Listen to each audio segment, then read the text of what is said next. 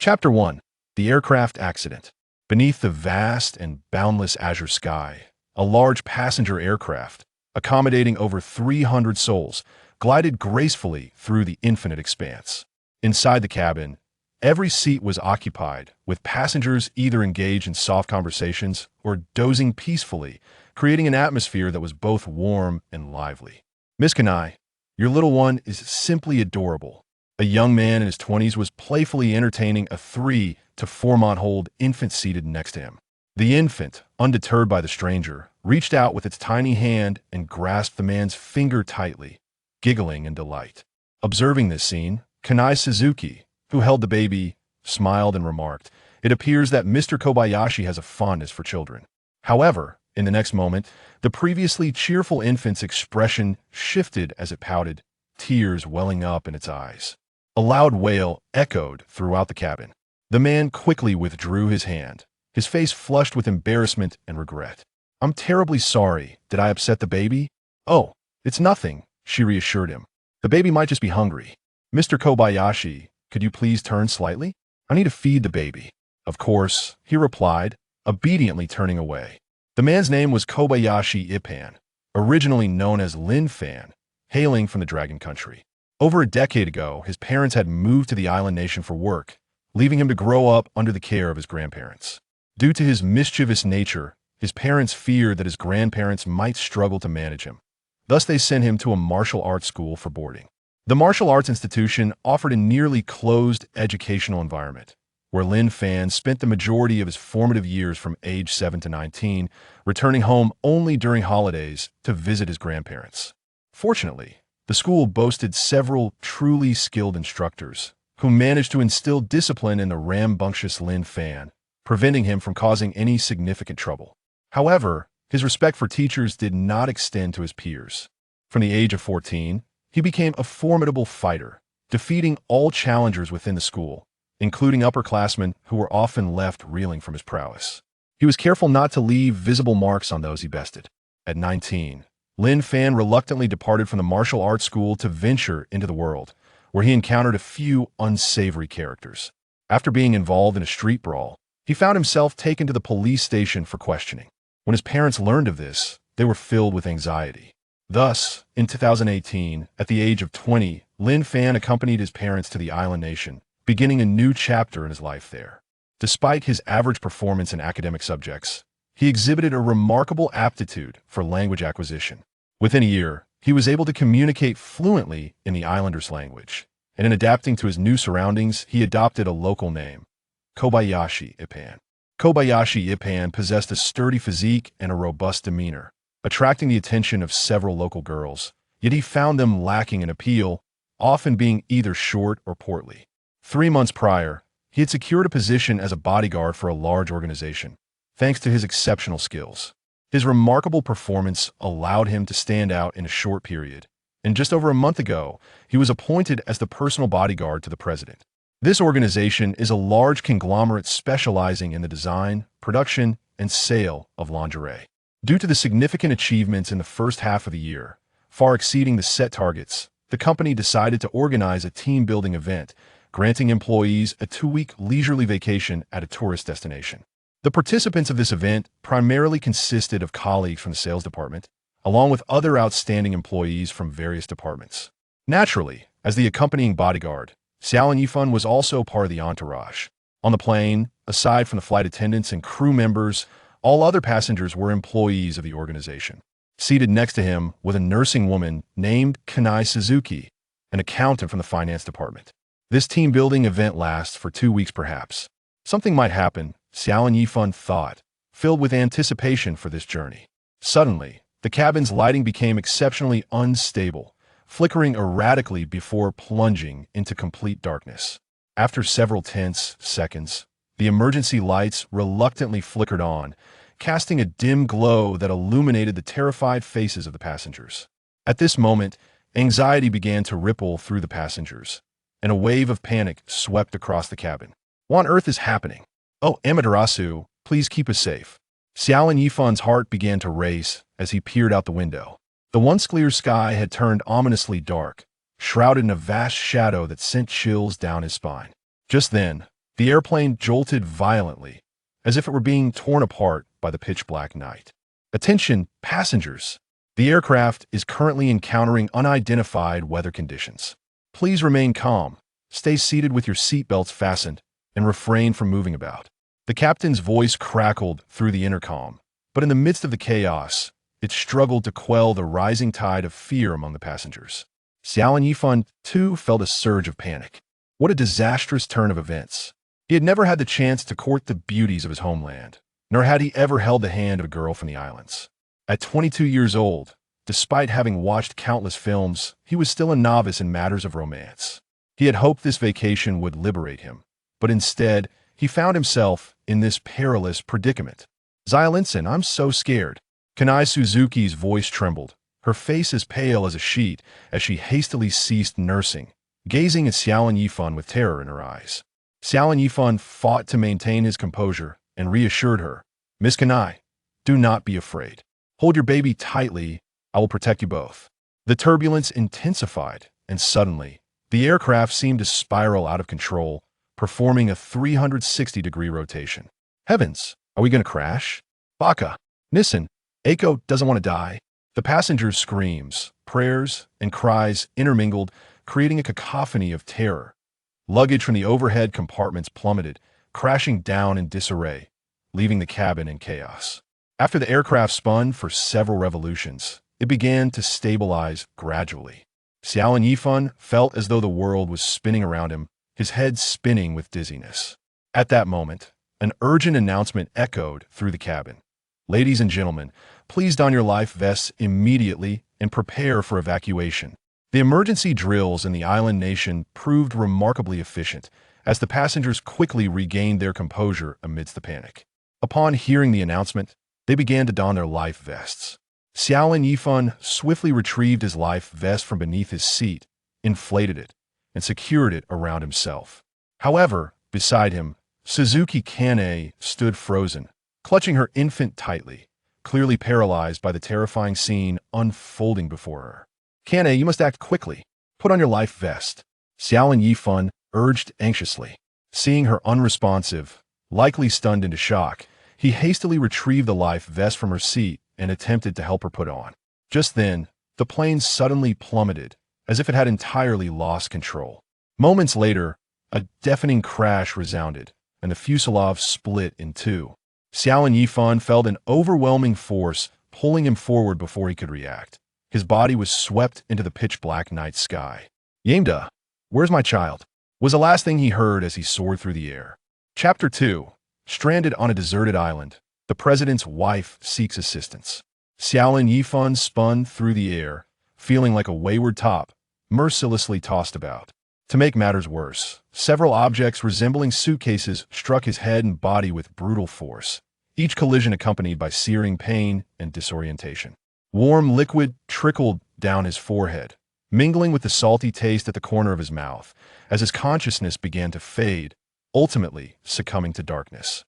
Time passed unknowingly until Xiao Lin Yifan was jolted awake by the icy embrace of seawater. He found himself floating on the dark sea, surrounded by an eerie silence, save for the gentle lapping of the waves against his body. His body was frozen to the core, every nerve transmitting messages of agony. He felt utterly drained, as if the sea had siphoned away all his strength. Just as he was on the brink of submerging, his fingers brushed against a floating object. With a surge of effort, he grasped it and clung to its surface. Time stretched infinitely until he awoke once more, this time finding himself washed ashore on a desolate beach, clutching a suitcase tightly. Xiao Lin Yifan felt utterly exhausted, his lips cracked, and in a daze, he saw a figure approaching him. Water, water, he managed to call out weakly before slipping back into unconsciousness. When he awoke again, he found himself cradled in a soft embrace. As he lifted his head slightly, the woman before him gradually came into focus. Suzuki Kane? The woman before him was indeed the one who had sat beside him on the plane. At that moment, Xiao Lin Yifan no longer felt parched. It seemed someone had provided him with water during his unconsciousness. He attempted to rise but felt utterly powerless, a dull ache lingering on his forehead, and thus he asked, Kane, was it you who saved me? Suzuki Kanai did not respond. She merely kept repeating, baby, baby. Did Miss Kanai perceive me as her little baby? Kobayashi Yuan found himself momentarily taken aback. In the next instant, he was once again astonished. A crisp electronic voice resonated deep within his consciousness, followed by the sudden appearance of a translucent, shimmering screen reminiscent of a fantastical scene from a science fiction film. Ding! The system has detected a perfect candidate. The survival on a deserted island system has been activated and is now automatically bound to the host, Lin Fan. System overview. The host will face the harsh challenges of survival on a deserted island for the coming years, until a turning point arises. The island is fraught with peril and unpredictability. The host must rapidly enhance their survival skills. The swiftest method is to gain the favor of team members. Once the accumulated favor reaches a certain threshold, the system will dispense corresponding material rewards. Warm reminder. 1. Cultivating a positive personal image will assist you in attracting the attention of the opposite sex. 2. The white fruit at the confluence of rivers is not only delicious, but also harbors a miraculous power to enhance physical strength. Ding! Newbie gift package is being delivered. You have received the Ultimate Survival Manual for Deserted Islands, which will transform you into an expert in island survival. You have also acquired a personal system space of 1 cubic meter, allowing you to access items at any time. Starting tool.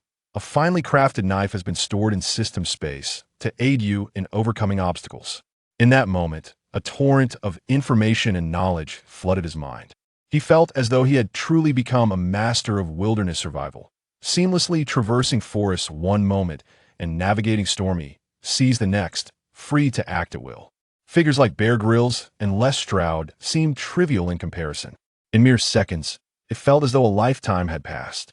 This sensation was exhilarating, nearly causing him to lose control. As a seasoned reader from the Dragon Country, having perused countless melodramatic novels, Kobayashi Iwan quickly comprehended that the system had indeed arrived, though he still found it difficult to believe. Glancing at his attributes. Host. Lin Fan age. 22 accumulated favorability. 182 note. Accumulated favorability refers to the total favorability of all individuals recorded by the system towards the host. Reward level. A 182. 1000 note. The higher the reward level, the greater the value of the rewards. The attributes were straightforward.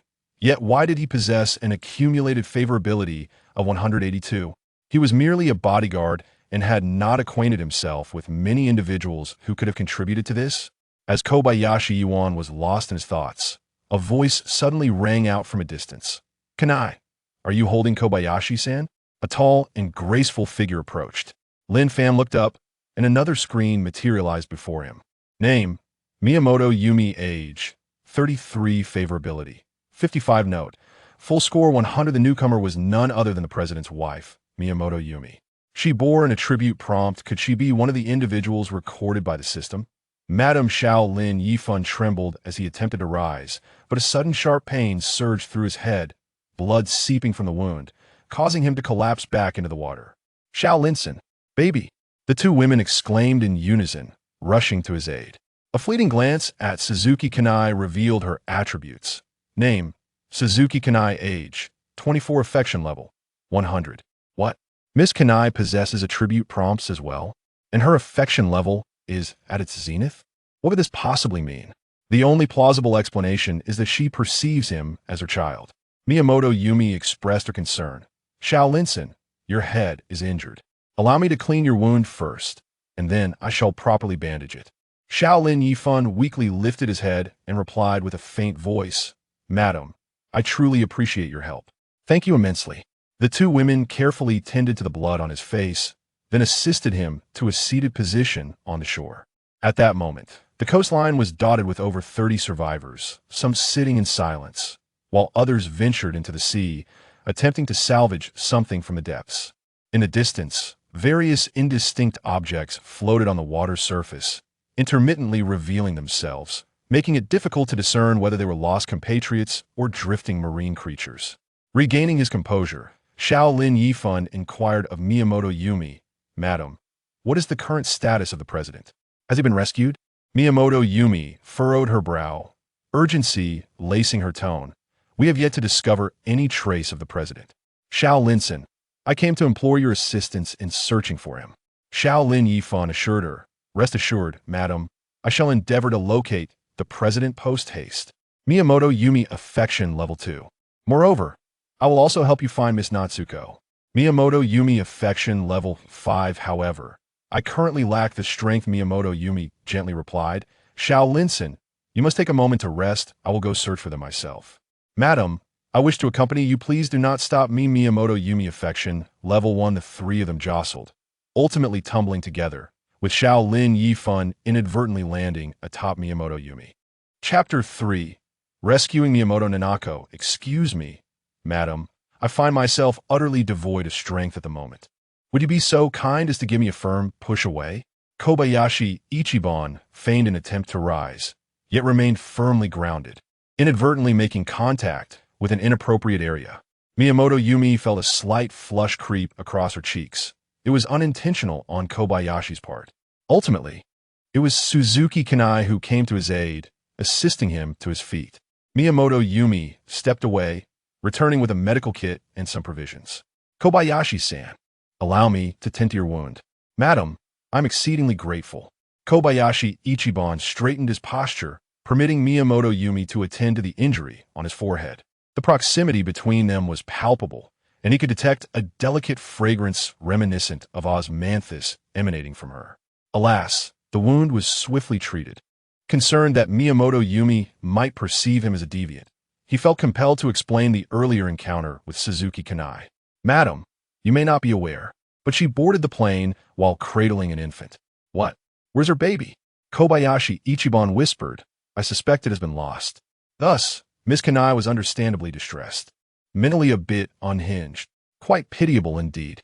Upon hearing this, Miyamoto Yumi approached and grasped Suzuki Kanai's hand, tears nearly spilling from her eyes. Meanwhile, Suzuki Kanai merely gazed back at her with an expression of bewilderment. Kobayashi-san, you have truly endured much, having to masquerade as Kanai's child. Miyamoto Yumi's affection, one madam. You flatter me. My discomfort is of little consequence. Colleagues should inherently assist one another. Miyamoto Yumi's affection, one. Kobayashi Ichiban consumed some bread and drained a bottle of mineral water, feeling considerably revitalized. For Miyamoto Yumi, he learned that she and Suzuki Kanai had awakened on the deserted island in the dead of night, among the first group of survivors to reach the shore. He, on the other hand, constituted the second group, arriving a good several hours later. Now, it was afternoon. The sun blazed mercilessly, casting a dazzling glare upon the sea, making it nearly impossible to keep one's eyes open. Most survivors had sought refuge in the shade of the trees, while only a few remained in the water, scavenging for something. Kobayashi Ichiban rose to his feet. Although still slightly dizzy, his mental state was notably improved, and his stamina had returned considerably. Madame, I shall now set out to locate the president and Miss Nanako. Kobayashi-san, I appreciate your efforts immensely. Arigato. Miyamoto Yumi immediately adjusted her posture, executing a graceful 90-degree bow. Miyamoto Yumi's affection, too. As Kobayashi Ichiban strolled along the shoreline, he scrutinized the sea while contemplating the risks mentioned by the system, which remained shrouded in uncertainty. Nonetheless, it demanded his utmost attention. He possessed martial skills, and the system had bestowed upon him wilderness survival abilities, ensuring his self-preservation should not pose an issue. The only predicament was his current injury. He had likely lost substantial blood during his unconsciousness, leaving him somewhat weakened. From a safety standpoint, it was prudent for the larger group to refrain from departing just yet. Moreover, the system mentions a reward for building rapport. Although I am not a savior, it is indeed advantageous to care for team members within my capabilities. As for establishing a persona, it is imperative to do so swiftly in order to cultivate respect and thereby facilitate the acquisition of goodwill. In this society, particularly within our organization, social hierarchies are starkly defined. Among this group, the individual with the highest prestige is undoubtedly the president, followed closely by the president's wife. Therefore, to construct my persona and earn the trust of the president's wife is the first step. One might wonder why gaining the president's trust is not the priority. The answer lies in the fact that if the president were to return, his esteemed status would undoubtedly render him the sovereign of this deserted island, leaving me with little significance. Thus, it would be most advantageous if the president did not return. Kobayashi Ichichi harbored no particular fondness for the men of this island nation, and his relationship with the president was purely one of employer and employee, devoid of any personal connection. Should the president truly return, he might even find himself bidding farewell to him. When it comes to matters of survival and rewards, hesitation is not an option. Suddenly, he recalled the system space and retrieved a small knife. After brandishing it a few times, he found it satisfactory. The knife was not insignificant, measuring over 20 centimeters in length with a sharp blade, making it suitable for whittling wood, chopping kindling, or even dealing with a foe should the need arise. It was prudent to keep the knife concealed for the time being, so he returned it to the system space. After walking for a while without encountering any living beings, he stumbled upon several bottles of scattered mineral water.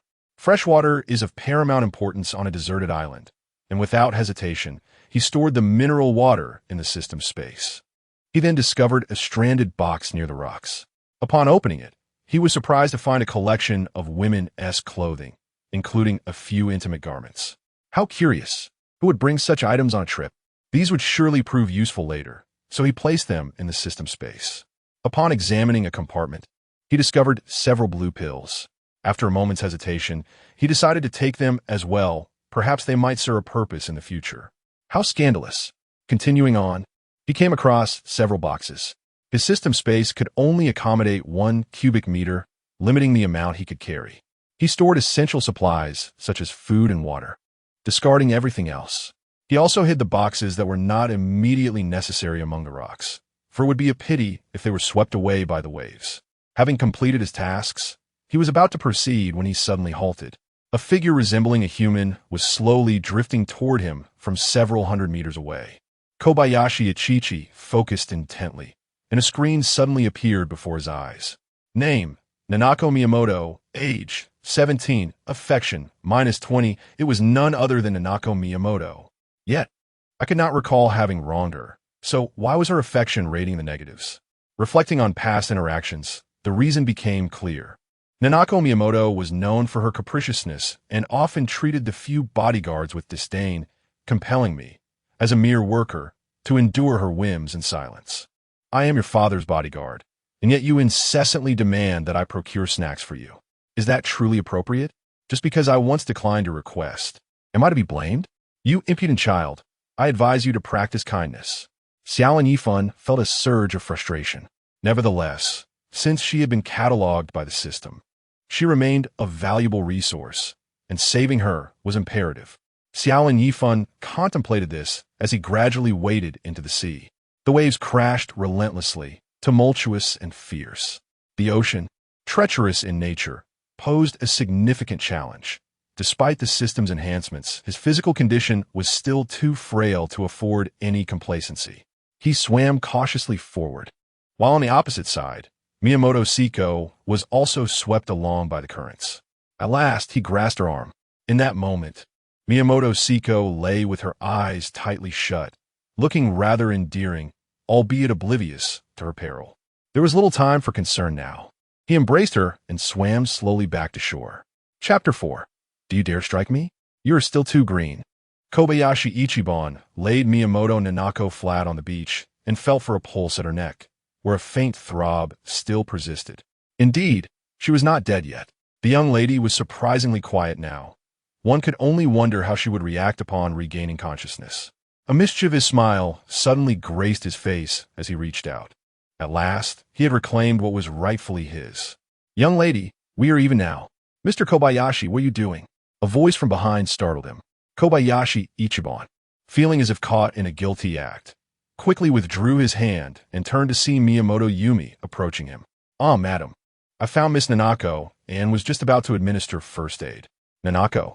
Upon hearing her daughter's name, Miyamoto Yumi's concern was palpable as she rushed over, her ample bosom swaying with each hurried step. She knelt beside Nanako, trembling hands lifting her, calling out, Nanako, Nanako, please awaken. Seeing that Nanako remained unresponsive, Yumi's face drained of color, tears glistening in her eyes. Mr. Kobayashi, why hasn't she awakened? It can't be. Madam, please do not worry. Nanako still has a pulse. She merely drowned. Kobayashi Ichiban reassured her. Then please, Mr. Kobayashi, save her. Thank you so much. Kobayashi Ichiban felt a touch of embarrassment as he replied. Madam, I can assist Miss Nanako, but the process may involve some physical contact, which could seem somewhat inappropriate. Regardless, I implore you to save Nanako. Please. Miyamoto Yumi bowed deeply, nearly bending at the waist.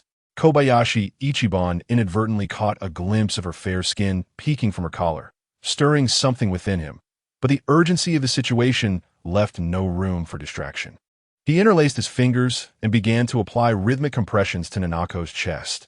Yet after several attempts, she remained unresponsive. He pinched her nose and administered rescue breaths while continuing the chest compressions. Finally, after persistent efforts, Nanako coughed up seawater and slowly opened her eyes. However, the next moment, her wide almond-shaped eyes flared with fury as she raised her hand to strike him. Slap! The anticipated sound of impact did not occur. From the moment her eyes widened, Kobayashi Ichiban had been prepared, swiftly sidestepping her blow. Hee, do you think you can strike me? You are still too inexperienced. Nanako, cease your antics, Miyamoto Yumi gently admonished, caressing her daughter's face, tears streaming down her cheeks. My dear, you have finally awakened. Mother was so worried about you. Nanako embraced her mother, weeping in her arms. After a heartfelt moment of tears, Miyamoto Yumi suddenly rose and bowed again. Mr. Kobayashi, I am sincerely grateful to you. I cannot repay your kindness. Affection level with Miyamoto Yumi 20. Mother, this scoundrel took advantage of me. Nanako muttered softly.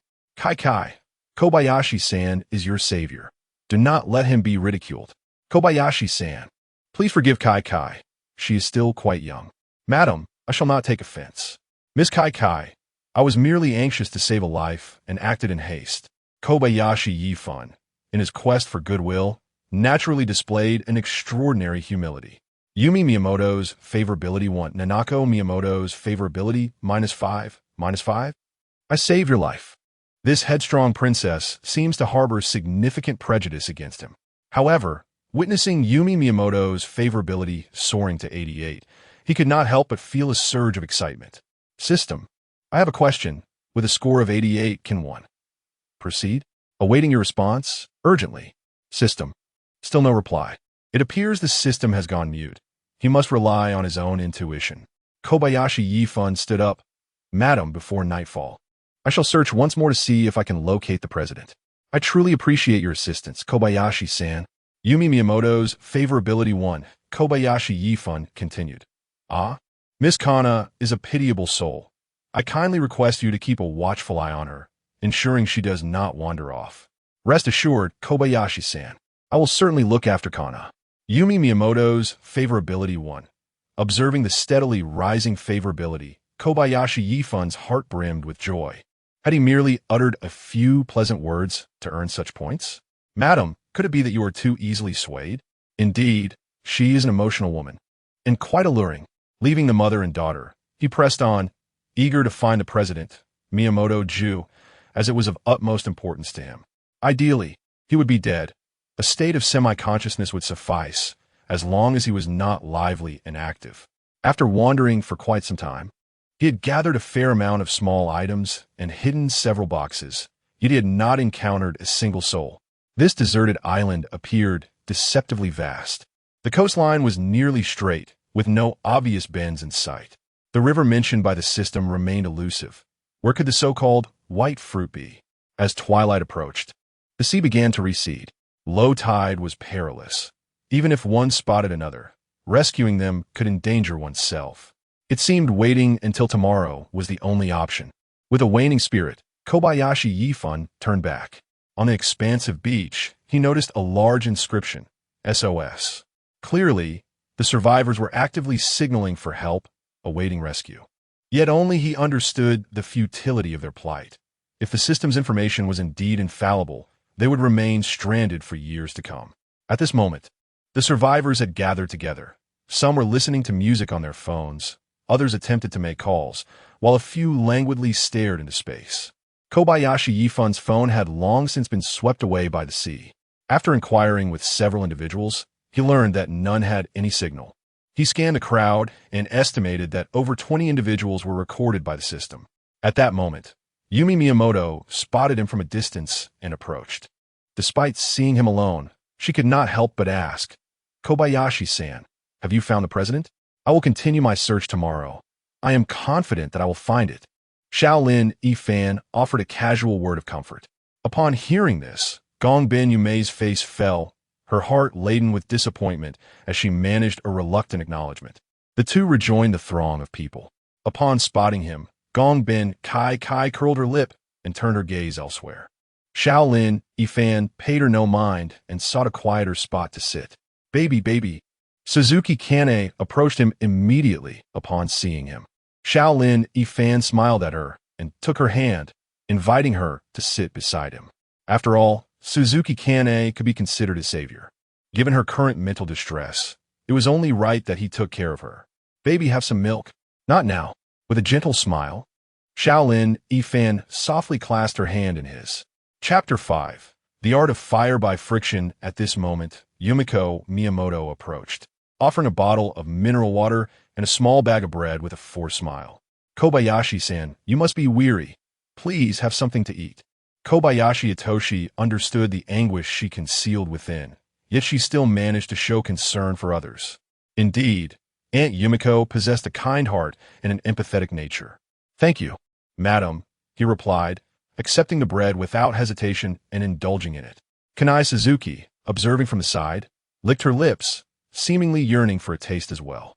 Itoshi tore off a piece of bread and offered it to her mouth, which she quickly devoured. After providing her with several more pieces and a sip of water, he wiped the crumbs from her lips. "Kobayashi-san is truly benevolent. It seems Kanai has taken quite a liking to you."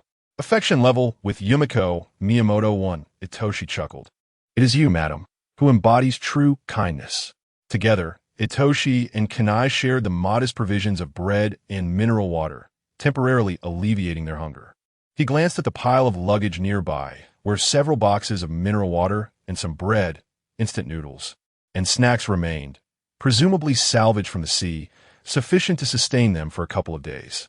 The plane crash had left everyone anxious, yet the presence of water and food alleviated their distress somewhat. Their conversations revealed a collective belief that they were merely stranded on a deserted island temporarily, with rescue on the horizon. At that moment, two men were attempting to start a fire, surrounded by several onlooking girls. It was summer, and while the daytime temperatures were quite high, the evenings brought a swift drop in warmth, making the current temperature significantly cooler than it had been at noon. Despite their efforts, the two men struggled to ignite a flame. Two girls clad in JK uniforms, unable to bear the chill, began rummaging through their belongings for warmer attire. The rest of the crowd urged the fire starters, "Kenichi-kun, Koji-kun, could you please hurry? This dreadful weather is freezing." The two men, engaged in their endeavor, began to bicker. "Baka, Kenichi, hold the wood steady. Baka, Koji, put more strength into it." Itoshi approached to observe, unable to suppress a laugh. The hole they were drilling was too large. The drill rod was insufficiently sturdy, and moreover, the shavings required to kindle the fire were not fine enough, most of which had fallen to the ground. At this rate, they could drill for a year without success. After a few glances, he turned away, striding towards the woods behind him. It was time to showcase true skill. In a short while, he returned with a straight branch he had cut from a tree. Though only the thickness of a finger, it was remarkably sturdy. He sharpened one end to create a drill rod. Next, he sought a piece of softer, dry wood for the base and gathered some dried grass and moss as tinder. Starting a fire by friction is a skilled task. Merely using one's hands is laborious and time-consuming, likely leading to blistered palms before a flame could be achieved. He contemplated crafting a simple bow to facilitate the drilling motion. However, he was at a loss for suitable materials to serve as bowstrings. "Kobayashi-san, what are you doing?" At that moment, a young girl called out to him from behind. Kobayashi Ichiban turned around and saw Mutu Shizuka approaching him. Mutu Shizuka, a 20-year-old, served as the front desk clerk in the Human Resources Department and was one of the organizers of this team-building event, effectively acting as a semi-guide. Kobayashi had conversed with her a couple of times while registering travel information and found her to be a lively and courteous young lady. Miss Shizuka, I am in the process of crafting a tool for friction fire. Muto Shizuka stepped closer to observe and remarked, Kobayashi-san, is this how one can create fire by friction? It appears quite impressive. Almost there, I just need a bowstring, but I cannot seem to find the materials, Kobayashi replied, glancing at her. Your hairstyle is truly lovely. Did you use a rubber band? Is it really nice? Shizuka smiled and removed the hair tie. Indeed, it looks charming. Muto Shizuka's affection, too. Kobayashi took the hair tie to test its elasticity and found it satisfactory, then inquired, May I use this? It will be perfect for a bowstring. Of course, Kobayashi-san. Feel free to use it. I will be delighted to assist you. Kobayashi then selected a branch with suitable hardness and flexibility, carved small notches at both ends, and secured the ends with a rubber band, completing a rudimentary bow. He placed the drill rod at the midpoint of the bowstring, wrapped it around the rubber band, positioned the sharpened end at the crack of the fireboard, and sprinkled some dry grass and moss. Miss Shizuka, hold on to this end of the bow, and we shall saw back and forth without pause. If we manage to create fire, you should be the greatest contributor. Upon hearing this, Shizuka became excited. Really? Let me give a try. Muto Shizuka's affection, too. The two sat at either end of the fireboard, pulling and pushing in unison. As Kobayashi worked, he shared several jokes, causing her to laugh heartily, her chest quivering with mirth. Muto Shizuka's affection, too. Muto Shizuka's affection, too. After drilling for over 3 minutes, smoke began to rise from the drilled hole. Miss Shizuka, put in some more effort. We are about to succeed. Excitement flickered across Shizuka's face as she exerted herself with increasing vigor. Finally, a few sparks emerged.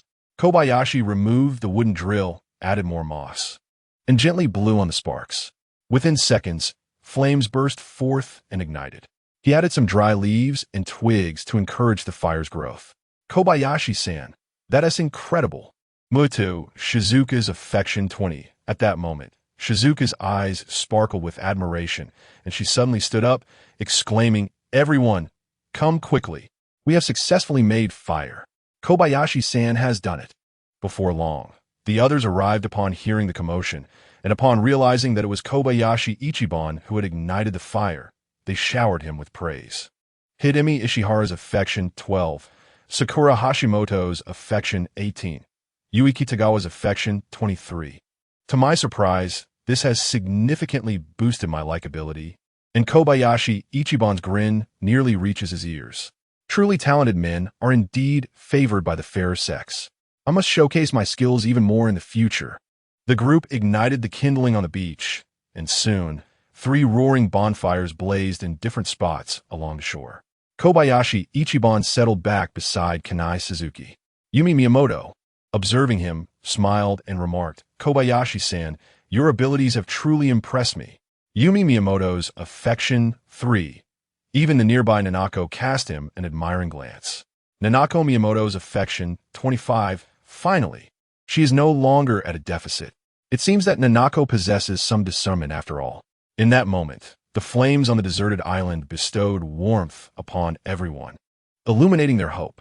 The optimistic souls began to dance around the bonfire, while someone, with a pot mysteriously procured, started boiling water and cooking noodles.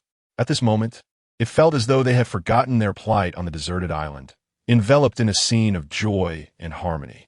Chapter 6. Are there actually coconut trees on this island? Upon awakening the following day, Kobayashi Itaka found himself once again entangled in the whims of Suzuki Kana, who insisted he call her mama. Reluctantly succumbing to her persistence, he complied. Upon returning to the beach, he noticed that a considerable number of individuals were already awake.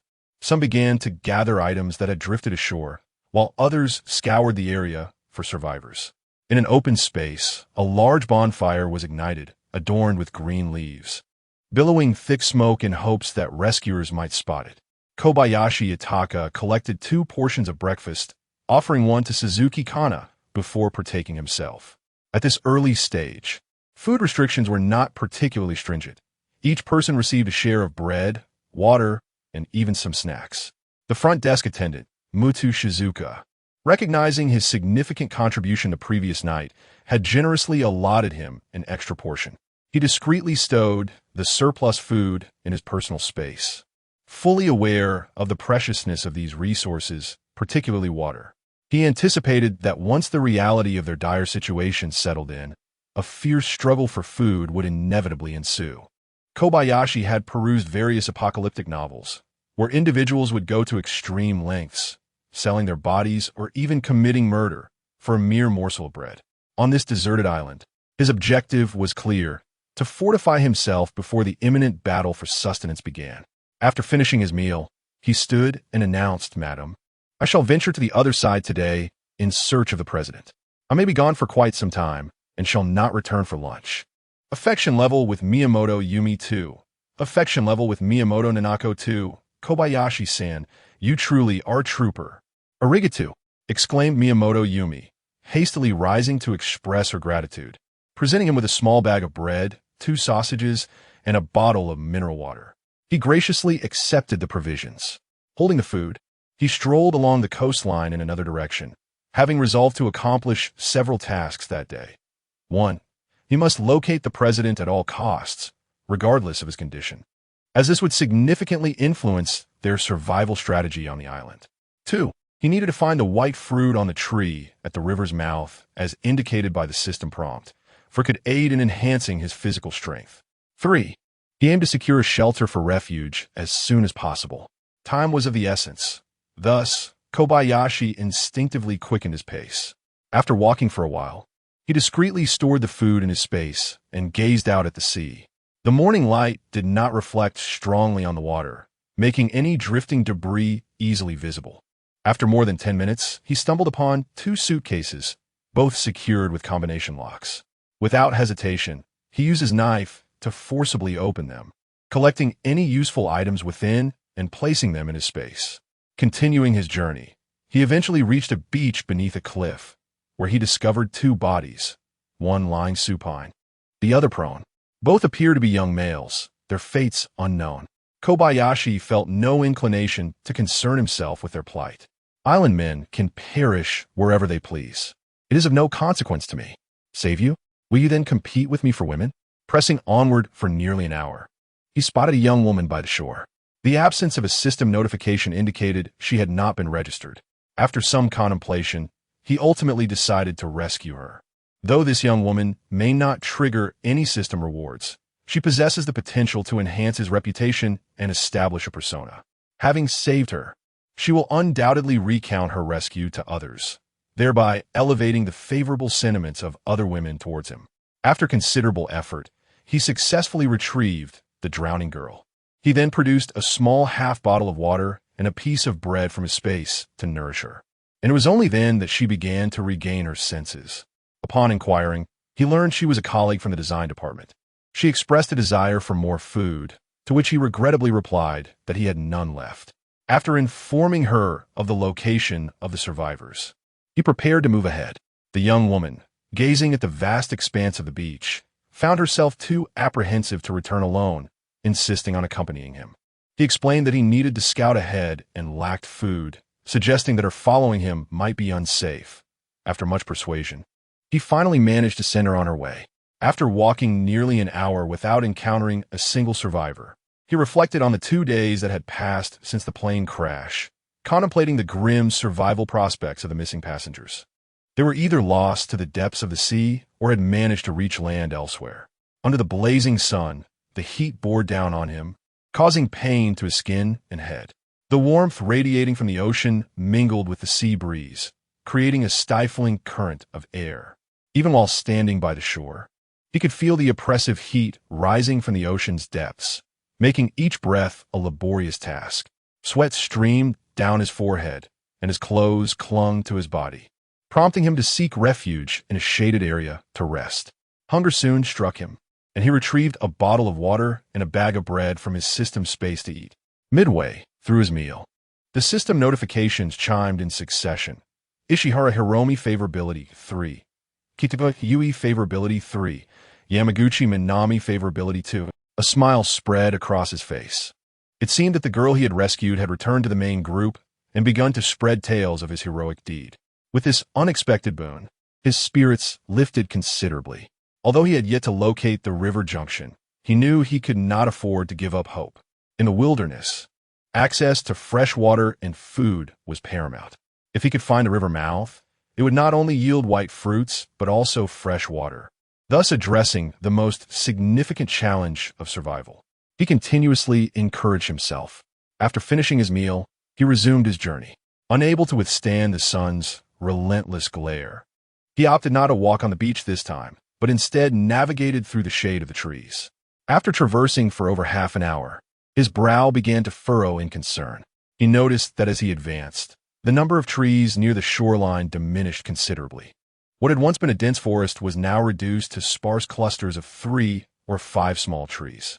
Continuing onward, he unexpectedly stumbled upon 2 round objects on the ground. Were they coconuts?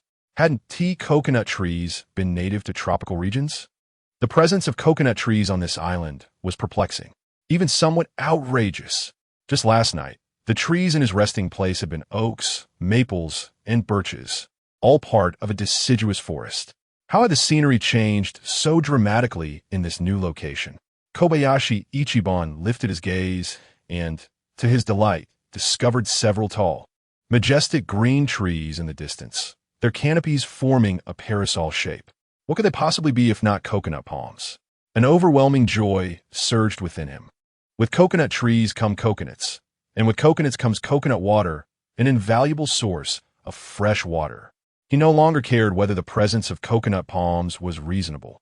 Instead, he hurriedly made his way toward one of the trees.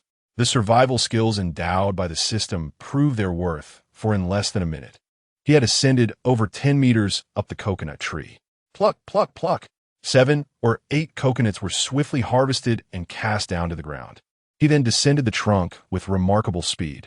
Cradling a coconut in one hand, he used his index and middle fingers to puncture the small holes at one end, striking the coconut against a hard stone until it split in 2.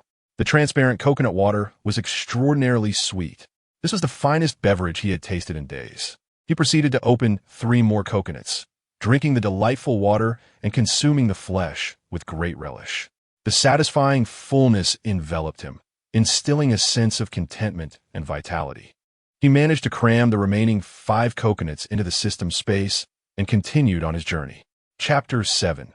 The discovery of the white fruit after traversing a distance. The towering trees gradually gave way to low shrubs. Before long, he faintly discerned the sound of flowing water.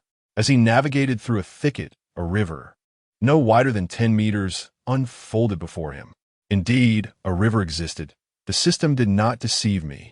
Xiao Lin Yifan was overjoyed and hurried to the riverbank to taste the water. The river water was salty, yet not as briny as that of the sea. Observing the direction of the current, it flowed from the island toward the ocean, suggesting that the upstream water was likely fresh. To validate his hypothesis, he followed the upstream path, sampling the river water every few dozen meters. By the 4th attempt, he was certain that a freshwater source lay upstream. With access to fresh water, the issue of survival was largely resolved. This place would henceforth serve as his base for existence and propagation. Obedient women would be brought here, while the disobedient could go wherever they pleased. The river was not deep. The further upstream he ventured, the shallower the water became. At his current location, the depth was approximately half a meter, the water crystal clear, revealing numerous fish swimming about. Xiao Lin Yifan decisively returned to the forest and felled 3 straight tree trunks. Each trunk was about the thickness of a fist, which he fashioned into spears measuring just over a meter in length, sharpening one end of each to create 3 wooden harpoons. Armed with the spears, he returned to the riverbank and ventured upstream a bit further, seeking a shallow spot abundant with fish. Thrust, thrust, thrust. He cast the wooden harpoons toward the school of fish. In less than half an hour, he had successfully speared 5 snapper. Among these 5, 3 were red snapper, and 2 were black snapper, each weighing over a pound at the very least. Ah, splendid. Tonight would be a feast. He found 2 strands of aquatic grass, threaded them through the gills of the 5 snapper, and strung them together, carrying them toward the river's mouth. He did not forget the most crucial task, the white fruit. However, the system provided no indication of what the fruit tree resembled, leaving him to search slowly. As he approached the river mouth, he slowed his pace, observing carefully until his gaze rested upon a peculiar tree. Rather than a tree, it resembled a large bundle of intricately intertwined vines. The vines were grayish-white, resembling a heap of withered tree roots, yet they were covered in thorns. Sprouting at various points along the vines were 3 pink bracts, from which he could see a ping-pong ball-sized white berry nestled within each. The berry was semi-transparent, the liquid inside visibly swirling. Such a miraculous entity could undoubtedly be the white fruit spoken of by the system. Xiao Lin Yifan reached out to pluck the berry, but the bract seemed to sense his intent, swiftly enveloping the fruit. Noticing the barbs on the bract, he quickly withdrew his hand. After retracting the fruit, the bract itself retreated into the thorny vines. The plant seemed to have gained sentience. He dared not be careless again. This time, he armed himself with a small knife, preparing to harvest the fruit from another bract. Unexpectedly, before he could make a move, that bract rapidly shrank away. Xiao Lin Yifan decisively abandoned this fruit and directed his knife toward the stem of the third bract. The third layer of leaves had not yet had the chance to retract before it was severed, falling to the ground. Parting the leaves, I extracted the white fruit and examined it closely. Under the rays of the setting sun, the fruit shimmered with a luminous brilliance. The system's words were undoubtedly true. Without a moment's hesitation, Xiao Lin Yifan popped the entire fruit, skin and all, into his mouth. As he bit into it, the exquisite flavor of the berry instantly flooded his palate, its sweet juice cascading down his throat, soothing his entire mouth. The sweetness was not monotone. Rather, it possessed a rich complexity akin to a feast for the taste buds. He internally exclaimed, "This is utterly delicious." Even after finishing, a lingering sweetness remained, reminiscent of a prolonged indulgence. Moments later, a warm current surged from his abdomen, swiftly spreading throughout his limbs. The heat within him intensified, as though his very insides were ablaze. He hurriedly plunged into the river, seeking solace in the cool water.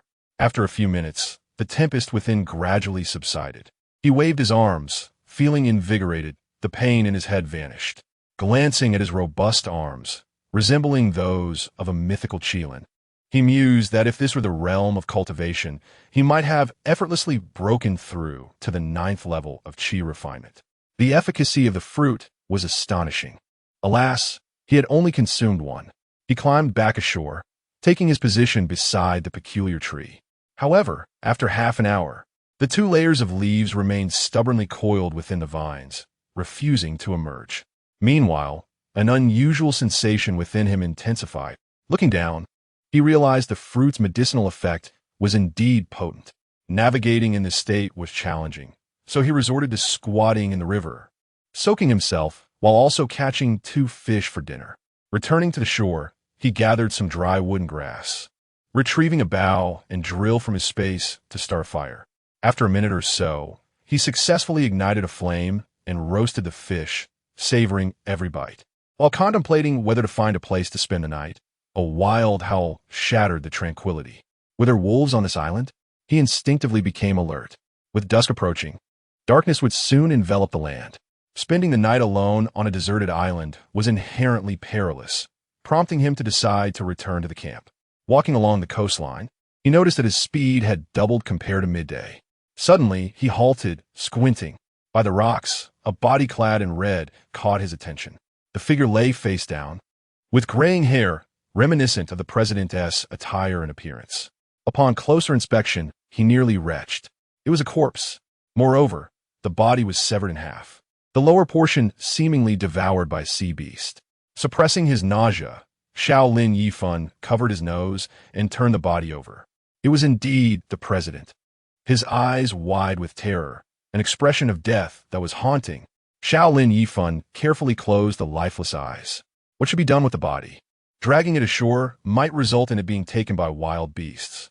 After some contemplation, he decided to conceal the corpse among the rocks, ensuring that the relentless waves would not carry it away. Once he had dealt with the matter, He hastily made his way back toward the campsite. Everyone, come and see. Kobayashi-san has actually caught some fish. Upon returning to the camp, Kobayashi Yifan was greeted by a throng of people, excitedly chattering as they gathered around the 3C bream he held aloft.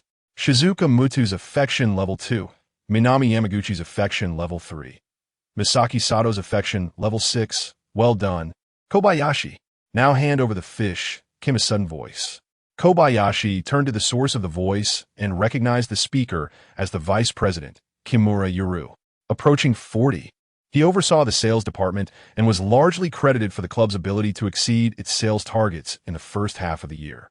Kobayashi had interacted with him on several occasions and harbored no fondness for the man. Kimura was known for his domineering demeanor and volatile temperament, often resorting to harsh words and actions. He had not shown his face the previous night, suggesting he had only just been rescued today. Chapter 8. The Water Burial of the President. Hey, what are you standing there for? Hurry up and bring the fish, Kimura urged. His voice raised considerably as he noticed Kobayashi Yifan's in action. How dare you? I am the bodyguard of the president, not one of your subordinates. And this is a deserted island, not your office. Please, get a grip on the situation, Kobayashi retorted, not indulging him or addressing him by his title. How dare you speak to me like that? Kimura shot to his feet. The surrounding individuals, alarmed by the escalating tension, retreated to the sides. Kobayashi smirked coldly. I said, you have no authority here. With that, he flung the wooden spear he held, embedding it firmly into the sand, approximately 40 to 50 centimeters deep. Kimura, who had been so boisterous, fell silent instantly. At that moment, Miyamoto Yumi and Miyamoto Nanako approached. Madam, I have caught 3 fish. Please divide them, Kobayashi said. Since you caught the fish, Kobayashi-san, you should be the one to divide them, Miyamoto Yumi replied humbly. Madam, I shall not be modest then. Kobayashi picked up a large fish and declared, Madam, Miss Nanako, Miss Kana, and Miss Shizuka, you may share this one. Affection for Miyamoto Yumi 5. Affection for Miyamoto Nanako 10. Affection for Muto Shizuka 4. He grabbed another fish, glancing around at a few women with higher affection ratings, and proclaimed, Miss Ishihara Hiromi, Miss Hashimoto Sakura, Miss Kitagawa Yui, and Miss Yamaguchi Minami, you shall share this one. Affection for Ishihara Hiromi 15. Affection for Hashimoto Sakura 9. Affection for Kitagawa Yui 10. Affection for Yamaguchi Minami 13. Only 1 fish remained. Kobayashi surveyed the crowd, a playful smirk gradually appearing on his face. As everyone gazed at the last fish in his possession, expressions of greed emerged. 2 girls could not contain themselves and pleaded, Kobayashi-san, please give it to me, I want it. Kobayashi feigned indifference. There is only 1 fish, and there are so many of you. It certainly won't be enough. I won't divide it. Whoever grabs it first gets it. He then tossed the fish far away. Those who had not secured a fish rushed toward it. Hey, I got the fish first. Hey, I caught the fish head. Hey, I caught the fish tail. Hey, don't all rush. Give me some space. Under the oppressive aura of the vice president, the fish ultimately landed in Kimura's hands. He held it aloft, casting a taunting glance at Kobayashi, his demeanor brimming with arrogance. Kobayashi chose not to engage with him, though he was secretly amused. He believed that from this moment forth, Kimura's image as the vice president would begin to crumble in the eyes of everyone present. Those who obtained fish were satisfied, while those who did not could only lament their misfortune. This peculiar fellow, Kimura, consumed the entire fish he had roasted, belching contentedly, while others were left with nothing but the bones to gnaw on. Those who had missed out on the fish glared at him with eyes full of resentment, as seeds of hatred took root in their hearts. Kobayashi Ichiban observed all this with a silent scoff, thinking to himself that such self-destructive behavior was bound to lead to dire consequences. After dinner, the group gathered on the beach, lighting several bonfires and clustering in small groups around them. The atmosphere tonight was noticeably more somber than the previous evening, with some already feeling hopeless about rescue, their spirits waning. Kobayashi Ichiban discreetly pulled Miyamoto Yumi aside, saying, Madam, there is unfortunate news. The president has been found. A flicker of panic crossed Miyamoto Yumi's eyes upon hearing this. The president, Kobayashi Ichiban nodded solemnly. In an instant, tears brimmed in her beautiful eyes. Madam, I believe it is wise to keep the news of the president's passing under wraps for now. The mood is already fraught with anxiety, especially for that Kimura fellow. If he learns of this, he will surely exploit the situation. Miyamoto Yumi nodded in anguish, wiping away the tears from her cheeks. Where is the president? Kobayashi Ichiban subtly gestured in the direction, saying, over there. You go ahead. I will follow shortly. After gathering herself, Miyamoto Yumi returned to the crowd. Nanako, come walk with me for a moment. Mother, I am quite tired and do not wish to move, the girl replied. Be obedient. Miyamoto Yumi's voice rose, losing its usual gentleness. Seeing her mother's ire, Nanako complied and walked forward with her.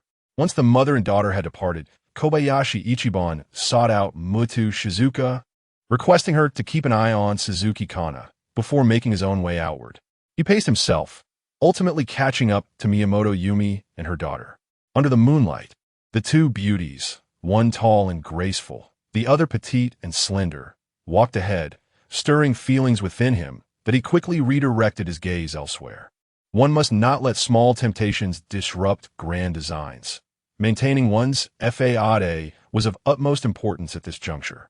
The three walked side by side in silence, with Miyamoto Nanako's face reflecting sorrow, likely a result of her father's fate. Kobayashi Ichiban led them to the rocks, first glancing ahead to confirm the body was still there. Madam, miss, prepare yourselves, he cautioned. Miyamoto Yumi approached trembling, catching only a glimpse before her legs buckled and she collapsed onto the ground. Nanako rushed forward to see, covering her mouth as she wept. Kobayashi Ichiban stepped aside, gazing upwards at the sky, feeling a twinge of sorrow at the mournful cries behind him. After a considerable time, the two women ceased their weeping. Miyamoto Yumi knelt partially, saying, Kobayashi-san, please retrieve him. I wish to bury him myself. Turning to face her, he saw the widow's eyes glistening with tears, a heart-wrenching sight. Miyamoto Nanako leaned against her mother-esque shoulder, softly sobbing. Madam, it is ill-advised to bury him in the ground, for wild beasts may unearth him and feast upon his remains. I propose a water burial instead, to offer the president back to the sea. Are there wild beasts? Indeed, I heard what seemed to be the howl of a wolf at dusk. After a moment of hesitation, Miyamoto Yumi made her decision. Then, I must trouble you, Kobayashi-san, to take the president to the ocean. With that, she straightened her posture, knelt upon the ground, and bowed deeply, her forehead touching the earth. Miyamoto Nanako followed suit, kneeling in imitation of her mother. Kobayashi Ichiho assisted the two women to their feet before wading into the sea, gently pushing the body further out. President, dust to dust, earth to earth, fear not. For the ocean shall be your final resting place. As they watched the body drift further away, the two Miyamoto women could not restrain their tears. Suddenly, a distant howl echoed through the air. Kobayashi Ichiho stepped forward, urging the two women, Madam, let us return. This place is not safe. Kobayashi-san, I am truly grateful to you. Miyamoto Yumi's affection increased by 5. Miyamoto Nanako's affection increased by 20, observing Miyamoto Yumi's perfect score of affection and her graceful form. Kobayashi Ichiho could not help but salivate. Chapter 9. Divergence. The trio returned to the camp, where some individuals had already begun to rest. Those still awake appeared listless and lost in thought. Miyamoto Yumi joined the gathering, her expression heavy with melancholy. Having just lost a loved one, her spirits were understandably low, and Kobayashi Ichiban refrained from offering her consolation. Upon noticing his return, Suzuki Kanai eagerly called out to him, tugging at his arm, insisting on venturing into the nearby grove. Recognizing her distress, Kobayashi allowed himself to be led by her. Reintegrating into the crowd, Kobayashi observed that most had settled onto the beach, resting in their clothes. Thankfully, the night had spared them from rain. Otherwise, it would have been quite dire. Tomorrow, they must swiftly locate shelter, for the prospect of rain or encounters with wild beasts would pose significant challenges. As the temperature continued to drop, Kobayashi added more firewood to the dwindling flames and shifted his position slightly to avoid being squeezed amidst the women, which hindered his sleep. Noticing his movement, Suzuki Kanai followed suit, nestling against him. With a free pillow at his disposal, Kobayashi felt somewhat more comfortable, yet his mind was restless, making slumber elusive. After much struggle, he finally succumbed to a deep sleep by midnight. At dawn, a cacophony of voices jolted him awake. Damn it, that sausage should belong to me. No way. You just took the beef jerky. The sausage is rightfully mine. Sitting up, Kobayashi witnessed two male salesmen embroiled in a heated dispute over their provisions. Not far off, Kimura Yero was nonchalantly consuming food, two sausages in hand, observing the altercation with detached amusement. Miyamoto Yumi attempted to mediate, but her efforts were met with indifference from the bickering salesman. A crowd of colleagues had gathered, yet none stepped forward to intervene, save for Miyamoto Nanako, Mutu Shizuka, and Suzuki Kanai, who stood in solidarity behind her. Yumi's expression reflected her helplessness. Her leadership seemed to falter in this moment. Kobayashi refrained from intervening directly and instead approached to assess the remaining food. The provisions had been distributed uniformly, piled together for easy access. It appeared that some food had been salvaged the previous day, and while the supplies were not yet critically low, they were now limited to biscuits and bread. The more desirable meats, such as sausages and jerky, had long since been claimed. Despite the absence of meat, there were still edible items. Yet it was astonishing that they were already squabbling over them. Should they reach a point of total deprivation, would conflict ensue? Such is human nature. At that moment, Yumi's eyes met his, seeking assistance. Kobayashi merely shook his head. The natural world operates on the principle of survival of the fittest. He had no desire to intervene. He preferred to observe how far their quarrel would escalate. Ultimately, the robust salesman seized the sausage, leaving the other discontented and murmuring complaints. With the object of contention resolved, the group began to restore order, each person taking their apportioned food to a quieter spot to eat. Kobayashi received his share, a small bag of bread and a bottle of mineral water, sufficient sustenance for the day. After finishing his meal, he quietly addressed Miyamoto Yumi. Madam, you witnessed the earlier situation. Food is dwindling, and some individuals are becoming increasingly impatient. It is anticipated that the struggle for sustenance will intensify in the coming days. Yumiko Miyamoto, aware that this is no mere exaggeration, promptly inquired, Kobayashi-san, do you have any good strategies? He proposed a location several hours away, where he intended to relocate. The president has shown me kindness, and his wife is a woman of virtue. I would gladly take her and the young lady with me. Of course, if she does not trust me, she may choose to stay behind. I would not impose. Kobayashi-san, are you planning to leave? But the suddenness of the news left Yumiko Miyamoto in a state of indecision. She understood that the lady still harbored hopes for rescue. Yet this did not deter the urgency of the situation. When help arrives, we will see it from there. The foremost concern now is to resolve the issue of food scarcity. Noticing her lack of rebuttal, Kobayashi Ippan sensed her wavering interest, yet he recognized her lingering doubts. After all, he was merely a man, and not someone she entirely trusted. He continued, the lady could also rally others, should anyone wish to join us. I would not object. However, I firmly refuse to include those men from Kimura.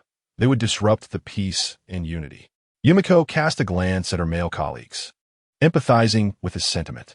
Kobayashi-san, please grant me a moment. I must confer with Naoko first. Kobayashi Ippan nodded. Please, make your decision swiftly. I must also seek out a refuge to prepare for the impending storm and the beasts that lurk. Upon hearing of the storm and the beasts, Yumiko's expression grew more anxious, and she quickly nodded before departing to find Naoko. Kobayashi Ippan rose as well, his gaze sweeping over the listless crowd. Suddenly, he noticed a few individuals kneeling in the distance on the beach, digging a pit, beside which lay a man with a bandaged head, uncertain of his fate. This man was among the first rescued. However, he had arrived barely clinging to life, suffering from fever and unconsciousness, with a familiar female colleague tending to him. Now, as they dug, it seemed they prepared to bury him, likely having succumbed to death. On this desolate island, life was as fragile as paper, and it remained unclear whether the man had perished from hunger or cold. Kobayashi Ippan refrained from suggesting a water burial.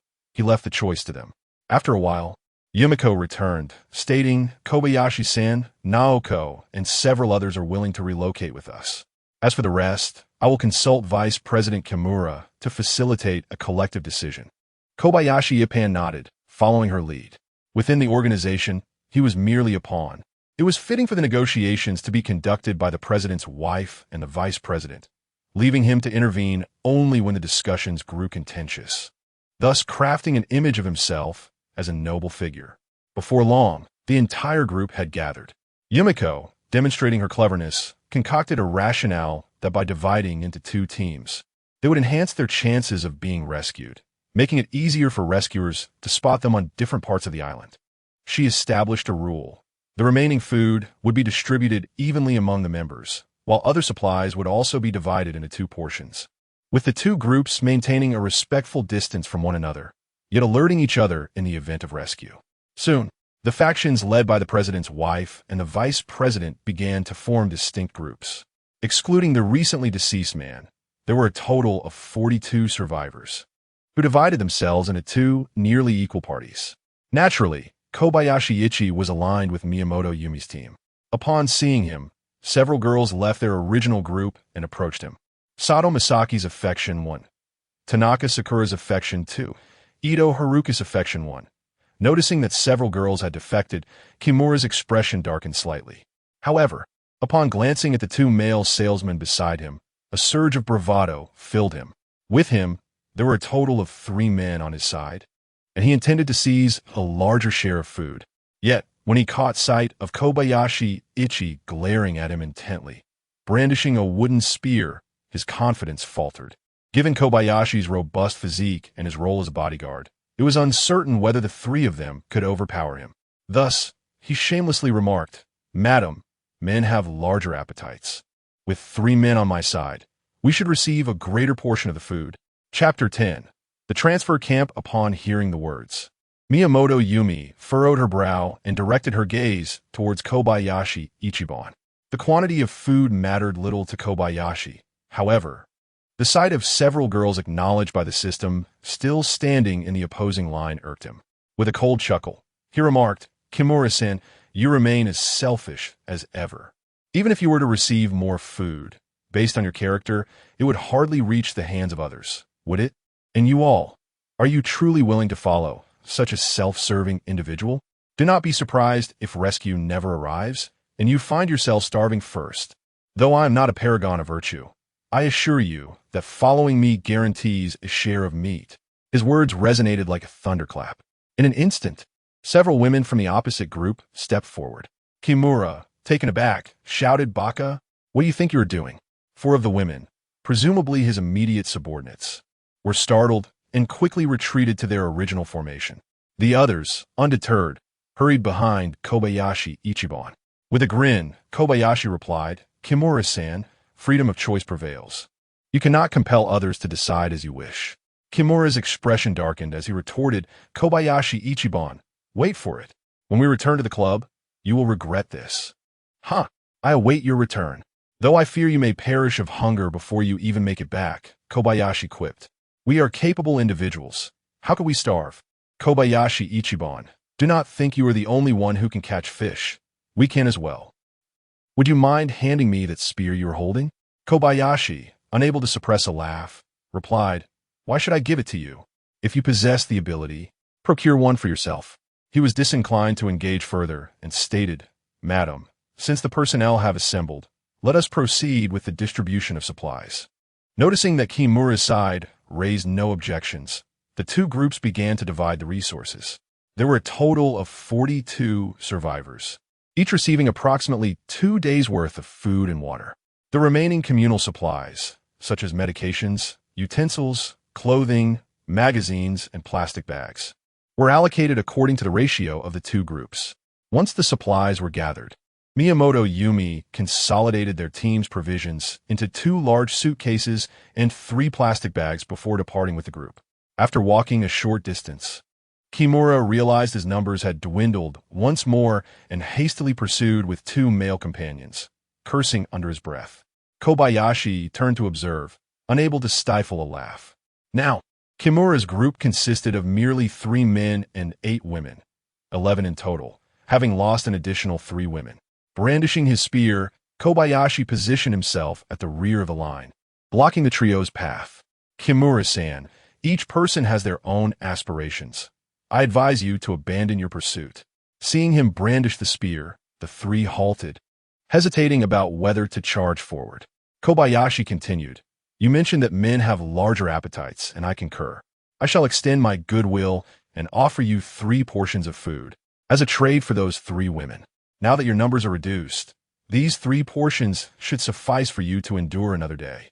With that, he tossed 3 small bags of bread onto the ground and turned to leave. As for the bottled water, it was implicitly understood that none would be provided. Kimura Yero swiftly picked up the 3 bags of bread from the ground, a smile gracing his face. Women are of no greater importance than food. Once we return to civilization, they can have as much as they desire. Besides, there are still 8 women here. We can indulge in whatever we please. Kobayashi Iban turned back, noticing that the 3 pursuers had ceased their chase, a cold smirk emerging within him. Would he exchange food for women? He would not be so benevolent. Those 3 small bags of bread were merely bait he had cast out, intended to incite discord among them. If the distribution were uneven, conflict would likely ensue within their ranks. Even if no altercation arose, the presence of this food would prolong their survival by a day, thus delaying their harassment of him. With only himself as the lone male in the group, the tasks at hand were numerous, and time was of the essence. Securing a little more time was indeed worthwhile. With these thoughts in mind, Kobayashi Iban quickened his pace to the front of the group. He observed the 4 women walking side by side ahead. Miyamoto Yumi, Miyamoto Nanako, Muto Shizuka, and Suzuki Kana. Ideas began to form in his mind. Among these 4, 3 had already reached a favorability level of 100 with him. Perhaps he might. He feigned nonchalance as he approached Muto Shizuka. Upon seeing him, Shizuka took the initiative to inquire, Kobayashi-kun, will we be fishing today? Could I possibly join you? The shift from Kobayashi-san to Kobayashi-kun signified a change in emotional awareness. It appeared that Shizuka was subtly expressing her interest. If you wish to fish, I shall certainly take you along. However, we must first construct a shelter. It may rain soon. Rain? In that case, a shelter is indeed necessary. Kobayashi-kun, how remarkable you are, thinking of everything. You're too kind. I merely desire to ensure everyone has comfort. You truly are a good person, Kobayashi-kun. Building a shelter will take quite some time. Do you think we will need to stay on the island for a while? What do you think, Shizuka? Will there be a rescue? A rescue may still take some time. I truly do not know. Kobayashi Iban smiled in response, choosing not to pursue the matter further. Does Miss Shizuka have any family she is concerned about? No.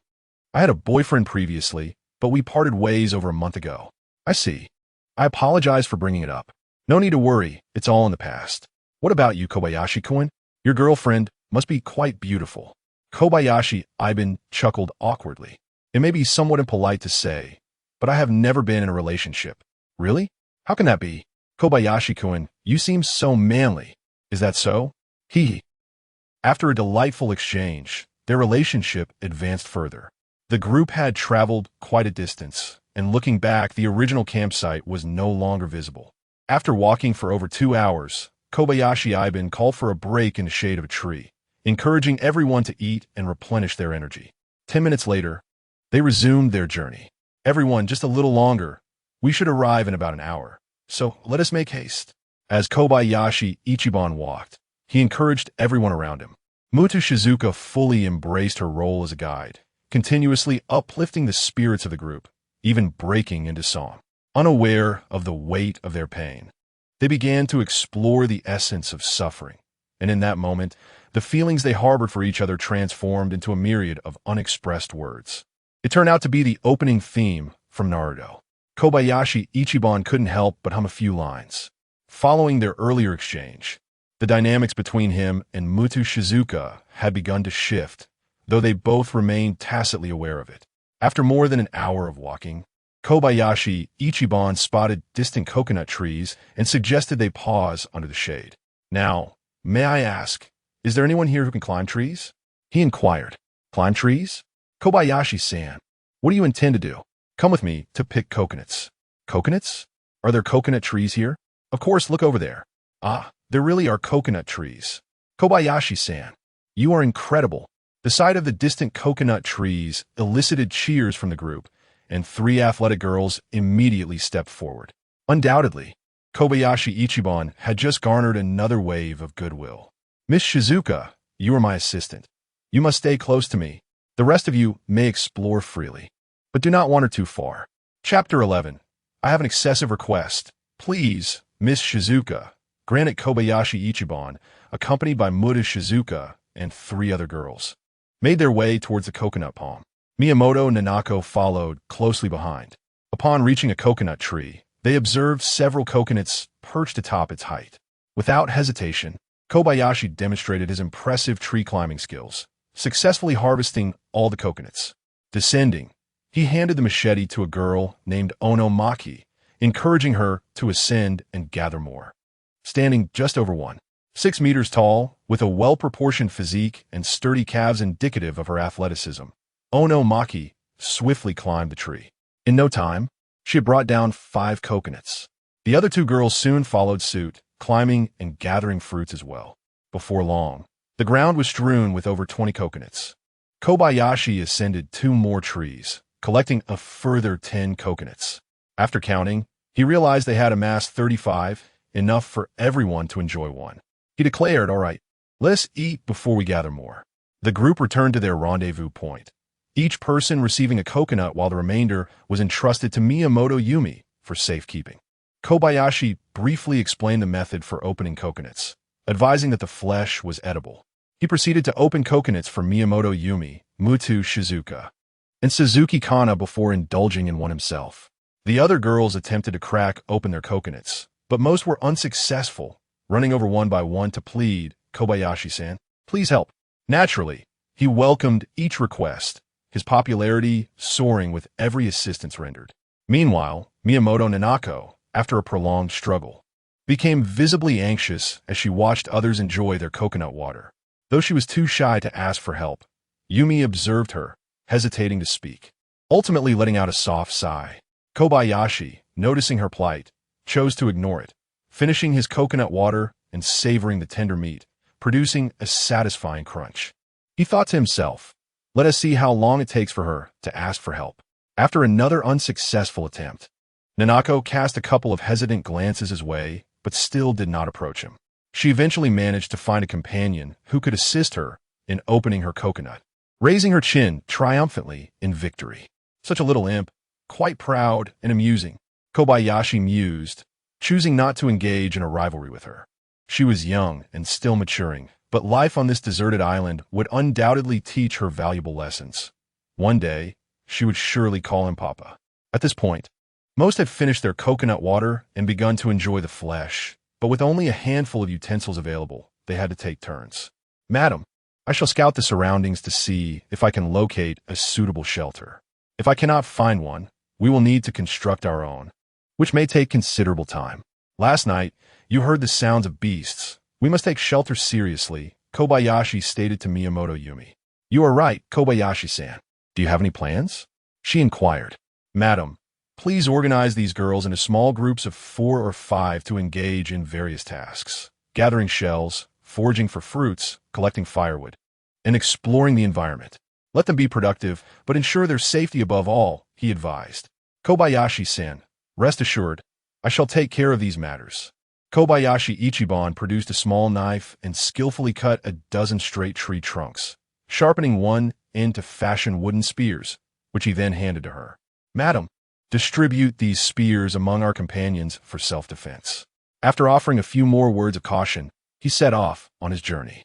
Naturally, his devoted secretary, Mutu Shizuka, followed closely behind. As they traversed the forest, they sought a suitable cave for shelter. "Kobayashi-kun, do you genuinely believe we are to live on this deserted island for an extended period?" After a moment's hesitation, Mutu Shizuka posed the question. "Well, Miss Shizuka, I fear that rescue may not arrive. Regardless of whether it does or not, I shall not passively await salvation. We must first learn to fend for ourselves." Kobayashi-kun made a valid point, prompting me to resolve to exert myself even more.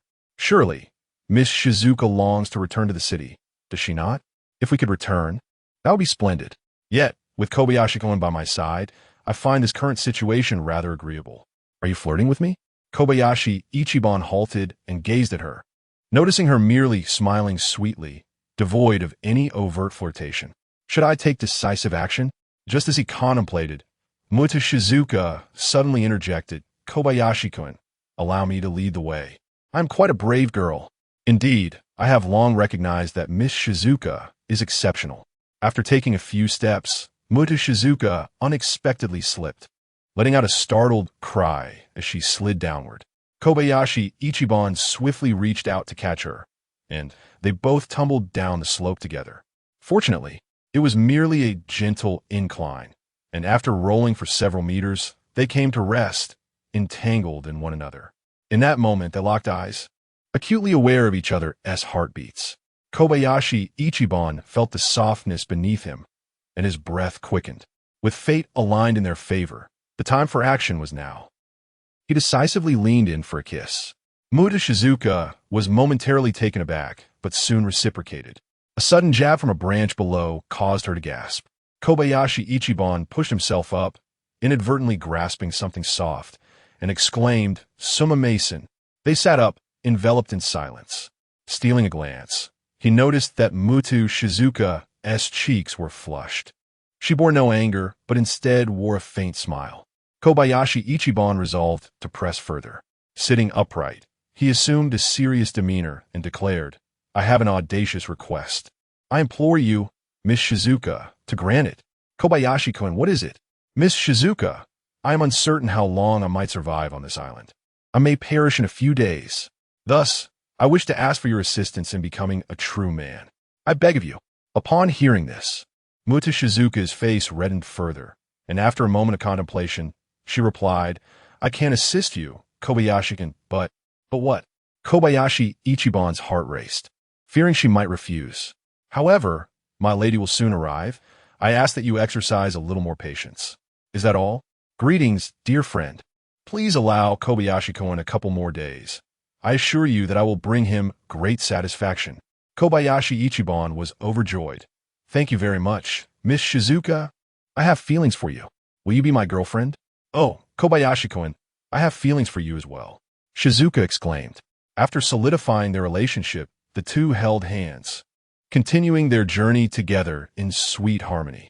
They meandered along the mountain path, discovering 2 caves along the way, though neither was spacious enough to accommodate more than 7 or 8 individuals. After searching diligently for a while, their perseverance bore fruit. After a good half hour, the two arrived at the entrance of a large cave. Chapter 12. The discovery of the cave. The cave was situated approximately 2 meters above the ground, with an entrance over 2 meters wide. Peering inside, it was engulfed in darkness, suggesting a vast interior. Could it possibly be the den of some creature? Holding a knife in his left hand, Xiao Lin Yifan picked up a few stones with his right and tossed them into the cave. After a series of crisp impacts, silence enveloped the cave. Exercising caution, he threw in a few larger stones, then waited for a considerable time. Once he confirmed it was safe, Xiao Lin Yifan spoke. Shizuka, I will venture into the cave. Please wait here. Yifan, are you really going in? What if it's unsafe? Don't worry, I will only be inside for a moment. Xiao Lin Yifan gently patted her small hand to reassure her. Approaching the entrance, he climbed the rocky terrain and listened attentively at the cave's mouth before stepping inside with his knife at the ready. The entrance was just over 1 meter high. He bent down to enter, then straightened up. Holding the knife, he moved cautiously, swinging it from side to side to guard against any unseen threats.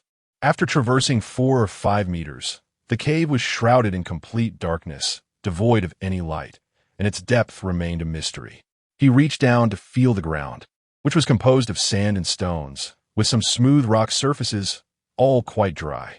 The space he had explored was already large enough to accommodate 30 or 40 individuals.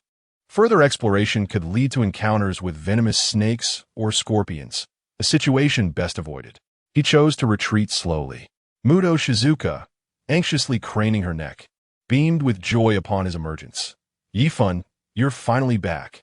I was so worried, captivated by her adorable expression. Xiao Lin Yifan seized the moment to plant a kiss on her cheek. Shizuka, this cave is ample enough for all of us to reside together. I will now gather some materials to create a torch and further explore the cave. Without hesitation, he collected a piece of dry wood and some dry moss. Skipping the bow drill, he began to rub the stick by hand to start a fire. With his current strength, igniting a flame was a trivial task. In just over a minute, sparks began to emerge. Muto Shizuka's eyes sparkled with excitement. After igniting a fire, he took 2 burning branches as makeshift torches, and the pair re-entered the cave. Now, the interior was vividly illuminated. The entire cave spanned just over 200 square meters, not hollow, but segmented by stone walls into 5 distinct areas of varying sizes. Isn't this a natural 5-room dwelling? Xiao Lin Yifan exclaimed with delight. He envisioned claiming one as a master bedroom, allowing others to occupy the remaining spaces. With the prospect of privacy, the possibilities seemed endless.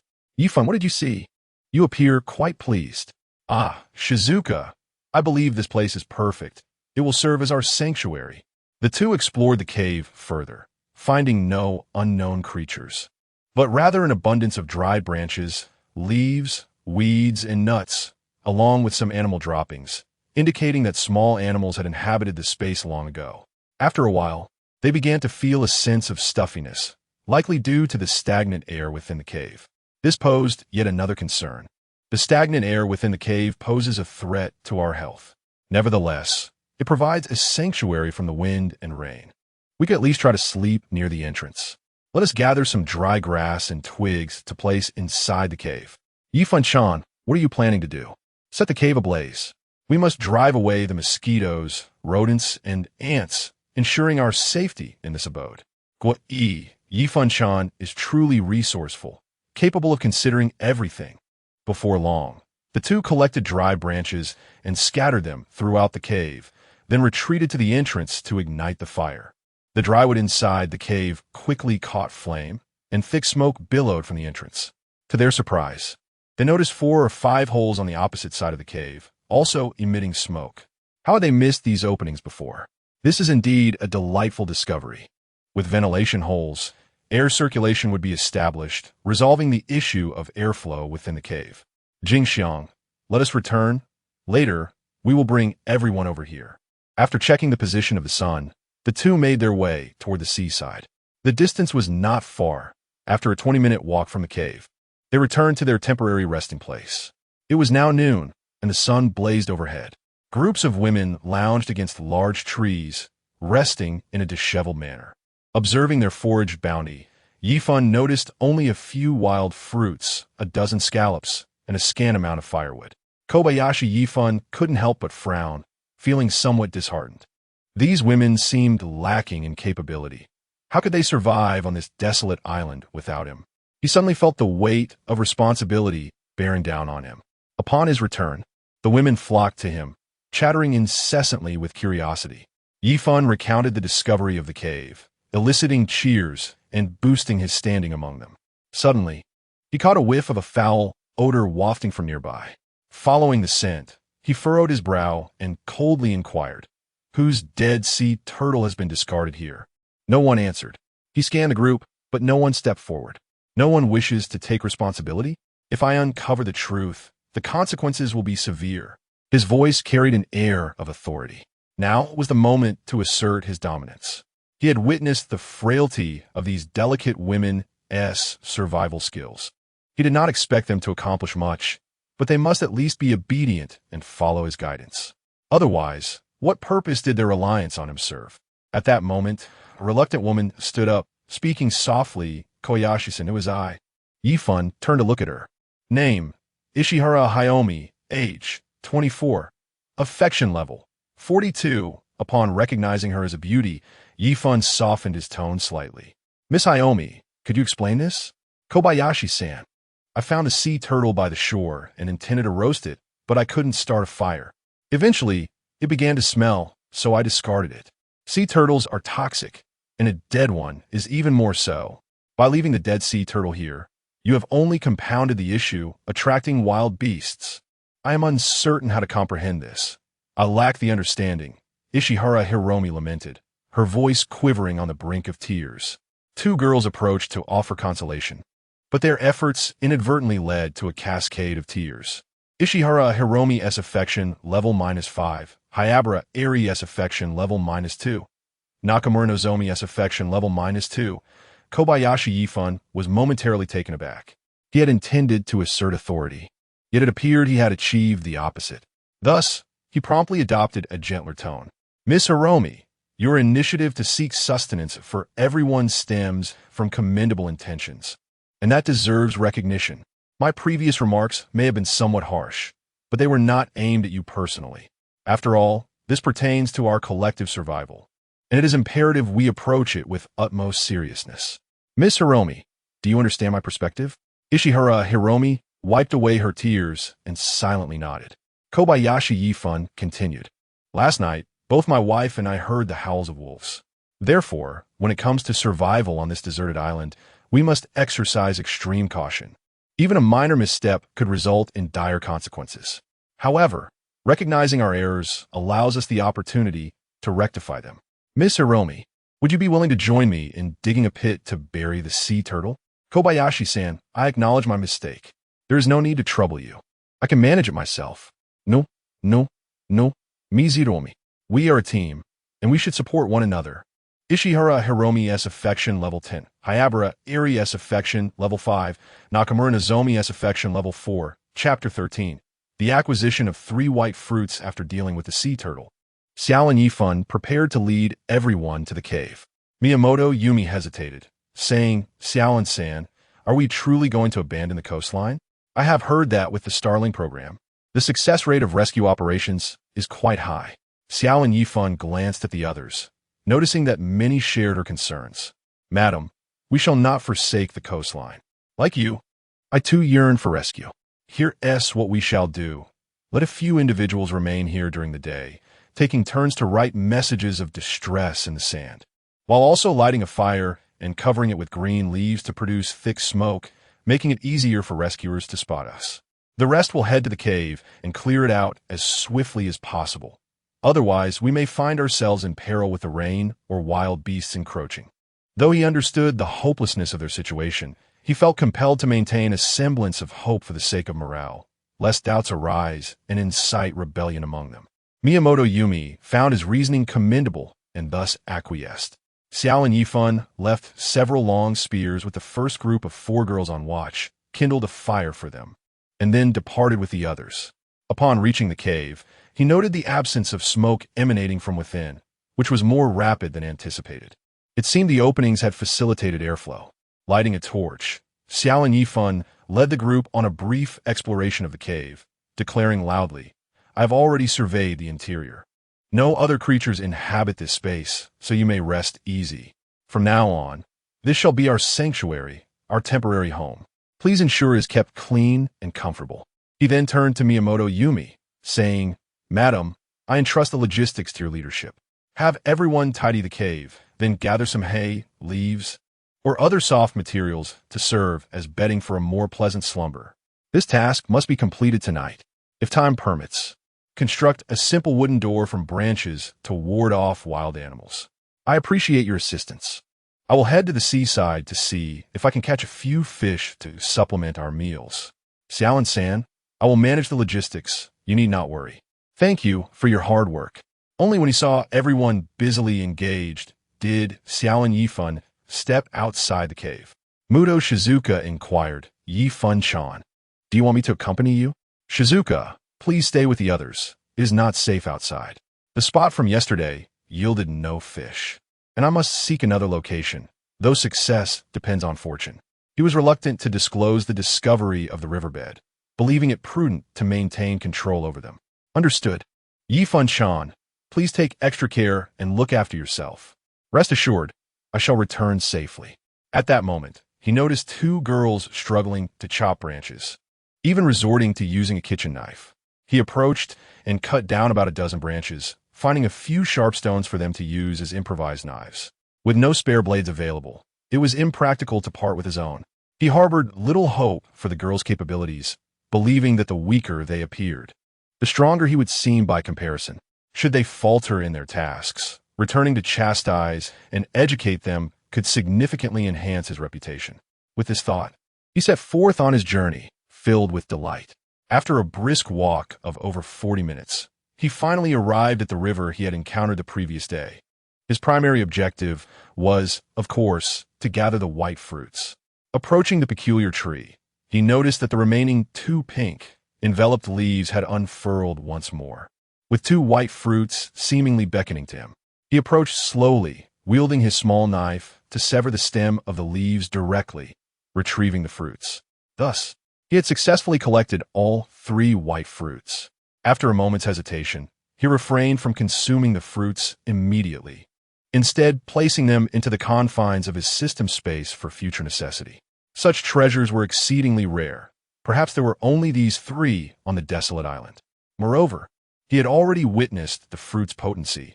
They would send his brother into a frenzied state, and given his current inability to release that energy, consuming one now could result in an explosive outburst. He searched the vicinity for a while longer, but found no second peculiar tree, prompting him to follow the river upstream. He had not paid much attention the day before, but now, by the riverbank, he observed several small fruit trees laden with lustrous green fruits. 2 of these fruits bore multiple bite marks, evidence of either birds or insect having feasted upon them. Since animals had taken a liking to them, it was safe to assume they were non-toxic. He plucked 1 fruit and, without washing it, placed it in his mouth. Perhaps due to its immaturity, the fruit was slightly tart, yet it possessed a delightful crispness, a modest consolation. After consuming another fruit and storing the rest, he continued onward. The water grew shallower, and the sight of snapper became increasingly common. It was the breeding season, so the abundance of fish was not surprising. Fish, oh fish, do not rush soon. I shall escort you home, he muttered to himself as he pressed on until he reached a shallow expanse. Lifting his gaze, he beheld a line of sheer cliffs, with fresh water cascading from a cave nestled beneath. Bending down, he scooped up a handful of water and tasted it. It was undoubtedly fresh water. Suppressing his overwhelming joy, he made his way toward the cave along the shallow area. Before he could approach the cave entrance, he heard the gentle sound of flowing water. Was it Kar's cave? Or perhaps an underground river? He waded into the water, advancing into the cave. The water level reached just above his calves, noticeably cooler than the seawater, sending a refreshing chill across his skin. As he ventured further, the light diminished, and visibility beyond 3 meters became impossible. Suddenly, he detected some commotion within the cave and quickly crouched, gripping his spear tightly. Several gray-brown creatures darted above his head, circling outside before retreating deep into the cave. Bats. Concerned that there might be other unknown entities lurking within, he prudently withdrew from the cave entrance. The existence of such a cavern on this deserted island was indeed miraculous. This place harbored fresh water, live fish, and ripe fruits, a true haven. Not only could one stave off hunger, but life here could also be quite fulfilling. What more could one desire on a deserted island? Even Robinson Crusoe would likely be moved to tears. What was there to drift about for? Just as he reveled in this moment of joy, a sudden wave of anxiety washed over him. In this place, mere survival demands little more than the ability to use one's hands. Thus, what purpose does he, as a man, serve? No, this locale must remain shrouded in secrecy, particularly from those young women. At the very least, until he has garnered sufficient favor, it is imperative that they remain oblivious. As Xiao Lin Yifan ambled back, he pondered potential strategies. When hunger strikes, one scours the surroundings in search of sustenance. To prevent them from wandering aimlessly, he must first ensure they are not too famished. However, overindulgence is equally perilous, for it may lead to a lack of appreciation and his own exhaustion. First, he resolved to catch several fish to bring back. Arriving at the gathering spot for sea bream, he frequently glimpsed schools of fish darting about. Seizing the moment, he hurled his wooden spear. A splash. The surface of the water erupted in crimson ripples as the spear struck a black sea bream weighing over 2 pounds. Employing the same technique, he successfully speared 5 fish before ceasing. With 30 women and 5 fish, they would have enough to eat, yet not to be fully satisfied, an ideal balance. He strung the sea bream together, and set off towards the shore. He needed to find a fishing spot along the coast, which could be presented as today as catch site, thereby allowing him to deflect any inquiries. After searching through 2 rocky areas without a trace of fish, he finally spotted 3 swimming near the 3rd rocky enclave. Xiao Lin Yifan stealthily approached and waited patiently before striking. One swift blow, the remaining 2 fish, frightened beyond measure, vanished without a trace. Inspecting his spear, he discovered a rock bream weighing over a pound. At last, he had a legitimate account of his fishing endeavor. Chapter 14. Affection surpasses 500. This hefty stone snapper, weighing over a kilogram, shall serve as a reward for my fishing endeavors. Xiao Lin Yifan, holding the fish, made his way along the coastline back to the temporary camp. After a brisk 10-minute walk, he spotted a flickering campfire in the distance and noticed several young women swimming and frolicking in the sea. Recognizing them as his fellow teammates, he hastened towards them. Upon seeing him, the playful girls scampered ashore, giggling as they hurried to dress, leaving behind a few fleeting glimpses of their fair forms. As he approached, 4 of the girls were still in a flurry of putting on their clothes. 2 among them, having not yet donned their tops, held their garments in a modest attempt to shield their vital areas, revealing their alabaster skin and long legs. Xiao Lin Yifan felt a rush of heat rise to his throat and quickly used the fish to provide a semblance of cover. Noticing his intense gaze, the girls seemed unfazed, even playfully flaunting their attributes. "Xiao-san, you've caught so many fish today. How impressive!" One exclaimed. "It's clear that Xiao-san is particularly radiant and charming." Another chimed in. "Next time you go fishing, take us along. We too wish to contribute to the feast." The 4 girls chorused, admiring the fish in his grasp. Xiao Lin Yifan replied with a smile. "Today was quite fortunate. I managed to catch a few fish. We can all enjoy a meal together tonight." "How long have you been on watch here?" "Only a little over an hour," one of them responded. "We alternate shifts every 2 hours, so we must wait a bit longer for our replacements." Observing that 2 of the girls were registered in the system, he decided to strike a sentimental chord. "As dusk approaches, it's becoming unsafe outside. You should rekindle the fire and prepare a signal before returning. It would be a shame if you missed out on the fish tonight."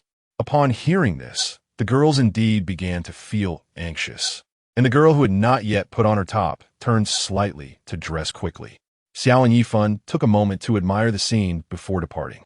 As he neared the cave, he noticed a few individuals busily engaged in what appeared to be weaving mats. Though their efforts lacked professionalism, their industriousness was commendable, and he offered words of encouragement. Looking up, he was pleasantly surprised to find a wooden doorframe at the entrance, adorned with fresh flowers. Though the structure was somewhat crooked, it was evident that they had put forth considerable effort. It seemed these girls were not as inept as he had initially thought. With a light chuckle, he called out from the entrance, "I'm back." Moments later, a line of girls stood neatly outside, bowing in unison. "Welcome home, Xiao-san." Their joyous laughter echoed around him. Beep. Affection level detected to have surpassed 500. System rewards as follows. 1. Reward, 1 mountain axe. 2. Reward, personal system space of 1 cubic meter. Current total system space, 2 cubic meters. 3. Functionality upgrade for part of the system space, 1 cubic meter. Now capable of storing living creatures.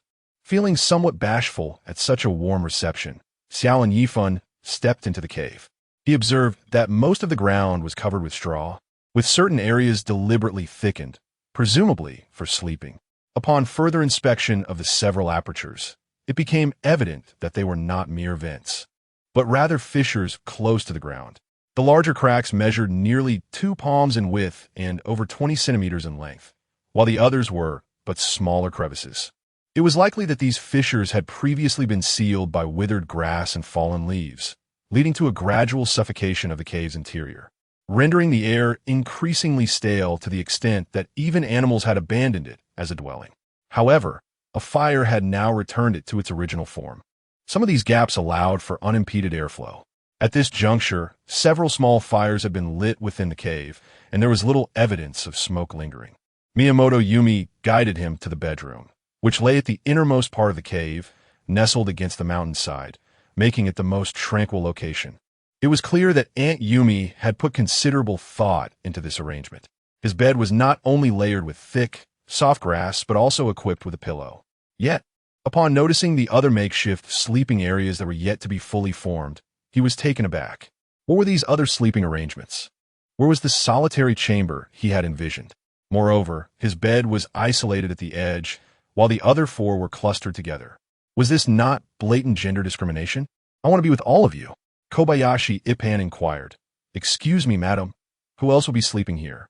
Miyamoto Yumi responded. Aside from Kobayashi-san, myself, Nanako, Shizuka, and Kana will all be sleeping in this stone chamber. Is there something that displeases you, Kobayashi-san? Given the circumstances, it would be petty to quibble further. After a moment's contemplation, he suggested, Madam, perhaps we could swap Shizuka and Kana's positions. Miss Kana is not in the best of spirits. I fear she may wander off in the night if she is on the edge. Moving Mutu, Shizuka, to the side would facilitate her movement should she wish to crawl over at night. Truly, I am a genius. Upon hearing this, Miyamoto Yumi couldn't help but commend. Indeed, Kobayashi-san is quite attentive. During dinner, Kobayashi Ippan deliberately selected the largest fish to share among Mutu, Shizuka, and the other three. After dinner, darkness enveloped the outside world. He closed the cave door and ignited a bonfire at the entrance. Some people engaged in conversation, while others retreated to their respective places for rest. After assigning the night watch, Kobayashi Ippan returned to the bedroom. Lying on the soft grass, he met the gaze of Mutu Shizuka, who lay across from him, and sparks flickered between them. However, Shizuka ultimately hesitated, choosing not to crawl over. The following morning, Miyamoto and her daughter discovered 3 individuals squeezed onto Kobayashi Ippan's bed. Miyamoto Yumi merely smiled softly, while Miyamoto Nanako shot a fierce glare and exclaimed, Pervert! The day's weather was peculiar. It inexplicably began pouring rain early in the morning.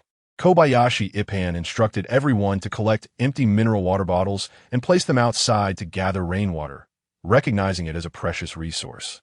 Suddenly, he noticed a surge in favorability, leaving him somewhat bewildered. After quietly listening to the girls' conversation, he understood. They were praising his foresight in finding shelter before the rain, sparing everyone from having to sleep exposed in the woods. Indeed, without this sanctuary, everyone would have been thoroughly drenched by now. Gathered around the bonfire, sipping warm water, the rain has transformed from an inconvenience into a delightful spectacle. Does it not bring a certain charm? Suddenly, he recalled the fate of Kimura Yero's team, left to wonder how they were faring at this moment. Their firewood must have been extinguished by the torrential downpour, and whether they managed to rekindle a flame remains uncertain. At this very moment, they are likely huddled in some corner, shivering from the cold. The rain fell incessantly for over 2 hours before finally relenting, filling 3 or 4 dozen water bottles that were subsequently collected. Xiao Lin Yifan took one of the bottles, drank a sip, and indeed, it contained fresh water. This significantly alleviated the issue of water scarcity. However, with the water problem resolved, another concern arose, the food supply, which now barely sufficed for 2 more days. The sudden rainfall, coinciding with the onset of the rainy season, led him to suspect that the season had indeed arrived. If the rain were to persist, his ability to catch fish would also be jeopardized. With dwindling food supplies, disorder was surely on the horizon. Chapter 15, Yifan. I am prepared. Xiao Lin Yifan stepped out of the cave, gazing upward at the sky. Although the rain had ceased, there was no indication of clearer weather. In fact, the dark clouds that had gradually dissipated were once again gathering ominously. It seemed likely that another downpour would soon ensue. Now that they had a shelter, it was imperative to swiftly gather more provisions. Girls, he called, leave a few behind to guard the home. The rest, take your tools and join me in harvesting coconuts while the rain holds off. The women, feeling restless, eagerly surged out at his command. Xiao Lin Yifan led over 20 women toward the coconut trees, their spirits high. Upon reaching a row of coconut trees, he declared loudly, "Those who can climb and have tools, ascend the trees and gather as many fruits as possible. For those who cannot climb, your task is to transport the coconuts back home. The trees are slippery from the recent rain, so be cautious to avoid any accidents. With that command, 5 or 6 women began to scale the trees, as Miyamoto Yumi had remained behind to guard the home. Xiao Lin Yifan assigned Mutu Shizuka to oversee the collection and transportation of the coconuts before he too commenced climbing. He lost track of how many trees he had climbed or how many coconuts he had harvested. All he knew was that he climbed and cut tirelessly, striving to gather as much as he could before the rain returned. The transport team below made multiple trips back and forth. At last, with a booming clap of thunder, heavy raindrops began to fall once more. Xiao Lin Yifan called everyone down from the trees, and after collecting the coconuts scattered on the ground, they retreated back to the cave. By the time they returned, everyone was drenched, resembling true drowned rats. The torrential rain intensified, causing water to seep into the cave and nearly extinguishing their fire. The group hurriedly relocated the fire deeper into the cave. However, a dilemma arose. Most of them were soaked, and many, including Xiao Lin Yifan, had no change of clothes. What were they to do? Despite Xiao Lin Yifan's repeated assurances of his honorable intentions and his openness to be in the presence of the women, they ultimately insisted on ushering him into a room, ordering him not to step outside. His clothes were stripped away to be dried, leaving him with a single garment borrowed from someone else for modesty. Once Xiao Lin Yifan was settled, the women, free of inhibitions, dashed into the rain to enjoy a refreshing bath. The women of the island, fond of bathing, had endured days without fresh water, and the amalgamation of sweat and sea salt clung to their skin, making them feel utterly uncomfortable. Now, they reveled in their newfound freedom. A few even boldly shed their clothing to embrace the storm's cleansing embrace. Though Xiao Lin Yifan, hidden in the stone chamber, could not see, he was not deaf to the sounds of laughter and joy outside, which inevitably sparked his imagination. By noon, after their meal, his clothes were finally returned to him. Dressed once more, he ventured to the cave entrance, only to find the downpour had yet to relent, casting a white haze outside. He arrived a tad late. Everyone had returned indoors, having ceased their bathing.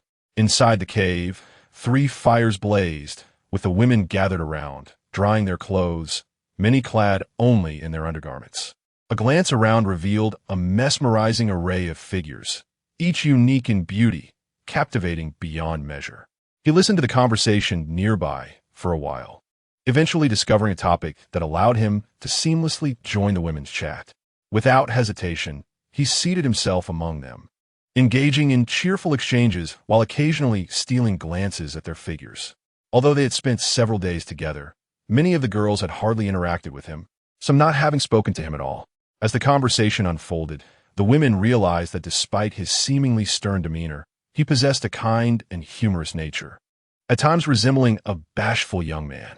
Naturally, they felt more inclined towards him, significantly enhancing his appeal. Seated beside him, 2 girls intentionally made physical contact with him, and he was well aware of their intentions. Just then, Wu Tian's Saika, having emerged from the stone chamber, observed this scene and felt a pang of jealousy. So you were here all along. I've been searching for you," she said as she approached, wrapping her arm around his, marking her claim. Someone jokingly remarked, "Saika, are you and Kobayashi-san an item now?" Saika's cheeks flushed slightly. Instead of answering directly, she cast a glance at Kobayashi Yifan. Yifan smiled and declared, "I haven't had the chance to announce it to everyone yet, but Saika and I are now officially a couple. Is that true? Congratulations to you both," came the enthusiastic response, though many quickly averted their eyes, revealing hints of envy and jealousy. "Saika, I was just chatting with them. Would you like to join us?" Yifan suggested, shifting his position slightly. "Yifan, come with me. I need to talk to you," Saika said, not waiting for his reply as she pulled him inward. Once back in the bedroom, Saika's face was flushed as she leaned in and whispered, "Yifan, I'm ready." "Oh, really?" Yifan stammered, excitement rendering his speech less coherent. Seeing no one around, he attempted to lay her down. "Not here. Someone could walk in at any moment," she shyly protested. "What should we do then?" "Let us wait until the rain eases, then we can go to the beach," Saika suggested bashfully. "Whatever you say, Saika," he replied eagerly. "By the way, I have some little gifts prepared for you." "What kind of gifts? May I see them?" "Not yet. Let us wait until we're in bed tonight." His gifts, of course, consisted of a collection of women's clothing from the space, along with some alluring lingerie, which he planned to discreetly present when the time was right. They sat side by side on the bed, whispering sweet nothings while they awaited the rain's cessation. Unfortunately, the weather was unkind, and, after nearly an hour, the downpour showed no signs of relenting. Yifan looked at Saika and tentatively suggested, "How about we go out now?" "All right." They clasped hands and made their way to the cave entrance. Yifan picked up a wooden spear leaning against the wall and addressed Miyamoto Yumi, "Madam, Saika and I are heading outside to catch some fish. Could you please keep an eye on things here?" Yumi nodded in agreement. "Kobayashi-san, you're going fishing? I want to go too." At the mention of fishing, several girls quickly gathered around. A seasoned individual chuckled. "Xiao Lin-san and the others are off to catch fish while also indulging in a bit of romance. What business do you have following them?" A few young ladies, upon hearing this, retreated sulkily to the sidelines. Once their intentions were exposed, Xiao Lin did not offer an explanation. Instead, he stated, "My dear, once the rain diminishes a little, let everyone gather as much dry straw and twigs as possible. Even the damp ones will suffice for backup, as this rain may persist for several days." With that, he took Wu Tong Jingxiang by the hand and ventured out of the cave. Hand in hand, they walked through the rain, the droplets cascading upon them, yet their hearts burned with warmth. Chapter 16. A farewell. The two arrived at the beach. Suddenly, Shizuka Mutu pointed excitedly into the distance and exclaimed, "Ipan-chan, do you see that over there? Is it a boat?" Kobayashi Ipan looked up. Indeed, several dozen meters away, it appeared that a small boat was swaying amidst the rocks. "I can see it clearly. It truly is a boat," Shizuka Mutu said with enthusiasm as she dashed forward. "Shizuka-chan, wait for me." Kobayashi Ipan hurriedly followed. As they approached the small boat, Shizuka Mutu, who was running ahead, suddenly halted and slowly knelt down on the ground. "Shizuka-chan, what's wrong?" Before he could finish, a whistling sound sliced through the air, prompting Kobayashi Ipan to drop to the ground. A hard object grazed past his ear, searing with pain. Turning to Shizuka Mutu, he saw her body slumped on the ground, eyes tightly shut, with an arrow protruding from her chest, her clothes stained crimson. "Shizuka-chan!" Kobayashi Ipan's vision blurred with tears as he cried out. Whoosh! Another arrow shot forward. He swiftly rolled aside, getting to his feet and sprinting towards the rocks. Whoosh! Yet another arrow flew past him, which he narrowly avoided. At that moment, Kobayashi Ipan discerned a muscular man with dark skin hiding behind the rocks, intermittently shooting arrows at him. With determination, he drew his knife and advanced in a zigzag pattern. The dark-skinned man fired 2 more arrows before running out of ammunition and retreating. Filled with rage and sorrow, Kobayashi Ipan reached the rocks and searched for the man's whereabouts. Suddenly, a spear lunged at him from the side, and he quickly stepped back. The spear grazed his abdomen, tearing a large hole in his clothing. The man attempted to retract the spear, but Kobayashi Ipan seized it and pulled forcefully. To his surprise, the man's small stature belied an unexpected strength. He could not wrest the spear away, only managing to stagger the man slightly.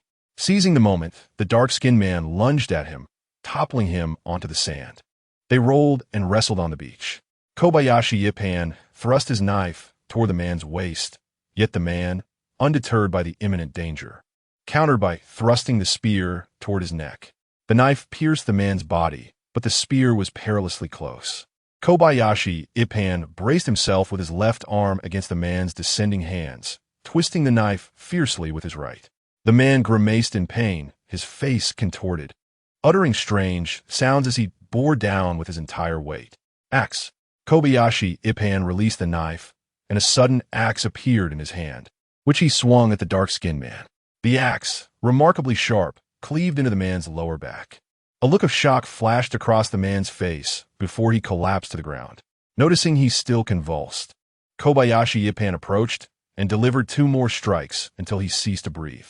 Rising abruptly, he dashed towards the small boat, only to find it deserted. He climbed atop the rocks and scanned the area, finding no one else in sight. At this point, he could think of nothing else but to rush back to Shizuka Mutu. At this moment, Shizuka Mutu had succumbed to unconsciousness, her body growing increasingly cold. Shizuka, you must not sleep. You must awaken. Kobayashi Ippan cried out, tears welling in his eyes, as he frantically scooped her up and dashed toward the cave. Quick, start a fire. Bring some clothes, he shouted, hastening into the cave with Shizuka cradled in his arms, reaching the bonfire. The onlookers gasped in horror at the grim scene, too stunned to ask questions, and hurriedly fetched clothing and added more wood to the fire. Two girls stripped off their garments without hesitation. Kobayashi Ippan draped the clothing over Shizuka, pressing his hand against the wound from the arrow that had pierced her chest. The arrowhead was embedded deep within her body. Shizuka's face was pale, her breath shallow as she struggled to open her eyes. Ippan, I had a wonderful day. Suddenly, a spurt of blood erupted from her mouth, and her eyes fluttered shut. Silent tears streamed down Kobayashi Ippan's face as he held her tightly, burying his face against her chest. Time slipped away until a voice broke through the silence. Kobayashi-san, Miss Shizuka has departed. You must let her go. He lifted his head, his tears having ceased, his gaze vacant as he stared ahead, motionless. After an extended silence, his eyes fell upon the arrow once more. He reached out to pull it free, examining it briefly before discarding it to the ground. Then, he lifted Shizuka in his arms and made his way deeper into the cave, followed quietly by the others. After placing her gently on a bed, he opened a drawer and retrieved a set of women's clothing, changing her piece by piece. These garments had originally been intended for a surprise that evening, but fate had taken a cruel turn. The girls behind him, witnessing this poignant scene, began to weep openly. Once she was dressed, Kobayashi Ippan cradled her once more and headed back outside. Kobayashi-san, what are you planning to do? Yumiko Miyamoto whispered. A water burial, he murmured, the words barely escaping his lips before he stepped outside. The rain had intensified, yet as it struck his face, it elicited no sensation. Kobayashi Ippan staggered forward, the atmosphere heavy with sorrow, as the women instinctively followed, many unable to suppress their cries. As he passed through a cluster of flowers, he paused and said, Miss Shizuka adored flowers. Please help me gather some. Before long, a vibrant array of blossoms adorned her body. Upon reaching the beach, Kobayashi Ippan carried the woman step by step toward the sea. At that moment, someone noticed the lifeless body of a black man nearby, sending them into a panic. Undeterred, he continued forward until the water enveloped his chest. Gazing at the woman, radiant as a flower, he stood in trance for a long while before gently releasing her into the depths. Miss Shizuka, may you dance with the waves and sing with the sea breeze, finding eternal rest in this vast azure. He remained there, lost in thought, until she gradually drifted away. Shizuka Mutu, his first love, had now become a bittersweet farewell. Upon returning to the shore, seeing the corpse of the black man nearby, he approached, seized an axe, and struck down, the head rolling away with a dull thud. He once again seized the spear and plunged it into the nape, lifting the head aloft before ascending the rocky outcrop, where he wedged the spear into the crevices of the rock. Suddenly, a bolt of lightning cleaved the sky. On the seaside rocks, a spear adorned with a severed head stood defiantly against the wind, blood still dripping from the decapitated visage. The scene was utterly horrifying, sending chills down the spine of onlookers. Xiao Lin Yifan, wielding a sharp axe, leaped from the rocks and strode towards the dense forest without a glance back. However, after traversing a mere few meters, his legs buckled beneath him, and he collapsed onto the ground. Chapter 17. Rescued, once more in a haze. Xiao Lin Yifan heard someone anxiously calling his name beside him. After a while, he felt himself being lifted, and then he completely lost consciousness. In a daze, he heard voices. He has a fever now, but there are no medicines. What should we do? He sent someone giving him water, wiping his sweat, and heard many people conversing softly, before he slipped back into oblivion. In the darkness, a soft body leaned closer, and he instinctively embraced it. Upon awakening the next day, a throbbing headache assaulted him. Struggling to open his eyes, he discovered he was lying in someone's arms. The person holding him noticed his movement, a hint of shyness crossing her face. She gently spoke, Xiao Lin-san, you're awake? She touched his forehead and then placed him back onto the bed. Thank heavens. Your fever has finally broken. Xiao Lin Yifan turned to see that it was Suzuki Kane before him. Her eyes sparkled with clarity, and her cheeks were flushed. As she smiled warmly at him, it seemed his senses had returned. Miss Kane, you have saved me once again. Xiao Lin-san, I'm so relieved you're all right. I will go prepare something for you to eat. You've had a tough time. At that moment, he still felt dizzy and weak. Once Suzuki Kane had left, he retrieved a white fruit from his space and quickly consumed it. The delectable juice burst in his mouth, a warm current flooding his body, and strength rapidly gathered within him. After a few breaths, he felt completely restored, though a slight dizziness lingered, suggesting the effects had not yet fully set in. Just then, Suzuki Kane, Miyamoto Yumi, and several other women entered. Suzuki Kane exclaimed, Xiao Lin-san, how did you manage to sit up? You should lie down. I'm fine. I feel much better, Xiao Lin Yifan replied. Miyamoto Yumi handed him 2 slices of bread and a cup of hot water. Xiao Lin-san, please eat something. Thank you, madam. Though he was not particularly hungry, he accepted the food and began to eat. The others watched, unable to suppress their saliva. Madam, how long was I unconscious? Almost 2 days. Has it really been that long? Is it still raining now? It has been raining continuously. Xiao Lin Yifan nodded, suddenly asking, is there enough food now? The group fell silent. After a moment, Miyamoto Yumi said, I sent someone out to gather fruit, but the yield was minimal. Since yesterday, bread has been rationed, allowing us to last 1 more day. Now, everyone primarily relies on coconuts for sustenance. Gazing at the half-eaten bread, he paused. Miyamoto Yumi discerned his thoughts, saying, Xiao Lin-san, you are the patient. You must eat more. If it's not enough, there is still more. Xiao Lin Yifan finished the bread in hand and smiled. I'm full now. Please assist me outside to see. Are you certain you're all right? I'm fine. Xiao Lin Yifan did not wish for everyone to realize how quickly he had recovered. So he feigned weakness and allowed 2 women to support him as they walked toward the cave entrance. Upon his emergence, the other women inside the cave gathered around him.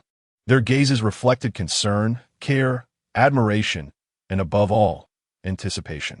At last, the soul man endowed with wilderness survival skills awakens, rekindling hope among the women. Observing their eager faces, Xiao Lin Yifan feels akin to a caregiver surrounded by a group of ravenous infants. The issue of sustenance must be addressed, for without it, discord within the ranks is imminent. Madam, please gather everyone for a meeting, he instructs.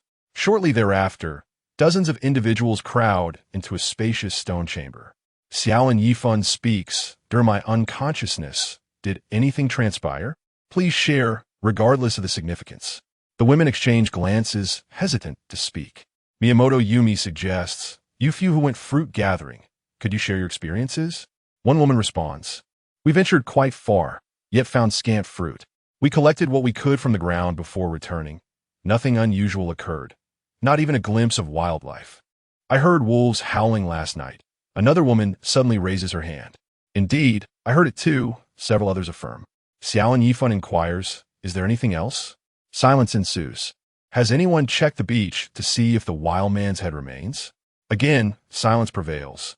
After a moment, Miyamoto Yumi remarks, Xiao Lin-san, we are all frightened. Xiao Lin Yifan nods, I understand. The situation may be more dire than you anticipate. Allow me to share my perspective. Firstly, regarding the wild man, I killed one, as you all witnessed, but I did not see his companions. Optimistically, he may have lost his way in the torrential rain and stumbled upon us by chance. Pessimistically, he could be a scout, intentionally gathering intelligence on our whereabouts. Regardless of the scenario, a tribe of wild men undoubtedly exists. It is merely a question of when they will arrive.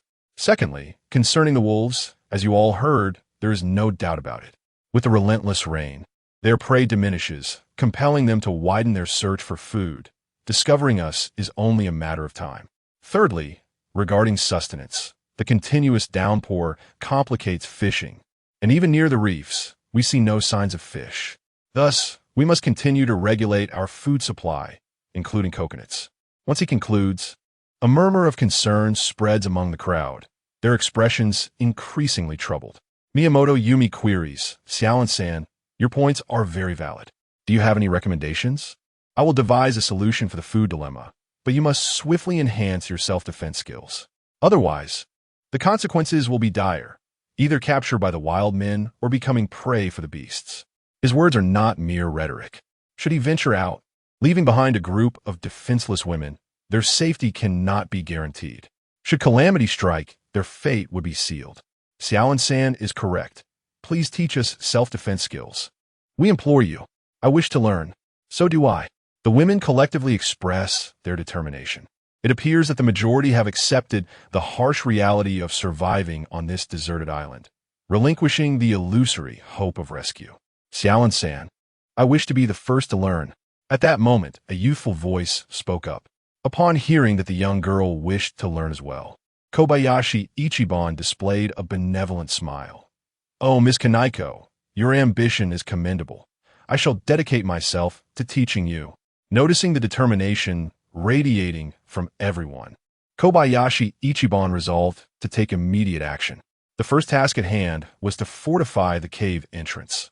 All empty spaces must be enclosed, and the door must be reconstructed. Now, those in good health and with strength, follow me to chop wood. Miyamoto Yumi expressed her concern.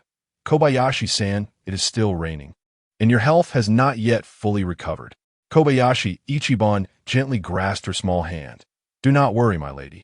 Though I may still feel a bit dizzy and my strength is limited, these are mere trifles for the safety of everyone. With that, he stepped out wielding his axe. The women, witnessing his selflessness, felt their admiration for him surge immensely. Chapter 18.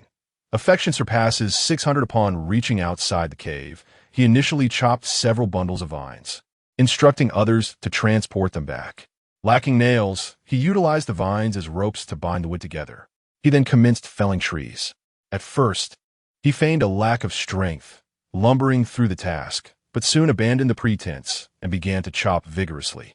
Trees as thick as his arms fell with just 2 strikes of his axe. Once he deemed the trees sufficiently cut, he proceeded to segment them into lengths of approximately 2.5 meters, completing this task with a few more powerful blows. His remarkable speed left the group of women trailing behind, utterly exhausted. Now is not the time for tender sentiments. He urged them to hasten their efforts in transporting the logs back. Prolonged exposure to the torrential rain posed its own risks, especially with a shortage of medicine. Falling ill would be a significant inconvenience.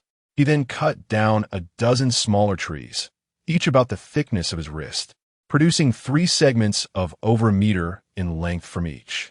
These wooden sticks would serve as long spears, intended to be used as weapons by the women guarding their home. Finally, he harvested some thorny vines, using the wooden sticks to carefully transport them back to the cave's entrance. Upon returning to the cave, he had just settled down when hot water was presented to him. After finishing a cup of warm water and drying his hair, he decided to strip off his drenched clothing, donning only a pair of shorts while covering his lower half with a dry garment. Xiao Lin, you might catch a cold dressed like that, one remarked. It's fine. I just finished working and I'm still warm, he replied. Xiao Lin Yifan positioned himself at the cave entrance, where the comings and goings of women inadvertently elicited expressions of longing. His robust chest resembled the unyielding stability of a mountain, and his sculpted abs embodied the perfect amalgamation of strength and beauty. Oh, benevolent God, please grant me this stalwart man. Arigato. Another wave of affection surged forth. Beep. Affection level detected to have surpassed 600. System rewards as follows. 1. Reward: 1 harpoon and 1 machete. 2. Reward: 2 cubic meters of personal system space. Total current system space. For cubic meters. Feigning ignorance, Xiao Lin Yifan maintained an air of nonchalance. As the women who had been working gradually returned, some could not help but swallow audibly. Several bashful girls blushed, quickly averting their gazes while stealing furtive glances back at him. The affection levels surged once more. After counting the number of returnees and confirming that all participants had arrived, Xiao Lin Yifan instructed them to change into dry clothing. Shortly thereafter, the women emerged, clad in fresh garments, while those without alternatives temporarily sought refuge within the cave. Xiao Lin Yifan then began to explain the method for constructing a wooden door. The cave entrance measured over 2 meters in width and more than 1 meter in height, so they would build slightly larger than these dimensions. The wooden segments for the door frame had already been cut, each approximately 2.5 meters long. These segments would be stacked horizontally, one by one, from the ground until they exceeded the top of the entrance, thus forming the door's face. Note that the door will be placed outside the entrance, as most wild beasts will only charge at the door rather than attempt to pry it open. He continued by outlining the need to create some support beams for the door frame, which would involve sharpening one end of the wooden segments. The pestle was positioned at a 45-degree angle to the fa, its pointed end facing outward, protruding 30 centimeters from the entrance, while the blunt end rested inside to support the ground. To ensure the stability of both components, I plan to incorporate a mortise and tenon joint. Did everyone comprehend this? Yet, not a single person nodded in response, leaving Xiao Lin feeling somewhat embarrassed. Very well, please attend to the preparatory work first. Remove all extraneous branches from wood. Sharpen one end of the pestle, and once these tasks are completed, I shall instruct you on crafting the wooden door. To expedite the process, he generously provided the mountain axe, the machete, and a small knife. Miyamoto Naoko was the first to step forward, seizing the machete to begin chopping the pestle. After a while, fatigue set in, her face flushed from exertion. Xiao Lin Yifan felt the urge to pat her on the head in encouragement, but ultimately restrained himself, merely smiling and offering guidance. The branches on the wood were not numerous, and soon, the wood segments were entirely refined. However, shaping the pestle proved somewhat laborious, requiring several girls to take turns for quite some time before completion. Once the preparatory work was accomplished, Xiao Lin Yifan began measuring dimensions, carving slots into the wood segments and the pestle, then demonstrating the process to everyone. He laid one wood segment on the ground, positioned 3 pestles at the designated slots, placed another wood segment on top, followed by another 3 pestles, and continued this pattern, ultimately securing it all with vines. By this time, most of the girls had grasped the method and were eager to try their hand at it. Thus, Xiao Lin Yifan encouraged them to proceed while he continued working on the remaining slots for the wood segments and pestles. Once all the slots were completed, he observed the progress of the girls. They had stacked the wooden door to the 5th pestle. After shaking it a few times, it appeared quite sturdy. Xiao Lin Yifan genuinely praised their work. Noticing the girls were now proficient, he contemplated whether to venture out and catch some fish. However, it was difficult to discern the time in the dim light outside. After inquiring with a few individuals, he learned that everyone's phones were dead, leaving them unable to check the time. Just then, Miyamoto Yumi emerged holding a wristwatch. Xiao Lin-san, it is nearly 5 o'clock in the afternoon. If you need to check the time, perhaps you might take this watch? Xiao Lin Yifan glanced at it, noting it was a lady's watch, and from Miyamoto Yumi's expression, it was clear she valued it greatly. Thus, he replied, "Madam, it would be best if you kept the watch. I shall ask you for the time when needed." He then addressed the girls. "Continue working on the door. I will step outside to see if I can catch any fish." Upon hearing about the fishing, 3 girls eagerly volunteered to accompany him, all of them quite attractive, with 2 even sporting subtle smiles. Xiao Lin Yifan sensed an unusual shift in the atmosphere. "Ladies, I truly intend to go fishing. What are you all thinking? Even if I wished to, with so many of you, I wouldn't manage." He urged them not to follow, expressing concern for their safety outdoors, as he feared he might not be able to look after them. His words were a mix of truth and exaggeration. Yet the outside world indeed held many unpredictable dangers. Consequently, the 3 girls reluctantly acquiesced. After offering a few words of advice to Miyamoto Yumi, Kobayashi Ichiban stepped outside the cave without donning any outer garments, wielding his mountain-splitting knife as he made his way toward the river. After traversing a distance, he quickly stowed the knife away, finding it cumbersome. Amidst the torrential rain, he sprinted toward his destination. Ever since consuming 2 white fruits, his physical attributes had experienced a remarkable enhancement. Not only had his strength increased, but his speed had also intensified. Within a mere 10 minutes, he had arrived at the riverbank. He silently hoped that there would still be sea bream available. The water level on the surface was significantly higher than in previous days, and the murky waters obscured visibility. Moving upstream swiftly, The water began to clear as he approached the shallow area before the cave, revealing schools of fish.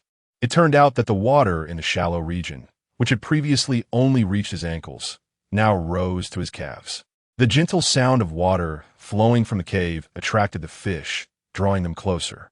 Upon reaching the center of the shallow area, he paused for a moment, and the fish that had been startled earlier began to gather once more. Kobayashi Ichiban summoned his invincible artifact, the harpoon. With the harpoon in hand, capturing fish became exceedingly efficient. Often, he would spear 2 or 3 at a time. He tossed the caught fish directly into the upgraded system's new space. Having tested it, he confirmed that the upgraded space could accommodate both living and deceased creatures, whereas the previous version could only contain the latter. Seizing the opportunity while the fish were plentiful, he continued to spear and release them. Before long, the new space was filled to capacity, with approximately 100 sea bream. Chapter 19. Bestow upon me a child. These fish would suffice for sustenance for 10 days or more, alleviating the worry of hunger. He speared 6 more fish and strung them together with aquatic grass. 6 fish for 29 women was nearly adequate. A woman must not be overfed. Reflecting on this, he realized he had not yet eaten himself, so he speared another fish. Xiao Lin Yifan did not return directly to the cave. Instead, he took a detour to the beach. In the distance, he spotted the head suspended on a spear, still there. Cautiously surveying his surroundings, he approached slowly.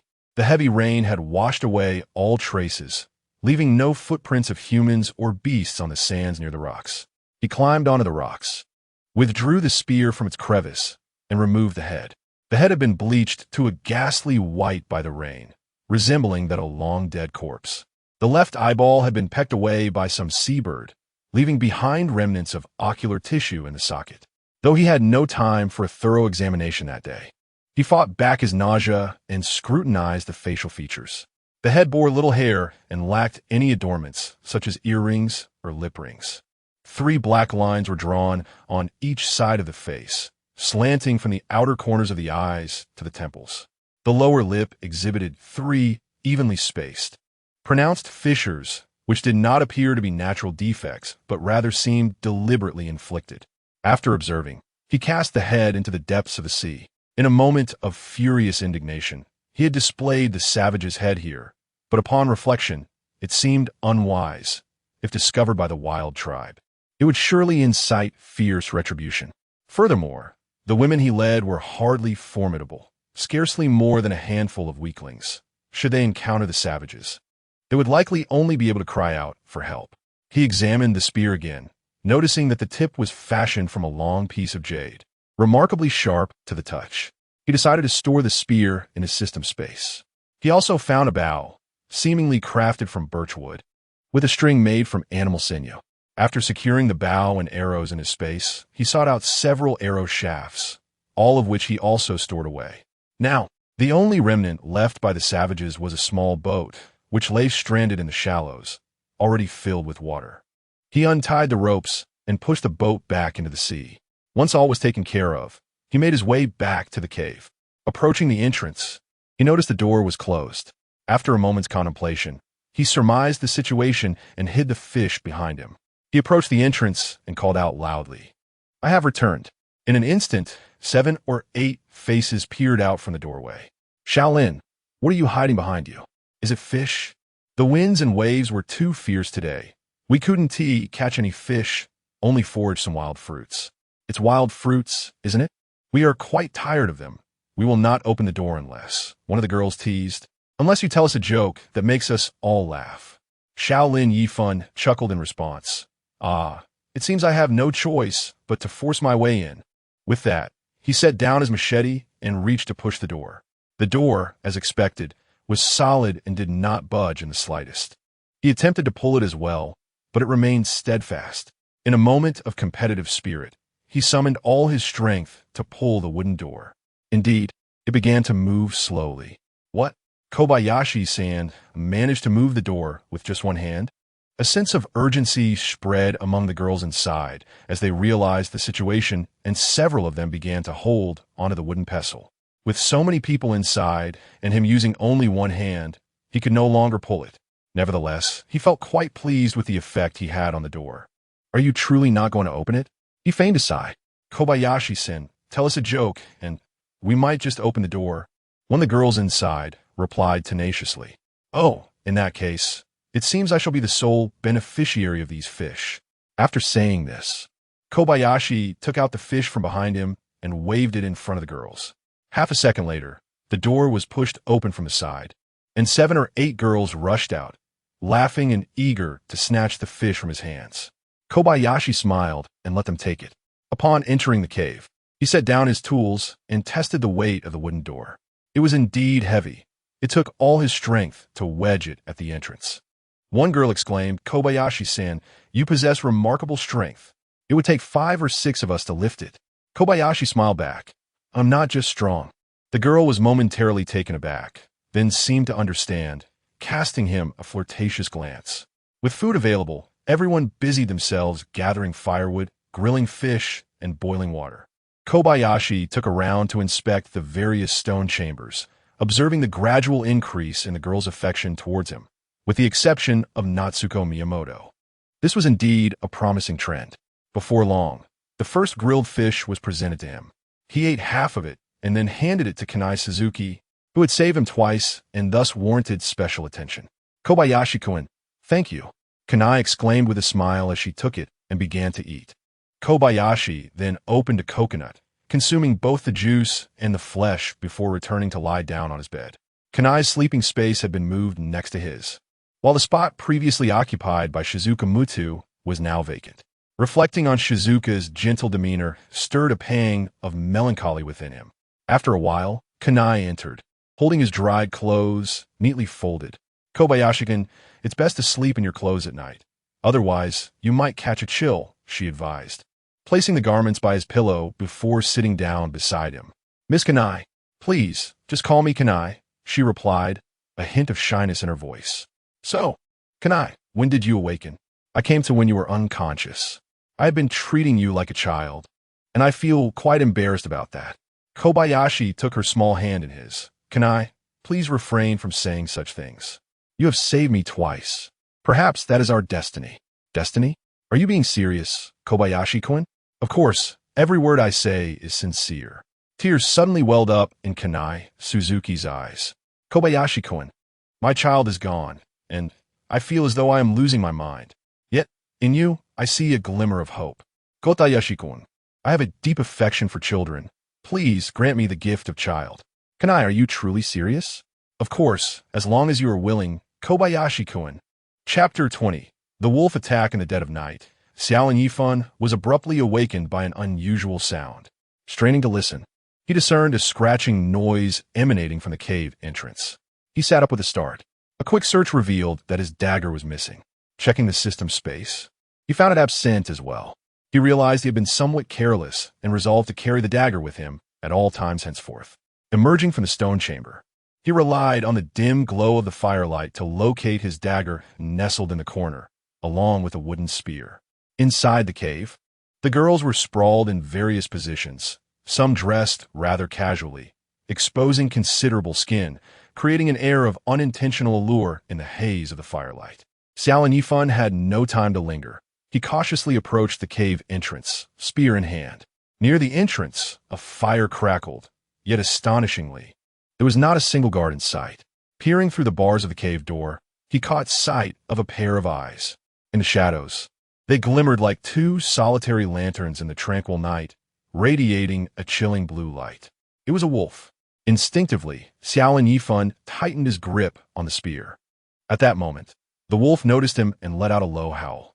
Instantly, several pairs of beastly eyes illuminated the darkness outside, encircling the cave and howling in unison. The girls, disturbed from their slumber by the wolf's cries, stirred in alarm. 2 of them peeked out from behind the stone wall, whispering, Xiao Lin-san, have the wolves come? Xiao Lin Yifan, dismissive of their queries, swiftly moved to the fire pit, seized a torch, and thrust it toward a wolf that was crouched at the entrance, shouting, everyone rise. Arm yourselves and stoke the fire. Fearing the flames, the wolf retreated before the torch could make contact. At that moment, a few girls emerged with spears in hand.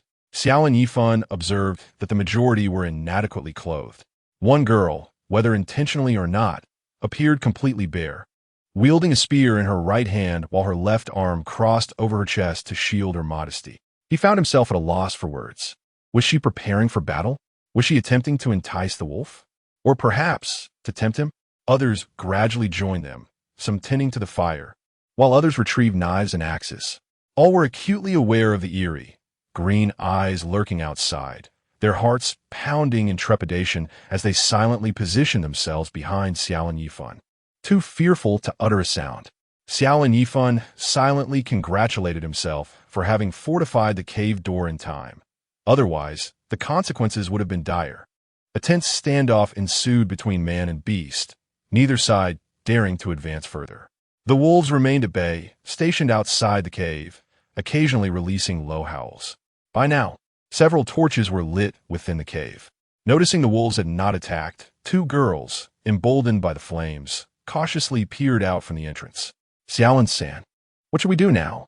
Upon hearing their call, Xiao Lin Yifan turned to find Miyamoto Yumi and her daughter.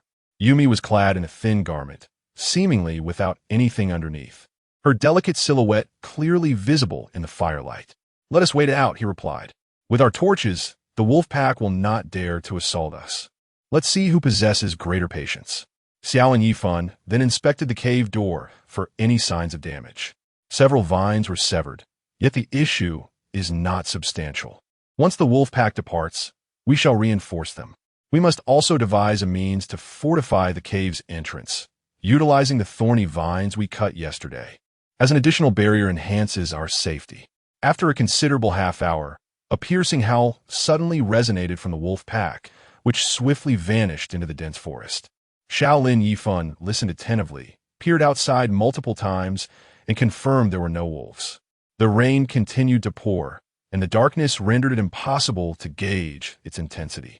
Though the sound seemed significantly diminished compared to noon, he nudged the wooden door slightly ajar, clutching a torch in his left hand and a small knife in his right, and stepped outside. After surveying the area, he returned, closing the door with a frown, and declared, "Madam, please investigate who discarded the fish bones at the entrance, and who is on night watch tonight. Ensure I receive the list by morning." Without another glance, he retreated into the stone chamber. Outside, murmurs began to circulate, but he paid them no heed, lying on his bed in contemplation. Wolves are cunning creatures. Now that the cave's location is exposed, they will undoubtedly remain vigilant, significantly diminishing our safety. There are two choices: either live cautiously or eradicate the wolves. With his current strength, he could barely contend with 2 or 3 wolves. Yet the pack comprises at least 7 or 8, which poses a considerable challenge. Furthermore, wolves harbor grudges. One must either slay the wolf king or eliminate the entire pack. There could be no peace otherwise. Just as he was consumed by frustration, Suzuki Kana entered and nestled into his embrace. The warmth of her presence soothed his troubled heart, and he gradually drifted back to sleep. Upon awakening the next day, Kana was already gone, and the beds of the Miyamoto mother and daughter were empty, suggesting they had risen. He then exited the stone chamber. Upon his emergence, all conversation ceased, and an air of solemnity enveloped the cave. "Xiao Lin-san, the matter has been clarified," Miyamoto Yumi announced, turning to the individuals across from her.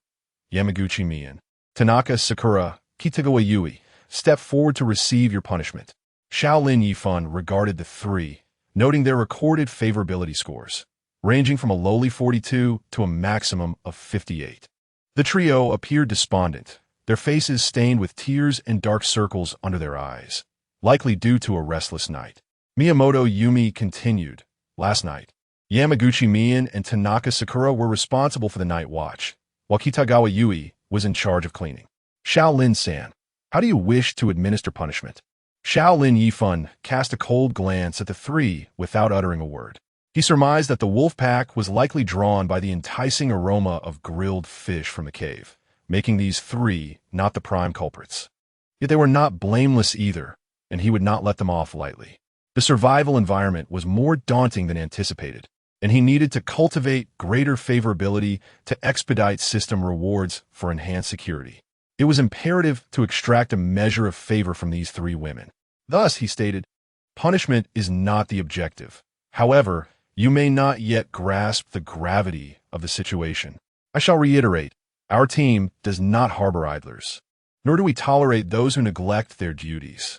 Had we failed to secure the entrance last night, had wolves slipped in under the cover of darkness, had the fire died out completely, can you fathom the consequences? There were at least 8 wolves prowling last night. Could you have withstood their onslaught?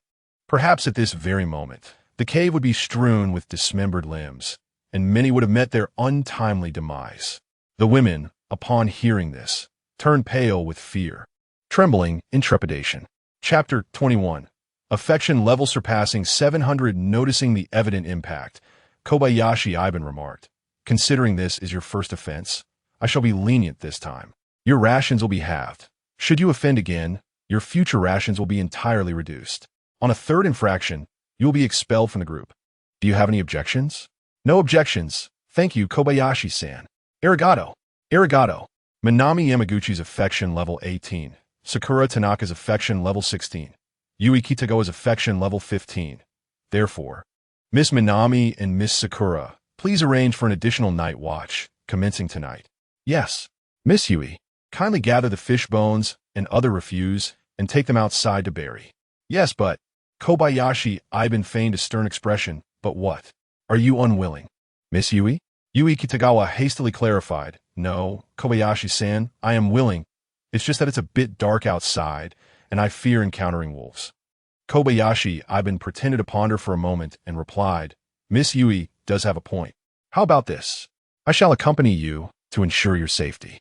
That will be a great help, Kobayashi-san. Arigato gozaimasu. Once Yui Kitagawa had packed all the refuse into a trash bag, Kobayashi Iban took up his spear and guided her into the wilderness. Though a torrential rain continued to pour, Yui Kitagawa paid little heed, closely following behind him. Fearful of losing her way, Kobayashi-san, must we go further? Let us continue a little longer, as far away from the cave as we can. After walking for a while, a sudden clap of thunder startled Yui Kitagawa, causing her to shudder and drop her belongings to the ground. Seizing the opportunity, Kobayashi Iban sighed and said, Miss Yui, with such a timid disposition and little contribution, it seems our group may find it difficult to retain you. No, Kobayashi-san, I will be very obedient. I shall do whatever you say from now on. Initially, Kobayashi Iban intended to frighten her slightly to foster her dependence and gain some affection points. Yet, her tone suggested that perhaps there was a chance for deeper connection. He said nonchalantly, but I wonder what Miss Yui is capable of? If Kobayashi-san would like, I could serve you like Miss Kanai does. To his surprise, the matter between him and Kanai had become an open secret. Kobayashi Iban felt a twinge of embarrassment, though his expression remained impassive. You all heard that? Yes. It was not our intention to eavesdrop. It's just... We were sleeping relatively close together, so we heard it. Kobayashi Iban regarded her, nodding thoughtfully, while internally contemplating. This Yui Kitagawa possessed an exquisite figure and beauty, aligning perfectly with his aesthetic preferences. Logically, since she had initiated the proposition, securing her should pose no challenge. Yet, why had her affection level not continued to rise? It seemed she was not entirely willing, merely acting out of self-preservation. Perhaps in the future, one might confide in others to elicit sympathy, thereby risking the collapse of their carefully crafted persona. If Suzuki Kana were to discover this, she would likely create a commotion. Such an endeavor would be fraught with more peril than benefit. It is wiser to first earn some goodwill. Kobayashi Ichiban sighed internally, ultimately allowing reason to triumph over desire. Miss Yui is indeed stunning and captivating, yet I refuse to exploit such matters for leverage. Henceforth, I implore Miss Yui to exert herself doubly, so she may better integrate into the team. Feigning to fumble with his clothing, he retrieved a small bag of bread from his space and handed it to her. There were too many people earlier, making it inconvenient to take this out. Please enjoy the bread. Kitagawa Yui accepted the bread, her eyes glistening with emotion. Kobayashi-san, I truly do not know what to say. I am immensely grateful. Kitagawa Yui's goodwill 20. Beep. The system has detected that the host's accumulated goodwill has surpassed 700. The following rewards have been granted. 1. Tsurugi bow with 50 arrows. one large foldable water container, 50 liters, 500 meters of wire mesh. 2. An additional 3 cubic meters of personal system space. Current total, 7 cubic meters. Kobayashi Ichiban smiled. Eat up. Once you finish, we should head back. It is not safe here. Kitagawa Yui nearly forgot about the wolves, but upon recollection, she hurriedly began to eat. She consumed her food so rapidly that she choked for a moment, raising her head to drink some rainwater before resuming. Observing her, it was evident that she had received little sustenance over the past few days. Kobayashi Ichiban dug a large pit in the soft earth on the slope and buried the refuse. After finishing their meal, the two began their return. Kobayashi Ichiban remarked, "We have been out for quite some time. If they inquire about our absence, we shall say we encounter a pack of wolves and sought refuge. Furthermore, I shall not enter the cave. Inform the lady that I will stroll along the beach to see if I can catch some fish." "Oh, Kobayashi-san, you truly work too hard." After escorting Kitagawa Yui back to the cave's entrance, Kobayashi Ichiban turned and ventured back into the dense forest, replacing his spear with a short knife. The wolf pack could be lurking nearby, and he must remain vigilant. Although the white fruit could enhance his abilities, only one remained, and he was uncertain if he would find more in the future. It would be wiser to reserve it for emergencies and consume only when absolutely necessary. He proceeded toward the beach, occasionally pausing to survey his surroundings and gauge any impending danger. After walking for some time, he discerned a few fruits high up in the trees and decided to climb. The trunk was quite slick, requiring considerable effort for him to reach the top, where 2 fist-sized fruits came into view. As he pulled one down, he noticed it was still attached to a cluster, and upon parting some leaves, he discovered 2 more clusters, totaling around 20 to 30 fruits. Women, can they truly not see such conspicuous fruits? He inwardly scoffed at the group for a brief moment. He plucked 2 fruits, wiped them on his clothing, and began to eat. The fruits lacked significant flavor but were plentiful in moisture, serving to satiate his hunger. After finishing the 2, he gathered the remaining fruits and stored them in his system space. Then, he settled into a comfortable position, reclining on a tree branch. At present, the system space still harbors a considerable number of live fish, rendering further fishing unnecessary. His deliberate venture outside is merely to create an illusion of foraging. After lounging for a while, he retrieved a small bag of bread and some spring water from the system space and began to eat. The provisions left for the women in the cave have dwindled, leaving them inadequately nourished, and seeing their pitiful condition made him refrain from competing with them for rations. While he ate, he pondered on how to eliminate the lurking threat of the wolf pack. The barbed wire rewarded by the system was initially intended to enclose the area outside the cave, but with the emergence of the wolves, perhaps it could be utilized sooner than anticipated. It all depended on the cunning of these wolves. As he contemplated, a subtle smile, reminiscent of the Nike swoosh, unconsciously graced his lips. Chapter 22. Crafting the beast trap. After waiting for a while, feeling that the time was ripe, Xiao Lin Yifan descended from the tree and made his way back. Approaching the cave entrance, he removed his outer garment and retrieved all the fruits from his spatial storage, wrapping them in the fabric. He then procured a vine and extracted 10 fish, stringing them together. Additionally, he took out his bow and folded wire mesh, carrying a bundle of supplies. These items were soon to be put to use, hence their necessity to be readily accessible. "I'm back. Come help me," Xiao Lin Yifan called out loudly, holding the fish and fruit-wrapped garment in his right hand, while clutching his spear and the wire mesh in his left. With the bow slung across his back, the women inside the cave had already noticed him, and as his words echoed, one of them opened the cave door and stepped out. "Xiao Lin-san, you've worked hard. What a bountiful harvest today. What's in your garment? Wow, so many fruits." He chuckled inwardly, relishing their astonished expressions. Xiao Lin Yifan set down his burdens, removed his trousers, and rinsed off in the rain before stepping into the cave. In no time, hot water and a dry towel were brought to him. Exemplary service indeed. "My lady, I'm feeling weary. I shall rest for a while. You all can have your meal at noon, but please refrain from touching the fish until I make arrangements for it tonight. Xiao Lin-san, you truly deserve a break. Do rest well." In truth, Xiao Lin Yifan was not fatigued, yet he felt it necessary to feign exhaustion to elicit gratitude from the women, thus enhancing his favor in their eyes. He reclined comfortably, closed his eyes, and eventually drifted into slumber. When he emerged from the stone chamber again, it was already 5 in the afternoon, and the rain continued to pour. The wolf pack, likely unable to endure hunger during the day, had sought sustenance elsewhere. However, given their behavior from the previous night, it was probable they would return that evening. Thus, Xiao Lin Yifan resolved to prepare in advance. He laid the wire mesh on the ground, measured the dimensions, and had others assist in marking the spots as he began to describe the process of constructing the beast trap and luring the wolves. The plan was to create an iron cage, suspending pieces of fish above it to entice the wolves inside, thereby trapping them. The iron cage would measure approximately 7 to 8 meters in length, 5 meters in width, and 5 meters in height, secured to the ground with the entrance facing the cave door. Pieces of fish would be hung at varying heights above the cage's top. Wolves possess remarkable jumping ability, easily leaping 3 to 4 meters. Therefore, some bait would be placed lower intentionally to allow them to eat, while others would serve purely as lures, visible yet unattainable. Aside from the entrance, the rest of the cage would be fully enclosed. Although the mesh openings were the size of a fist, wolves would certainly be unable to squeeze through. To access the bait, they would have to use the entrance. The entrance would be centrally located at the bottom front of the cage, measuring 40 centimeters by 40 centimeters, just sufficient for a wolf to pass through.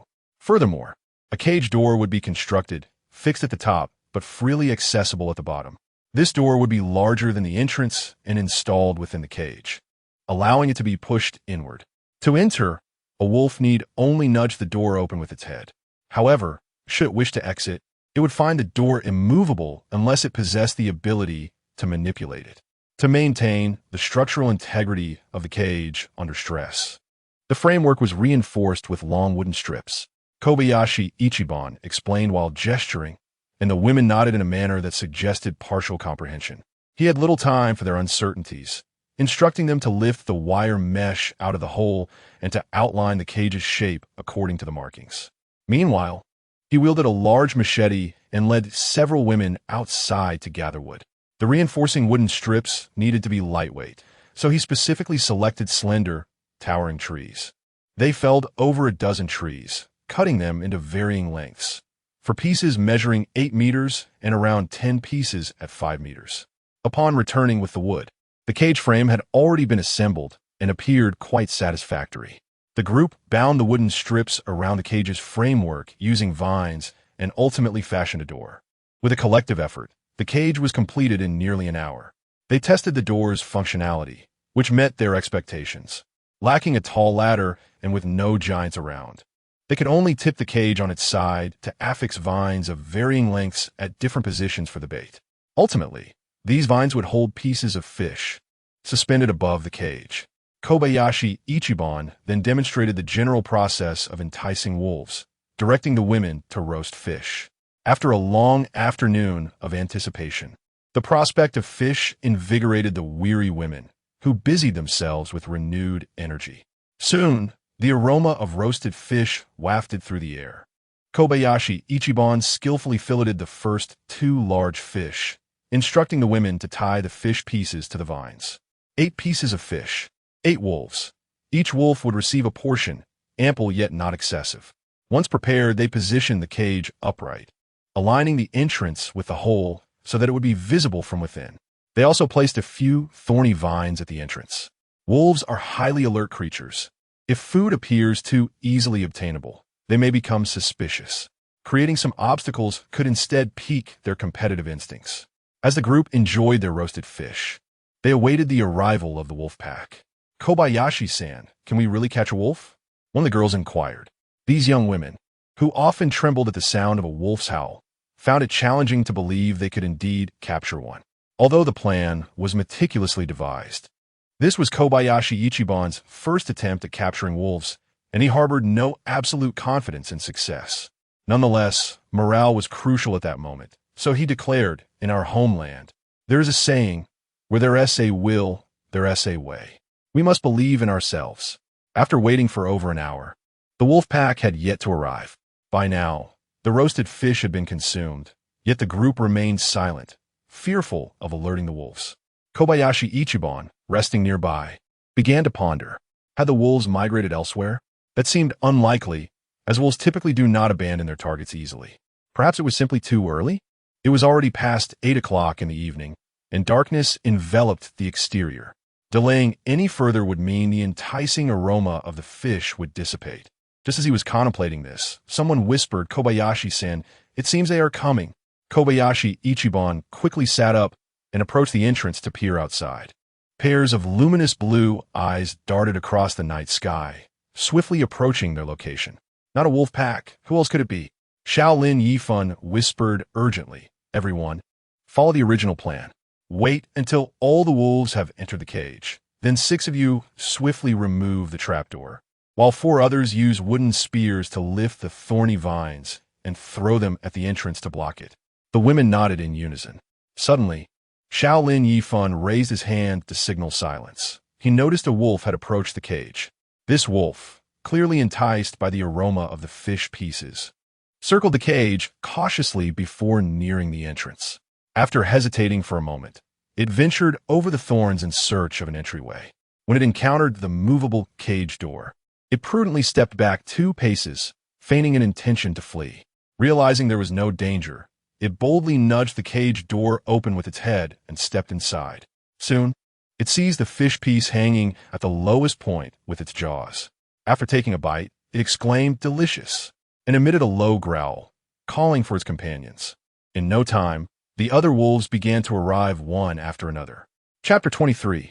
Kobayashi-san, I loathe you. As Kobayashi Ichiban watched a pack of wolves slowly infiltrate the cage, an expression of exhilaration gradually spread across his face. The plan had indeed proven effective.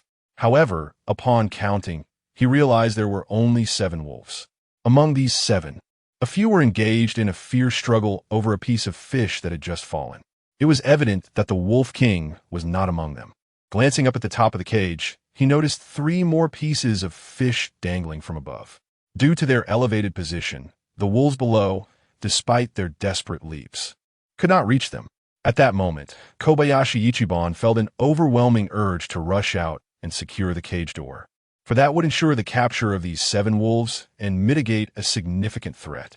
Yet, the Wolf King was likely lurking in the shadows, and given the pitch darkness outside, venturing out would be tantamount to offering himself as a sacrifice. It could even lead to an ambush on others. Patience was required. As expected, after a minute or so, a sudden whoosh echoed as a wolf leapt directly onto the top of the cage. This wolf was considerably larger and more robust than the others, unmistakably the Wolf King. The wolves below ceased their squabbling, their eyes fixed on the one above, howling in what seemed to be a lament. Which cowardly dog dared to hang the fish so high? Do they think I can fly?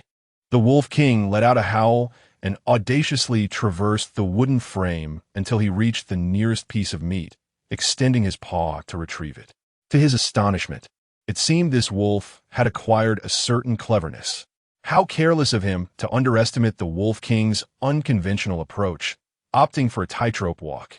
Kobayashi Ichiban felt a pang of regret. After consuming 1 piece of fish, the Wolf King moved on to another, subsequently knocking the last piece to the ground. He howled twice, preparing to retreat.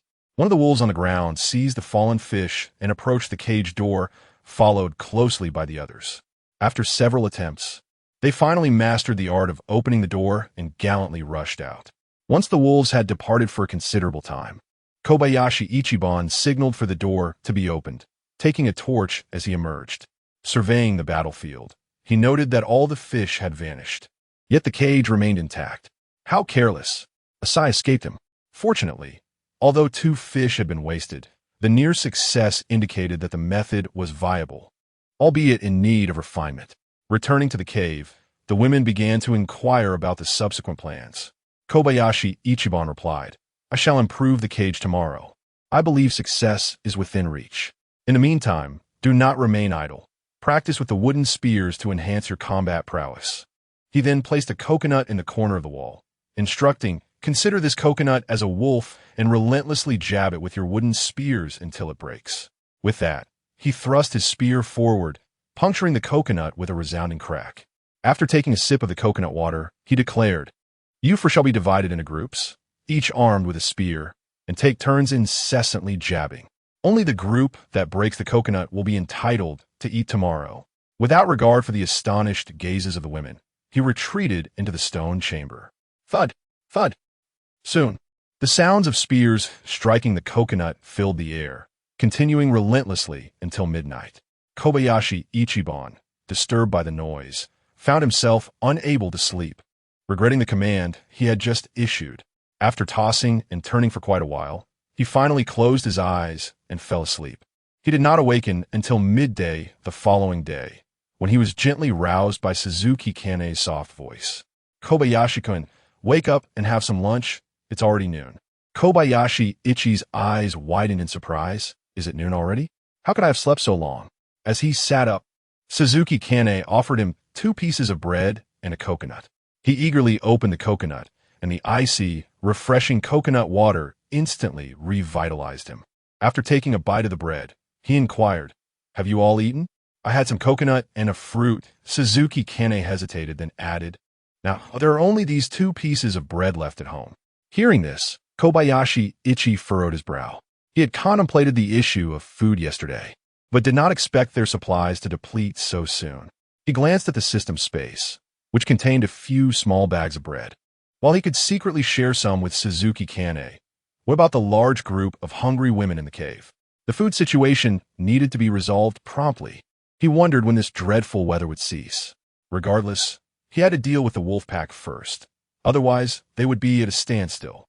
Kobayashi Ichi handed the bread to Suzuki Kane, and when she hesitated, he commanded, "Eat up and quickly give me a healthy baby."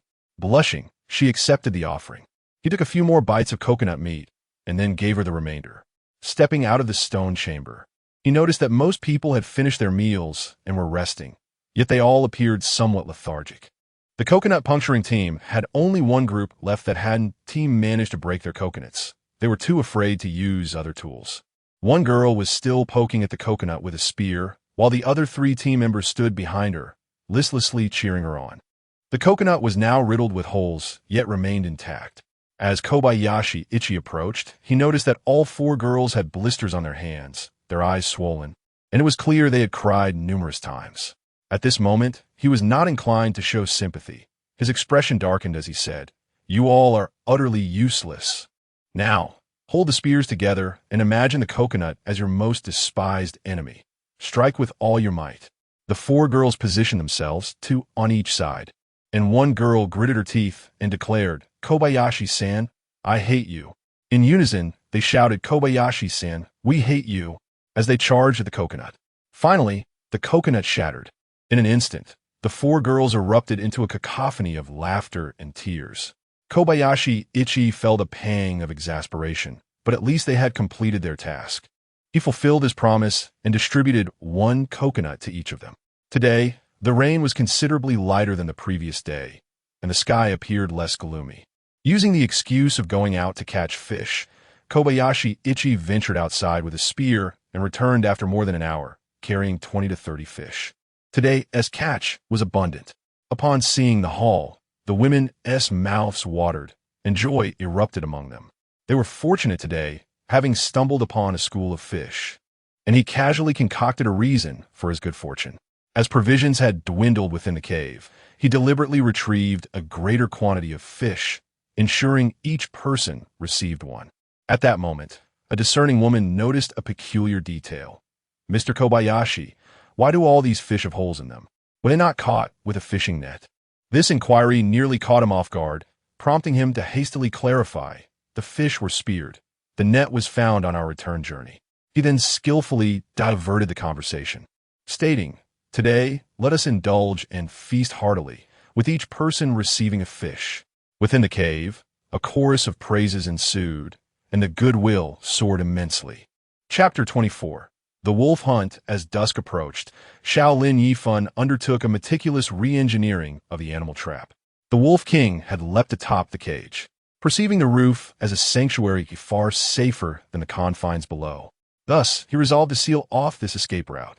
He instructed his companions to procure thorny vines. which they wound around the top of the cage. Additionally, he gathered longer, barbed thorns to place strategically around the perimeter. Now, even if the Wolf King possessed 100 lives, it would think twice before making that leap. He also had the spears sharpened anew and practiced archery for a while. Determined to succeed this time, estimating the time, he directed the others to begin roasting the fish. By 8 o'clock, the bait-filled trap was set anew. Uncertain of when the wolf pack would arrive, Xiao Lin Yifan and his companions dined while they waited. The abundance of fish made the aroma of roasted delicacies linger delightfully in the air. After about an hour, the haunting howls of wolves echoed through the night once more. Xiao Lin Yifan positioned himself at the cave's entrance, while others armed themselves with spears, slipping into a state of readiness. Drawing upon their previous encounter, the scout wolf entered the trap with confidence, quickly devouring the first morsel of meat. Soon, other wolves followed suit, though the Wolf King still remained absent. Xiao Lin Yifan scanned the surroundings multiple times, yet there was no sign of the Wolf King's south hiding place. After a prolonged wait, the 7 wolves gathered around the 2 pieces of meat suspended high above, howling and jumping in vain, unable to reach their prize. A couple of wolves even attempted to scale the side wire fence, only to tumble down halfway. Without the enticing meat, it was likely these gluttonous creatures would have fled long ago, their stubbornness evident in their relentless pursuit of the unattainable. These wolves exhibited both cunning and foolishness. Perhaps realizing the futility of their situation, the long-hidden Wolf King finally emerged, stepping over the stone steps. Xiao Lin Yifan felt a bead of sweat form in his palm and gestured for everyone to prepare. The Wolf King hesitated at the cage's entrance, but ultimately succumbed to temptation and entered the trap. The pack howled in unison, seemingly welcoming their leader. The Wolf King raised its head proudly, shook its fur, and suddenly sprang forth, seizing a piece of fish that was over 4 meters high. "Open the door. Get ready to block the entrance with thorns," Xiao Lin Yifan commanded softly. The 6 girls responsible for the door had been poised for action, and upon hearing the order, swiftly moved it aside. The other 6 girls, brandishing spears, rushed forward with a large bundle of thorny vines and hurled them down. At that moment, the wolf pack sensed the commotion and realized they had fallen into a trap, throwing them into a state of panic. True to its nature, the Wolf King reacted swiftly, lunging toward the entrance. "Torchbearers and spear wielders, follow me," Xiao Lin Yifan shouted, brandishing a torch as he leapt from the cave entrance onto the steps. The thorny vines at the cage's entrance were still loosely arranged, and the Wolf King had managed to poke its head halfway out. Yet, confronted with the menacing thorns, it hesitated, pawing cautiously at the barrier. Seizing the moment, Xiao Lin Yifan hurled his torch directly at the beast. The torch nearly struck the Wolf King, startling it into retreating swiftly back into its cage. "3 of you guard the entrance. If the wolf emerges, use your torches to burn it and stab with your spears. The rest follow me to hunt down the wolves," Xiao Lin Yifan commanded loudly, drawing his bow from behind. "Koyano Maki, hold the torch and illuminate my path." "Yes," a woman responded from behind. Xiao Lin Yifan knocked an arrow, his gaze tracking the Wolf King's restless movements.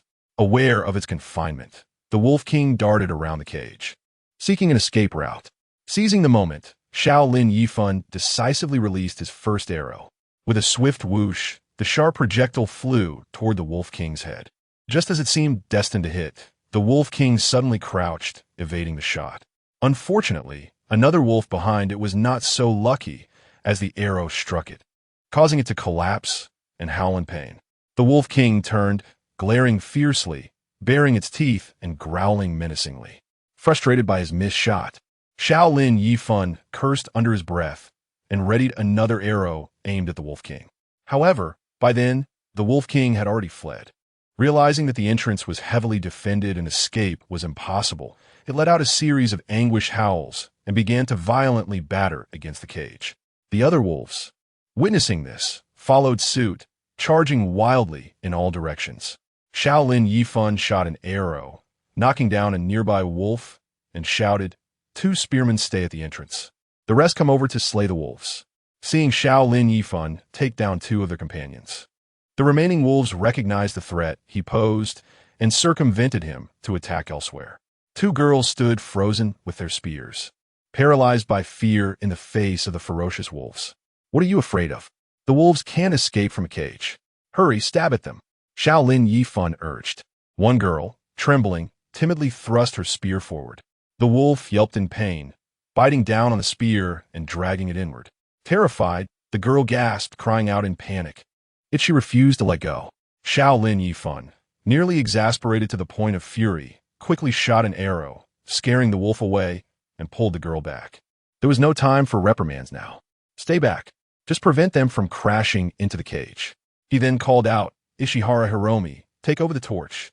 Koyano Maki, go slay the wolves. Meanwhile, the Wolf King continued to ram against the wire mesh, having already created a significant dent. If it persisted, it might very well break through. Xiao Lin Yifan could no longer concern himself with the other wolves and rushed toward the Wolf King. As it launched another assault on the wire mesh, suddenly, an arrow shot in from his side. With its body still entangled in the wire, the Wolf King had no way to evade. But with a powerful push of its hind legs, it leapt upward, narrowly avoiding the arrow. This Wolf King was indeed turning formidable. At that moment, Xiao Lin Yifan felt a surge of admiration for its cunning. Although the arrow had missed, the wire mesh remained intact. He then released 2 more arrows, bringing down 2 additional wolves. Gradually, the women began to find their confidence, dispersing around the cage and exhibiting a newfound composure. Suddenly, a voice pierced the air with a cry, startling Xiao Lin Yifan, who hurried over, fearing something alarming had transpired. There lay a wolf, a spear embedded in its body, collapsing despondently to the ground. Standing just outside the cage was a girl, her body trembling slightly, yet her stance still held the posture of a warrior. Well done, Maki Ono. You're the first female warrior to slay a wolf, Xiao Lin Yifan exclaimed, patting her shoulder with genuine admiration.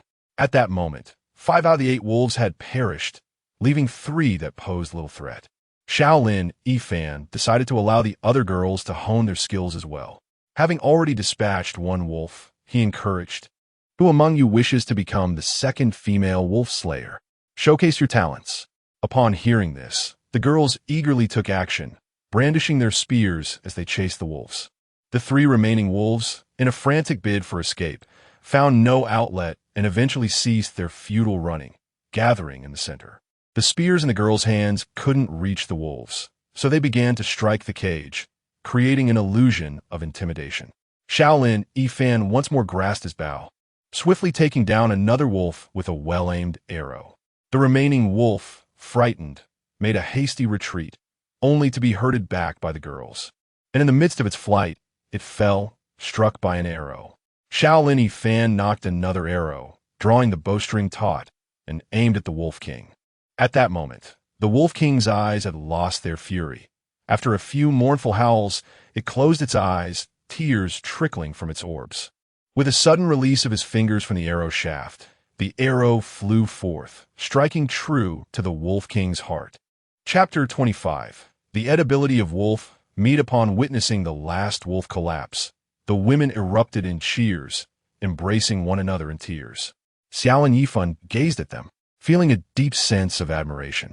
Indeed, it had not been an easy feat. These individuals had likely only encountered wolves through television. Yet today they faced the grim reality of life-and-death combat with such creatures. However, following this battle, it was apparent that everyone had experienced varying degrees of growth, a crucial element for their future survival on the deserted island. Xiao Lin Yifan picked up a torch and a spear, stepping into the enclosure to deliver the final blow to the 2 wolves that were barely clinging to life, and retrieved all the arrows. Would you dare to consume wolf meat? He suddenly inquired, looking at the group. Xiao-Lin-san, is wolf meat truly edible? One of the young women asked. Xiao Lin Yifan was nearly moved to tears by her bewildering line of thought. Of course, wolf meat is consumable. However, if you wish to partake, you must learn to slaughter the wolf yourselves. Upon hearing that wolf meat could be transformed into sustenance, their eyes sparkled with anticipation. These wolves could provide nourishment for several days, although they were uncertain about the taste. Their understanding of wolves was rather limited. At that moment, Maki Koyano stepped forward, saying, Xiao-Lin-san, I wish to eat it, but I do not know how to slaughter it. Could you teach me? I want to learn too. Me as well, echoed two other girls standing behind her. Gradually, most of the women stepped forward, leaving only 3 or 4 who remained at the back, heads bowed. Hesitant to meet his gaze, Xiao Lin Yifan did not press them. Perhaps some harbored a natural fear of wolves or had some psychological barriers. If you wish to learn, I shall certainly teach you. To survive on this deserted island, you must enhance your survival skills. Otherwise, you will find it exceedingly difficult to advance, Xiao Lin Yifan proclaimed. Pacing back and forth, today you have all partaken in the most significant lesson. We witnessed the fierce wolves ultimately fall at our hands. What does this teach us? As long as we possess the determination to overcome difficulties, victory will belong to us.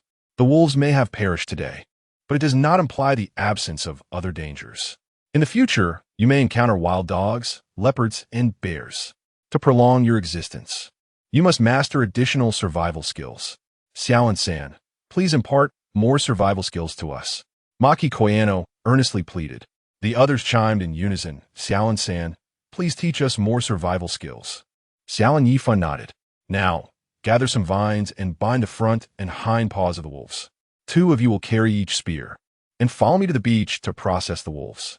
In a short while, all the wolves were secured. 8 wolves, 16 young women, each lifting one.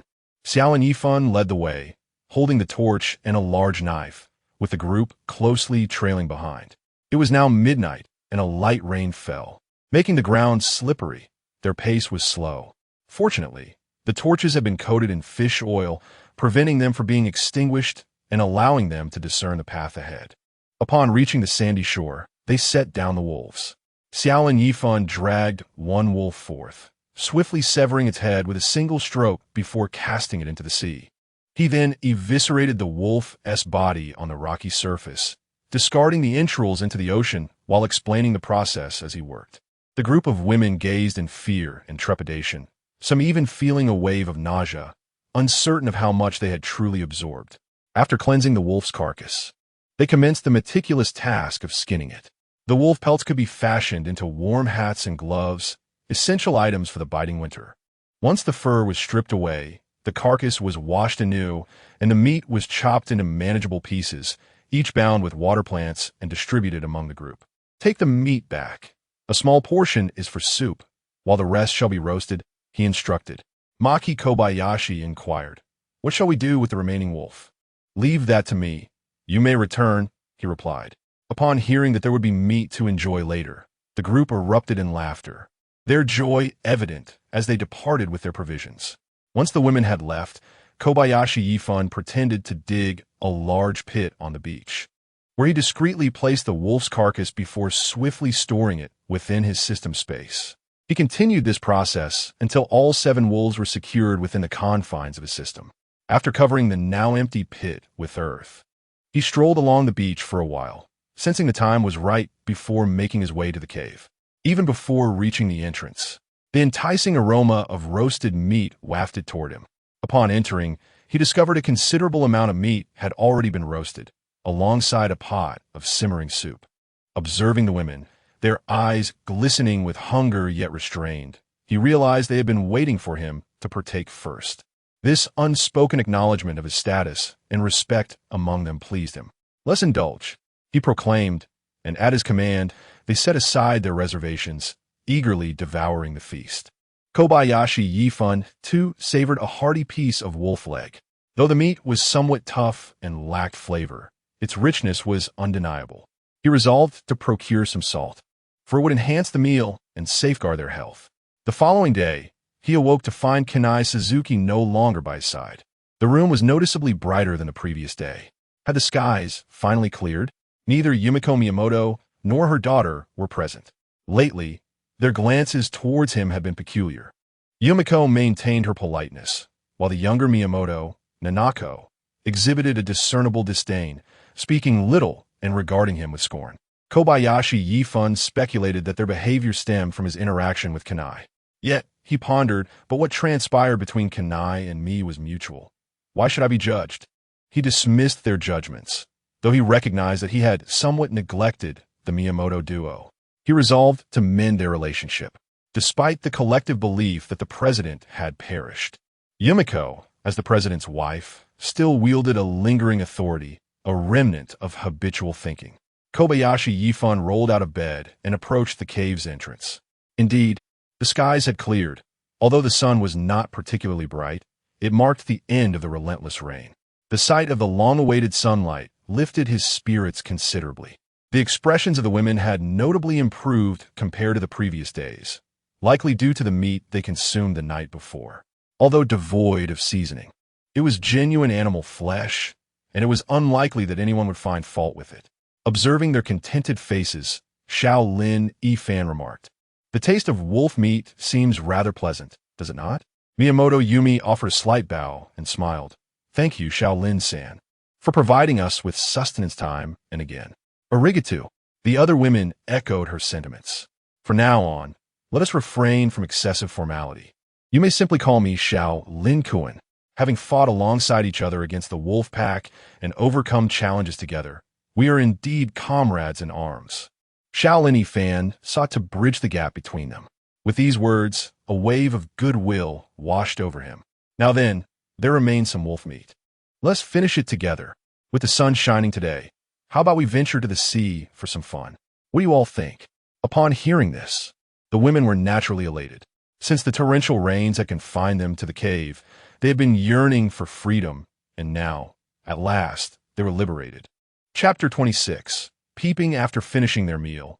For individuals remained stationed at the cave, while Xiao Lin Yifan led the others in a grand procession towards the beach, each wielding a long spear and an empty mineral water bottle. The spears served as a means of protection, while the bottles were intended for collecting seawater in preparation for salt extraction. Upon reaching the shore, the women wasted no time in plunging into the water. Many, seemingly unperturbed by Xiao Lin Yifan's presence, stripped completely and dashed into the waves. A few, feeling somewhat bashful, opted to remove only their outer garments, retaining some semblance of modesty. Xiao Lin Yifan stood at a distance, captivated by the sight of varying forms and figures before him, momentarily overwhelmed. "Oh, mother, come down and wash quickly," Miyamoto Nico called out from the water to her mother on the shore. Upon seeing her clad in a Pikachu-themed ensemble, Xiao Lin Yifan couldn't suppress a chuckle, finding it adorably excessive. At that moment, only Miyamoto Yumi remained on the shore, appearing somewhat solitary. Yet, upon noticing Xiao Lin Yifan standing behind her, she hesitated.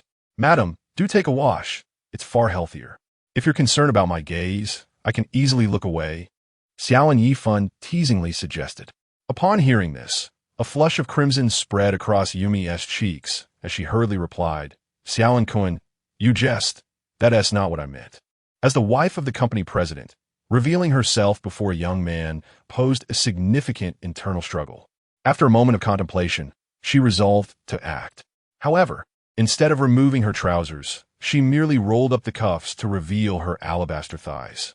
She unbuttoned her outer garment, tying it in a knot to expose a glimpse of her slender waist. "Yumi, you are quite enticing." This marked Xiao Lin Yifan's first close observation of her figure, albeit still clothed. Despite being in her 30s, Miyamoto Yumi maintained an exquisite physique, her proportions harmonious and her curves delightful.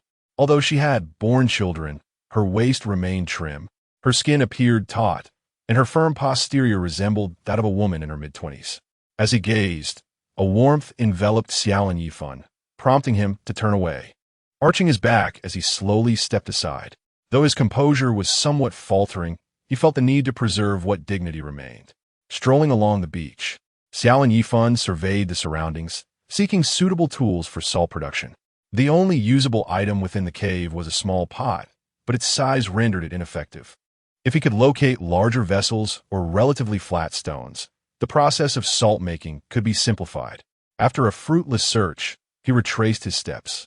Upon his return, the women, caught off guard while dressing, hastily covered their crucial areas with their hands and sought refuge behind the rocks.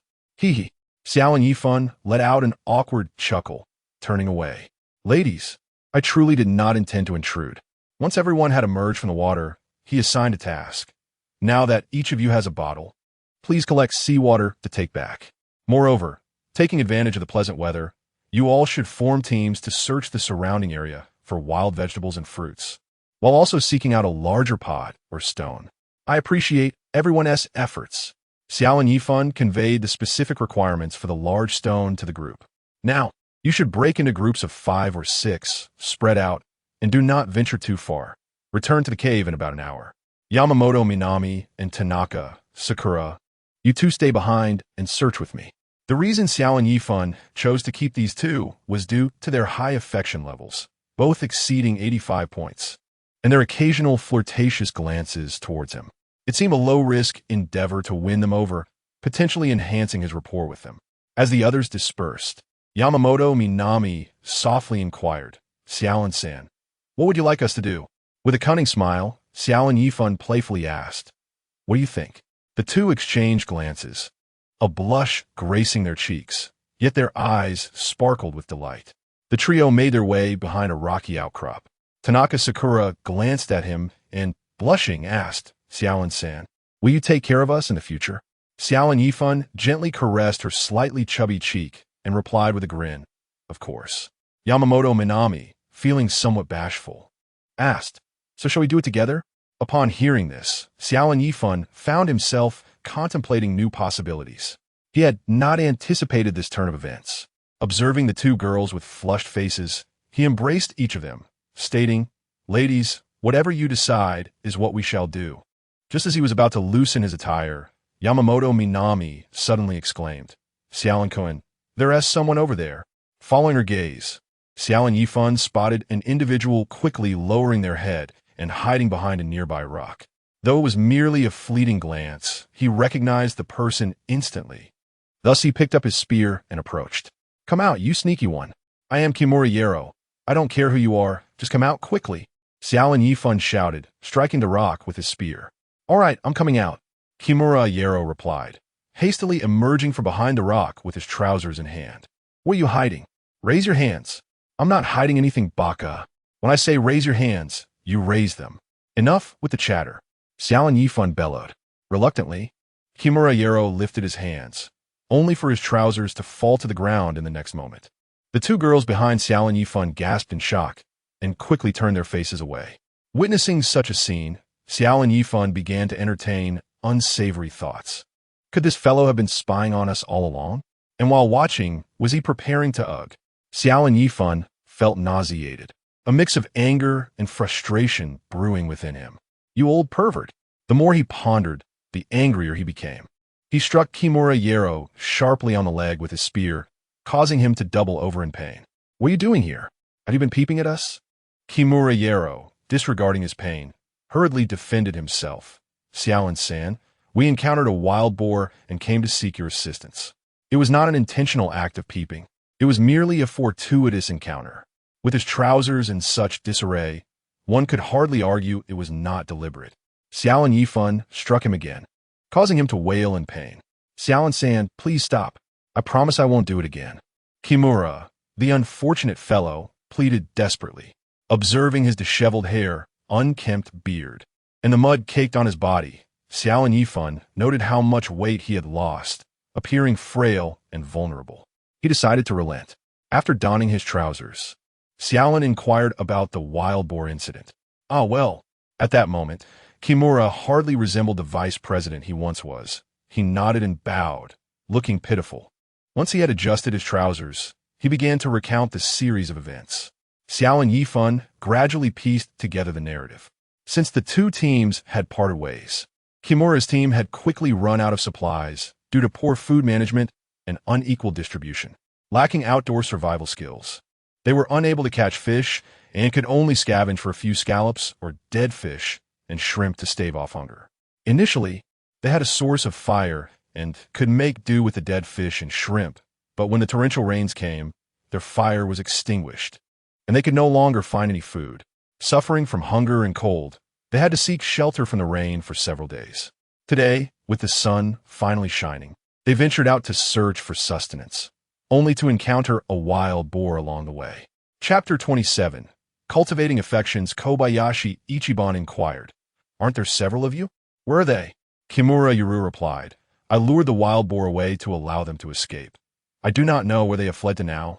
As he spoke, two women dashed out from the woods. Kobayashi Ichiban recognized them as members of Kimura Yuru's group. The women approached, casting a disdainful glance at Kimura Yuru, and disregarded him entirely, instead coming directly to Kobayashi Ichiban's side. "Kobayashi-san, it is truly wonderful to see you," they exclaimed, each seamlessly linking an arm with his.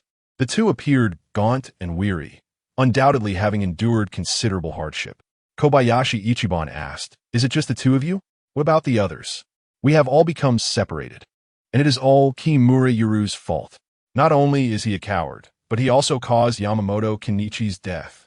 The women grew increasingly agitated, pointing accusatorily at Kimura Yuru, who lowered his head in shame.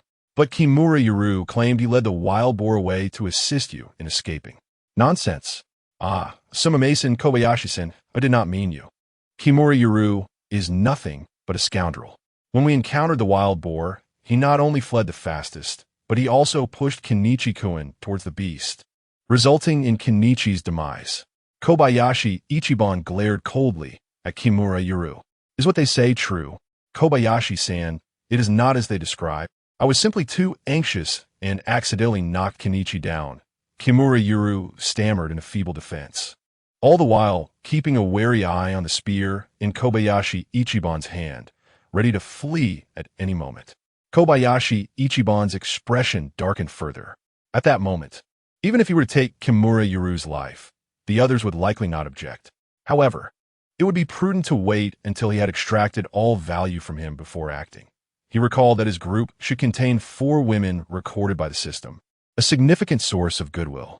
Noticing the fury in Kobayashi Ichiban's eyes, Kimura Yuru took off running, swiftly covering 5 or 6 meters, and alarmingly, he fled in the direction of the river. If he discovered the river, it would spell disaster. Moreover, his scattered companions might also wander toward the river. They must be located without delay. With this thought, Kobayashi Ichiban called out, "Stop! Kimura Yuru, I will not kill you." Hearing this, Kimura Yuru hesitated and halted. "You truly will not kill me? If you can retrieve the team members, not only will I spare your life, but I will also provide you with food. We feasted on fish and wolf meat yesterday." "Fish? Wolf meat?" Kimura Yuru immediately ceased his flight. At that moment, not only Kimura Yuru, but also the 2 women were salivating with greed. One of the women once again linked her arm with his, rubbing against him as she said, "Kobayashi-san, as long as there's meat to eat, I will do anything you ask. I am willing to." The other woman chimed in, tightly clinging to his arm. Noting that the 2 women were not part of the system's recorded individuals, Kobayashi Ichiban replied coolly, "You are on the same team as Kimura Yuru. Only when you have retrieved all your teammates will I consider taking you in." "Kobayashi-san." A young lady attempted to act coy, but he interrupted her directly. "Enough. You 2 hasten to find someone. I do not wish to repeat myself." The 2 women, disheartened, departed and exchanged a few words with Kimura, who cautiously inquired, "Kobayashi-san, how shall I contact you once I have found someone?" "Upon locating the individual, you are to return here and await my arrival. I shall dispatch someone to check on you every 2 hours. However, should you fail to appear by the end of today, I may reconsider my decision." "Kobayashi-san, we will find him at once," Kimura proclaimed, hastily leading the 2 women away. Tanaka Sakura asked Kobayashi-san, "Do you truly intend to take them in?" Kobayashi Itaku retorted, "Do you believe I should? Ah, but our provisions are scarce, and that Kimura fellow is rather unscrupulous." Miss Sakura's words rang true. "Naturally, I shall not shelter them without compensation. They will be required to work for us and fend off beasts." His true intention was, of course, to retain those women catalogued by the system, yet he must not appear too overt about it. After being interrupted by Kimura and his party, Kobayashi Itaku lost interest, and with the looming possibility of others emerging, he decided to put matters on hold. He proceeded to slay a wolf, skin it, and clean it thoroughly before returning to the cave with the 2 women. Upon their return, they found only the 4 women left behind and the Miyamoto mother and daughter. The Miyamoto duo had already retrieved all the bottles filled with seawater, while the others foraging for wild fruits had yet to return.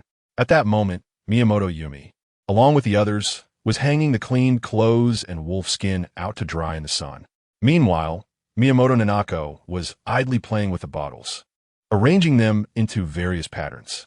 Noticing the Miyamoto ladies, Kobayashi Itaku began to entertain a notion. It was seldom that he found an opportunity to spend time alone with them, and with fewer people around, it seemed an opportune moment to cultivate a rapport with the mother and daughter. Kobayashi Itaku entrusted the wolf meat to the remaining women and handed the freshly skinned wolf pelt to Miyamoto Yumi. Madam, please take care to dry this wolf skin. When the weather turns cold, it can be fashioned into a hat and gloves for Miss Nanako. Without waiting for Miyamoto Yumi's response, he amiably patted her shoulder and walked away. His gaze shifted to the solitary Miyamoto Nanako, a smile forming upon his lips. He retrieved his bow and arrows from within the cave, stripped 2 arrows of their tips, and smoothed the ends before calling out to Yamamoto Miho and Tanaka Sakura. Approaching Miyamoto Nanako, he directly took 2 bottles of water from her. "What are you doing?" She pouted, displeased. "You've ruined my patterns." "The loss of a bottle or 2 will hardly be noticed," Kobayashi Itaku replied nonchalantly, taking the water and moving to a distance with the 2 women. "Miho, Sakura, each of you take a bottle of water and toss it into the air." Yamamoto Miho asked, "Kobayashi-kun, is it sufficient to simply throw it up?" "Indeed, toss it high. The higher, the better." Yamaguchi Minami nodded, vigorously tossing the bottle over her head. As the bottle reached its zenith and began its descent, Kobayashi Ichiban had already loosed his arrow. With a resounding thud, the shaft struck the bottle squarely.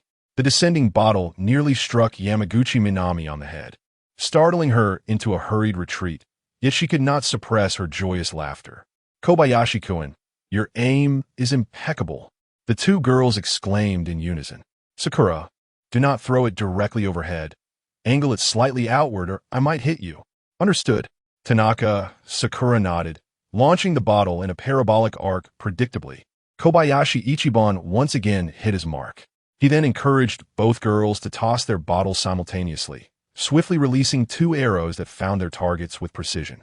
The trio reveled in their merriment, laughter echoing around them. Before long, the youthful and spirited Miyamoto Nanako could no longer contain herself and dashed over. Initially, she merely observed from the sidelines, but eventually she could not resist speaking up. "Kobayashi-san, I want to play too." Kobayashi smiled inwardly while maintaining a composed facade, replying, "Very well, then bring another bottle of water." "I don't want to play that. I wish to shoot arrows." Kobayashi Ichiban mused to himself. This little imp certainly has her own distinct preferences. Chapter 28. I wish to have a sister. Kobayashi Ichiban extended the bow in his hands towards her. Yet he feared that she might accidentally blind the 2 girls, so he took it upon himself to toss the bottles for her. The bow was somewhat heavy, and Miyamoto Nanako's strength was limited. She could barely draw it back. After a few feeble attempts, she not only missed the target, but nearly struck Ichiban in the face, causing the 2 girls nearby to gasp in alarm. Ichiban instructed the girls to assist with the wolf meat, effectively sending them away. Observing Nanako's crestfallen expression, Ichiban remarked with a smile, "Little one, do you wish to learn archery?" "You're the little one." Nanako shot back, casting him a glare. "You're the youngest here.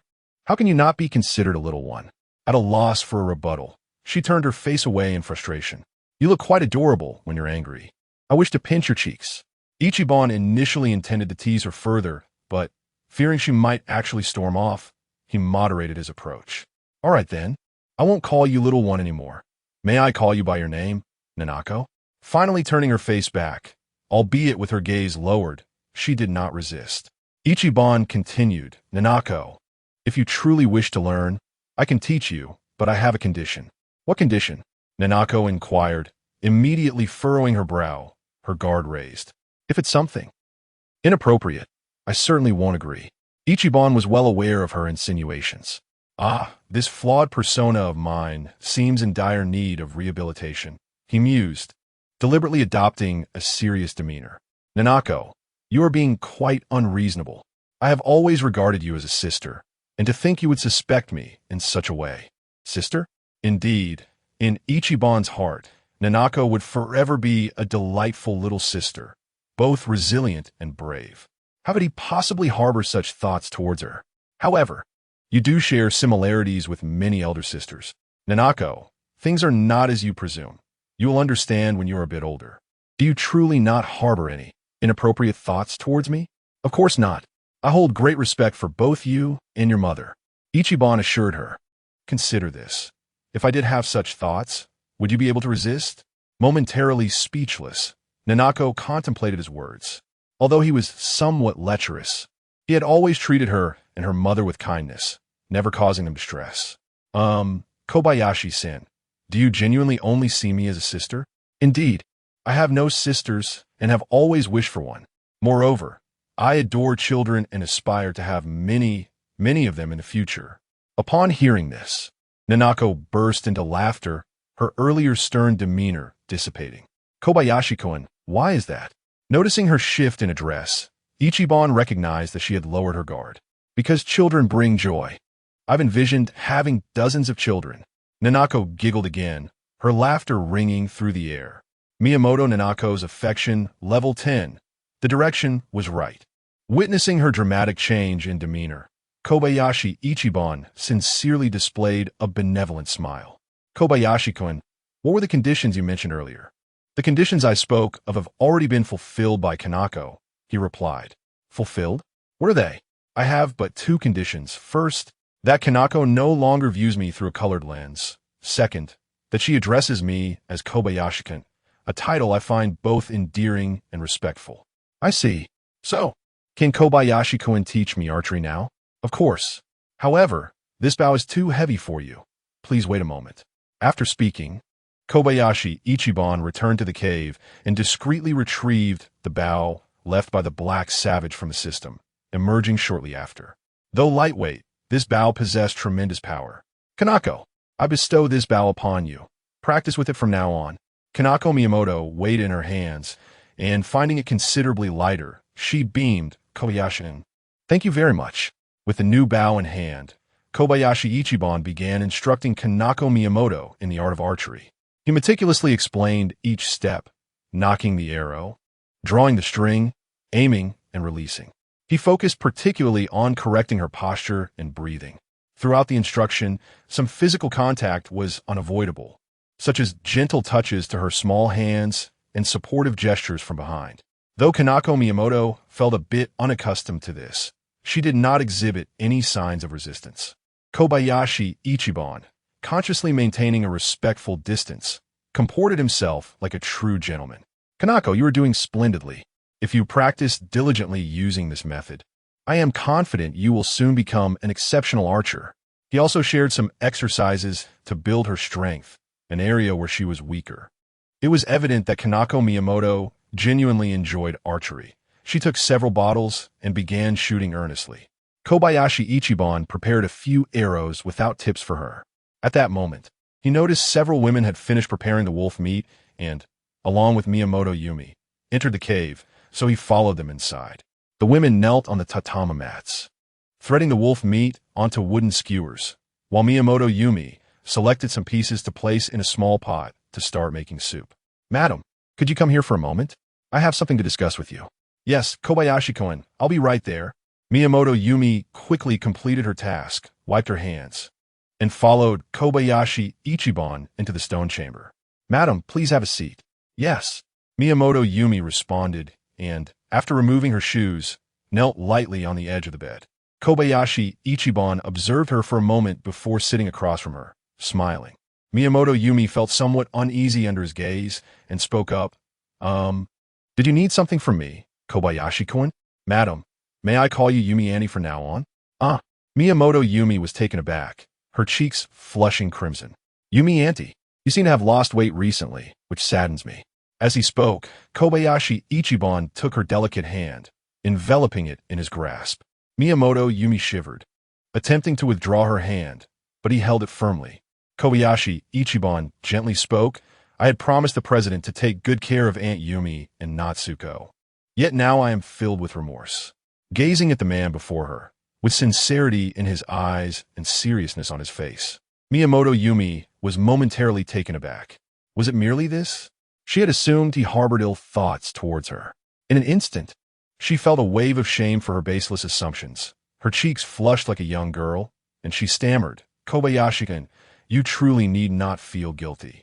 You have cared for us wonderfully. Arigato. Aunt Yumi was a kind-hearted woman, adept at offering comfort. Kobayashi Ichiban lightly caressed the back of her hand a few times before willingly releasing it. Miyamoto Yumi's small hand clutched the hem of her garment, her heart racing like a frightened deer. This was the first time someone, aside from her husband, had touched her hand. The sensation was peculiar. Stealing another glance at the man before her, she noted the clarity in his gaze, devoid of any lewd intentions. Indeed, she had overthought. He bore no wicked thoughts toward her. Chapter 29. Indeed, Aunt Yumi is the kindest person. Kobayashi Iban expressed Aunt Yumi in the future for such trivial matters. Please allow them to handle it. There is no need for you to take action personally. I do not wish for you to overexert yourself. Upon hearing this, Miyamoto Yumi felt a surge of emotion. Kobayashi-kun, these tasks are not burdensome, and a moderate amount of work is beneficial for one's health. Very well, Aunt Yumi. Please proceed as you see fit, but do not overexert yourself. You must take care of your health. And please look after Naoko as well. Kobayashi-kun is very considerate. Thank you. Aunt Yumi, I sought you out because there is a matter to discuss. Today, I encountered Kimura Yero, who implored me to take them in. What are your thoughts? Kimura-san, you say? What has become of them? Kobayashi Iban recounted the general circumstances surrounding Kimura Yero. Miyamoto Yumi responded. This Kimura Yero possesses an average character, yet his capabilities are commendable. If Kobayashi-kun does not take them in, they may very well perish from starvation. What do you mean, Aunt Yumi? Kobayashi-kun, you are the sole man in the cave, burdened with all matters, both large and small. It is truly too strenuous. You may take them in to assist with some tasks and alleviate your load. Aunt Yumi's concern for me brings great joy to Iban. I have not misjudged. Indeed, Aunt Yumi is the kindest person. In light of Aunt Yumi's sentiments, I shall welcome them. Kobayashi Iban gently touched her small hand, and this time, Miyamoto Yumi did not exhibit overt resistance. At that moment, a commotion arose outside as the women who had gone fruit picking returned one after another. Kobayashi Iban and Miyamoto Yumi made their way outside the cave. Upon inquiring, they learned that no large iron pots had been found, but a substantial stone weighing approximately 300 to 400 pounds had been discovered. Where's the stone? Iban inquired. One woman replied, not far from here, about 7 or 8 minutes away. We happened to see it on our way back, but several of us were unable to lift it, so we returned to inform you. Kobayashi-kun, well done. I shall take a look after lunch. Lunch consisted of wolf meat, wild vegetables, and fruits, and everyone enjoyed their meal immensely. As the head steward, Miyamoto Yumi managed the food supply. Thus today, they consumed less than half of the available portion, planning to save the remainder for 1 or 2 more meals. Kobayashi Iban respected her authority and refrained from interfering with logistical matters. As long as the other women had no objections, he too would remain silent. After the meal, Kobayashi Iban asked, who among you is willing to accompany me to see the large stone? As soon as he finished speaking, 3 young women raised their hands. At that moment, Onomaki asked, Kobayashi-kun, should we bring more people? No, let us go and take a look first. Then, I will take Kobayashi-kun. Very well. Kobayashi Iban nodded subtly, though inwardly he felt a surge of delight. Onomaki's abilities stand out among the other women, and she was the first to take action in slaying a wolf. Currently, her affection for him is at 91. If their relationship can advance further, he could cultivate her as a trusted confidant to assist him with various matters in the future. Clearing his throat, he spoke solemnly. Maki Koino will now lead me to find the stone. The others shall work at home. Those without tasks should practice self-defense skills. This is something Nanako Miyamoto excels at. Today, she even approached me to learn archery. Everyone should take inspiration from her. Nanako Miyamoto's favorability 5, Kobayashi Ichiban, cast a reassuring glance at Nanako Miyamoto before departing with Maki Koyano. Maki led the way, and the two soon arrived before a sizable boulder. Upon seeing the stone, Kobayashi Ichiban's eyes widened in astonishment. This rock was truly extraordinary. Above the stone, rainwater had collected, forming an oval shape, slightly smaller than a ping-pong table, with a distinct curvature from the edges to the center. This boulder, exposed on the surface, might easily be mistaken for an extension of a mountain if not observed closely. However, the soil at the stone's edges had been washed away by the rain, revealing it as a solitary rock.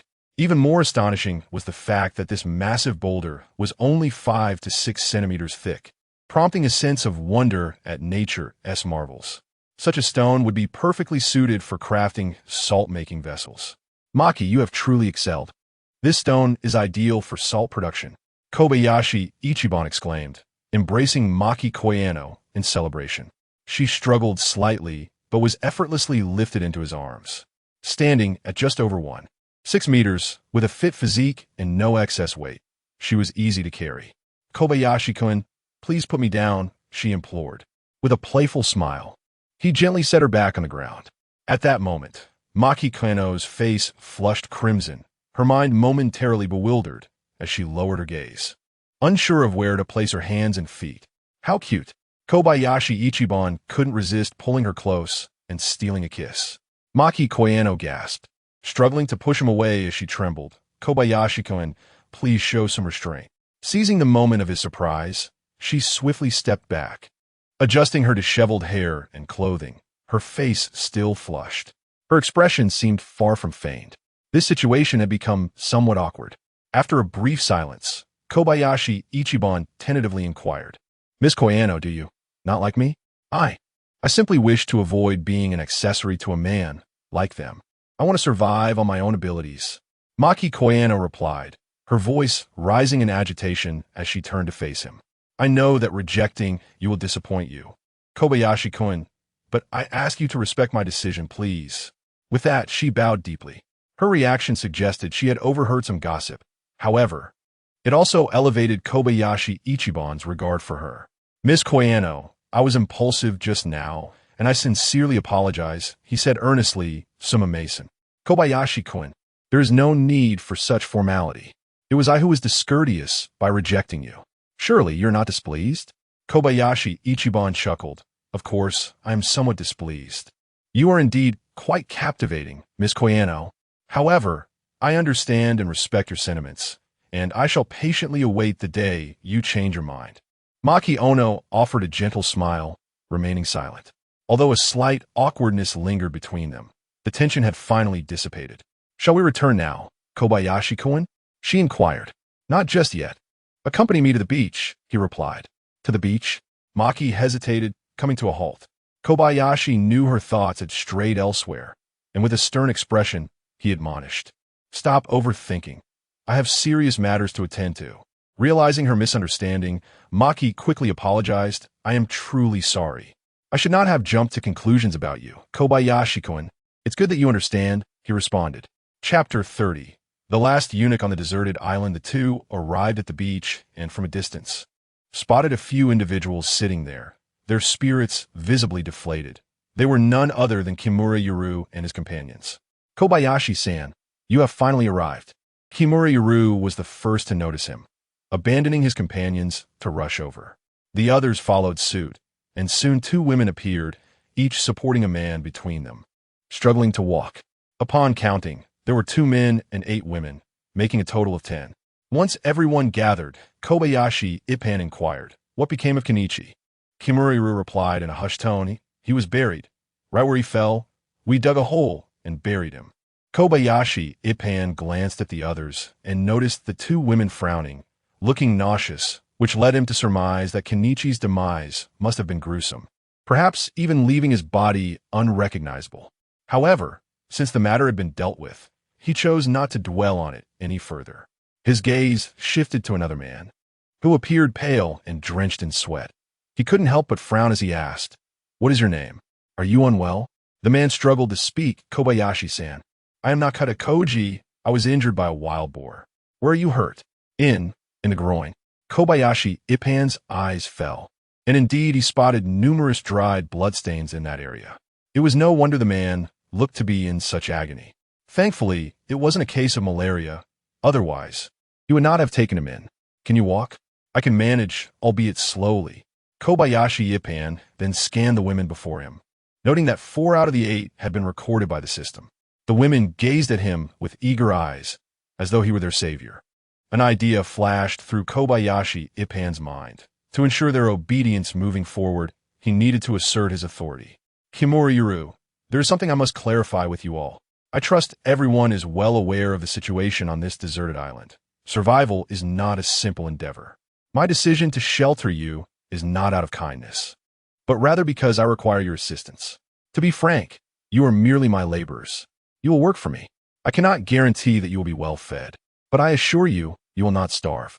After a brief pause, he continued, At present, there is a task that requires your attention. There is a large stone, weighing around 300 to 400 pounds. I need your help to carry it back. In return, you shall have meat to eat tonight. Upon hearing this, Kimura Yuru grew anxious. But Kobayashi-san, we are famished and have no strength left. Kobayashi Ippan let out a cold laugh, shrugging his shoulders. That is of little concern to me. If you are unwilling to lift it, there will be others who will. One of the women suddenly interjected, Kobayashi-san, if he will not carry it, we shall. We have long wished to part ways with him. Please, take us with you. The others echoed her sentiments. Seeing the shift in sentiment, Kimura Yuru quickly raised his voice. Kobayashi-san, I will carry it. I will do it right away. Kobayashi Ippan regarded him with a sigh and a shake of his head.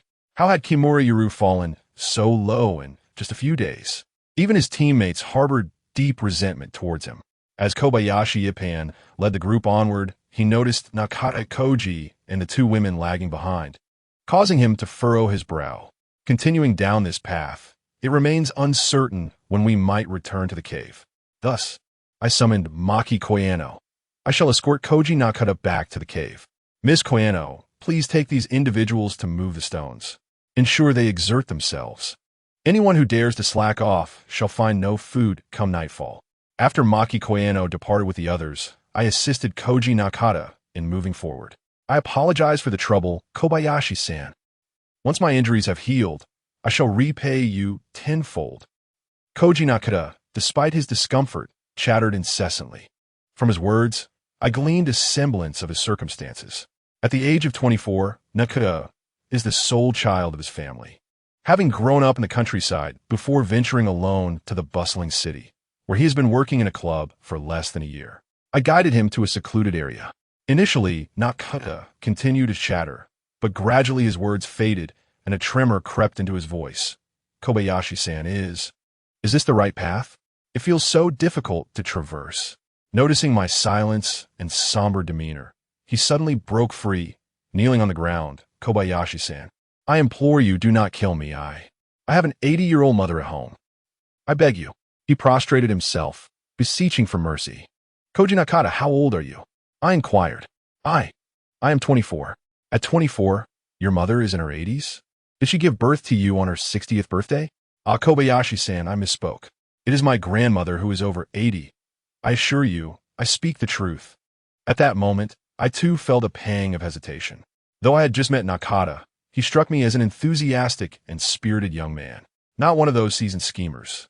My motives for wanting to dispose of him were merely twofold. I wished to prevent him from vying for women and to avoid taking on a burden. However, he bore me no ill will, and it was indeed challenging to act against him. Witnessing his tearful plea and the bloodied state of his forehead, I felt a twinge of compassion. Koji Nakata, what are you contemplating? You are injured.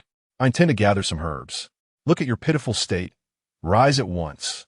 With that, I disregarded him and moved aside, feigning an interest in the flora. Nakata, as if granted a reprieve, collapsed onto the ground.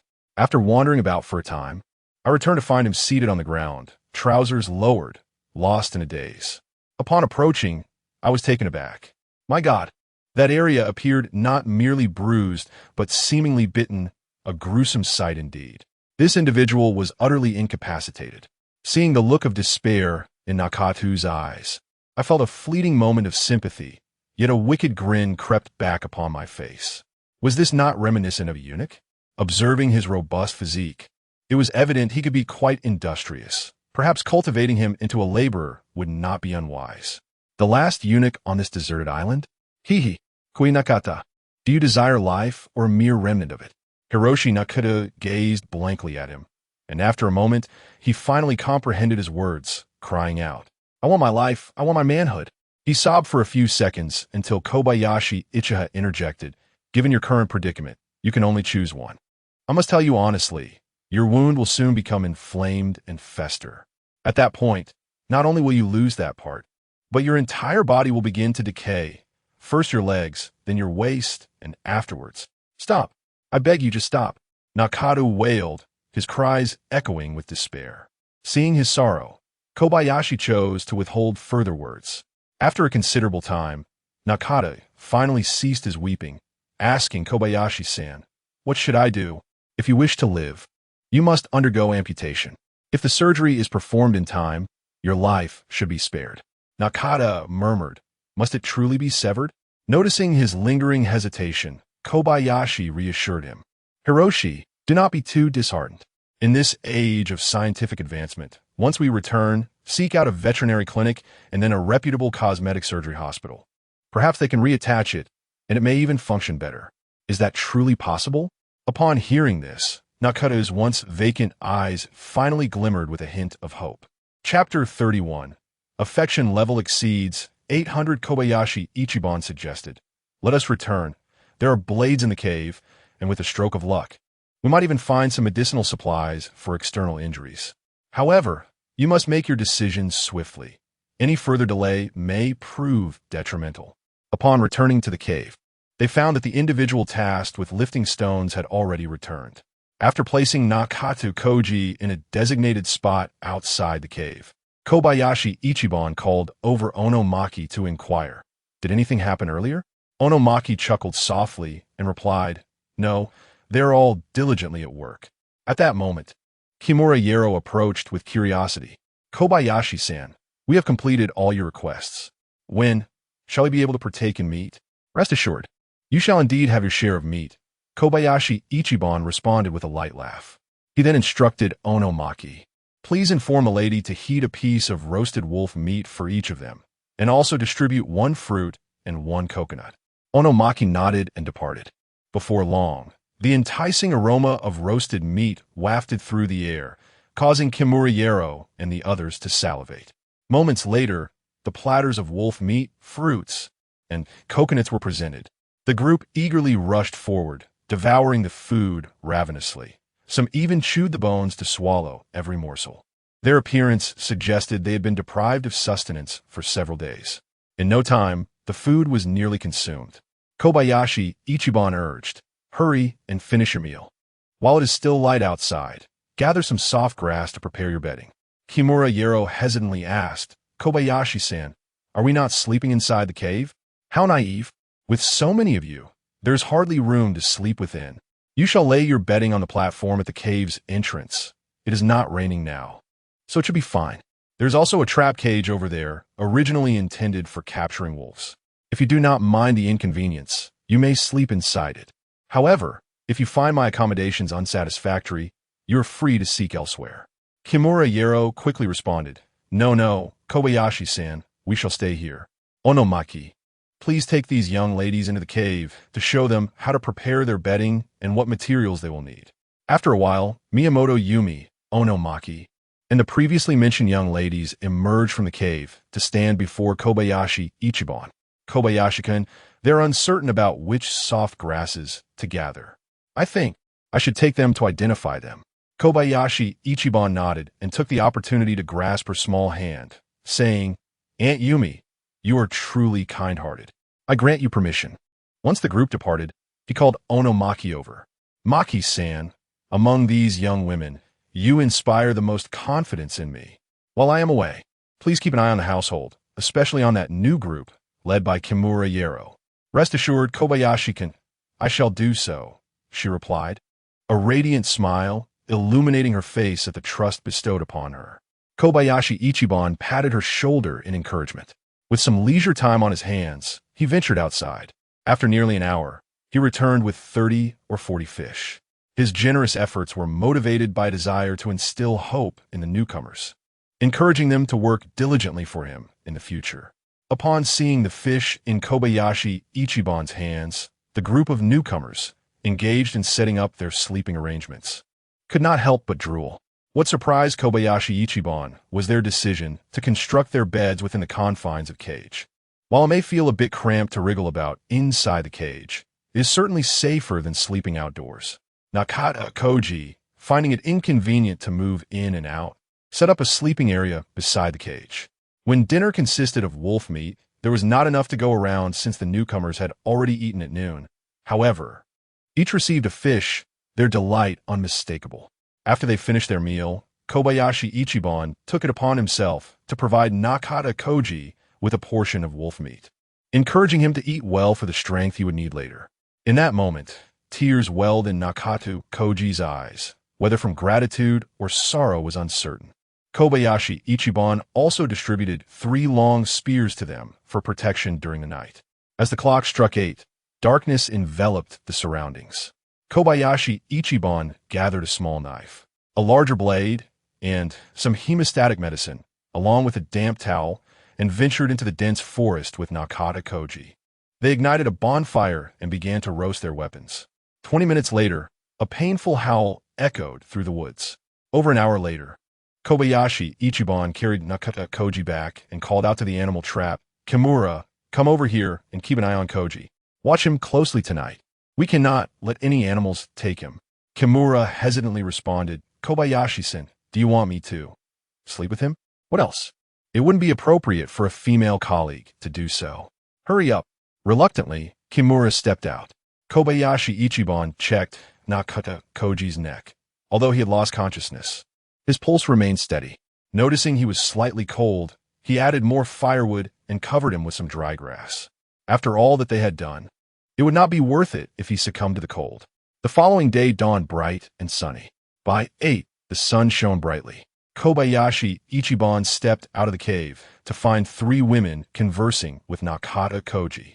It seemed this young man, or rather this little Koji, had formed good relations with his colleagues. Approaching to check on him, Kobayashi noted his pale complexion, yet his spirits appeared to be lifted. "How do you feel, Koji?" "Kobayashi-san, I am immensely grateful. I feel much better than yesterday, arigato." Nakata Koji managed to stand, bowing deeply in appreciation. Kobayashi Ichiban nodded. "That is good to hear. You are still unwell, so please continue to rest today. I will catch more fish at noon to make soup for you to help replenish your strength." "Kobayashi-san, you are so kind to me. I hardly know how to express my gratitude. Arigato gozaimasu." Nakata Koji bowed deeply once more, his head bending towards the ground. Kobayashi Ichiban supported him, smiling. No need for such formality. Colleagues should look out for one another. The women nearby, witnessing his kindness and thoughtfulness, instantly felt a surge of admiration for him. At the well, the affection level with Kwan has increased by 5. The affection level with Takahashi Keiko has risen by 6. The affection level with Hirano Maiko has ascended by 8. Ding! The system has detected that the host's accumulated affection level has surpassed 800. The rewards are as follows. 1.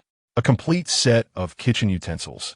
10 sets of tableware. 2 sets of men's summer clothing. 20 sets of women's summer clothing. 2. An additional portable system space of 3 cubic meters. The current total system space is 10 cubic meters. Kobayashi Ichiban glanced at the rewards. This time, the system's offerings were remarkably practical and arrived at a most opportune moment.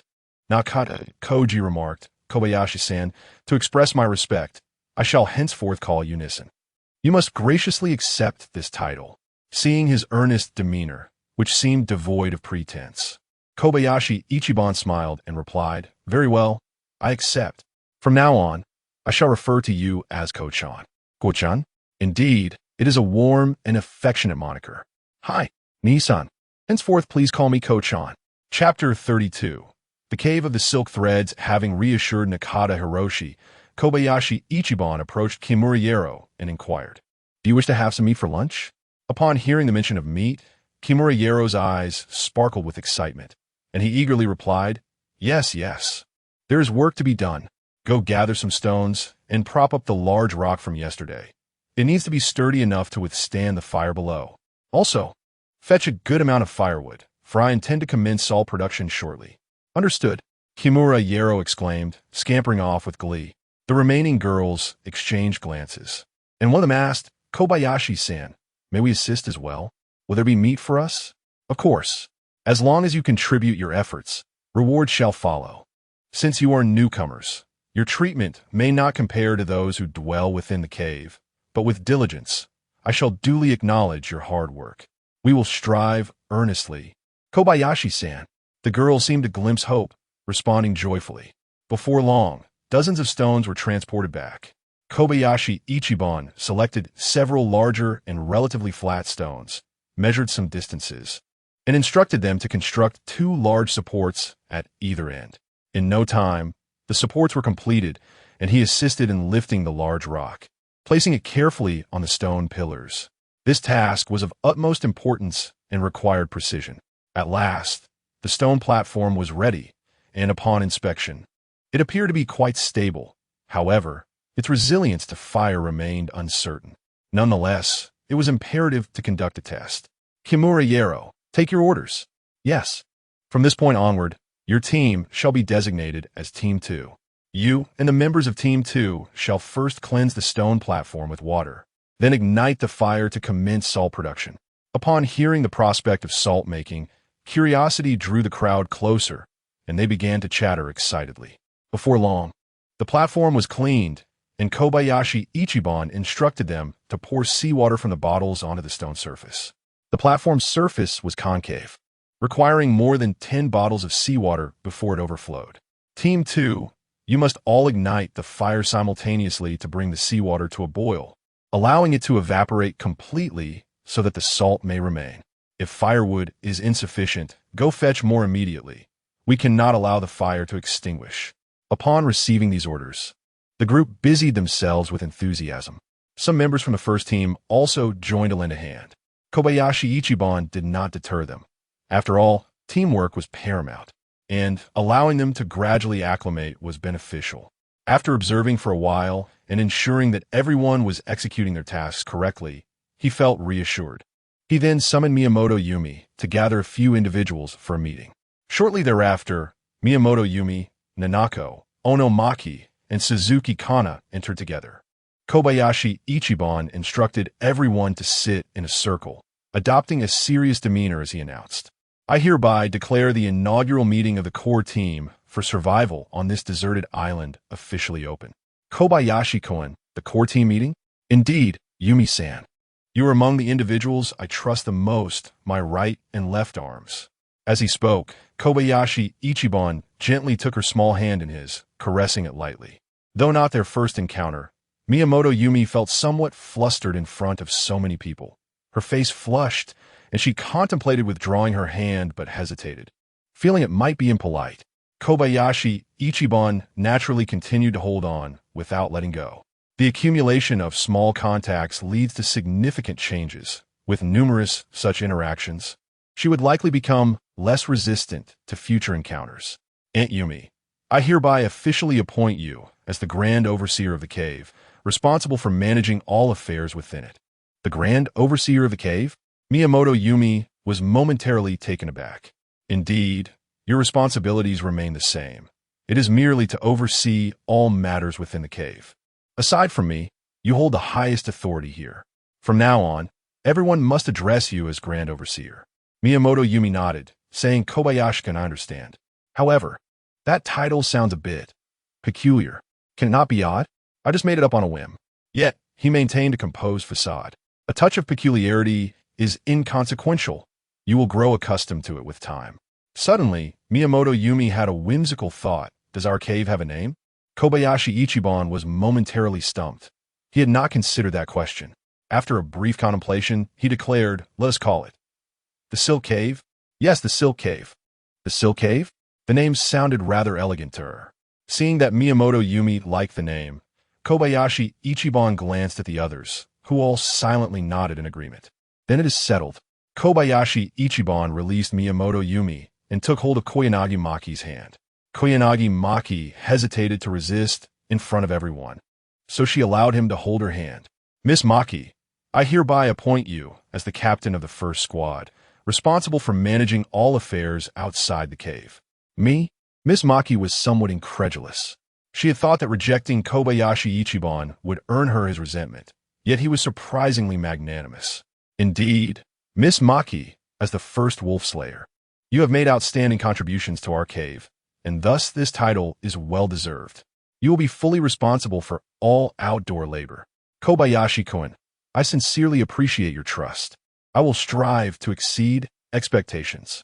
Koyanagi Maki's favorability 5. Kobayashi Ichiban smiled and patted her shoulder, then turned his gaze toward Miyamoto Nanako. He extended his hand, sensing that this spirited girl might refuse him, thus pausing mid-air. To his surprise, Miyamoto Nanako proactively placed her hand in his. How unexpected! Perhaps she perceived this as some sort of ritual? Regardless, he thought, holding her hand was all that mattered. Kobayashi Ichiban gently kneaded her delicate palm, appearing to be deep in thought while secretly savoring the sensation. Her small hand was fair, soft, and supple. After a moment, he finally spoke. Nanako, though you are still young, I have an expectation for you. You must grow up quickly, learn your skills well, and one day serve as the vice captain of the first squad. Can you do that, Nanako? Wani, Kobayashi-kun, I will do my best. Miyamoto Nanako nodded vigorously. Miyamoto Nanako's favorability 5. Kobayashi Ichiban added, Miss Maki, please take good care of Nanako from now on. Kobayashi-kun, rest assured I will. As Kobayashi Ichiban released Miyamoto Nanako, the eager Suzuki Kana had already extended her hand impatiently. Kobayashi Ichiban grasped her hand and said, Kanai, your primary task now is to swiftly bear me a child. Upon hearing this, Suzuki Kanai's face flushed immediately. I'm aware of that. Not only must I give birth, but I should strive to have as many as possible.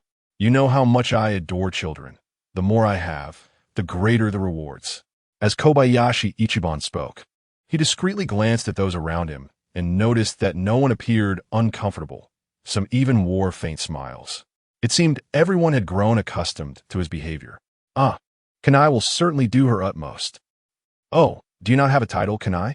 Not at present, but once you give birth, I shall bestow upon you the title of Chief Lady.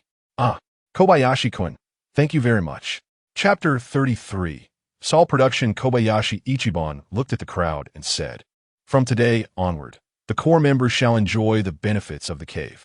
This means that while others receive one portion of supplies, you shall receive two. A wave of applause erupted. Kobayashi Ichiban was quite satisfied with the outcome of this meeting. It had concluded successfully.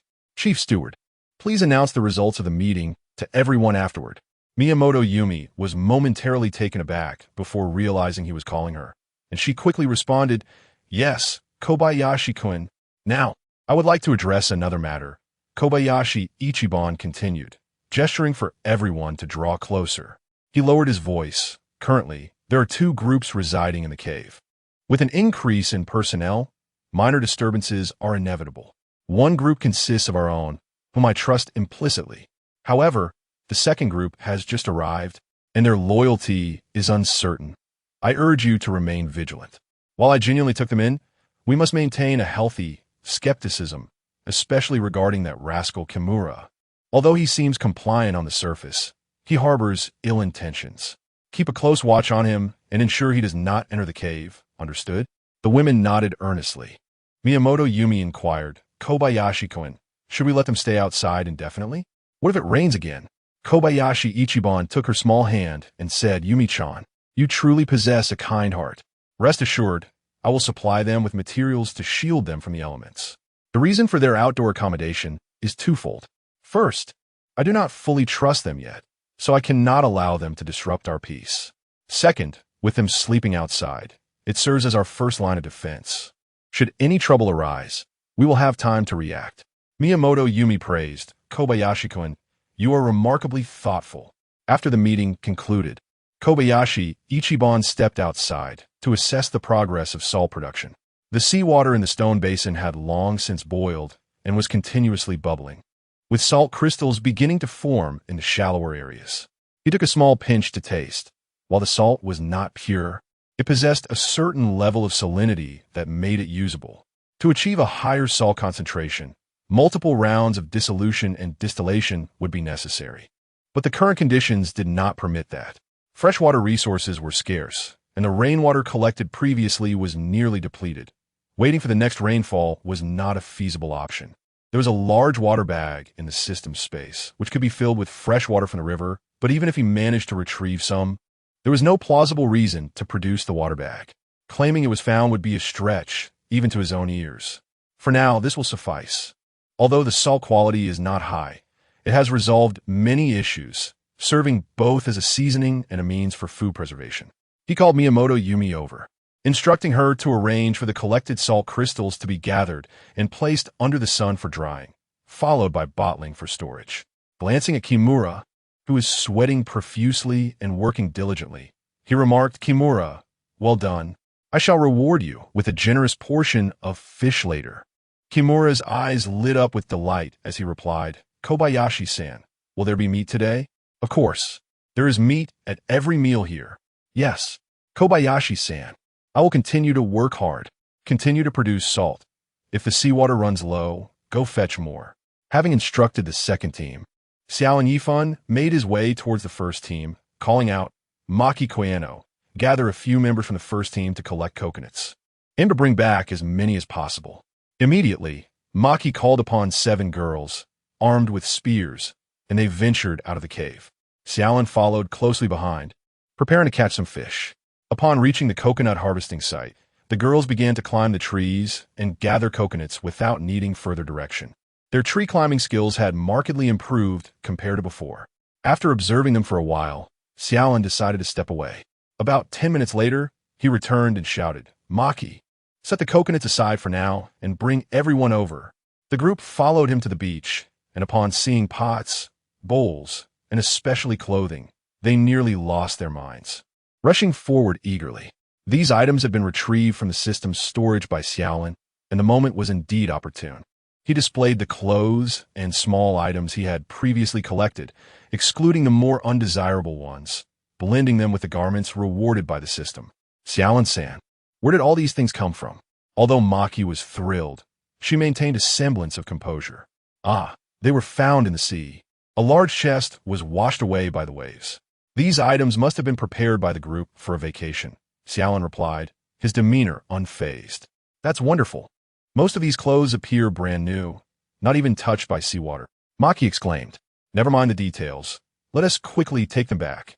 At that moment, a few girls began to argue. "This one is mine. I spotted it first, don't snatch it."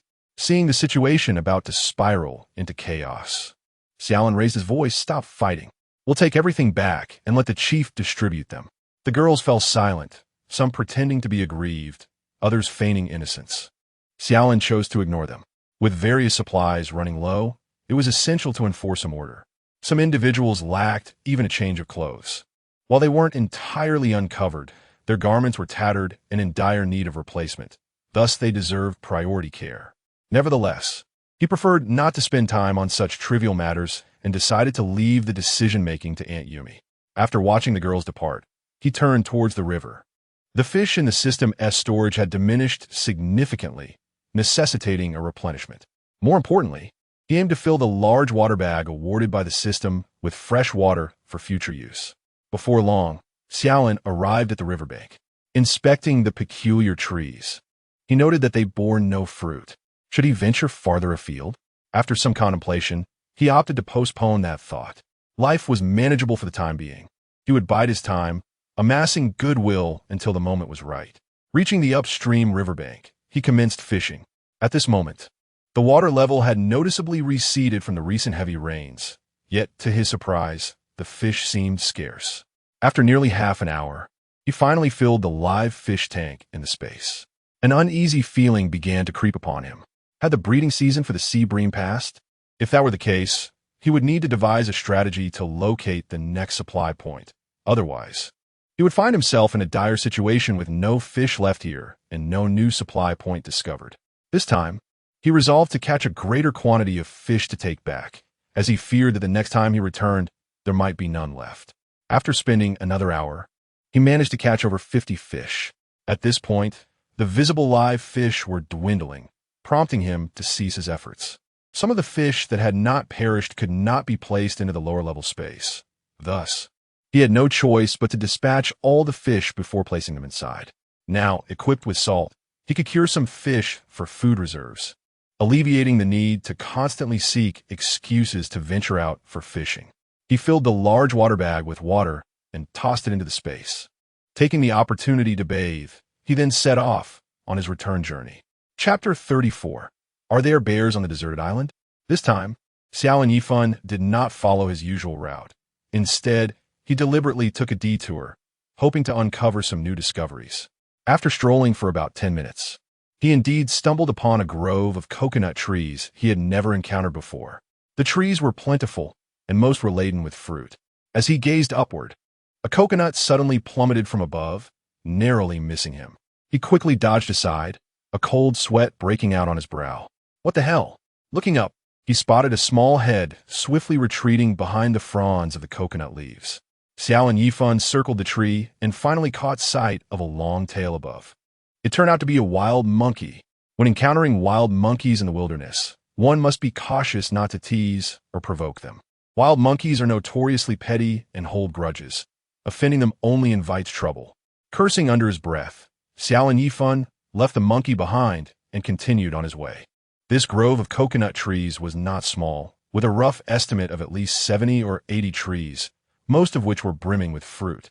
After walking just a few meters, another coconut fell close to his feet. What the hell? Even someone with Xiao Lin Yifan's good temperament could not help but feel irked at this moment. Is this never-ending? He looked up at the coconut tree, which was not particularly tall, barely 10 meters high, yet he could not spot the wild monkey anywhere. Just then, another coconut dropped from the top of the tree. This time, he clearly saw that a coconut crab was perched atop the tree. Xiao Lin Yifan was overjoyed and promptly climbed up the tree with the agility of a monkey. The coconut crab, sensing an intruder, raised its enormous pincers, resembling two sharp blades, ready to strike. If he would be hit, it would mean certain injury or worse. Xiao Lin Yifan swiftly maneuvered his body, circling the tree to climb higher, then extended a foot to kick the coconut crab down. He quickly descended and found the crab dazed from a fall. Fortunately, the ground here was soft. Otherwise, the crab would likely have sustained serious injury. He found a sturdy vine and securely bound the coconut crab with it. This crab was conservatively estimated to weigh around 7 or 8 pounds, promising a sumptuous feast ahead. After surveying the other coconut trees for a while, without spotting any more coconut crabs, he decided to return, planning to bring a larger group next time for a thorough sweep. As Xiao Lin Yifan continued his leisurely walk towards the cave, he suddenly spotted several massive footprints on the muddy path ahead, sending chills down his spine. He quickly crouched down, a machete appearing in his hand in an instant. Holding his breath, he focused intently on the sound around him, but aside from the rustling of the wind through the treetops, there were no other sounds. Only after confirming his safety did he slowly sheath his knife. Upon closer inspection of the footprints, their outlines were somewhat blurred, indicating they had been there for some time. Xiao Lin Yifan measured them and noted that these footprints were nearly twice the size of his own, causing him to gasp in astonishment. His feet were already considered large, yet these were significantly bigger, suggesting the presence of a creature towering 2 to 3 meters high. Could it possibly be a bear? What kind of place is this? Wolves, monkeys, wild boars, and bears. This is hardly a deserted island. It resembles a grand zoo. The thought of the bear's formidable combat prowess instilled a tinge of fear within him. Should he encounter a bear, he would likely be reduced to mere remnants. Little Lin Yifan, unwilling to linger any longer, hastened his pace towards the cave.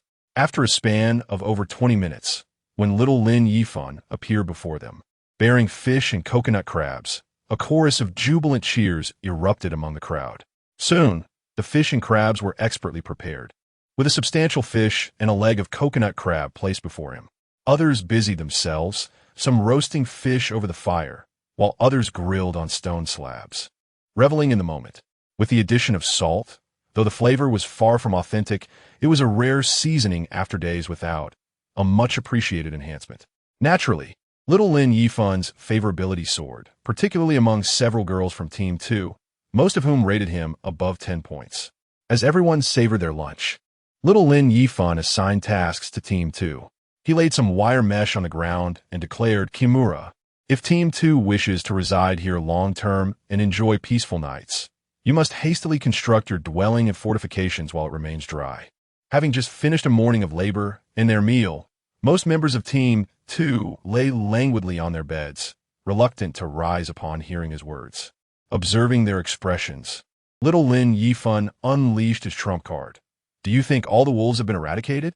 There may be other wolves on the island, along with wild boars. Furthermore, I have unsettling news. I spotted bear tracks on my way back. Bear. Upon hearing this, their drowsiness vanished, replaced by alarm. Initially, they had harbored a sliver of hope, but the prospect of a bear, a creature capable of taking lives at any moment, rendered them wary. Little Lin Yifan continued.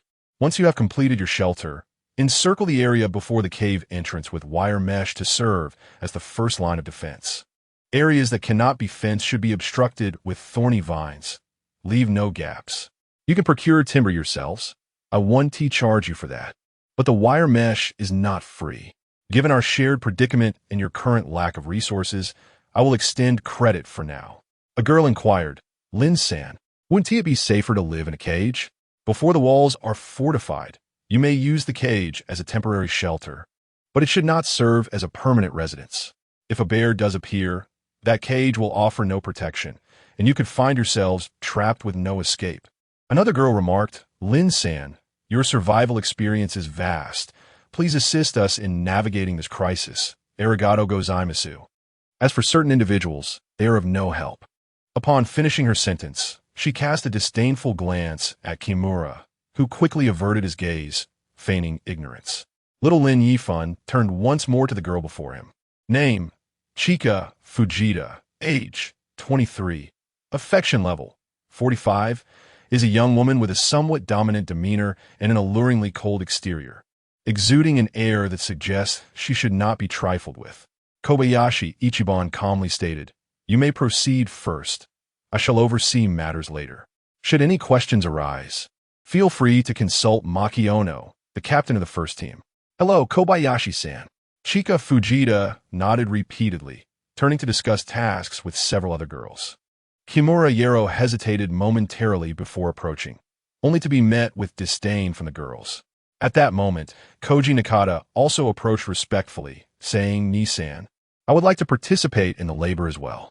Kobayashi Ichiban smiled gently, replying, Little Koji, your health is of utmost importance. You may lend a hand, but do not exert yourself too much. Thank you for your concern, Nisan. Chapter 35. Affection level surpasses 900 upon observing the members of Team 2 displaying commendable initiative. Kobayashi Ichiban resolved to further cultivate goodwill, hastening the process of winning hearts. He approached the group and proposed, You shall procure some timber. I will construct a wooden house frame for you. The house need not be excessively tall, as that would squander materials and compromise warmth. Nor should it be overly spacious. Approximately 30 square meters will suffice for 10 individuals. Thus, I ask you to first gather 6 sturdy logs, around 6 meters in length, for the flooring, and also to procure 30 to 40 logs about 3 meters thick. He then addressed Kimura Yero, as a man of considerable strength. If you wish to earn the respect of your comrades, I encourage you to demonstrate your capabilities. Certainly, Kobayashi-san, I shall not be idle.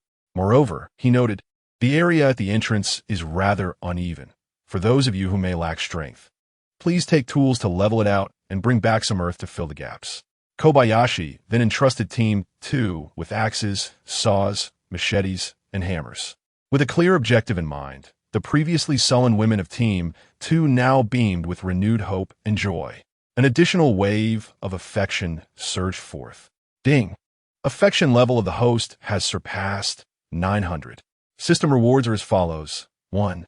Reward, 20C fishing rods, each equipped with a fishing set, including 20 imitation bait. 5 dip nets, 5, 4 meters, retractable, 5 medium fish boxes. 2. Reward, 3 cubic meters of portable system space.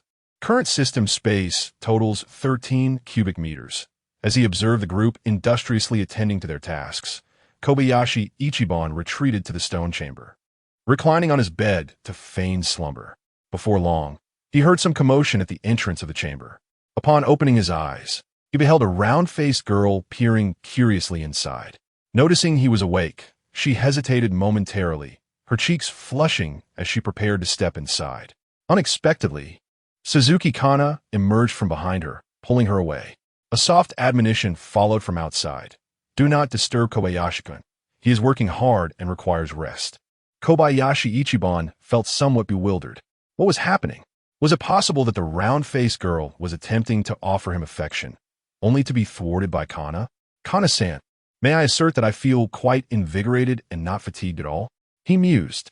Yet, that round-faced girl exhibited considerable audacity to seek warmth in the stone chamber, especially with Suzuki Kana keeping such a close watch.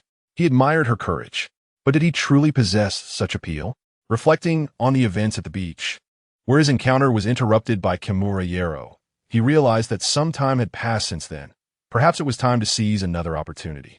With these blissful thoughts, Kobayashi Ichiban gradually closed his eyes. After a lengthy period of slumber, he was suddenly beset by a sense of unease. His thoughts turned to the bear. Bears are creatures with a strong sense of territoriality. If this region belonged to one, it would be impossible for it to have overlooked the presence of his group residing in the cave for such an extended duration. Although bears possess underdeveloped vision and hearing, their sense of smell is remarkably acute. Given that they often held barbecues in the vicinity, it was reasonable to assume the bear would have detected them. One possible scenario remained. The bear might merely be passing through. This would be the most favorable assumption. But what if the bear has migrated here for some unforeseen reason? That raises a significant concern. Generally, bears do not attack humans unprovoked. However, should they perceive a threat to their territory, they could indeed become aggressive. When a bear is enraged, the consequences can be dire. This matter should not be taken lightly. Vigilance is paramount. Xiao Lin Yifan sat up abruptly and made his way outside the cave. At that moment, the second squad had returned with various pieces of timber. Yet they were still far from their goal. The ground had been largely leveled, but the foundation needed to be as smooth as possible. Otherwise, the wooden floor would not stabilize properly. After issuing a few directives, Xiao Lin Yifan grasped a long spear, descended the stone steps, and ventured outside. About 10 meters from the cave entrance, Miyamoto Naoko was practicing archery alone against a backdrop of trees. After observing her for a while, he noted that she had successfully hit a tree 20 meters away with 5 consecutive arrows, though her accuracy varied. Once she finished, she walked over to retrieve her arrows. Her face flushed and glistening with perspiration, indicating she had been training for quite some time. Xiao Lin-kun, what brings you here? Naoko greeted him warmly upon noticing his presence. Xiao Lin Yifan reached behind him, feigning to search for something, and produced a bottle of mineral water. Naoko, I saw you working hard, so I brought you some water. Arigato. After a moment's hesitation, Naoko accepted the bottle and took a couple of sips. Do you often exercise? I can see you possess quite a talent for sports. He remarked. Not particularly, but I did join the rock climbing club at school. No wonder. Your athletic ability surpasses that of others. I was truly impressed by your progress in archery just now. Really? I thought you would tease me. Not at all. You have already excelled. If you can enhance your accuracy and consistency, you'll soon become an exceptional archer. As he spoke, Xiao Lin Yifan took the bow from her hands, simultaneously grabbing 2 arrows and shifting to a different position to begin his own practice. Bathed in sunlight, the tall youth stood like a statue, his gaze resolute and profound. The bow in his hand seemed to merge seamlessly with his arm, each curve appearing so natural and fluid. His movements were steady and powerful, fingers delicately resting on the bowstring. At the moment of release, the string snapped back with force, sending the arrow slicing through the air towards its distant target. Naoko watched, captivated. This brother's shooting form is rather impressive. With both arrows released, they struck the same tree, nearly at the same spot.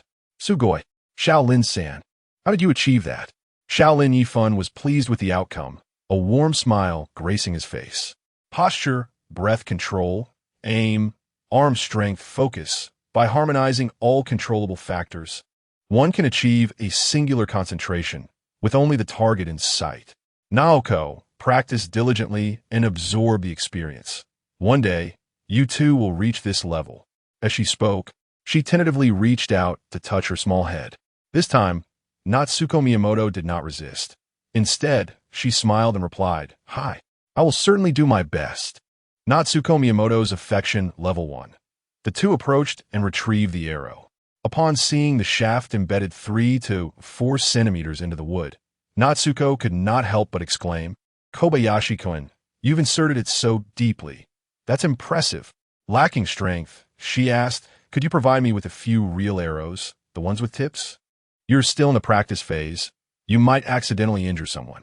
Next time, I will assess your skills again. If your accuracy reaches above 90, I will grant you real arrows, all right?" "Well, all right. Then I will practice diligently. Natsuko will keep at it." Kobayashi Iban patted her shoulder once more, picked up his spear, and turned to head towards the woods. "Ah, Kobayashi-kun, where are you planning to go?" Kobayashi Iban paused, looked back, and said, "I discovered bear tracks this morning, and I intend to investigate further. Kobayashi-kun, please take Natsuko along. I would appreciate it." Chapter 36. Onaik and Kobayashi Ichiban remarked, "Nanako, the forest harbors numerous dangers. Yet, Nanako was not a fragile blossom confined to a greenhouse. She aspired to become a valiant warrior." Miyamoto Nanako tilted her head upward, her expression radiating fearlessness. Kobayashi Ichiban couldn't help but smile. This spirited girl seemed to possess a courage surpassing that of many others. "Very well, but you must promise me not to wander off," he instructed, raising his hand as Miyamoto Nanako promptly followed, and together they ventured into the dense woods. "Nanako, if you feel afraid, just hold on to your brother's hand." "I'm not afraid. If a beast appears, I shall drive it away with my arrows." Indeed, Nanako was a remarkably brave girl.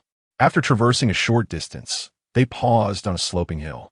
Guiding Miyamoto Nanako in search of bears was an exceedingly perilous endeavor, a folly Kobayashi Ichiban would never entertain. His gaze settled upon a towering pine tree, its diameter exceeding a meter and its height estimated to be 30 or 40 meters. From the treetop, one could behold the scenery surrounding the island. "Nanako, our task is to ascend this tree. Are you capable of it?" "Of course. It's no problem at all." Upon hearing the mention of climbing, Miyamoto Nanako's interest was piqued. "Oh, what about the bow and arrows? Hand them to me. You go up first. I'll follow behind you." Kobayashi Ichiban slung the bow over his shoulder and secured the spear along with a quiver woven from vines under his arm. After Nanako had climbed a short distance, he too began his ascent. He placed the bow, arrows, and spear on a sturdy branch over 3 meters high, ensuring that even if a beast lurked below, they would have weapons for protection. "Kobayashi-kun, shall we continue climbing?" "Yes, let us strive to reach the very top." "Nanako, do you need my assistance?" Watching her agile movements, Kobayashi Ichiban was tempted to give her a gentle push. However, such an action felt somewhat ambiguous, and he pondered the potential ramifications should she take offense. "No need, Kobayashi-kun. I can manage perfectly well." Miyamoto Nanako remained blissfully unaware of the lingering gaze behind her and continued her ascent. Her movements were quite nimble, evidently a testament to her prior rock climbing practice. After climbing approximately 10 meters, Kobayashi Ichiban inquired, "Nanako, are you scared? Would you like to take a break?" "Not at all. I have never feared heights." She giggled, showing no intention of stopping. Encouraged by her audacity, Kobayashi Ichiban was determined not to fall behind. Soon, they reached nearly the highest point, settling on a broad branch of the trunk. "Nanako, you have truly impressed me today.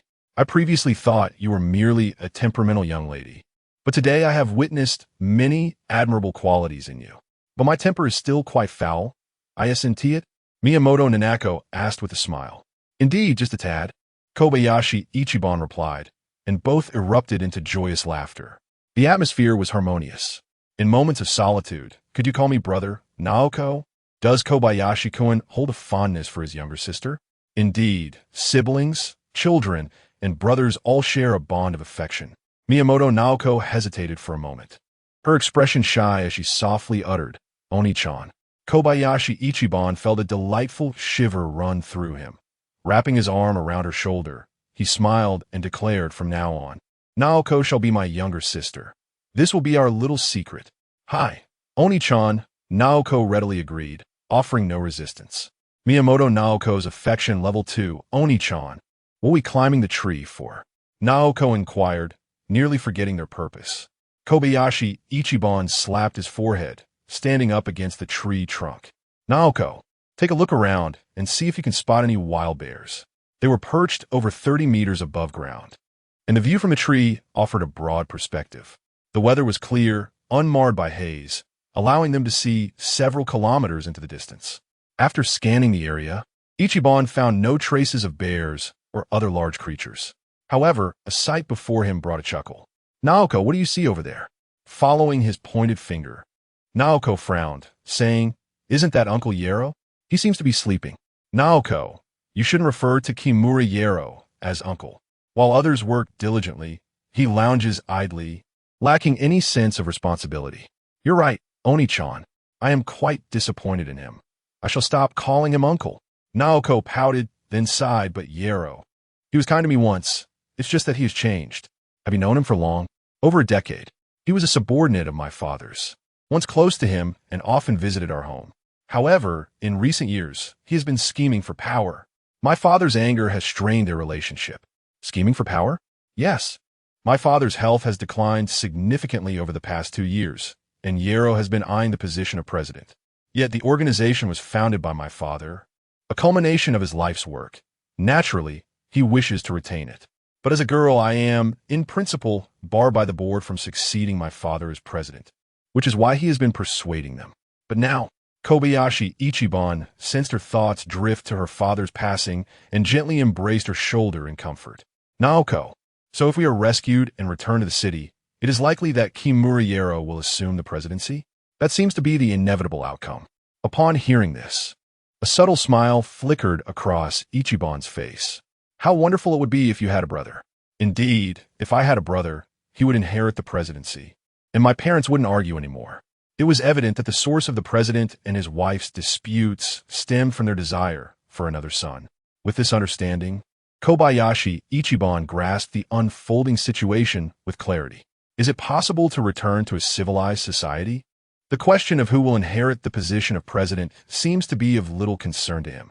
However, the information divulged by Nanako Miyamoto proves to be exceedingly valuable. I have long sought a reason to approach Aunt Yumi, and now, it appears I may have found a significant breakthrough. Moreover, the fact that Nanako Miyamoto is willing to discuss these matters with him indicates a burgeoning trust in her. Rest assured, Nanako, it is quite possible that Kimuya Yero may never return. Nanako Miyamoto paused for a moment, as if grasping the implications of his words. Oni-chan, are you suggesting? Do not overthink it, Nanako. The survival conditions on this deserted island are inherently harsh, populated by numerous beasts, and no one can guarantee that they will survive until tomorrow. After reflecting on this, Nanako nodded silently. The two continued to observe their surroundings, finding nothing of note, and gradually descended from the tree. Nanako, on behalf of the Spider Cave, I hereby assign you a task. Oni, Kobayashi-kun, please proceed. Whenever you find the time, ascend the trees to monitor for any signs of wild bears or other beasts, and also keep an eye on those who may be slacking off. I shall reward those who perform diligently. Understood. Nanako guarantees the completion of this task. Chapter 37. Punishment for Kimura. The two returned to the entrance of the stone cave. Shoulder to shoulder, Miyamoto Nanako resumed her archery practice, while Kobayashi Ichiban went to assess the progress of Team 2's work. At that moment, the women of Team 2 had gradually brought back a considerable amount of wood, yet Kimura had yet to make an appearance, likely still in slumber. Fujita Chinatsu, upon seeing Kobayashi Ichiban, hesitated to speak, seemingly torn between reporting and fearing his displeasure should she voice her concerns. Thus she faltered. Kobayashi Ichiban was already well aware of Kimura's antics, so he pretended not to notice. Observing that the foundation had been leveled and the rough timber for the flooring was ready, he began his task. He crafted a mortise and tenon structure from 4 thick logs, instructing the girls to arrange them in a square formation on the foundation. He then measured and sawed 2 additional logs into segments, also constructing mortise and tenon joints to place in the center of the square, thus completing a framework resembling a rice field. He reinforced it with nails. The substantial logs elevated the floor by a good several centimeters, ensuring that even in the event of rain, water would flow beneath the wooden shelter without dampening the bedding. As Kobayashi worked, he explained his methods. Noticing that several girls had grasped his intention, he encouraged them to select slightly shorter logs to further shape the interior square, aiming to minimize the space and avoid any sagging when sleeping. After estimating the remaining timber, he concluded that there was enough to construct a roof, though the wood required for the walls was still insufficient. At that moment, Kimura returned, carrying 3 logs, panting heavily and dripping with sweat, appearing as if he had just finished a strenuous task. Seeing him in such a state, Kobayashi couldn't help but stifle a laugh. Had he not witnessed Kimura slacking off in slumber, he might have been deceived. What a pity Kimura did not pursue a career in acting. Upon spotting Kobayashi and the nearly completed floor, Kimura promptly dropped the logs and began to flatter him. "Kobayashi-san, you are truly remarkable. I am astounded at how quickly you have completed the floor." Kobayashi regarded him with a bemused expression, choosing silence. He wished to observe the performance unfold. Kimura, sensing Kobayashi's silence, felt a twinge of guilt and quickly attempted to placate him. "Kobayashi-san, I was just outside working hard. It's truly unfortunate I missed the opportunity to observe the process." "Kazuma," Kobayashi replied coolly, "are you certain you were working the entire time?" "Ah, well, Kobayashi-san, just look at how drenched I am in sweat." Kobayashi scoffed. "Kimura, you claim to be working, yet I have heard otherwise, that you were napping instead." "Oh no." Kimura hastily defended himself, casting a glare at the women of Team 2. "You need not look at them. They're not the ones spilling secrets." Kobayashi retorted. "Kimura, do not presume I am unaware of your actions. I have my informants everywhere." "Kobayashi-san, I was wrong. Please grant me another chance." Kimura hastily admitted his fault, bowing deeply. Kobayashi was almost swayed by his performance. "Well, who among us is without fault? Since you have acknowledged your mistake, I shall grant you an opportunity." Kobayashi Ichiban chuckled playfully and continued, "Kimura, you still need 20 more logs to complete the wooden wall. Ensure you gather them all, or you shall forfeit your dinner." "But Kobayashi-san, it's still over an hour until mealtime. If you work swiftly, you might finish before dinner," he added. "Time waits for no one." Kimura, despite his reluctance, seized his tools and hurried away. Kobayashi Ichiban smiled and resumed working alongside the women. By the time they had completed a third of the roof, Kimura returned, carrying 3 logs, followed by a series of trips back and forth with more timber. Once the others had finished their tasks, Kimura managed to drag back 13 logs, panting heavily from exhaustion. Fujita Chinatsu and a few other women conferred briefly before approaching Kobayashi-san. "May we also go gather wood?" They clarified, "It's not just to assist him. We wish to expedite the construction of the house." Kobayashi Ichiban regarded her with approval and nodded. "Of course, it would be best if you could determine matters for your team." Thus, 5 young women ventured into the woods, while 3 remained to assist Kobayashi Ichiban, who was soon joined by Nakata Koji. He meticulously cut the logs intended for the wooden wall to uniform lengths, shaping both ends to fit snugly into the roof and floor. Before dinner, the main structure of the cabin was completed, with only a dozen logs remaining for the walls. He instructed the second team to follow the model he had set. Although not all the logs were felled by Kimura, the quantity was sufficient, and Kobayashi Ichiban did not impose any difficulties upon him. He received his fair share of food during dinner. Having learned his lesson, it was likely that Kimura would refrain from slacking off again. By the time dinner concluded, it was just past 7. Kobayashi Ichiban had the torches lit once more, crafting a wooden door for the cabin. The design included 2 doors, a front entrance and a side exit, allowing for escape should the front be obstructed by wild beasts. Kobayashi Ichiban indicated the positions of both doors and added, "I have already constructed the front frame. You should replicate that for the side door." Once the remaining wooden walls are erected, a layer of barbed wire around the cabin will complete the project. Now, finish the remaining work yourselves, and feel free to ask me if anything is unclear. Upon hearing this, everyone resumed their tasks, and a few from a larger team came over to assist. After a day of labor, Kobayashi Ichiban felt a twinge of soreness in his lower back. So he descended the stone steps and began to stretch his arms and waist in an open area not far from the cave entrance. The night sky was adorned with a sparse array of stars, the silvery glow casting a gentle veil over the deserted island. As he gazed upward, the brilliant moon hung in the night sky, luminous and cool, resembling a massive pearl embedded in the profound darkness. He pondered whether, at this very moment, a similar moon illuminated the civilized world. Just as he prepared to compose a poem, he noticed a young woman approaching quietly. This girl had a pleasantly plump figure in many respects. It is indeed the round-faced girl, Watanabe Kyoko, who had been chased away from the stone chamber, peering curiously. After her expulsion, she felt disheartened, yet she refused to give up hope, and now she has finally seized an opportunity. At this moment, she stood quietly to the side, her demeanor somewhat bashful, yet her eyes sparkled with an alluring charm, reminiscent of a favored concubine awaiting attention.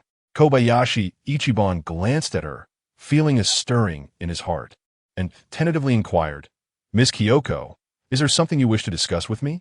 Forgive my rudeness, Kobayashi-kun. I have always held a fondness for you. Please accept my affection." Kobayashi Ichiban replied with a smile, "Is that so, Miss Kyoko? I too hold a deep admiration for you." Seeing that they were alone, he grasped her hand and swiftly led her into the grove. Chapter 38. A tinge of guilt, a flicker of anxiety, and a dash of excitement the following day.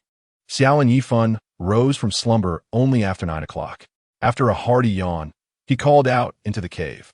Soon, a bowl of sea bream and wild vegetable soup was presented to him. The daily operations at the cave had improved significantly. The young women frequently ventured outside to gather wild fruits and vegetables, even collecting some scallops and seafood to supplement their food supply. However, their inability to catch fish remained a limitation. With the recent reward of a fishing rod from the system, acquiring fish would become a mere matter of skill, provided one knew how to use it. Yet, the origin of the fishing rod would require careful explanation. After finishing breakfast, Xiao Lin Yifan made his way to the second team's area. He was pleasantly surprised to find the wooden cabin completed, surrounded by a wire fence, with 3 beds already set up. "Well done," he nodded in approval. The women of the second team and Nakatu Koji exclaimed in unison, "Thank you, Xiaolin-san, for your assistance." "Arigato gozaimasu." Their fondness for him surged once more. The somewhat aloof Kimura, realizing the moment, hastily chimed in. Xiao Lin Yifan continued, "Please gather some broadleaf greens to place on the roof. It will shield you from both rain and sun. Also, bring back some soft grass to lay on the floor for added comfort. Your future comfort relies on your own hands. Furthermore, encircle the yard with wire mesh, so you can rest easy at night." Everyone nodded in agreement. Xiao Lin Yifan instructed them to get to work, then called Nakata Koji over, asking, "How are you feeling today?" Thank you for your concern, Inai-san. I feel much better and have regained some strength," Nakata replied. Xiao Lin Yifan patted him on the shoulder. "Do take care of your health. Engage in light tasks when possible." "Of course, Inai-san." Next, Xiao Lin Yifan approached the first team. Most members had already left, leaving only 6 or 7 behind, some washing dishes, others hanging clothes. His gaze fell upon a somewhat kawaii young woman. Name, Sato Misaki. Age, 21. Affection level, 83. He remembered her well, particularly because of her rather prominent features. Was she not the legendary childhood giant? Aware of their surroundings, he approached her quietly. "Sato Misaki, come with me to the seaside to catch fish." "Are you asking me to join you, Xiaolin-kun?" The sudden happiness overwhelmed Sato Misaki, leaving her slightly incredulous. "Indeed, it is you. Hurry up, we have little time." Just as they took a few steps, a voice called out from behind. Turning around, he saw Suzuki Kana approaching after putting down her laundry. "Xiaolin-kun, where are you headed?" "Ah, Kana, I plan to take Misaki-san fishing." "Then take me along." Without hesitation, Suzuki Kana linked her arm with his. "Very well," Xiao Lin Yifan relented, slightly exasperated. "Inai-san, are you going fishing? Please take me too." Nakata Koji, having overheard, also approached. Since they already possessed 1 light bulb, the addition of another seemed inconsequential. Thus, the 4 individuals armed themselves with spears and set forth towards the shore.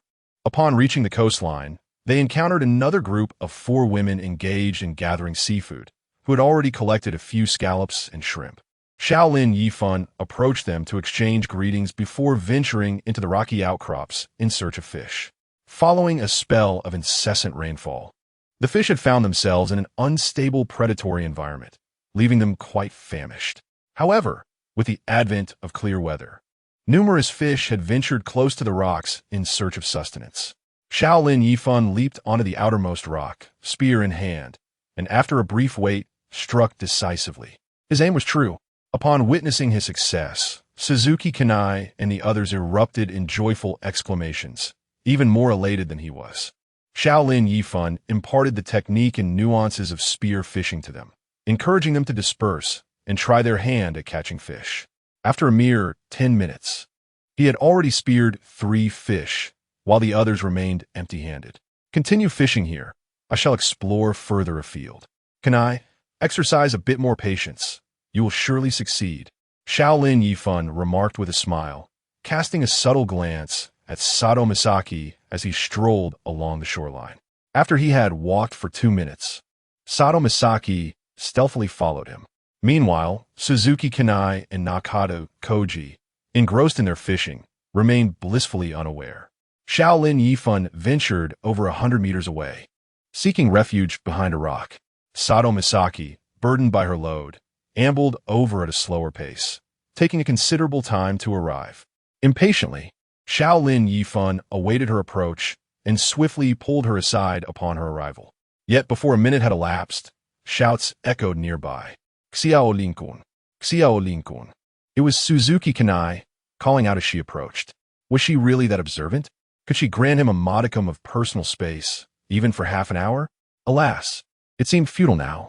Misaki, please intercept Kanai, he instructed before wading into the water, submerging himself beneath the waves. Sato Misaki composed herself, adjusting her attire and hair, and gradually made her way out. Upon seeing her, Suzuki Kanai inquired suspiciously, Misaki, what are you doing here? Have you seen Xiao Lin Kun? I was merely washing my hands. I haven't seen Xiao Lin Kun, Misaki replied. Doubtful, Suzuki Kanai ventured behind the rock for a look, then climbed atop it to survey the surroundings. At that moment, Xiao Lin Yifan had submerged himself in the water directly beneath the rock, concealing his presence. Kanai, perhaps Xiao Lin Kun has returned to Koji Kun. Let us proceed there, Sato Misaki suggested. Disappointed at her inability to locate him, Suzuki Kanai reluctantly began to head back. Once the two had distanced themselves, Xiao Lin Yifan swiftly swam to another rock some 10 meters away, leaning against it to catch his breath.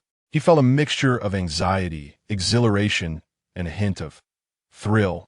After resting for a while, he suddenly recalled the fishing rod. He then stood up, excavated a large hole by the water's edge, and retrieved his fishing rod and artificial bait from his storage, placing them inside before covering the hole with sand. As for the nets and fish boxes, it is rather difficult to justify, so I shall refrain from discussing them for the time being.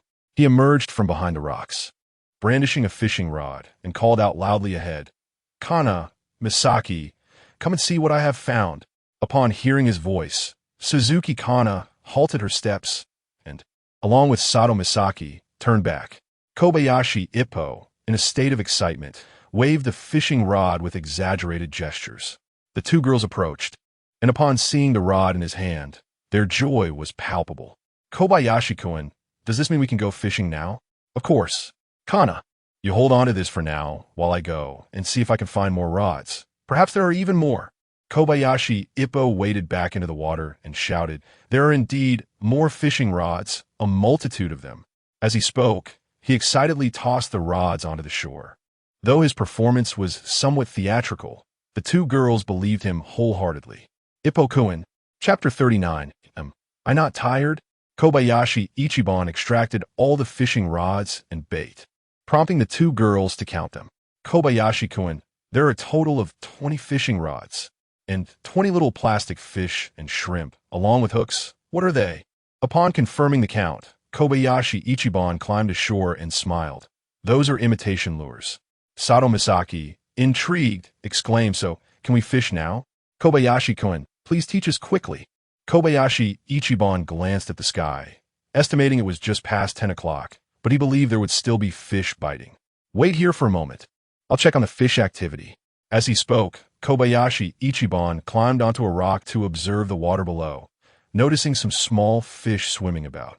It appeared there were indeed fish beneath the surface. He decided to cast a couple of lines. He took 2 rods and 2 imitation lures from Suzuki Kanai, moving to a lower rock where he baited the rods and cast them into the water. Kanai, Misaki, come over here. Each of you take a rod and pull it up when you catch a fish. But Kobayashi-kun, we don't know how to fish. Just sit down on the rock and steady yourselves. You don't need to do anything. Just wait until a fish bites and then reel it in. I'll check around for a bit and call over Koji. Kobayashi Ichiban jumped down from the rock, and after only a few steps, someone came running towards him, shouting, Ni-san, Ni-san, I caught a fish. It was Nakata Koji, holding a spear in his right hand and a fish in his left, exclaiming with excitement. As he approached, Kobayashi Ichiban examined the fish. It was a black sea bream, weighing over 2 pounds. He couldn't help but praise, Koji, well done. Indeed, survival in the wild seems to be more reliable for men. Ni-san, it's all thanks to your guidance. Nakata, Koji humbly replied. Kobayashi Ichiban chuckled. This boy had quite the way with words. Koji, since you've just recovered, don't overexert yourself by spearing fish. Come over here and fish with us instead. Kobayashi Ichiban instructed him to set the fish and spear aside, then handed him a fishing rod, baited for him to find a spot nearby to cast. Suddenly, Suzuki Kanai began shouting, Kobayashi-kun, I've got one. Hurry! Kobayashi Ichiban looked up to see Suzuki Kanai gripping the rod tightly, the fishing line being pulled underwater as the fish struggled to dive into the rocks. At this rate, the line would soon snap. Kobayashi Ichiban swiftly approached, leaped onto the rock, and took the rod from Suzuki Kanai's hands, allowing the line to run. The fish had wedged itself into the rocks, causing the line to slacken. Following the direction of the line, he advanced cautiously, occasionally reeling it in gently. The fish finally emerged from the rocks. Seeing that the line was no longer in danger, he quickly lifted the rod, pulling the fish above the surface. It was a modest catch, a red sea bream weighing over 3 pounds. After a brief struggle, the fish ceased its resistance, and Kobayashi Ichiban lifted it triumphantly. Kana, you are the first to catch a fish. You are indeed my luck goddess. Tonight, this fish shall be exclusively yours. Kobayashi-kun, thank you very much. Suzuki Kana beamed with joy, tiptoed, and bestowed a kiss upon Kobayashi Itaka's cheek, then defiantly glanced at Sato Misaki. Upon meeting her gaze, Sato Misaki lowered her head in a moment of guilt. The group continued their fishing endeavors. After approximately half an hour, each individual had made a catch. Suzuki Kana and Sato Misaki each reeled in 1 fish. Nakata Koji caught 2, while Kobayashi Itaka triumphed with 4. At that moment, the fish caught upon the sandy shore had perished. The first fish caught was barely alive, and the later catches were unlikely to endure for long. It was essential to retrieve the fish box, otherwise the fish would spoil. Kobayashi Itaka, disregarding other concerns, set down his fishing rod and waded back into the water, plunging into the sea. When he resurfaced, he held a fish box in his hands. Ko-chan, come help. He emptied the seawater from the box and tossed it towards the shore. Ni-san, is this a fish box? How timely. Nakata Koji eagerly handed his fishing rod to Sato Misaki and rushed over to seize the fish box. Considering the likelihood of more fishermen in the future, 1 fish box would surely be insufficient. Kobayashi Itaka dove back into the water, emerging once more with another fish box. Ni-san, let's go, Ko-chan. Ko-chan prepared to assist. No, don't come down. The current is a bit strong. Kobayashi Itaka quickly intervened. After a moment's thought, he reasoned that having acquired the fish boxes, it wouldn't be excessive to procure a couple of nets as well. Soon, he held 2 nets in hand, which he tossed onto the shore. After diving again and pretending to search for a while, feeling satisfied with his haul, he decided against retrieving anything further. Today had been fortuitous, collecting so many valuable items. He mused that he should frequently gather more, for there might be even better treasures. Speaking to himself, he rationalized his thoughts. The group continued fishing for another half hour, yielding 5 more fish. By now it was nearing noon. The fish had become less active, and it was time to eat. Thus, they organized their belongings and catches, retrieving the earlier caught fish and returned together to the cave. After walking a short distance, Kobayashi Itaka instructed the others to head back while he made his way toward the tall tree. Uncertainty lingered in his heart regarding the bear situation. Before he reached the tree, a figure descended swiftly from its branches. It was Miyamoto Nanako. Kobayashi Itaka inquired, "Nanako, you are quite diligent. Have you discovered anything?" "Nothing." Miyamoto Nanako replied coldly, climbing down and passing by him, heading back toward the cave. "What is this little devil sulking about now?" Kobayashi Itaka was perplexed when suddenly Miyamoto Nanako halted, turned, and huffed. "Why do you always engage in such activities with the older sister?" In a moment of realization, Kobayashi Itaka slapped his forehead, exclaiming to himself, how had he forgotten this matter? It must be that Miyamoto Nanako witnessed her own struggle with Sato Misaki from the tree, albeit ultimately to no avail. Why would she shout for her to act as a scout? Truly, one reaps what one sows. Kobayashi Iban found himself at a loss for words, resorting once more to his previous justification. "Nanako, would you believe me if I said it was because I have an affection for children?" The argument was only half formed when Miyamoto Nanako suddenly fell silent. She possessed a modicum of understanding regarding biological knowledge, realizing that such sentiments were indeed a prerequisite for procreation. At that moment, she found herself bereft of a counterargument. Her indignation boiling over as she retorted, "You are nothing but a deceitful liar. Do you dare claim you are not a lecherous and lascivious individual?" In her fervor, she even omitted a formal address, and Kobayashi Iban understood that she was genuinely incensed. "Yet, since you cannot refute my claims, let us engage in a thorough discussion. Nanako, if it were not for the prospect of children, I would not willingly partake in such endeavors, as they are exhausting." "What?" Upon hearing such a shocking declaration, Miyamoto Nanako's eyes widened in disbelief. "Nanako, in a group of nearly 30 individuals, I am the sole male. If one desires to have children, who else could they approach besides me? Managing so many women as a single man, do you not think that would be taxing? If there were other men, I would gladly relinquish this responsibility." Chapter 40. Did Nanako truly misjudge you? Nanako Miyamoto was momentarily stunned, unable to formulate a rebuttal or find a justification for her doubts. "Do you know what time I woke up today?" he inquired. "I do not," she replied. "Almost 10 o'clock. And why, you may ask? Simply because I am exhausted. Each day, aside from foraging for sustenance, I must contend with a multitude of women. Can you fathom the toll it takes?" But you could enlist the help of Kimura-san and Nakatai-san," she suggested. "Kimura? At present, not even a soul wishes to converse with him, let alone consider procreation. As for Koji Nakata, he is no longer a complete man." "Not a complete man? What do you mean?" "It means he is incapable of fathering a child." "Nanako, you are still young. Do not pry too deeply. In any case, he cannot bear children. If you wish to have offspring, you must seek me out. In truth, many times it is they who approach me. Should you doubt my words, you may inquire with Kana. She has warded off countless women on my behalf." "Kobayashi-kun, is everything you say true?" "Nanako, your brother would not deceive you." Though Nanako found herself momentarily at a loss for counterarguments, an unsettling feeling lingered within her. "Brother, I do not expect you to understand me, but please do not cast blame upon me. You are weary in body and soul, and now even your beloved sister chastises you." At this juncture, Kobayashi Iwan paused abruptly, turning away, his body trembling slightly. "Oni-chan, have you been crying?" "No, a man does not shed tears lightly. It is merely the pain of being treated thus by you, dear sister." "Oni-chan, Nanako, do not venture so far alone. It is perilous. If you must observe, find some shorter trees near the cave. Now, I am fatigued and shall take my leave." With his head bowed, Kobayashi Iwan walked past her, his demeanor forlorn, not daring to glance back. As she watched his desolate silhouette, a pang of sorrow gripped Nanako's heart.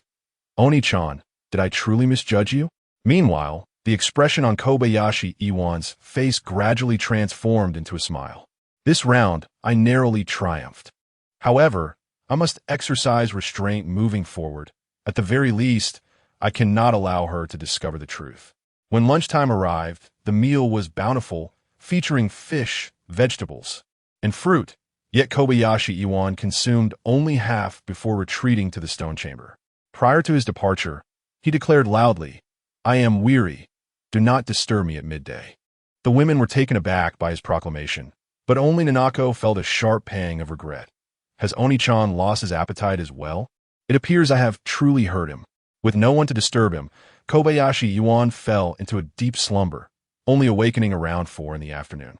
Upon stepping outside the cave, he noticed that the clearing before the entrance had been enclosed, with a door now installed at the stone steps. Excellent, he thought. Now even the smallest creatures cannot intrude, unless they can fly.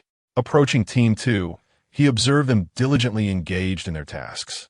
Upon his arrival, they paused to acknowledge him. Team 2, your work has been commendable. The current living arrangements have been resolved. Henceforth, self-sufficiency is imperative.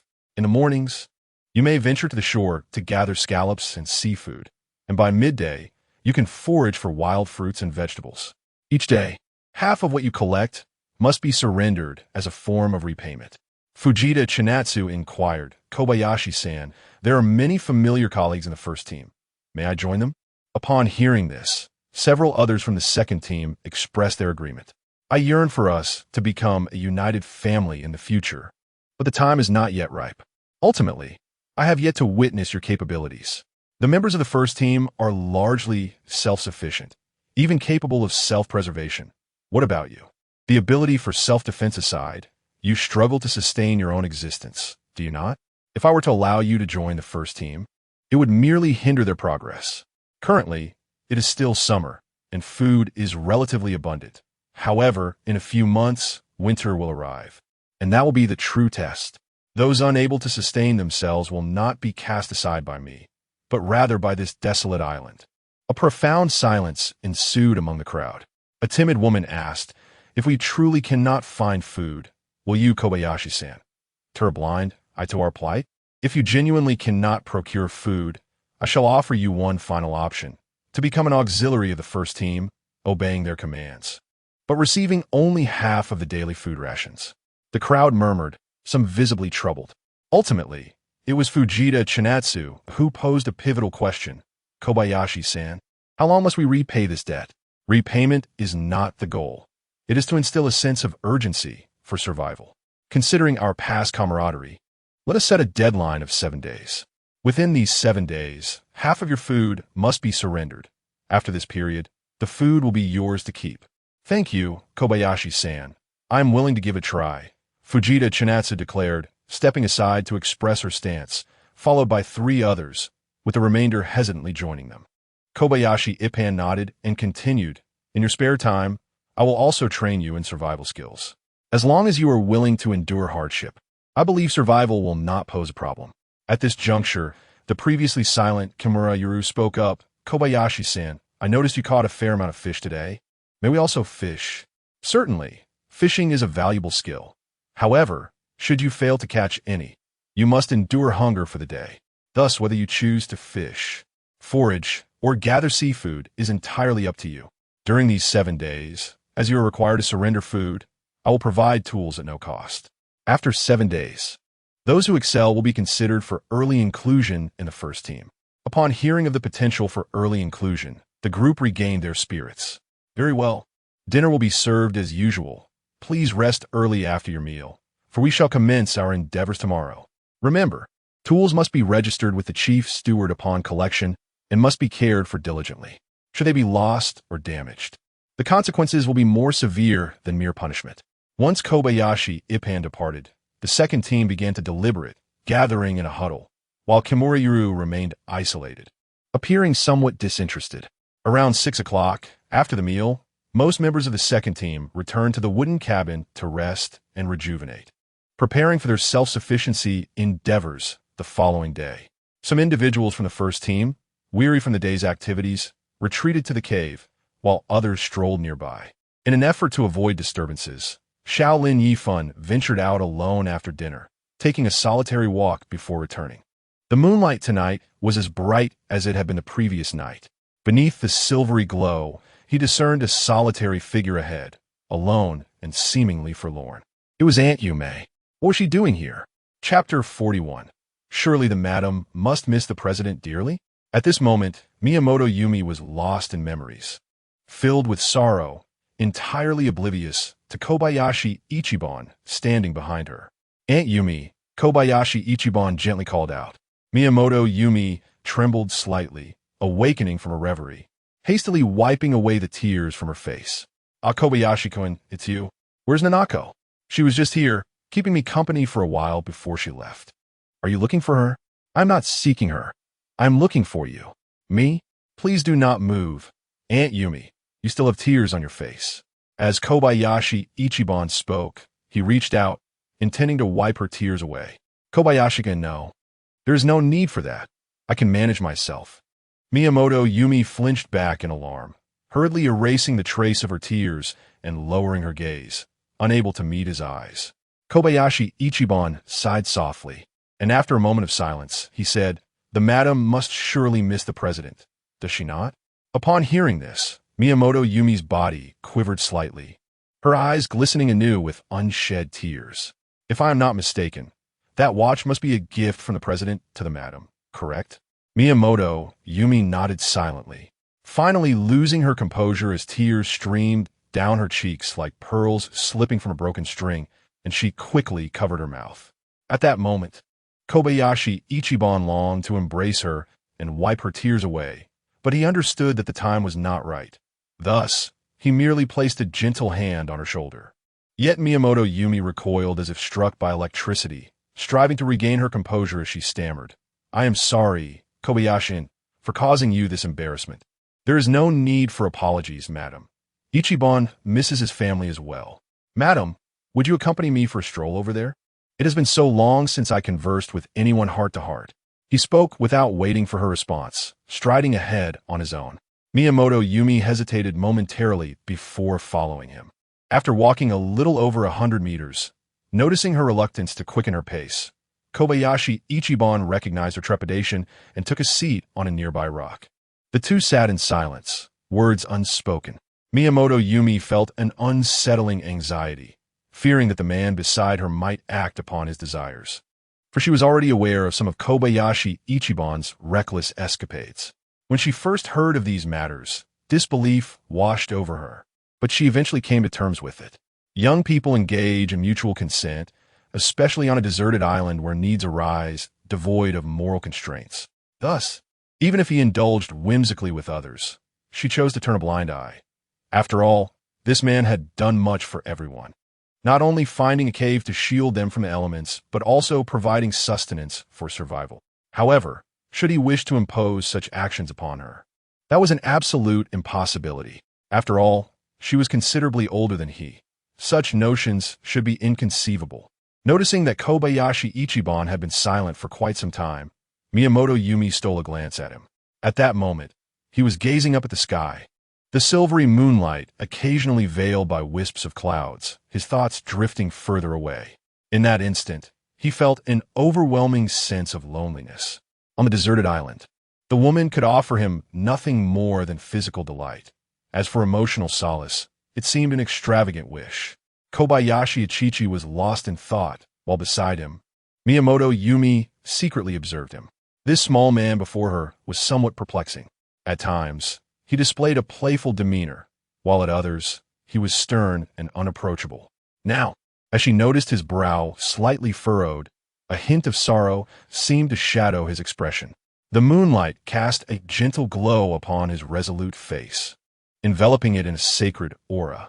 In this moment, Miyamoto Yumi felt transported back to over a decade ago, to the very first time she laid eyes on her beloved.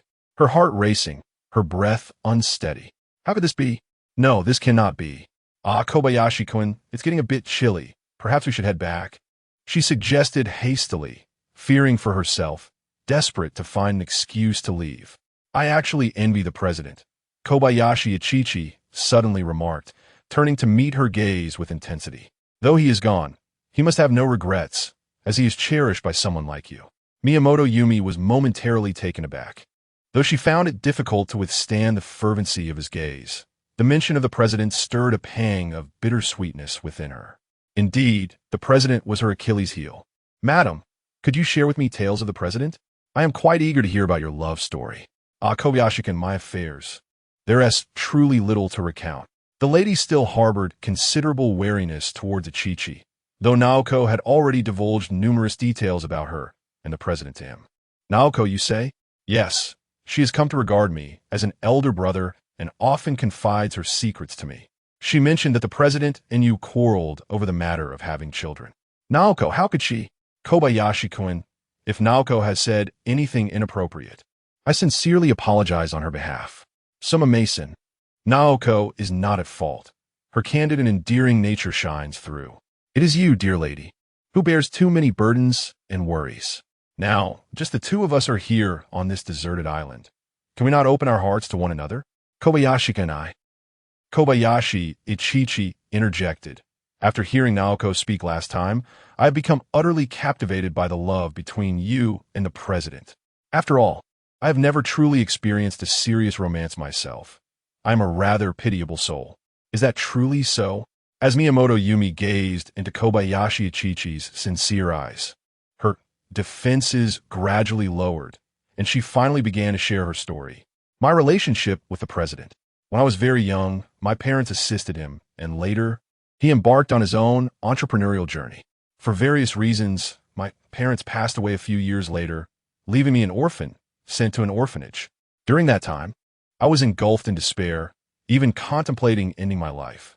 Yet, a kind-hearted individual continuously wrote to me, offering encouragement and sending gifts, which helped me gradually recover.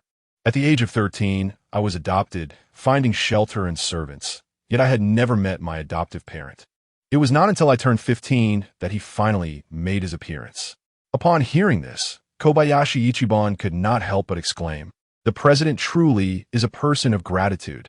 Indeed, he has never forgotten the kindness my parents bestowed upon him in the past." Therefore, when he later learned of the troubles my family faced, he quietly cared for me from behind scenes. When I turned 16, he became my husband, and, subsequently, we welcomed our daughter, Siko. Later, you wished for a son, which led to disagreements. Upon hearing this, Miyamoto Yumi's face flushed slightly. My husband is an exceptionally diligent man. In his early years, he exhausted himself in pursuit of his career. Although we were already blissful with Siko, as his business flourished, the need for a son to inherit it arose, yet I grew increasingly concerned for his health. Upon this revelation, Kobayashi Ichiban comprehended the situation entirely and let out a deep sigh. Despite the arduous struggle and the toll it took on one's body, what good is immense wealth if it ultimately must be handed over to another? Suddenly, he remarked, "Madam, your love story moves me deeply. However, I must confess, your affection seems somewhat selfish." Chapter 42. Affection surpassing 1,000 with tears glistening in her eyes. Miyamoto Yumi trembled at the question posed by Kobayashi Ichiban. "Madam," he began gently, "do you believe that, for the president, his life is more important, or is it the future of you and your daughter that holds greater significance?" Yumi tightly shut her beautiful eyes, struggling to contain her emotions, yet tears streamed down her face. This inquiry lay at the heart of the disputes between her and her husband. However, hearing it from an outsider felt profoundly different. Kobayashi Ichiban, observing her reaction, realized he had struck a chord. Although he felt a surge of compassion for her, he knew he needed to dismantle her emotional defenses entirely. "If I were the president, I would gladly exchange my life for the happiness of you and your daughter," he declared. In fact, one might say that this was his final wish, yet you, dear madam, have not fulfilled it. Upon hearing these words, Yumi covered her face with her hands, tears cascading through her fingers and falling to the ground. Kobayashi Ichiban reached out, gently embracing her. "Madam, you have suppressed your feelings for far too long. Let your tears flow. No one here will mock you." Unable to restrain herself any longer, Yumi collapsed into his arms, sobbing uncontrollably. Kobayashi Ichiban softly patted her back, comforting her as one would a child. In that moment, he harbored no impure thoughts. Rather, he found himself moved by her sorrow, feeling her pain deeply. After an extended period of weeping, Yumi gradually ceased her cries, prompting Kobayashi Ichiban to release her. "Aunt Yumi, You truly resemble a delicate little beauty who cries easily, he remarked, tenderly wiping away her tears. Flushing with embarrassment, Yumi lowered her head. Kobayashi-kun, thank you. I'm sorry for causing you such trouble.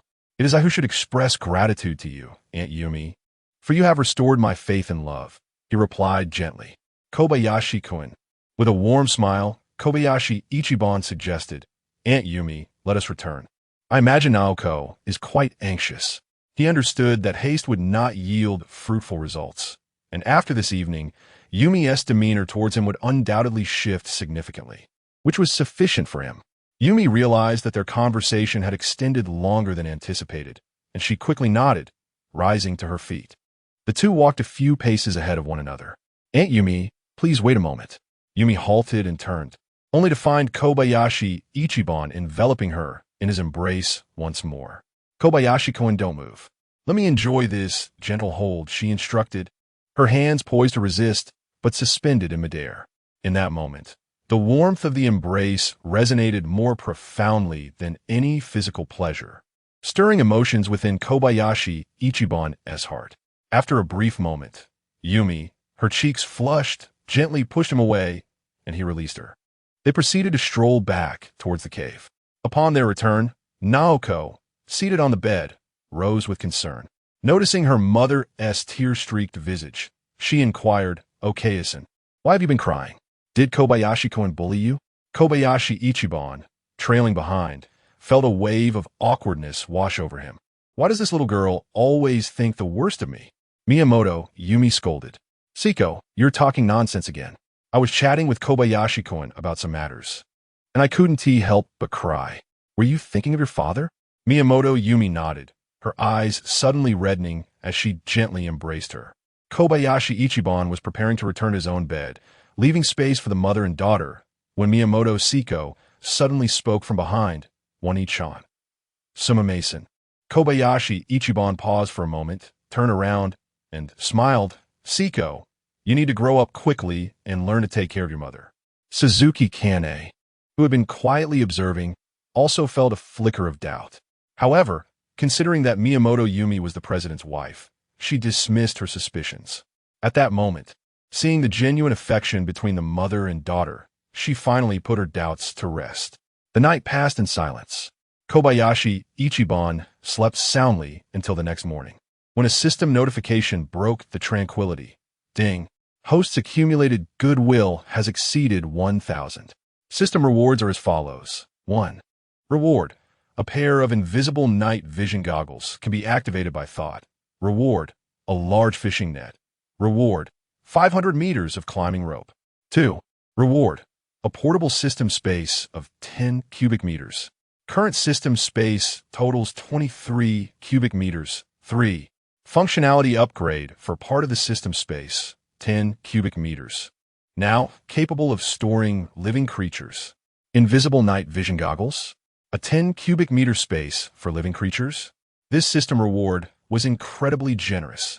Kobayashi Ichiban joyfully sprang up. Kobayashi-kun, did I wake you? Suma-mason. Miyamoto Yumi, who was adjusting the bedding at the other side, immediately paused and smiled radiantly upon seeing him awake. That smile seemed capable of melting even the most formidable ice. Kobayashi Ichiban sensed that Miyamoto Yumi's feelings towards him had undergone a subtle transformation. She no longer maintained the guarded distance she once did. Aunt Yumi, what are you doing? Ah, well, it's been a while since the bedding was changed. I prepared some new ones to replace them. Kobayashi-kun, I'll change yours too. Thank you for your hard work, Aunt Yumi. Though it was daytime, the stone chamber lacked sufficient light, allowing only a vague outline of Miyamoto Yumi's busy figure to be seen. With a thought, Kobayashi Ichiban activated the invisible night vision goggles. The room's details became vividly clear, revealing the graceful form of Miyamoto Yumi as she tidied up the bedding. All right, with this marvelous device, I can check on my colleagues in the various stone chambers at night and cover them with blankets. How nice. Once Miyamoto Yumi finished her tasks, Kobayashi Ichiban deactivated the night vision goggles. Upon reflection, the rewards seemed rather inexplicable. Nothing noteworthy had occurred the previous night, so it couldn't have been due to any other women. The only possibility lay with the Miyamoto mother and daughter. Given that Miyamoto Yumi's goodwill was already at 100 and could not increase further, it must have been Miyamoto Siko. He inquired, "Aunt Yumi, where did Siko go?" Siko said she was going to stand guard in the woods. "Are you looking for her, Kobayashi-kun?" "It's nothing, just asking." Inquire about the team members' conditions once more. Miyamoto Yumi remarked that the second team had secured 4 fishing rods, while the first team had obtained 8. The remaining individuals had ventured to gather fruits or forage along the shore. Kobayashi Ichiban nodded, rose from his resting place, and made his way to the cave entrance. Outside, a flurry of activity was evident as people came and went, seemingly adapting to life on the deserted island. The fact that they could work without his oversight alleviated some of his concerns. Reflecting on how many days had passed since they last feasted on wolf meat, he resolved to treat everyone today. Kobayashi Ichiban strolled leisurely toward the beach, where a multitude of individuals were present. He first assessed the fishing yields of the first team. The results were rather disheartening, as 8 individuals had spent over an hour and caught only 3 fish, each weighing slightly over 2 pounds. The situation for the second team was even more dismal. Out of 4 members, only Kobayashi had managed to reel in a fish weighing more than a pound, while the others returned empty-handed, their faces clouded with despair. Upon seeing him, Kimura Yero approached, lamenting the lack of fish in the sea.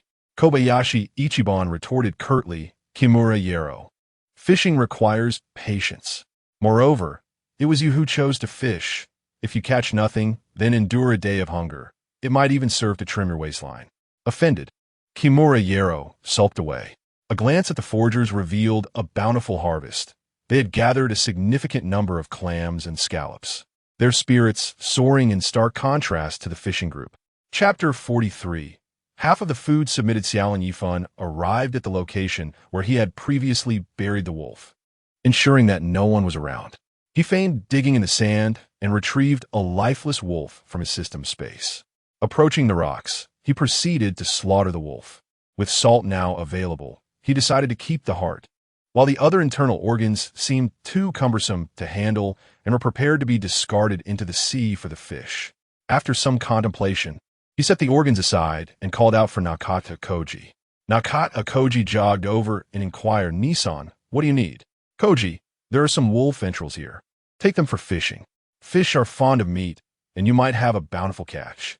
Upon seeing the wolf meat, Nakata Koji's eyes sparkled. "Nissan, we have wolf meat today. Can I have a piece?" "Certainly, provided you can catch a big fish." Xiao Lin Yifan chuckled and added, "I suspect the girls might find the entrails unappealing, so you shall lead the way and set an example for them." "Of course, Nissan, I will not let you down." Nakata Koji respectfully bowed and took some entrails before departing. Xiao Lin Yifan then skinned the wolf, portioned the meat, and called a few people over to bring the wolf skin and meat back to the cave. He washed himself thoroughly and then set off towards the dense forest. Since the last unpleasant encounter with Miyamoto Nanako, although their conflict had been resolved, they had yet to engage in a proper conversation. He had instructed her to monitor from another location, uncertain if she had taken his advice to heart. Walking along the main path, he called out Nanako's name intermittently. After traversing over 100 meters, he finally heard an echo. Approaching, he looked up to see Miyamoto Nanako perched atop a pine tree over 10 meters high. "Onaiken, did you call for me?" Glancing at her attributes, he noted her favorability had risen to an impressive 91. It seemed to have surged by over 20 points.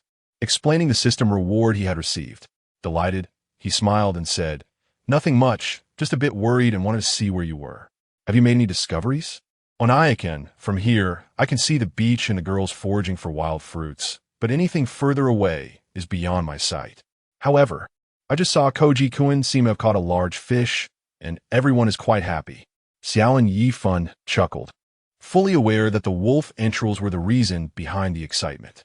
Suddenly, a wave of anxiety washed over him. What if Nanako had witnessed him digging up the wolf on the beach? Tentatively, he remarked, "Nanako, I just slaughtered a wolf. We'll have wolf meat for lunch." "Really? That's wonderful. I am already salivating." Her tone suggested she had not seen him digging up the wolf, alleviating his worries. "If you're eager to eat, you'd best return home early. I will take a stroll around here for a bit. Are you going to check for traces of the wild bears, Onaiken?" I want to come too. Time is short. I want to go at noon, just a casual walk. I'll be back quickly. As he spoke, preparing to turn away, he suddenly heard Miyamoto Nanako softly say, about what happened last time. I'm truly sorry. Onaikin won't hold a grudge against Nanako, will he? Kobayashi Ippan halted in his tracks and turned to look up. At that moment, Nanako was perched upon a tree, their distance somewhat significant, yet he could still discern the shyness and embarrassment etched upon her face. The usually willful and capricious princess was, in this instance, earnestly offering an apology, an uncommon occurrence indeed. He smiled and replied, "How could that be? Your brother cherishes Nanako far too much. However, Nanako, please refrain from making wild assumptions about your brother in the future." With a cheerful nod, Miyamoto Nanako replied, "All right then, just remember to return home early for dinner." After speaking, Kobayashi Ippan continued on his way. He walked until he reached the towering pine tree from last time and climbed up. Observing from the branches for about 10 minutes, he detected no signs of bears or any other anomalies. Just as he was about to descend, a frown creased his brow. In the distance, approximately 2 or 3 kilometers away, a faint plume of black smoke was rising. Though it was far off, the smoke's color was distinctly darker than its surroundings, emanating from the ground. Could there be other survivors? After another 10 minutes of watchful waiting, the smoke dissipated from view. He resolved that he would eventually investigate that location, mentally noting its approximate position. At this moment, seeing the fishermen and fruit gatherers returning in succession, he descended from the tree. Arriving at the spot where Nanako had just climbed, he called out a few times but received no reply. Assuming she had already returned, Kobayashi Ippan made his way directly to the cave. Outside the cave, wolf meat was being roasted, the savory aroma wafting through the air, detectable from quite a distance. The spoils of the second squad's efforts were displayed in the courtyard. Wild fruits and vegetables piled together, while fish were contained in a separate barrel. Only Kimura Yero carried 2 fish by himself. Miyamoto Yumi approached and said, "Kobayashi-kun, the second squad is ready to submit the food." Kobayashi Ippan nodded and glanced at Kimura Yero, unable to suppress a smile as he remarked, "Yero-san, are you planning to tally them all on your own?" Kimura Yero, a bit embarrassed, replied, "Yes, Kobayashi-san." Kobayashi Ippan took the 2 fish from his hands. Both were around 2 pounds, with one being slightly larger. He said, "As I mentioned before, half of the food must be submitted. However, I am not one to be overly meticulous. Kimura Yero, you did well today by catching 2 fish. Keep the larger one for yourself." Upon hearing this, Kimura Yero quickly expressed his gratitude. "Thank you, Kobayashi-san." Kobayashi Ippan then moved to the fish barrel and examined its contents. Lifting a particularly large black sea bream, weighing approximately 5 pounds, he inquired, "Whose catch is this?" Nakata Koji respectfully responded, "Nissen, it was caught by Ko-chan." "Ko-chan, you did remarkably well. Everyone, take note. This fish is the largest caught during this period, hence there will be a special reward. Ko-chan, you may go and collect a piece of wolf meat later." "I'll eat. Ni-san, thank you." Kobayashi Ichiban inquired, "So, this box of fish is to be counted collectively by your second squad, correct?" Nakata Koji replied, "Indeed, Nissen, with the exception of Kimura." Kobayashi Ichiban nodded. "Then let us submit half of the fish in the box, based on weight. If the larger fish cannot be divided, we shall simply cleave it in 2. The same shall apply to the wild vegetables and fruits. Is that agreeable to your second squad?" The members of the second squad exchanged glances and responded in unison. "No objections. Excellent. We shall proceed according to this regulation. Yumi, you shall take charge of matters like this in the future. Should any disputes arise, you may consult me." Miyamoto Yumi replied, "Understood."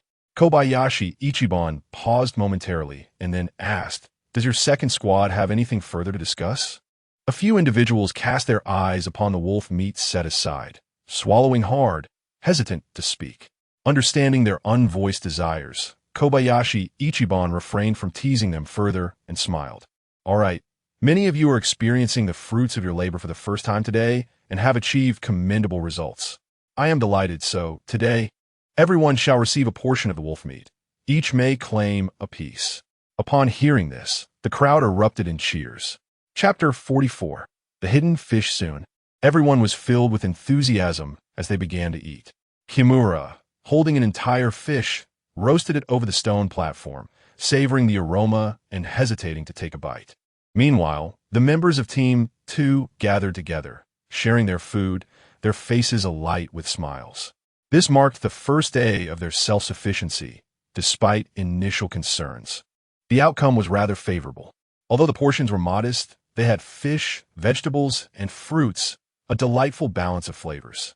A renewed sense of hope washed over them, dispelling any lingering pessimism. At last, Kimura could no longer resist the temptation to eat, but upon noticing that the others had a variety of dishes, he felt envious. He approached Team 2, proposing to trade a portion of the fishtail for a piece of fruit. After some negotiation, he exchanged 1/3 of the fish for 2 fruits. Observing this exchange, Kobayashi Ichiban felt a surge of joy. He had not anticipated that, on this deserted island, they would revert to the ancestral practice of barter. This method proved quite effective, as it allowed them to appreciate the value of food and understand what they could offer in return. After their meal, Kimura, foregoing his afternoon nap, took the fishing rod and bucket and ventured out into the sun once more to fish. This unexpected endeavor left the others momentarily astonished. As evening approached, the laborers gradually returned.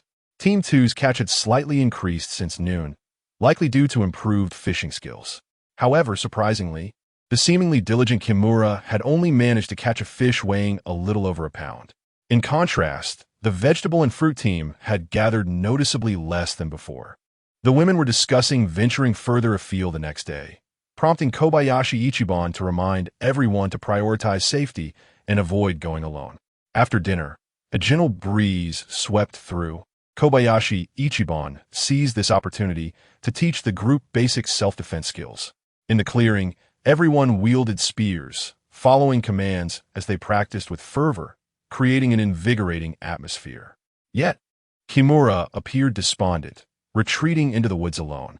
Kobayashi Ichiban cast a glance his way, but chose to focus on the training with the others. As the clock neared 9, the practice concluded and the group gradually dispersed. Kobayashi Ichiban and Suzuki Kana returned to the stone chamber, retiring early for the night. The following noon, they assessed their fishing results.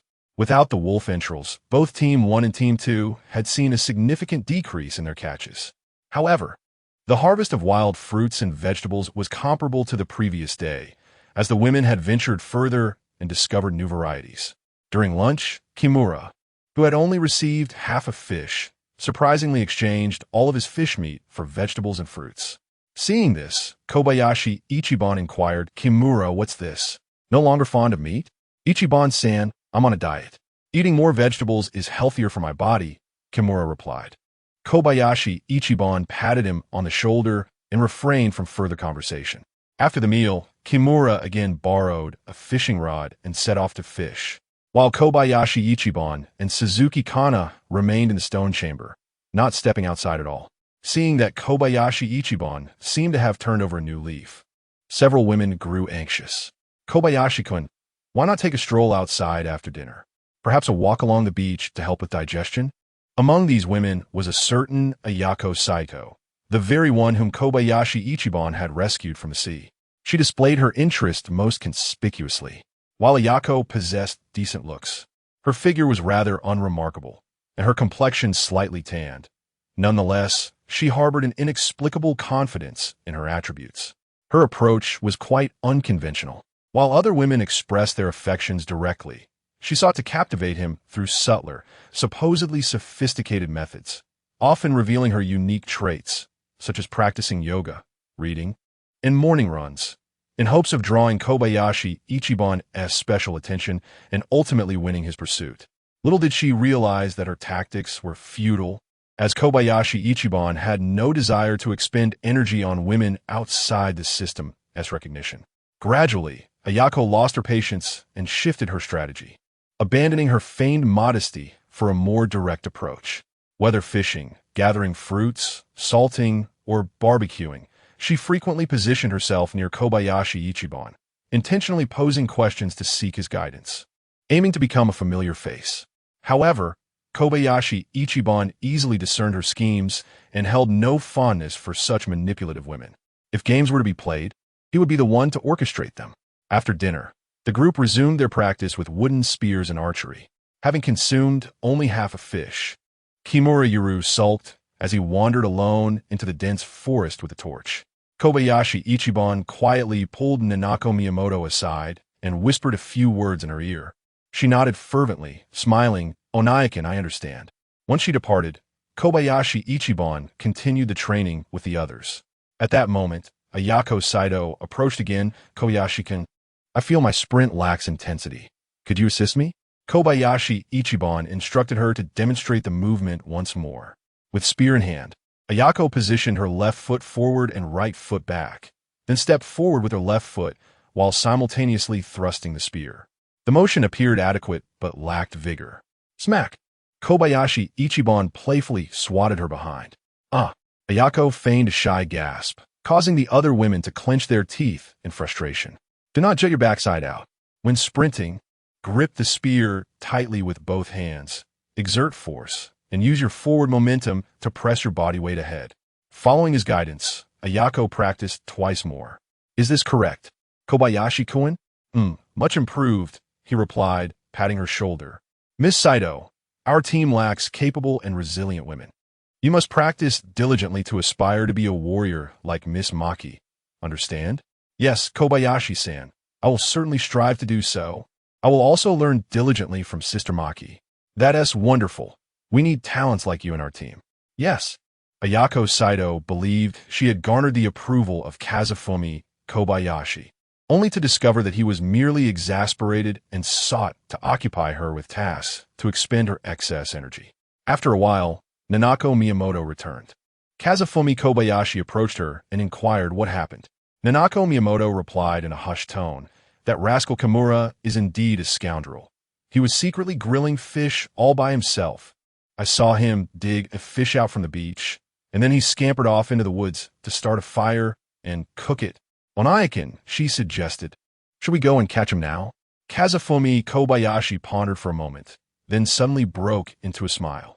"Kimura, I instructed you to discreetly surrender your fish. Had you been honest and turned in your provisions, you might have enjoyed half a fish. Now, daring to hoard your bounty, you shall see not even a scale." Chapter 45. Teasing Kimura Kobayashi Ichiban whispered, "Nanako, when Kimura goes fishing in the future, you should keep an eye on him from the tree. Observe where he hides the fish, and then take them. You can either eat the fish yourself or bring them home. Consider it your reward." Upon hearing this, Miyamoto Nanako couldn't help but chuckle softly. "Onaikin, you're so mischievous." After the practice, everyone gradually dispersed. At that moment, Kimura emerged from the woods, still wearing a melancholic expression. Kobayashi blocked his path. "Kimura, you seem quite unhappy. Have you encountered some troubles?" "Ah, Kobayashi-san, it's nothing really. I just miss home, my wife and children." "Truly nothing at all?" "Indeed, nothing. Kobayashi-san, I'll take my leave now. Go ahead, rest early." As he watched Kimura's departing figure, Kobayashi couldn't help but smirk. This Kimura was indeed a talent of an actor's caliber. "Just wait and see how I play with you." The following day, during lunch, Kimura received half a fish again, which he exchanged for fruits and vegetables. However, a closer look at his expression would reveal that he appeared in better spirits than most, indicating that his meals had improved over the past couple of days. After hastily consuming the fruits and vegetables, he ventured back into the dense forest. Kobayashi turned to Miyamoto Nanako, and they exchanged knowing smiles. "Did you eat his fish?" Miyamoto Nanako chuckled softly and replied, "Not at all. I dug up the fish he had hidden and relocated it to another spot. I'll retrieve it for my mother when no one is around. There are two fish. Two fish. It appears that Kimura's fishing skills are commendable after all. Xiao only caught 2 this morning, yet he managed to catch 3. His character, however, is quite lacking, filled with cunning schemes." "Nanako, you truly are a dutiful daughter," Kobayashi remarked, taking the opportunity to pat her head gently. The two continued their lunch, occasionally glancing toward the forest. They waited until they finished their meal and lingered a bit longer, finally spotting Kimura emerging with a dejected demeanor, his face looking particularly grim. Kobayashi and Miyamoto Nanako simultaneously placed their hands on their foreheads, struggling to contain their laughter. Once Kimura entered the wooden cabin, he did not reappear, likely upset. Miyamoto Nanako softly said, "Onaikin, I'll go retrieve the fish now. Do you want me to accompany you?" "No need. Nanako has become quite capable now. And there's no danger." Kobayashi glanced outside. The sun was blazing overhead, casting a bright light that induced drowsiness. And it was a rare time for wild animals to be active. Thus, he said, "Very well, but be cautious and take a spear." After Miyamoto, Nanako left. He returned to the stone chamber to rest. Shortly after, the sounds of conversation between the Miyamoto mother and daughter reached him. Knowing that Nanako had returned safely, Kobayashi Ichiban felt at ease and drifted off to sleep. As evening descended, the members of the second team arrived to collect provisions, and Miyamoto Naoko returned quietly from outside, discreetly signaling an okay with her hand. Kobayashi Ippan understood that she had succeeded once again. Could this Kimura fellow truly be so foolish as to repeat the same mistake? Surely, he did not believe that the fish from noon had been taken by a beast. When the group began their meal, Kobayashi Ippan and Miyamoto Naoko each held a piece of meat and stepped aside to converse quietly. "Naoko, what's the situation?" Kobayashi inquired. Miyamoto Naoko swallowed a mouthful of meat, unable to suppress a smile. This time, there were 2 fish. Instead of burying them in a sand pit, he tied them with water plants and concealed them beneath the rocky outcrop. Kobayashi Ippan chuckled at this revelation. "How did you handle it?" "I dug a hole in the sand on the beach to bury the fish, planning to retrieve them later." After dinner, the group continued their training. Before long, Kimura returned. Looking rather flustered, he tossed his torch into the campfire and retreated into the wooden cabin, not to emerge again. Kobayashi and Naoko exchanged knowing smiles, their understanding unspoken. When their practice concluded, Miyamoto Naoko prepared to retrieve the fish. Kobayashi Ippan, feeling a twinge of concern, decided to accompany her, and the two ventured into the dense forest with their torches. "Let me lead the way," Naoko suggested. Kobayashi laughed. "You must have been quite brave as a child, Naoko." Turning to him, Miyamoto Naoko grinned. "How do you know that, Onaikin? It's late, and while other girls would hesitate to venture out, you still roam about." "Onaikin, I am no ordinary girl. I am a warrior." They arrived at the beach where the others had been fishing, and Miyamoto Naoko pressed further ahead. "Is it far?" Kobayashi inquired. "We're almost there." Kimura is quite cunning. He deliberately fished far away, so that no one would see him hiding the fish. At that moment, Miyamoto Naoko slowed her pace, crouching down to use the torchlight to search the sand. "I made a mark. Ah, found it. Look, 3 stones." Kobayashi activated his night vision and indeed saw 3 triangular stones arranged on the sandy surface. Naoko handed him the torch and began to dig with her bare hands. Observing this wild child, Kobayashi Ippan couldn't help but smile gently. This spirited girl was becoming increasingly intriguing. Before long, Miyamoto Naoko unearthed 2 fish, both substantial in size, one weighing over 3 pounds and the other more than 2. With such a hearty midnight snack, it was no wonder Kimura had been so gleeful after his meal. The beach was damp, and to his surprise, the larger fish was still alive, wriggling a few times after being dug up. Naoko was momentarily startled, letting out a small yelp, but soon found amusement in her own reaction and burst into laughter. "Onaikin, what if I suddenly feel a craving?" Kobayashi teased. Miyamoto Naoko giggled. "Then shall we roast it now?" Precisely what I was thinking. After cleaning the fish, the two gathered firewood and set about roasting it at the edge of the small grove. Since 2 fish were rather abundant, they decided to roast just the larger one, sharing it between them. Kobayashi Ichiban chuckled. "I surmise that you were quite the mischievous child, weren't you?" Oni-chan, Miyamoto Nanako shot him a reproachful glance, feigning annoyance as she turned her head away. With a playful grin, Kobayashi Ichiban reached out, placing his hand atop her head, gently twisting her little face back towards him, and playfully pinching her delicate nose. "I haven't spoken ill of you. Being a little impish is nothing to be ashamed of. Your abilities surpass those of most girls." At that, Miyamoto Nanako's face brightened with a smile. Suddenly, She spoke wistfully. When I was a child, my father raised me like a boy, encouraging me to play with boys, learn the way of the sword, horseback riding, mountaineering, and swimming. It was because he placed all his hopes upon you. I understood my father's intentions and endeavored to meet them. Yet, I'm still a girl, and my strength and stamina fall short. Furthermore, I possess my own feminine preferences. Ah, Nanako, perhaps your childhood was a bit arduous, but your foundation is stronger than that of many others. In time, you too may gradually return to your true self. Chapter 46. Is Nanako lacking femininity? Is she her true self? Miyamoto Nanako pondered for a moment before responding. Onaiken, I'm unsure of what my true self is like. I believe I am doing well as I am. Intelligent, lively, resilient, and quite kawaii. Onaiken, is that really true? Of course it is. After a brief silence, Miyamoto Nanako suddenly inquired, Onaiken, do you think I lack femininity? Kobayashi Ichiban, you have been particularly kind to Kanai these past few days, and you haven't been out causing trouble. It seems to me that you are quite a wonderful person as well. Miyamoto Nanako's affection level 4. Hearing this, one might wonder if she is experiencing the fluttering feelings of youth. Upon checking her affection level, which had risen to 93, it became clear why. Yet, she is still not quite worthy of such admiration. What to do? Onaiken, when you saved me from the sea last time, did you perhaps touch me? At that moment, Miyamoto Nanako spoke softly, her gaze directed downward, her cheeks flushed and her eyes darting about. If this conversation continued, it might lead to complications. Ah, well, Nanako, it was simply a bit of revenge for your earlier, rather spoiled behavior. It wasn't touching. Did Onaiken not touch me because I lack charm? Nanako, the fish is ready. Come and eat. It smells delightful. I'm not hungry.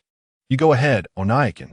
Truth be told, Kobayashi Ichiban felt somewhat flustered at this moment and hastily tore off several pieces of fish, devouring them with audible delight. Seeing that Miyamoto Nanako seemed poised to speak again, he quickly interjected, the fish is truly delicious. Nanako, I was rude to you in the past. I apologize. You are now my dear sister, a brave warrior, and many, especially Aunt Yumi, need your protection in the cave. Thus, it is essential for you to hone your skills. Mother? Ah, perhaps she is missing the president or worrying about you. I have seen Aunt Yumi shed tears on 2 occasions. It is quite pitiful. Indeed, upon mentioning Miyamoto Yumi, Nanako fell into deep thought. Kobayashi Ichiban tore off a large piece of fish and handed it to her, and she absent-mindedly placed it in her mouth. Finally, no longer dwelling on that matter, he sighed in relief. Upon seeing her swallow, Kobayashi Ichiban offered her the remaining half of the fish, saying, Nanako, for now, do not overthink things. Focus on eating the fish so that you can gather strength to protect your mother. Miyamoto Nanako regained her focus. Hi, Onaiken, I will do my utmost. After finishing the fish, they extinguished the fire and hurried towards the cave. As they approached the vicinity of the cave, they spotted 2 figures waiting at the entrance, recognizable as Miyamoto Yumi and Suzuki Kanai. Okayasan, Miyamoto Nanako exclaimed, recognizing her mother, and quickly made her way over. At that moment, both Miyamoto Yumi and Suzuki Kanai looked at Kobayashi Ichiban and Miyamoto Nanako, their expressions somewhat unnatural. Indeed, it is inevitable that a solitary man and woman venturing into the woods at such a late hour may evoke unsavory associations. Xiao Lin Yifan chose not to elaborate, instead gently wrapping his arms around Suzuki Kanai, tenderly suggesting, let us return, the wind is quite brisk here. Kanai's lips moved as if to speak, but she ultimately refrained, accompanying him deeper into the woods. After walking a few paces, Xiao Lin Yifan softly remarked, Kanai, I understand what you wish to express, but Naoko is merely a young girl. How could I possibly harbor any thoughts toward her? Upon hearing this, Suzuki Kanai's spirits lifted. Upon returning to the stone chamber, they arranged the bedding and settled in for the night, now openly sharing the same space. A few minutes later, Miyamoto and her daughter returned as well. Xiao Lin Yifan, using night vision goggles, observed that Miyamoto Yumi appeared untroubled, a subtle smile gracing her face. In the middle of the night, A sudden commotion erupted from outside the cave. Xiao Lin Yifan sat up, furrowing his brow to listen intently before rising to investigate. Miyamoto, Yumi, and the others gradually awoke and followed him outside. Upon pushing open the cave entrance, they found a woman standing at the threshold, Fujita Chinatsu. In a state of urgency, she implored, Xiaolin-san, I apologize for the disturbance, but there is a matter that may require your assistance. Meanwhile, a quarrel ensued from within the wooden house. Xiao Lin Yifan frowned and commanded, follow me. The two descended the stone steps and approached the cabin. Inside the wooden house, two factions stood in opposition. A group of women alongside Nakata Koji faced off against Kimura Yuru. Despite Kimura being alone, he exuded an intimidating presence, shouting, Baka, Miyako, do you have any idea how many times I've had my way with you? Why do you pretend to be innocent before me? What is wrong with a few touches? Is it necessary to create such a ruckus? Opposite him stood Yufu Miyako, weeping uncontrollably. Miyako, you used to enjoy the good life with me. Every time. You were the one who seduced me. Back then, anything went, and you reveled in it. Now that I am in hardship, you choose to act coy. You are nothing but a shameless vixen. Kimura Yuru, you are a scoundrel. She sobbed. Xiao Lin Yifan, having overheard enough, bellowed from outside, everyone, come out. Yufu Miyako was the first to dash out, seeing Xiao Lin Yifan as if he were a savior, her cries intensifying as she prepared to recount her woes. Xiao Lin Yifan raised a hand to halt her. The others gradually emerged from the wooden house, with Kimura Yuru reluctantly trailing behind. With all parties present, Xiao Lin Yifan instructed, please recount the events. Miyako, you may begin, he added. Yufu Miyako struggled to suppress her sobs, stuttering. It was in the middle of the night when I felt someone touching my body. Upon realizing it was Kimura Yuru, he not only persisted but sought to engage in such acts. When I refused, he attempted to force himself upon me. Her voice cracked as she continued. In my anger, I slapped him, and he went mad, trying to assault me. Xiao Lin Yifan turned coldly to Kimura Yuru, asking, is this how it transpired? Kimura, with an air of nonchalance, declared Kobayashi-san. She is my secretary. I shall do as I please. Upon hearing these words, Kobayashi Ippan, whose anger had surged, suddenly found himself momentarily taken aback. Why did this sentiment strike him as so familiar? It bore an uncanny resemblance to a phrase from Longwa. However, he quickly regained his composure and replied coldly, Kimura, are you implying that you will do as you wish? Noticing the displeasure etched on Kobayashi's face, Kimura, despite feeling a flicker of trepidation, stubbornly retorted, Kobayashi-san. This pertains to Team 2. You have stated that matters concerning Team 2 can be decided independently. Witnessing his obstinate reasoning, Kobayashi Ippan seethed, Kimura, this is sheer arrogance. Such behavior is unacceptable. Chapter 47. The departure of Kimura. Kimura defended himself, saying, I've had my share of encounters with her, Kobayashi-san. You are overstepping your bounds. I do not concern myself with your past relationship. Here, violating a woman's will is utterly unacceptable. Kobayashi Ichiban retorted, do you truly consider yourself the sovereign of this place? Kimura finally stood his ground. You are correct. I am indeed the ruler here. Kobayashi Ichiban proclaimed loudly, stepping forward with cold resolve. Kimura, should you be dissatisfied, you're free to leave. Do not presume you are the only one capable. Ichiban, I assure you, my skills are on par with yours. Over the past few days, I have caught the most fish. I possess ample ability to sustain myself. Kobayashi Ichiban smirked in jest. And then you hide the fish away, sneaking off to indulge? Is that so? Upon hearing this, Kimura was infuriated, nearly choking on his own fury. How curious. So it was you. Had you not mentioned this, I might have shown you some leniency. Now that you have willingly confessed, I shall publicly announce your punishment. Kimura, during the food submission period, you hoarded provisions, and not just once. Thus, you are hereby sentenced to extend your submission period by 7 days. This is merely a consequence for your clandestine actions. Moreover, regarding tonight's incident, you must find a way to obtain the victim's forgiveness. Otherwise, your only option is to depart from here. With matters reaching this point, Kimura resolved to abandon all pretense, exclaiming, Miyako is nothing but a despicable wretch. Shall I beg her for forgiveness? Not a chance. Kobayashi Ichiban, do not think that I cannot leave you. I am departing at this moment. With that, Kimura, brimming with indignation, forcefully pushed through the crowd, seizing a torch and spear, and made his way outside. Stop! You have no right to take anything from here. Kobayashi Ichiban shouted, advancing a few steps. Very well. You are ruthless, Ichiban. Kimura seethed, grinding his teeth in frustration, yet dared not retaliate. He hurled the spear and torch to the ground, flung open the yard's gate, and stormed out. A heavy silence enveloped the scene. No one advocated for Kimura's defense. The onlookers held their breath, apprehensive that Kobayashi Ichiban might erupt at any moment. Miyako quickly stifled her sobs and wiped away her tears. However, Kobayashi Ichiban merely said, "Everyone, take a rest. Do not let this affect your spirits." With that, he departed first. The crowd fell silent and gradually dispersed. Returning to the stone chamber, Kobayashi Ichiban laid down fully clothed, and Suzuki Kanai followed suit. "Ichiban-chan, you aren't upset, are you?"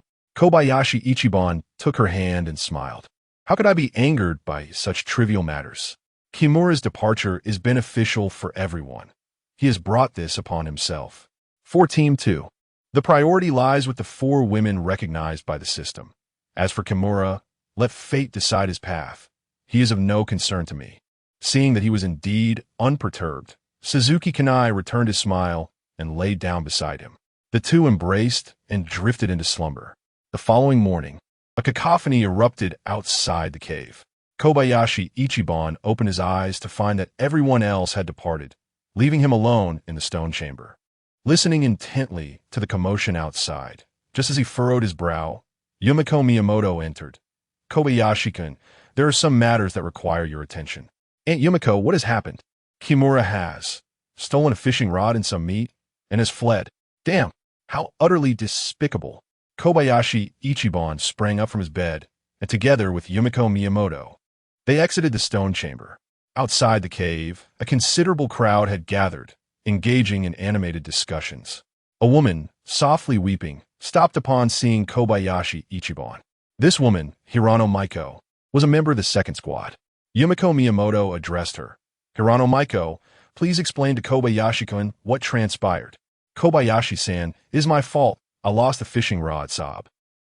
Seeing her on the verge of tears again, Kobayashi Ichiban sternly said, "Stop crying and clarify the situation first." Hirano Maiko choked back her sobs. This morning, I planned to go fishing with Izumi and Keiko, but I discovered that my fishing rod was missing from beside my bed. I searched everywhere, but could not find it. Later, I recalled that Kimura had returned last night, so he must have taken it, and I reported it to the chief. "Why did you not return the rod yesterday?" Hirano Maiko replied. It was because I feared waking the chief too early and disturbing her rest. So I borrowed it in advance." Upon hearing this, Kobayashi Ichiban turned his gaze toward Yumiko Miyamoto. She bowed deeply, apologizing. "Kobayashi-kun, Maiko indeed borrowed the rod last night. I too am at fault for permitting them to borrow it early. Please, punish me instead." Kobayashi Ichiban helped her up and gently squeezed her shoulder. There is no need for the chief to feel remorse, but management must be tightened in the future. Yumiko Miyamoto's cheeks flushed slightly as she quickly responded, "Thank you for your magnanimity, Kobayashi-kun." "Arigato." Kobayashi Ichiban then turned to the members of the second squad, his expression cold as he asked, "Why did none of you report that Kimura returned last night?" The members of the second squad exchanged glances, and finally, Koji Nakata stepped forward. "Brother, here's the situation. Kimura returned unexpectedly in the middle of the night. Ko-chan, who was sleeping near the door, woke up and asked him about it. Kimura claimed he knew he was wrong and would apologize to you in person tomorrow, and then went back to sleep. Ko-chan did not think much of it at the time, not realizing Kimura was such a wretched person. Brother, Ko-chan is willing to accept punishment." At this point, the situation was clear. In a fit of anger, Kimura had left, but upon realizing he had no weapons or food, he stealthily returned to steal. "Now, what did Kimura steal?" Yumiko Miyamoto replied, "Kobayashi-kun, I've already accounted for it with them. A fishing rod, a wooden spear, a torch, and 3 fish that were killed and salted last night. Due to their strong odor, they were left outside the cave. Kobayashi Ichiban nodded. We will address the matter of punishment later. I must pursue Kimura at once. Should he return during my absence, I implore you to seize him and await my return for judgment. The crowd responded in unison. Miyamoto Naoko interjected. Onaikin, I wish to accompany you. Kimura Naru has now fled in an unknown direction.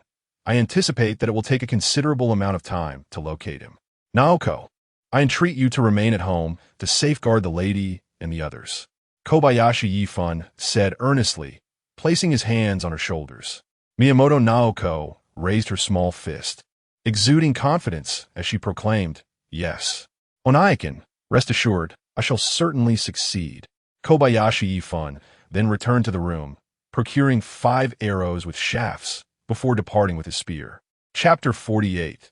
The pursuit of Kimura. Upon entering the thicket, Kobayashi Ichiban made his way directly towards the river. The absence of Miyamoto Nanako was not due to fear that Kimura might act recklessly, but rather because he had already harbored murderous intent. Should Kimura flee in another direction, he might have temporarily spared him. A person of such little consequence was not worth the risk. It was entirely possible that he could meet his demise at the jaws of a beast outside, thus requiring no intervention. However, if he chose to escape towards the river, he should not blame Kobayashi for being ruthless. With this thought, a glint of cold determination flashed in his eyes. Kobayashi ascended to a high tree to survey the surroundings for several minutes, but found nothing. He then descended and continued his trek towards the river. After about 30 minutes of intermittent walking, he stumbled upon some clues, a pile of extinguished campfire remnants and the remains of fish bones. The fire had long since cooled, indicating that Kimura had likely spent the night here. Accelerating his pace for another 10 minutes, Kobayashi was suddenly startled by a thunderous roar.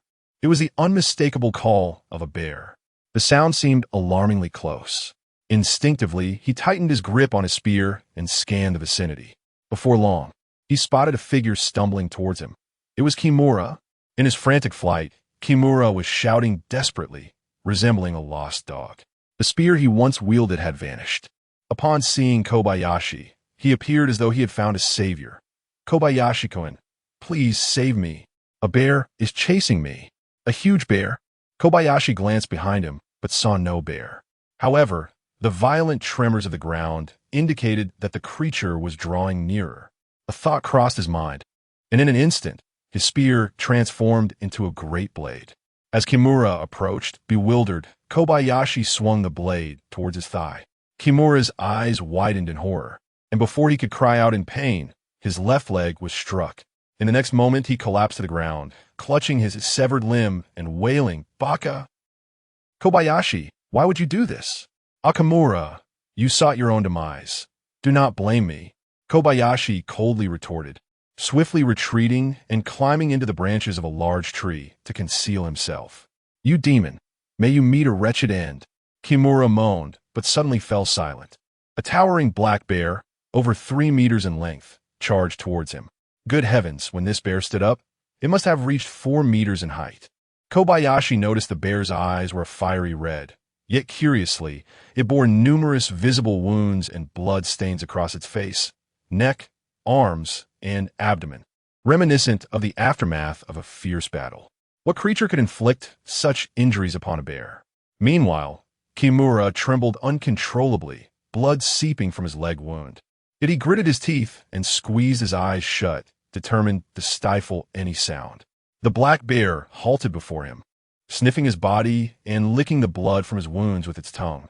Although Kimura was paralyzed with fear, his heart racing, he remained utterly still, silently praying for the protection of the sun goddess Amaterasu, determined to feign death to the bitter end.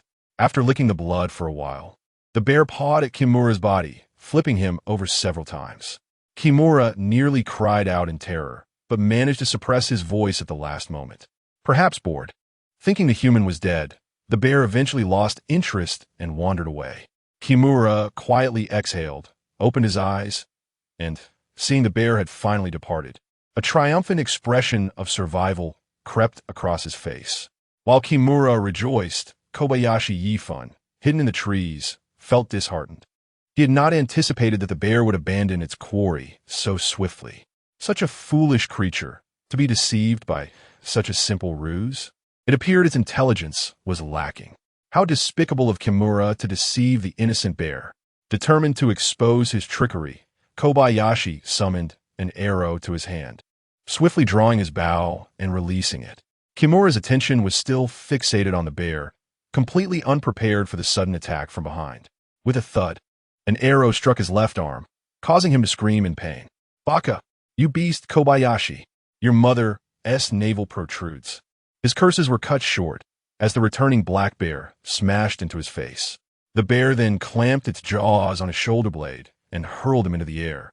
With a dull thud, his body crashed to the ground, blood and flesh scattered. Witnessing this brutal scene, Kobayashi nearly retched. How savage! If he were to encounter the bear directly, he would surely meet the same fate. Initially, he had considered seizing the opportunity to launch a surprise attack while the bear was distracted, but now he quietly stowed his bow and dared not make a sound, hiding among the branches.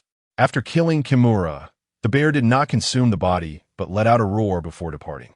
As Kobayashi watched the bear leave, he sighed in relief and prepared to descend from the tree. Suddenly, he heard rustling from the bushes, causing him to freeze in place. Two dark figures emerged from the underbrush, rushing to the corpse and beginning to feast. To his astonishment, they were two young wolves. Concerned that a pack might be lurking nearby, Kobayashi slowly lowered his hand, still gripping an arrow, choosing to observe for a moment. Indeed, shortly after, more movement could be discerned in the thicket. The two young wolves, now alert, paused their meal, their sharp eyes fixed on the underbrush. With a howl, a wild boar appeared, boasting a large forehead, a sturdy build, and short, thick limbs, its deep brown fur gleaming. This boar was nearly 2 meters in length and weighed at least 300 pounds, lacking tusks, indicating it was a sow. Following closely behind were 4 piglets, squealing excitedly. A mother and her 4 young, a formidable presence indeed.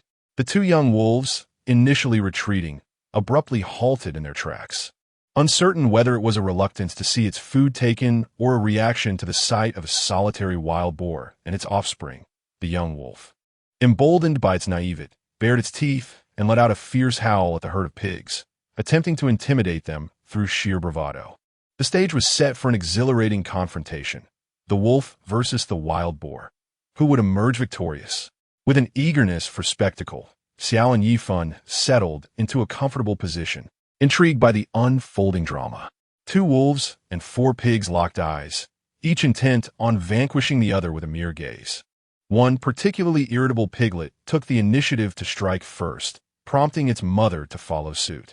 Thus commenced a chaotic melee between the 2 wolves and 4 pigs. The young wolf displayed remarkable agility, while the wild boars fought in a united front. One wolf deftly maneuvered around, seizing an opportune moment to latch onto a piglet as hind leg. The piglet, in pain, retaliated by ramming its head towards the young wolf, unaware that the wolf was employing a feint. Swiftly releasing its grip, the wolf retreated momentarily only to pounce again, sinking its teeth into the piglet's neck. The piglet's cries of distress filled the air as it struggled valiantly against its fate. Chapter 49. I wish to tame a little wolf meanwhile. The mother pig lunged forward to protect her young. Though her physique was rotund, her movements were surprisingly swift. The little wolf, blinded by greed, clamped down on the piglet's neck and refused to relent. In retaliation, the mother pig delivered a powerful headbutt, sending the wolf crashing several meters away, its body colliding with a tree trunk before it fell to the ground, gravely injured. Another little wolf attempted to intervene, only to be met with a furious charge from the mother pig, which sent it scampering away in terror. With a fierce rage, the mother pig turned back to the injured wolf, launching yet another merciless assault, leaping into the air to bring her considerable weight crashing down upon the unfortunate creature. The wolf, which had still been stubbornly resisting, was rendered nearly lifeless in an instant. The battle was exceptionally thrilling, leaving Xiao Lin Yifan both astonished and apprehensive.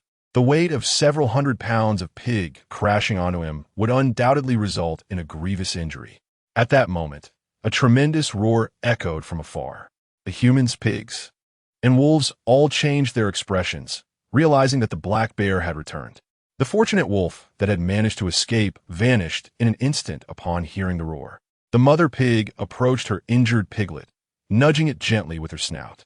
The little piglet struggled to rise, but ultimately succumbed to its considerable blood loss, collapsing weakly onto the ground. After emitting a few soft cries, the mother pig advanced, biting through the little wolf's throat before grasping the wolf's lifeless body in her mouth and swiftly departing with her 3 remaining piglets. Xiao Lin Yifan quickly descended the tree, retrieving the nearly lifeless piglet into his system space. This was a fresh source of pork, and he certainly would not let it go to waste. Gritting his teeth, he cast a glance at the shattered remains of Kimura Yarrow, but felt no inclination to linger, turning away to leave. He ran swiftly until the sound of the black bear's roar faded into the distance. He had no desire to provoke such a formidable creature.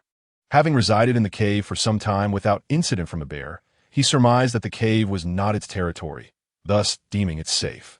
As for the group of wild boars, they represented a significant nutritional opportunity, and he needed to devise a plan to capture them. However, today he had only encountered a solitary female wild boar, likely accompanied by a larger male with tusks, posing a considerable danger that warranted heightened caution. Just as he was nearing the cave, he suddenly heard a series of frantic female voices calling out. What had transpired? Xiao Lin Yifan grasped his spear and rushed towards the commotion. Most of the women had taken refuge inside the cave, their expressions fraught with anxiety as they peered outside. At the entrance, 6 brave women, along with Nakata Koji, stood shoulder to shoulder, wielding spears and shouting to display a show of strength. Opposite them stood a little wolf. Kanu Nanako held a wooden spear in her left hand while tossing chunks of fish into a trap with her right, intermittently emitting enticing sounds to lure the wolf. It was evident that she aimed to draw the little wolf into the cage, yet the wolf paid her no heed, engrossed in devouring the salted fish hanging outside. Observing this scenario, Xiao Lin Yifan furrowed his brow in disbelief. Were they playing with fire? He hastened forward. Upon noticing his return, the little wolf perhaps sensed a threat, dropped the fish from its mouth, and began to emit a low growl. The little wolf, adorned with a small tuft of white fur on its brow, presented a striking contrast against its otherwise ebony coat. This was indeed the very wolf that had escaped during the recent skirmish with the wild boars. Upon meeting the gaze of the creature, Xiao Lin Yifan was suddenly reminded of the tears shed by the Wolf King in its final moments, evoking a sense of familiarity. Could it be that this little wolf was the offspring of that very king? Given its size, it appeared to be merely 3 or 4 months old, lending credence to this possibility. After he had decimated the wolf pack, this little one had been left orphaned, compelled by hunger to venture forth in search of sustenance, only to fall victim to the bullying of the boar herd. It was uncertain how many siblings it had, but it seemed that it was now the sole survivor of its kind. Let us reunite you with your family. Xiao Lin Yifan initially contemplated ending its life with an arrow. Yet as his bow was stored within his spatial pouch, he opted instead to wield a spear, directing its point towards the little wolf's brow to prevent any sudden aggression. A single small wolf was hardly a source of concern for him. However, the vastness of the courtyard posed a risk of accidental harm to others should the wolf flee. With one hand grasping the spear, he gradually closed the courtyard door, securing it with a wooden latch. Now, the little wolf was undoubtedly trapped. He could proceed to capture it at his leisure. The little wolf seemed to comprehend his intentions, swiftly turning to dart towards the women nearby. Startled, they screamed and flailed their spears in disarray. The little wolf, unable to find an opportunity to strike, circled around the frightened women, inadvertently knocking over various tools scattered about the yard. Cornered against the wall, Xiao Lin Yifan commanded loudly. The women, as if awakening from a dream, began to regroup, raising their spears in unison and advancing forward. Gradually, the little wolf found itself pressed against the stone wall beneath the cave. With no escape route, it bolted along the wall, but Xiao Lin Yifan, positioned at the edge of the formation, was ready. He swept his spear horizontally, striking the wolf's forelegs. With a plaintive cry, the little wolf rolled on the ground, and just as it attempted to rise, it was struck again. Another sorrowful whimper escaped its lips, rendering it unable to stand. Xiao Lin Yifan approached, spear in hand, prepared to end its life. At that moment, Miyamoto Nanako shouted, "No, Oni-chan, don't kill it." Xiao Lin Yifan feigned ignorance, and with a decisive strike, the spear came down upon the little wolf's head, causing it to close its eyes. "Oni-chan," Nanako wailed, collapsing to the ground in despair. Xiao Lin Yifan prodded the wolf with his spear to ensure it was not merely playing dead. "Oni-chan, you are so cruel," Nanako lamented, bursting into tears. Turning to her, Xiao Lin Yifan frowned and asked, "Nanako, what do you intend to do?" She cried out, "Oni-chan is heartless. I want to tame it and raise it, but you killed it." Xiao Lin Yifan could not help but chuckle at her naivety. "My lady, this is a wolf. Do you truly believe you can raise it?" "Of course. I've raised large dogs at home." Xiao Lin Yifan found himself at a loss for words. "Nanako, you've raised a husky. It doesn't bite. Before you stands a fierce and untamed wolf, one that could take a life." Miyamoto Nanako found herself momentarily speechless, yet that did not deter her from continuing to weep. Miyamoto Yumi pushed through the crowd and approached, gently advising, "Nanako, cease your stubbornness. Kobayashi-kun is correct. Wolves cannot be tamed. Okasa, Onaikin only knows how to bully me. He must have heard me say not to kill it." Woo-woo upon seeing her mother. Miyamoto Nanako seemed to find a source of strength, her cries growing even more intense. Miyamoto Nanako's affection, level -5. "Well then, this little imp. I am indeed afraid of you." "All right, Nanako, stop your tears. If you wish to keep it, go fetch the wire mesh from the cave." "Nanny, Onaikin, what did you just say?" "I said the wolf is not dead. It is merely unconscious. Hurry and bring the wire mesh. I will fashion a collar to restrain it, or else it will bite indiscriminately." "Hi, Onaikin, I will go at once." Miyamoto Nanako's affection, level 8. At last, Miyamoto Nanako comprehended the situation, her tears transforming into a smile as she hurriedly dashed into the cave. Chapter 50.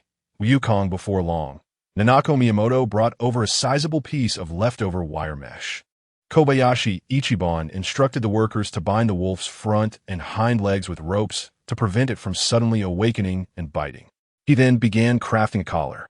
The wire from the mesh was as thick as chopsticks, ideal for forming a sturdy iron ring. It would not be a simple task for the wolf to bite through it.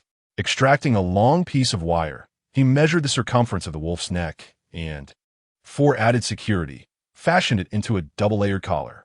He shaped the wire into a circular form, creating small semicircular clasps at both ends that interlocked with one another, forming a robust iron ring under the outward tension of the wire. After unfastening the clasps, he slipped the collar over the wolf's neck and inspected his handiwork. Deeming it perfect, Kobayashi Ichiban muttered to himself, "Ryukong, adorned with the collar tailor-made by your master, you shall no longer be mischievous." Inquisitively, Nanako Miyamoto asked Onaikin, "Did you just call it Ryukong? Is it son Ryukong from Dragon Ball?" "No, it is son Ryukong from Journey to the West." "Onaikin, then can we name the little wolf Ryukong?" "All right." Initially, Kobayashi Ichiban intended to create an iron chain, but finding it too cumbersome, he opted for a thick rope instead. The wolf would undoubtedly resist upon waking, and there was no shortage of rope to observe how long it would take for the wolf to gnaw through it. He placed the little wolf in a trap cage, securing the rope of the collar to one side of the iron cage before releasing the bindings on its limbs. The group stepped back from the trap, wrapping wire mesh around both sides of the cage door to prevent it from opening again. "Onaikin, how long will it take for Ryukong to awaken?" It suffered blows to its head and legs. Although its bones were intact, the injuries were severe. Whether it would awaken depended on its fate.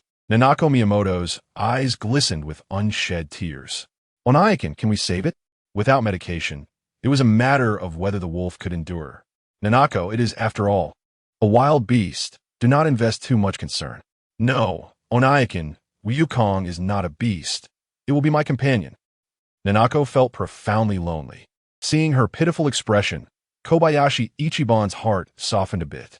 While they could do little until it awakened, he suggested, "You can prepare some water and food to help it regain its strength once it wakes." The food is ready.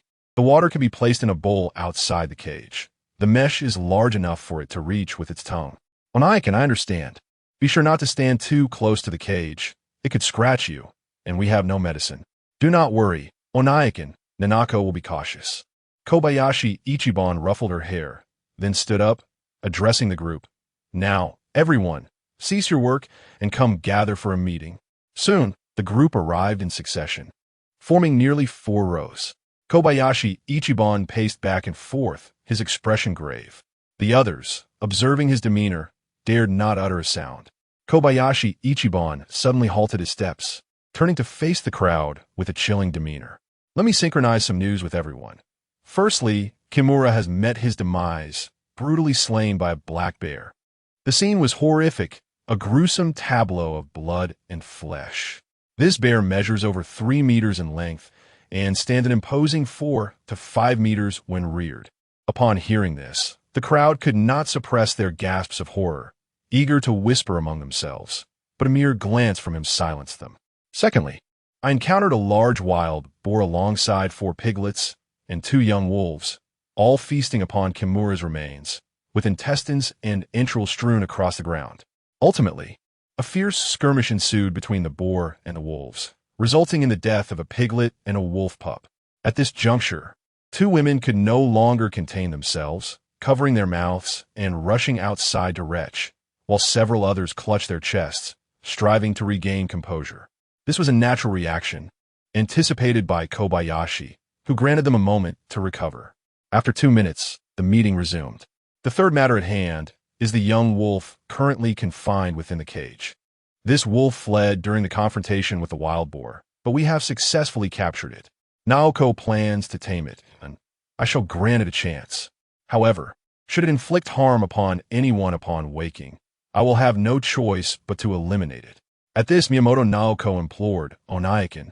I promise to keep a close watch on Goku, but is still young, its wild instincts unrefined. I beg you, grant a bit more time, please. She bowed deeply as she spoke. Kobayashi pondered. If he could tame the young wolf, it would serve as a splendid guardian. Yet, the challenge would be formidable. Perhaps it would be wiser to grant her this favor instead. With a heavy sigh, he responded, Naoko, who could refuse such an endearing sister? I shall agree to your request. If it merely scratches or nips, I shall afford it 3 chances. However, should it bite a human, I will have to act decisively. I promise to take good care of Goku. Onaikin, arigato. Miyamoto Naoko's affection level 2. Kobayashi initially contemplated revealing that the wolf's mother was the wolf king he had slain previously, but refrained, fearing that such knowledge might evoke maternal instincts within the women, leading them to unwarranted compassion. On this deserted island, what was needed was not mercy, but rather a steely resolve. He then inquired, Nakata Koji, what do the wild boar that injured you look like? Did it possess tusks?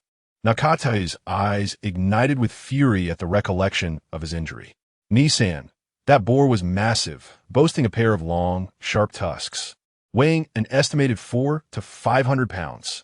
Kobayashi nodded in understanding. The wild boar I encountered bore no tusks, indicating that another formidable boar, savage by nature, roams the island. One of our colleagues fell victim to its attack, and Nakato was also injured by it. Therefore, everyone must remain vigilant. He pressed further, Nakata Koji, if you were to encounter that boar again, would you dare to confront it? Naka gritted his teeth. Nissan, while I may not possess great strength, should I meet that beast again, I will fight it with unwavering resolve to avenge my previous humiliation. Excellent. Koji-kun indeed possesses the spirit of a true man. I have not misjudged you. Kobayashi Ichiban approached him, smiling as he patted his shoulder. The reason he held Nakata Koji in such high regard was that he, too, was a man, exhibiting a relatively rational approach to matters. Today's events had made it abundantly clear that in his absence, chaos could easily ensue within the cave. Without a man to oversee it, the cave would ultimately remain unsafe. Although Nakata Koji's abilities were currently somewhat lacking, his foundation was solid, and he possessed a certain audacity. With proper nurturing, he might become a capable assistant. Most importantly, he was a eunuch. Kobayashi Ichiban returned to the front of the group and stated, Today, witnessing your match against the Little Wolves, I must admit I was somewhat disappointed. Both your skills and mindset have not met the standard. You must train diligently henceforth to rapidly enhance your abilities. Furthermore, to survive on this deserted island, one must possess a ruthless heart when faced with beasts. Is either you or them. Is that understood? Hi, came a unified response from the crowd. Very well, that concludes the announcement. Miyamoto Yumi. After my departure this morning, did anything happen at the cave? Upon hearing her name called directly, Miyamoto Yumi felt a tightening in her chest. Chapter 51. Affection surpasses 1100. Miyamoto Yumi promptly remarked, Kobayashi-kun, after your departure this morning, I led everyone in inspecting the items and facilities both inside and outside the cave, as well as the courtyard walls. Concerned that Kimura Yuru might return unexpectedly, we did not assign anyone to outdoor labor today. Some practiced outside while others worked at home. And then, the wolf came rushing in. Why was the wolf able to enter? Kobayashi Ippan asked nonchalantly, devoid of any discernible emotion. Miyamoto Yumi replied softly, Kobayashi-kun, since there were people practicing outside, the courtyard gate was left unlatched. Upon hearing this, Kobayashi Ippan remained noncommittal. Although Miyamoto Yumi could no longer contribute to the affection points, it was essential not to indulge her too much. Occasionally reprimanding her could subtly enhance his authority in the eyes of the others. He inquired further, how many members do we have in our team now?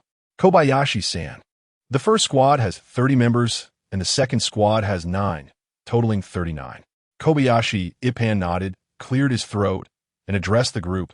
Now that our numbers have increased, management must be strengthened. First, let us discuss the punishment regarding last night's incident. Miyamoto Yumi, although the loss of the fishing rod was not your fault, it is still related to you. From now on, all essential supplies must be accounted for daily and managed by designated individuals. Considering this was an oversight, your benefits will be suspended for 3 days. Do you agree? Yes. Thank you for your generosity, Kobayashi-kun. Upon hearing the final punishment, Miyamoto Yumi sighed with relief. Nakata Koji, your performance has been commendable these past few days. I had initially planned to promote you to a formal member, but due to your lack of vigilance last night, which allowed for a breach, further evaluation is necessary. Do you concur? Yes. I assure you, I will remain vigilant and continue to strive. Hirano Maiko. While the loss of the fishing rod was not a deliberate mistake on your part, it is still a rare resource. Losing one diminishes our ability to fish. This matter is significant, and I do not wish to act hastily. We will need to discuss it further before reaching a decision. Yes, Kobayashi-san. Hirano Maiko, who had been anxious all morning, turned pale and became increasingly tense. Kobayashi Ippan continued, today has seen many events, and fortunately, we are all safe. However, it has also revealed numerous issues with our cave's defense and management. I must reiterate, my team will not harbor the ineffectual or the indolent. To remain in the team, one must demonstrate diligence. As for Kimura Yuru, this concludes the matter. The consequences of his unilateral departure from the team are evident. Do you all understand? In unison, the group responded, yes. Kobayashi Ippan scanned the room, noting the serious expressions on their faces, aware that his words had resonated with them. It could be considered a moment of growth. Tuju Chinatsu, I have observed your efforts during this period. I am temporarily appointing you as the vice captain of the second squad. Organize and lead them, especially during the night. Arrangements must be made for night watch. Once your trial period concludes, should you meet expectations, you will enjoy the benefits of a core member. Chinatsu Fujita exclaimed with enthusiasm, thank you, Kobayashi-san, for your appreciation. I shall certainly endeavor to do my utmost. Ding! Host's accumulated affinity has surpassed 1100. The system rewards are as follows. 1. Reward of 2 iron hammers, 1,000 nails. Reward of 2 iron shovels. 2. Reward of a personal system space of 3 cubic meters. Current system space totals 26 cubic meters. More rewards have arrived. The combination of encouragement and discipline indeed proves effective. All right, everyone, disperse and prepare lunch. At that moment, Yumi Miyamoto hesitantly spoke up, Kobayashi-kun, should we send everyone out to gather some wild vegetables and fruits? The pickled fish has been ravaged by the little wolf, and our provisions are somewhat lacking. Kobayashi Itaka replied, No need. I brought back a wild boar. After everyone has had their fill at lunch, we shall resume our tasks. Upon hearing that there would be wild boar meat, the group's previous lethargy vanished, replaced by expressions of joy. Chinatsu Fujita, take the second team with you and go to the beach to retrieve the wild boar. Maki Koyano, you also bring 5 people to assist. Aunt Yumi, please have the people in the cave prepare for the work ahead. Once the boar meat is back, we shall commence roasting and frying. Yes, Kobayashi-kun. Hearing her being addressed with such respect, Yumi Miyamoto felt an immense sense of gratification. Kobayashi Itaku led the women away, their pace quickening until they soon outdistanced the others. By the time the group reached the beach, he had already extracted the wild boar from the system space and had begun to eviscerate it. Although it was merely a small pig, its insides were abundant, emitting a strong aroma. Several of the women, upon witnessing this, could not help but run aside to retch. Kobayashi Itaku did not blame them. He too had struggled to suppress his own queasy impulse. Retaining the pig's heart, he discarded the other entrails to the side and instructed, Howsy, take a few people to clean the entrails and find a sand pile to bury them for later use during fishing. Understood, Kuinakata replied, taking 2 others to begin their task. Kobayashi Itaku then swiftly severed the pig's head with a few deft strokes. The head bore much meat, which could not be wasted. It could be used to create numerous renowned dishes, though he lacked the know-how and ingredients to do so he settled for a rudimentary preparation. He split the head along the skull, chopping it into 7 or 8 portions, and handed it to Maki Koyano, saying, take the pig's head back to roast. Once the boar meat is returned, set some aside for barbecuing and stewing. Let the head chef decide how much everyone will have, but today, everyone must partake. Maki Koyano accepted the command, departing with 2 others to carry the pig's head. Kobayashi Itaku resumed his work on the pig's body, dismantling it into several large pieces, then further chopping them into dozens of smaller portions to distribute to Chinatsu Fujita and the others. Once all tasks were completed, he stated, Maiko Hirano, stay behind to discuss matters with me. The rest may return and expedite the preparation of lunch. After the others departed, Kobayashi Itaku cast the knife aside. Slaughtering the pig was indeed exhausting. He stretched his limbs and then slowly walked into the sea to wash away the lingering odor, indulging in a brief swim. On the shore, Maiko Hirano watched him, her heart fluttering with anxiety and a sense of disorientation. Kobayashi Ichiban suddenly halted in the water, exclaiming, Maiko-san, if you wish to bathe as well, let us do so together. Upon hearing this, Hirano Maiko's melancholic expression vanished, replaced by a radiant smile of happiness. Hirano Maiko affection 20. An hour later, the 2 returned to the cave's entrance, with a tantalizing aroma of grilled meat wafted through the air from afar. Having skipped breakfast, Kobayashi Ichiban's stomach began to rumble in earnest. Opening the courtyard gate and stepping onto the platform, he declared, I hereby announce an important matter. After a profound exchange with Hirano Maiko, I have decided to grant her an opportunity by extending the food submission deadline by 3 days as a form of punishment. Thank you, Kobayashi-san. Arigato, Hirano Maiko exclaimed, overwhelmed with joy, while Fujita Chinatsu and several other women gathered around to offer their congratulations. The reasoning was clear to all. Should she be cast away, a vulnerable woman on a deserted island would be tantamount to a death sentence. Well then, as everyone is famished, let us commence. With a command, the group, whether standing or seated, joyfully began to partake in their meal. Chapter 52. Setting traps. As the group had merely taken a few bites, a sudden howl pierced the air. It was the young wolf in the cage, awakened, though it was unclear whether it was roused by the noise or the enticing aroma of food. Despite its injuries, it resolutely stood up, and upon realizing it was bound, it became infuriated, growling fiercely while attempting to gnaw at the ropes. Upon seeing the young wolf awake, Naoko Miyamoto's face lit up with excitement as she eagerly approached with a half-eaten pork chop to feed it. Naoko, you fool! You can barely satisfy your own hunger, yet you wish to feed the wolf. You're still growing, you need more nourishment, admonished Yifan Xiao Lin in a brotherly tone. Disheartened by his words, Naoko reluctantly returned to her seat. Observing her disappointment, Yifan softened his tone, Once we finish eating, you can take the bones to feed it. Upon hearing this, Naoko's spirits lifted again. She hastily consumed her food and urged the others to finish quickly. Yifan chuckled softly, shaking his head in amusement. Before long, Naoko had finished her meal and, clutching the bone, dashed towards the cage. Naoko, be careful. Don't get too close. Yifan, still chewing on a piece of pork chop, followed her with a spear in hand.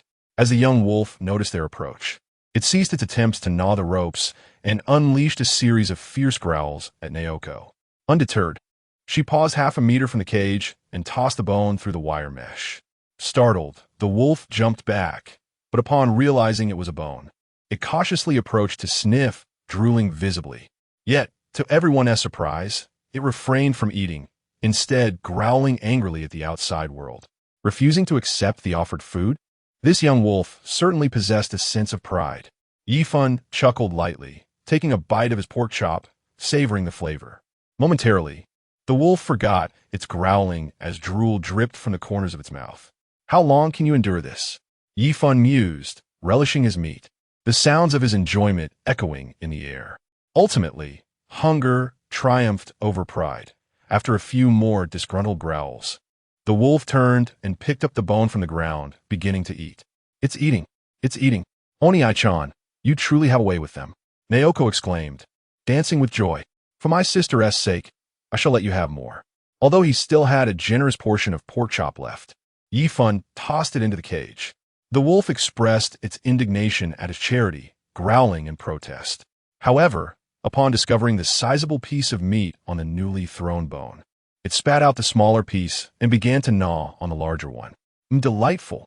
Yifan chuckled at the sight of satisfaction blooming on the wolf's face. The audacity of a human mocking it? The wolf was incensed, spitting out the bone and howling once more. Damn it, keep howling. If you're so proud, then don't eat. Yifan, caught up in the moment, let loose a string of expletives, striking the cage with his spear. Startled, the wolf retreated, dragging its ropes away. Yet, unwilling to concede defeat, it returned to seize the bone once more. In order to preserve its final dignity, it turned around, presenting its rear to the outside. Kobayashi Ichiban reprimanded fiercely, "You will only be fed if you obey. Disobedience will leave you hungry for days." Oni-chan, what did you just say? What does that mean? Asked Miyamoto Nanako, her big eyes blinking innocently. Ah, it's merely a way of greeting one's mother, came the reply. I see, but I wonder where its mother is. Poor Ryukon. Kobayashi Ichiban could only respond with silence. At that moment, the others finished their meals and began tossing bones into the cage. After consuming 5 or 6 bones, the little wolf ceased eating, whether from fullness or due to its injuries, and lay still on the ground, disinclined to move. Kobayashi Ichiban then remarked, "Let us hold off on throwing more. It seems to have had its fill."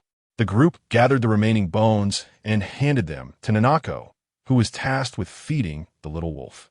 She placed a dish of water outside the cage, waiting for it to drink when thirsty.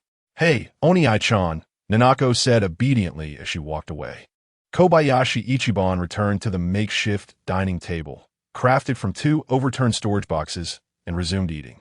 After finishing his meal, he declared, "I'll take a walk outside," and made his way alone toward the cave entrance. 2 quick-thinking girls exchanged glances and feigned nonchalance as they followed him, but they underestimated his pace. And soon he vanished from sight, leaving them filled with regret. Half an hour later, Kobayashi Ichiban returned, wielding a hammer and a shovel, standing outside in the yard. The others seemed accustomed to his resourcefulness and did not inquire further. He paced back and forth on the ground outside, occasionally stopping to observe. This location was a crucial pathway from the woods to the yard. If wild beasts roamed here, it was highly probable they would pass through this area, unless they were particularly unconventional creatures. If a large pit were to be excavated here, it could serve as a hunting trap by day and a safeguard against nocturnal predators. After pondering for a while, he resolved to dig a rectangular pit measuring 4 meters in length and 3 meters in width. The rationale for the rectangular shape was to account for inertia. If a beast were to be running, its speed would be considerable by elongating the pit. Should it step into the trap, Even if it reacted quickly and attempted to use its momentum to escape, it would be unable to leap clear of the pit's edge. Kobayashi Ichiban outlined the rectangular shape on the ground with his shovel and called over the two squad leaders, instructing, "Arrange for people to begin digging at the marked location. We need to reach a depth of nearly 3 meters." Fujita Chinatsu inquired, "Kobayashi-san, are we digging a trap?" "Indeed, we are digging a trap, which will allow you to sleep more soundly at night," he replied. Onomaki asked, "Kobayashi-kun, shall we start digging now?" Kobayashi Ichiban glanced up at the sky, where the sun blazed fiercely, causing a high temperature. "It's too hot now. We risk heat stroke. Let us take a break until it cools down a bit before we begin excavation." Maki Ono replied, "Then I shall take them to forage for wild vegetables and fruits. This morning yielded no harvest, and I fear our food supply may be insufficient." "Very well, you may proceed, but do ensure your safety." Kobayashi Ichiban added a few more instructions before fetching the tools to the courtyard, washing his hands, and returning to the stone chamber to rest. He slept soundly until after 3 in the afternoon, gradually awakening and stretching lazily before stepping outside the cave. In the courtyard, he noticed a collection of wild vegetables and fruits housed in bamboo baskets, along with about 20 coconuts. The storage box contained 4 or 5 fish. The bamboo baskets were crafted by 2 women in their 40s who had also taught everyone how to make some mats and cushions. It seems that having older members in the team is indeed beneficial. At that moment, outside the courtyard, 7 or 8 individuals were engaged in digging pits. Due to a shortage of tools, some were digging, others were shoveling dirt, and some were transporting the earth. The traps had only recently begun to be excavated. Barely half a meter deep, Kobayashi Ichiban looked up at the sky, his brow furrowing in concern. "Is it going to rain again?" Chapter 53. The Black Bear Massacre. Although the sky appears clear at present, ominous clouds have begun to gather on the horizon, indicating that heavy rain is likely to arrive by evening. The prospect of prolonged downpours weighs on Xiao Lin Yifan's mind. Rain signifies a scarcity of food. While enduring a few days might be manageable, an extended period would spell trouble. Thus, he urged, "Let us labor diligently while the weather remains cool." It seems rain is imminent. The group, acknowledging the shifting skies, quickened their pace in response to his words, inquiring about the whereabouts of the 2 squad leaders. Xiao Lin Yifan learned that they had yet to return, and the location of Miyamoto Nanako remained uncertain. Meanwhile, the young wolf in the cage paced restlessly, offering a toothy display without barking as Xiao Lin approached. He sought out Miyamoto Yumi, saying, "Aunt Yumi, should anyone return, please instruct them not to venture out. I sense rain is approaching, and it is unsafe outside." "Understood, Xiao Lin-kun. Were you searching for Nanako?" "She mentioned she was going to keep watch," Yumi replied. Grasping her small hand gently, Xiao Lin replied softly, "I see. I shall go find her and perhaps procure some food as well." With that, he grabbed a spear and ventured outside. Having consumed a portion of the fish stored in the System S space, he hoped to replenish supplies before the anticipated rain. As he traversed the woods, he called out for Miyamoto Nanako until he arrived beneath a towering tree. "Nanako, you truly are here," he exclaimed. "Oni-chan, what brings you here? Would you like to come up?" she inquired, though her sentence remained unfinished as Xiao Lin swiftly ascended the tree like a nimble monkey.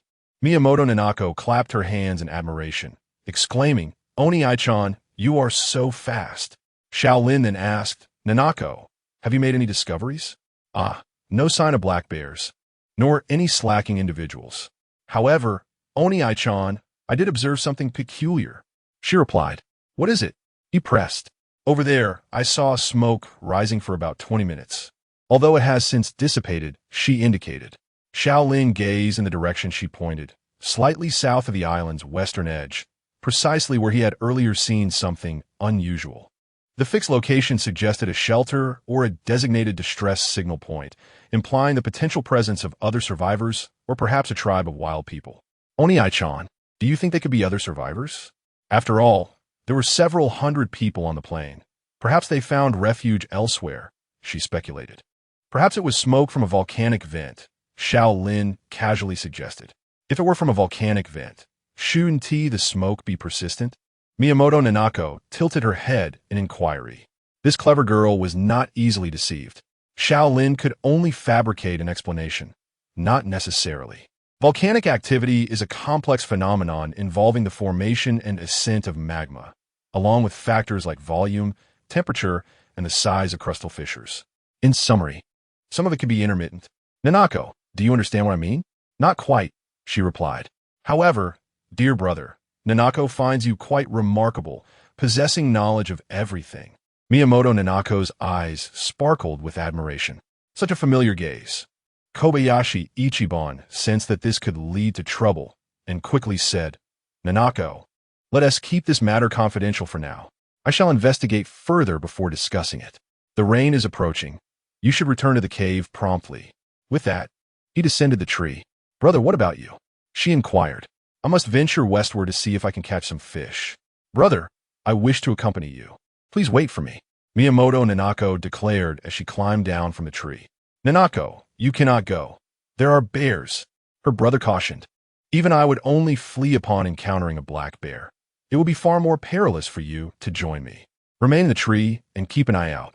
If anyone strays, alert them to return to the cave before the rain begins.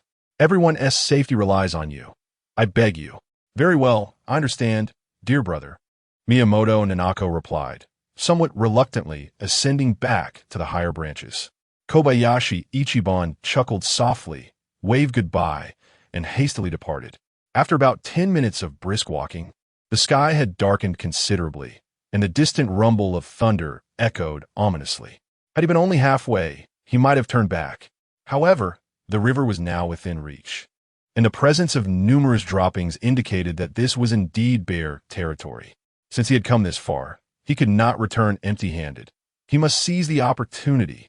Kobayashi Ichiban steeled himself, instinctively lightening his steps as he activated his night vision goggles, moving cautiously while observing his surroundings. The sound of rushing water drew nearer, but suddenly he was assaulted by a nauseating stench of decay. The odor was reminiscent of a corpse that had lain in a sealed space for centuries before being exposed. He quickly covered his nose, suppressing the urge to retch, and slowly parted a thicket by the riverbank.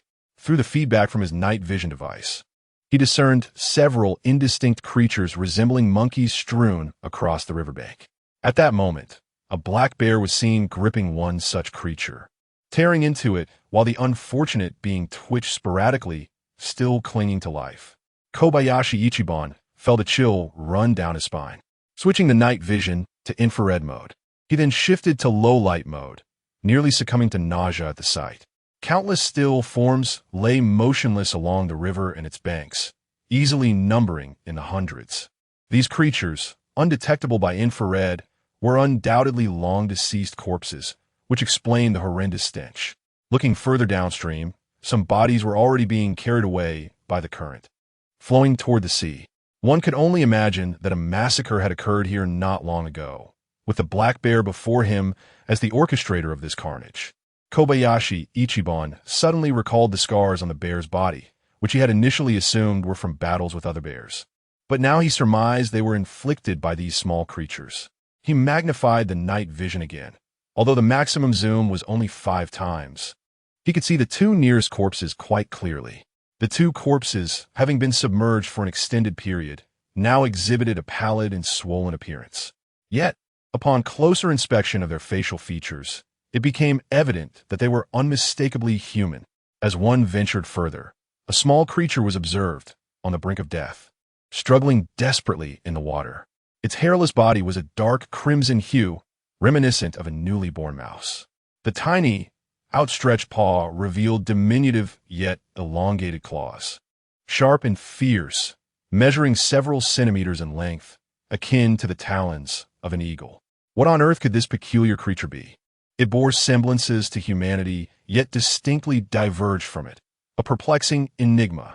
A cursory glance revealed a dozen more small creatures, gasping for breath, all resembling the one previously mentioned, their bodies uniformly dark red and roughly the size of a small monkey. Clearly, these beings with human-like faces, monkey-like bodies, and eagle-like claws represented a new species entirely unfamiliar to him. Unsure of what to name them, he opted for ghost children. Evidently, the black bear had engaged in battle with these ghost children. Despite its injuries, It had single-handedly vanquished hundreds, an overwhelming display of dominance. After tearing into one of the ghost children, the bear casually discarded the lifeless body and paid no heed to the others still clinging to life. Striding boldly into the cavern. Moments later, a series of indescribable, high-decibel roars echoed from within the cave. Chapter 54. The blind ghost child. It was evident that the black bear had once again entered its mode of slaughter. Seizing the opportunity, Xiao Lin Yifan darted from the thicket, hastening towards the riverbank. Despite a lingering sense of dread within him, his curiosity compelled him to uncover the true nature of these ghostly children. With his left hand covering his nose and his right gripping a spear, he cautiously approached one of the ghost children. At this moment, the water level on the riverbank was slightly lower than in previous days, yet there remained considerable puddles. The sound of water splashing beneath his feet alerted a ghost child that had been lying in wait. It gradually raised its body, extending its arms skyward. Straining to listen intently, Xiao Lin Yifan came to a standstill. This ghost child, devoid of hair, possessed all the characteristics expected of a human, save for its strikingly large, grayish-white eyes. Judging by its recent behavior, could it be blind? Quietly, Xiao Lin Yifan picked up a stone and tossed it a short distance away. As anticipated, the ghost child immediately lunged towards the sound, with several others swiftly following suit to the spot where the stone had landed. So they were indeed a band of the blind. Feeling a silent sigh of relief, Xiao Lin Yifan picked up another small stone and threw it nearby. The original ghost child turned and raced towards the new sound, grasping at the ground where the stone had fallen. When its initial attempt yielded no result, it thrust its other hand into the surroundings with remarkable speed, sending dirt flying. Yet, upon discovering nothing, disappointment flickered across its face, and it emitted a series of vibrations from its throat, retracting its hands to rest upon its knees in silent anticipation. Examining its nails, sharp and robust, they rivaled those of an eagle. Remarkably, after its vigorous digging in the sand, the nails remained unscathed. What devastation might they wreak upon a human body? He recalled his first venture alone into the cave, fortunate to have retreated upon encountering bats, where he would have met a dire fate. Yet, he had visited this riverbank several times.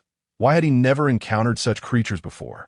Were they perhaps light-averse, hiding in their lairs during the day and emerging only at night or during rain to hunt for fish? Xiao Lin Yifan's mind brimmed with questions. To test his hypothesis, he retrieved a dead fish from a space and tossed it into the distance. As the fish landed, four ghost children immediately pounced upon it, engaging in a fierce struggle. The first to seize the fish ravenously bit into it, blood oozing from the corners of its mouth, its visage grotesque. The other three, unwilling to yield, rushed in to snatch it, resulting in a chaotic melee. Each ghost child bore the marks of battle, streaks of blood appearing on their bodies, though none were fatal. Suddenly, the ghost child, clutching the fish, let out a piercing scream, plunging its claws into the throat of another. The wounded ghost child convulsed a few times before becoming still. The remaining two fled in terror. Was the throat indeed a vulnerable spot? To confirm this theory, Xiao Lin Yifan steeled his resolve and raised his spear, slowly aiming for the throat of the ghost child before him. Unbeknownst to it, death loomed nearby as it remained motionless, listening intently. At that moment, the spear wielded by Xiao Lin Yifan was a mere 0.01 centimeters from the throat of the ghostly child. With a gentle thrust, the spear pierced through, and before the creature could utter a sound, it convulsed a few times and succumbed to death. If fate were to grant it another chance, it would surely wish never to encounter someone as ruthless as Xiao Lin Yifan again. Xiao Lin Yifan slowly lowered the lifeless body and withdrew the spear, only to stab the ghostly child once more in the abdomen, causing the spearhead to slide sideways. Upon closer inspection, he noted the creature's skin was smooth, yet seemed to be coated with a layer of grease, reminiscent of a transparent protective armor. Applying slightly more force, the spear still slipped to the side. Undeterred, he exerted 50% of his strength, finally hearing a satisfying squelch as the spear penetrated the ghostly child's belly, followed by a surge of crimson blood. The sound attracted the attention of several other ghostly children. Suddenly, A cacophony of high-pitched calls echoed through the cavern, as 3 to 5 ghostly children tumbled out in a frantic scramble. Xiao Lin Yifan surmised that the black bear would soon emerge, prompting him to swiftly vacate the riverbed and ascend a nearby tree. Indeed, shortly thereafter, the formidable black bear strode forth, its eyes ablaze with a sinister red hue. Appearing particularly eerie against the overcast sky, it bore numerous fresh wounds, blood oozing profusely, and its once glossy fur was now stained a deep russet, the source of which remained uncertain, its own blood or that of the ghostly children. The bear seemed consumed by a feral rage, heedless of its injuries as it pursued the recently escaped ghostly children with reckless abandon. The slower ones met their demise, either crushed beneath its paw or torn apart by its jaws. One unfortunate ghostly child was even ripped in half, its bloodied entrails devoured by the bear in a grotesque display. Xiao Lin Yifan watched in disgust, having never beheld such unbridled savagery in a bear. This beast was clearly deranged, assessment complete. He quietly crouched in the tree, holding his breath and observing until darkness enveloped the land. At that juncture, the rain finally began to fall, initially as a light drizzle, then intensifying into a steady downpour. The bear, exhausted from its rampage, climbed ashore, seeking refuge beneath a dense canopy, and succumbed to sleep without a care. A few fortunate ghostly children, who had escaped death, cautiously returned to the cavern, ears perked for any signs of danger. Xiao Lin Yifan, too, stealthily descended from the tree and made his way back toward the cave. Although he had not captured any fish and had instead lost one, the intelligence gathered proved invaluable. With the great bear guarding this territory, the river would remain off-limits for the foreseeable future. Moreover, with a multitude of ghostly corpses now littering the river, the pollution was severe. Unless a torrential downpour swept the bodies out to sea, the stench would be unbearable. The river's viability was compromised, signaling an urgent need to seek alternative sources of sustenance. While sea fishing had provided some nourishment, should heavy rains return as before, the coastal fishing would also be jeopardized, necessitating deeper excursions.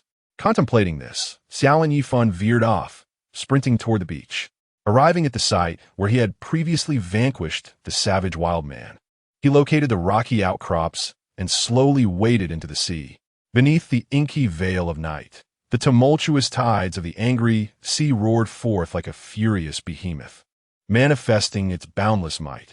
The surface of the ocean churned violently, waves heaping upon one another, resembling towering mountains.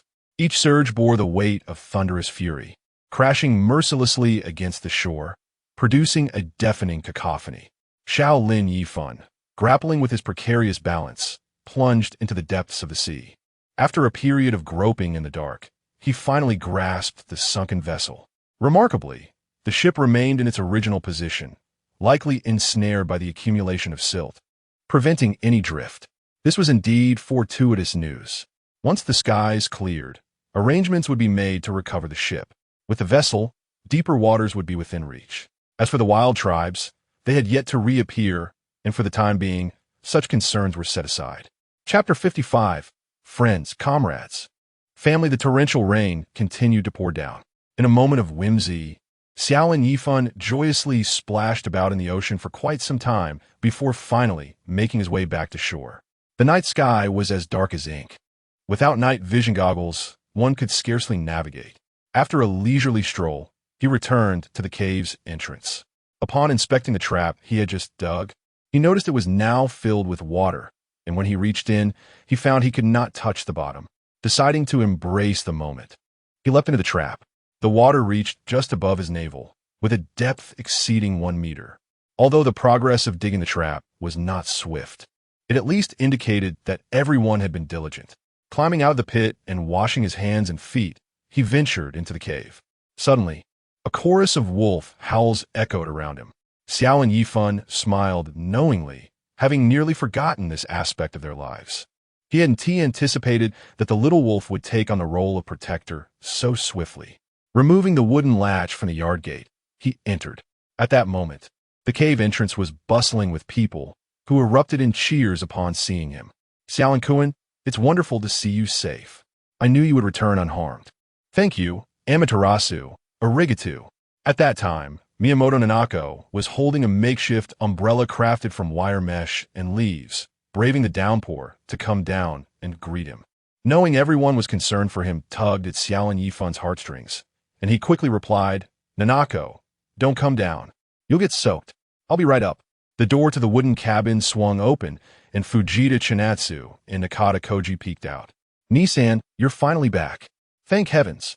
Xiao Lin Yifan waved at them with a smile and ascended into the cave. In an instant, dry towels, fresh clothes, and hot water were presented to him. Without his needing to lift a finger, someone helped him out of his wet clothes while another offered him hot water. Had it not been for the distinction between the sexes, he might have found himself entirely disrobed at that moment. Xiao Lin Yifan closed his eyes, silently relishing the royal treatment. It seems Xiao Lin Kuan-'s physique has become even more robust after a few days. A woman remarked, playfully touching his well-defined pectorals. Xiao Lin Yifan chuckled graciously, unfazed by her boldness. At this juncture, Miyamoto Yumi had already instructed someone to reheat the food, asking, Xiao Lin Kuan, are you hungry? You should eat something. Have you all eaten? He inquired. Not yet. Everyone is waiting for you to return so we can eat together. Hearing this, Xiao Lin Yifan glanced around at the group, remaining silent. How deeply moved he felt by these women's camaraderie. After a brief pause, he said, let us call over the members of the second team as well. Today, as circumstances are unique, let them join us for the meal. Before long, the members of the second team arrived. A new fire was kindled, and they gathered around the blaze, merrily sharing the meal. After taking a few bites, Xiao Lin Yifan hesitated for a moment before speaking, everyone, please eat quickly. I have some matters to discuss with you. Upon hearing this, the chatter subsided, and they hastened their pace. Once everyone had finished eating, they assembled in a large stone chamber, encircling Xiao Lin Yifan. He surveyed the room and slowly asked, do you remember how long we have been living on this island since the plane crash? Upon hearing this, the crowd murmured in response. Indeed, it has been quite some time, approximately a month, I suppose. Miyamoto Yumi remarked, Kobayashi-kun, it has been 1 month and 3 days. Kobayashi Iban nodded in acknowledgement and continued. 1 month and 3 days. The journey we have traversed has not been easy. We have lost some colleagues and loved ones. Yet today, I see that the majority of us remain safe and sound, which fills my heart with joy. I was not well acquainted with many of you, and we could hardly be considered colleagues. But during our time on this deserted island, we have forged friendships and become comrades. It feels as though we are now family. However, on this island, danger lurks at every corner, and peril is ever present. I feel compelled to share some harsh realities with you, for I do not know how long I may survive. I am not a superhuman. I too am susceptible to death. Had it not been for Kanai's rescue, I would have perished twice already. As Kobayashi Iban spoke, he took Suzuki Kanai's hand and held it tightly. At that moment, Kanai could no longer restrain her tears. The others reminisced about the moments they had shared during this time, their expressions turning somber. Several discreetly wiped away their tears, softly weeping. At this juncture, Miyamoto Yumi gently said, Kobayashi-kun, you have endured so much. Please, do not hesitate to share the truth with us, so that we may alleviate your burdens. The crowd echoed their agreement. Nakata Koji added, Nissen, our catch of fish today has been quite satisfactory. This afternoon I caught 5 more. And Keiko managed to reel in 2. I observed that a large group of our colleagues also caught quite a few. Our fishing team will certainly strive to ease your worries. Miyamoto Yumi continued, Kobayashi-kun, our current food supply should last for another 3 to 4 days without issue. We have pork, pickled fish, wild vegetables, fruits, and coconuts, and we gathered a substantial amount today. Maki and Chinatsu, please share your updates. Ono Maki responded, Indeed, today we managed to collect some scallops, wild fruits, and coconuts. However, as the sky grew darker, I feared a repeat of the torrential rain from last time. So I instructed everyone to focus on gathering coconuts. We should have around 70 or 80 in the cave now. Fujita Chinatsu added, Kobayashi-san. The 3 of us from Team 2 went fishing, while the others foraged for wild fruits and vegetables. We were also concerned about the impending rain. So we hastened our efforts, and just before the rain began, we discovered a large patch of wild vegetables and braved the downpour to collect them. Kobayashi-san, Team 2 will work even harder to alleviate your concerns. Kobayashi Iban listened thoughtfully, nodding before falling into a prolonged silence. Finally, he spoke gravely. You all suffered during the last rainstorm, and you have learned from that experience. This time, I witnessed your adaptability in the face of adversity. You performed admirably, and I am pleased. However, you must continue to enhance your survival skills, for this island is not as simple as it seems. Surely you are aware that this island is home to wolves, wild boars, bears, and even savages. But what I must inform you of today is that there are also some unknown monsters lurking here. I do not know what to call these creatures, so I shall refer to them as only children. The ghostly child, resembling neither man nor beast, stands at a height akin to that of a juvenile.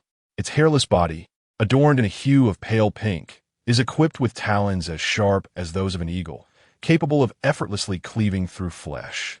Upon hearing this, the crowd's eyes widened in horror, filled with trepidation. Xiao Lin Yifan continued. To our west, there flows a river abundant with fresh water and teeming with fish. This water emerges from a cavern, yet the river is currently under the dominion of a formidable black bear. Within the cavern reside hundreds, if not thousands, of these ghostly children, who are nocturnal hunters with a penchant for fish. Fortunately, the black bear relishes fish even more and has a particular fondness for hunting these spectral beings, suggesting it may not venture towards us for the time being. As for the ghostly children, they are unlikely to stray far from their cavern, but whether there are more perilous creatures upon this island remains a mystery, even to me. The crowd, upon hearing this, exchanged glances, momentarily at a loss for words. Chapter 56. Affection surpassing 1200. After a brief interlude, it was Miyamoto Yumi who broke the silence. Kobayashi-kun, you possess the most experience among us. We all place our trust in you. What do you suggest? Kobayashi-kun, please tell us what we should do. We will heed your words. Indeed, the others nodded in agreement, their expressions a blend of concern and anticipation. Kobayashi Ichiban spoke. According to my earlier analysis, the black bear and the creatures will not approach us for the time being. However, we are uncertain how long this torrential rain will persist. We have a stock of food, but the wild beasts do not, and they will roam about. Those wild boars we encountered earlier may return, so we cannot remain idle. We must expedite the construction of traps so that, should the black bear or the wild boars come, we will have some time to prepare. Additionally, we need to explore new methods for acquiring food. If we cannot catch fish along the shore, we must venture into the sea, perhaps even deep waters to cast our nets. Nizan, whatever you suggest, I will follow, said Tanita Koji. Although I'm not a strong swimmer, I am willing to accompany you into the depths of the sea. Onaikin, tomorrow morning we shall begin digging the traps. Added Onomaki. Miyamoto Nanako said, Onaikin, I will lead everyone in practice tomorrow. Even if it rains, we must train. Upon hearing this, Kobayashi Ichiban's tense expression finally softened into a smile. Nanako's determination is commendable and worthy of praise, but everyone must also take care of their health. Our medicine supply is limited, and we cannot afford to fall ill. After a moment's pause, he continued, I will attempt to salvage that sunken raft of the wild man tomorrow. This will allow us to venture further into the ocean. Additionally, I will scout for a potential second shelter as a backup. As the group absorbed this news, a glimmer of hope began to emerge, and they collectively exhaled in relief. At this moment, Miyamoto Nanako smiled and said, Onaikin, since we have devised a strategy and are well prepared, let us leave the rest to fate. Though life on this deserted island is fraught with challenges, we must cherish each day we survive and remain joyful, mustn't we? Kobayashi Ichiban silently admired her perspective. Indeed, her mindset was more optimistic than that of most. He responded with a smile. Nanako, your thoughts have truly impressed me. I wholeheartedly agree. Then, Onaikin, may I request a favor? Could you sing a birthday song for me? A birthday song? Kobayashi Ichiban glanced inquiringly at Miyamoto Yumi, who smiled in affirmation. Tomorrow is indeed Nanako's birthday. Miyamoto Nanako added, Tomorrow marks my birthday, and I had intended to tell you secretly, but I have decided to celebrate it today instead. as I long to hear you sing a birthday song for me. Is that all right?" Seeing her hopeful expression, despite his lack of vocal prowess, Kobayashi Ichiban began to sing. "Today is a day of joy. Today is a day of happiness. Today is a day of delight. Wishing you a happy birthday. Let's sing together." This was the Japanese version of the birthday song, and soon the others joined in unison. As the song concluded, thunderous applause erupted. "Thank you, Oni-chan." Miyamoto Nanako approached him and planted a kiss on his cheek. Kobayashi Ichiban was momentarily taken aback. After a few seconds of hesitation, he hurriedly remarked, "Nanako is now 18, finally grown up. From now on, she must shoulder more responsibilities for her mother." "Hey, Oni-chan, I promise I won't let you down," Nanako exclaimed, her eyes sparkling with determination. At that moment, the atmosphere was lifted by the birthday song, dissipating the previous tension as if it had never existed. Perhaps it was the prolonged pressure they had endured, or perhaps it was the uplifting message from Nanako that encouraged them to live joyfully each day. A few girls, unable to contain their excitement, began to sing an island song in unison, while two of them gracefully danced as they sang. Soon, more girls joined in the dance, creating a lively scene of song and celebration. Some of the singers displayed remarkable talent. Although they were not professionally trained, their voices were indeed commendable. Who would have thought such talent thrived within their group? As Kobayashi Ichiban admired the graceful figures and the fluidity of their movements, he felt an immense sense of joy and pleasure. As the night wore on, the crowd gradually dispersed. Ding! Detected that the host's accumulated favorability has surpassed 1,200. The system rewards are as follows. 1.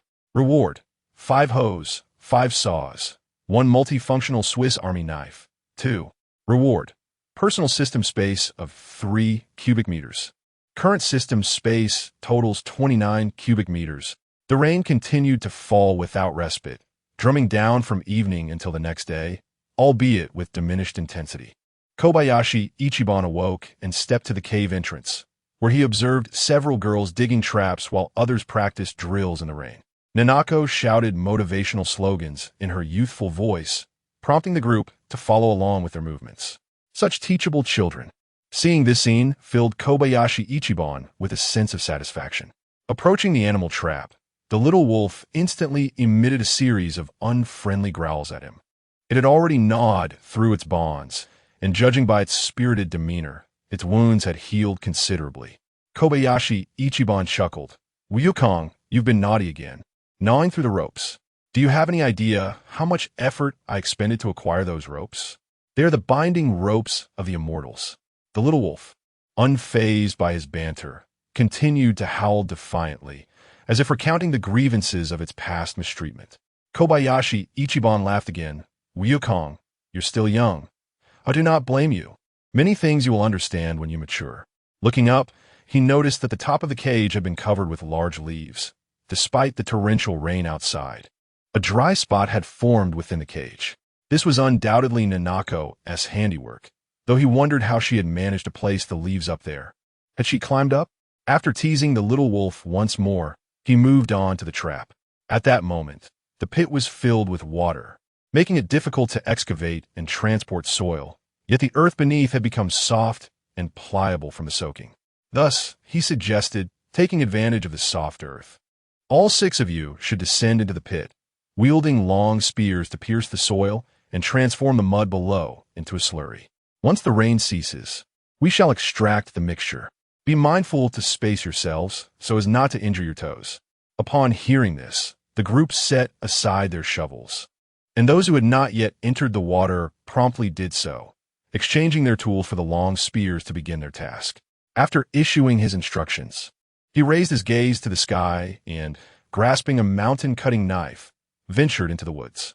Recognizing the necessity of constructing traps, he resolved to fashion a series of lethal spike traps within the expansive pit. Given the dimensions of the current pit, measuring 3 meters by 4 meters, he determined that 12 uniformly sized trap segments would suffice, which he would lay flat at the bottom of the pit.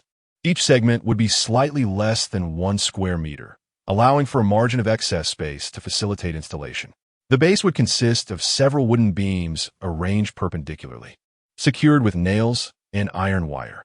Then approximately every 20 centimeters, he would insert vertical wooden sticks, each about 30 centimeters in length. Once completed, the contraption would be placed with the flat side facing upwards, resembling a small table. When inverted, it would become a spike trap, with the legs sharpened to points when the time came. Chapter 57. Kanai Suzuki's pregnancy. Kobayashi Ichiban swiftly chopped several logs in the forest, simultaneously retrieving a few hoes and saws from his storage, bringing them back to the cave.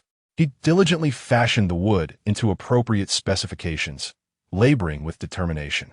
He crafted the first trap piece meticulously, confident that the others could replicate his work.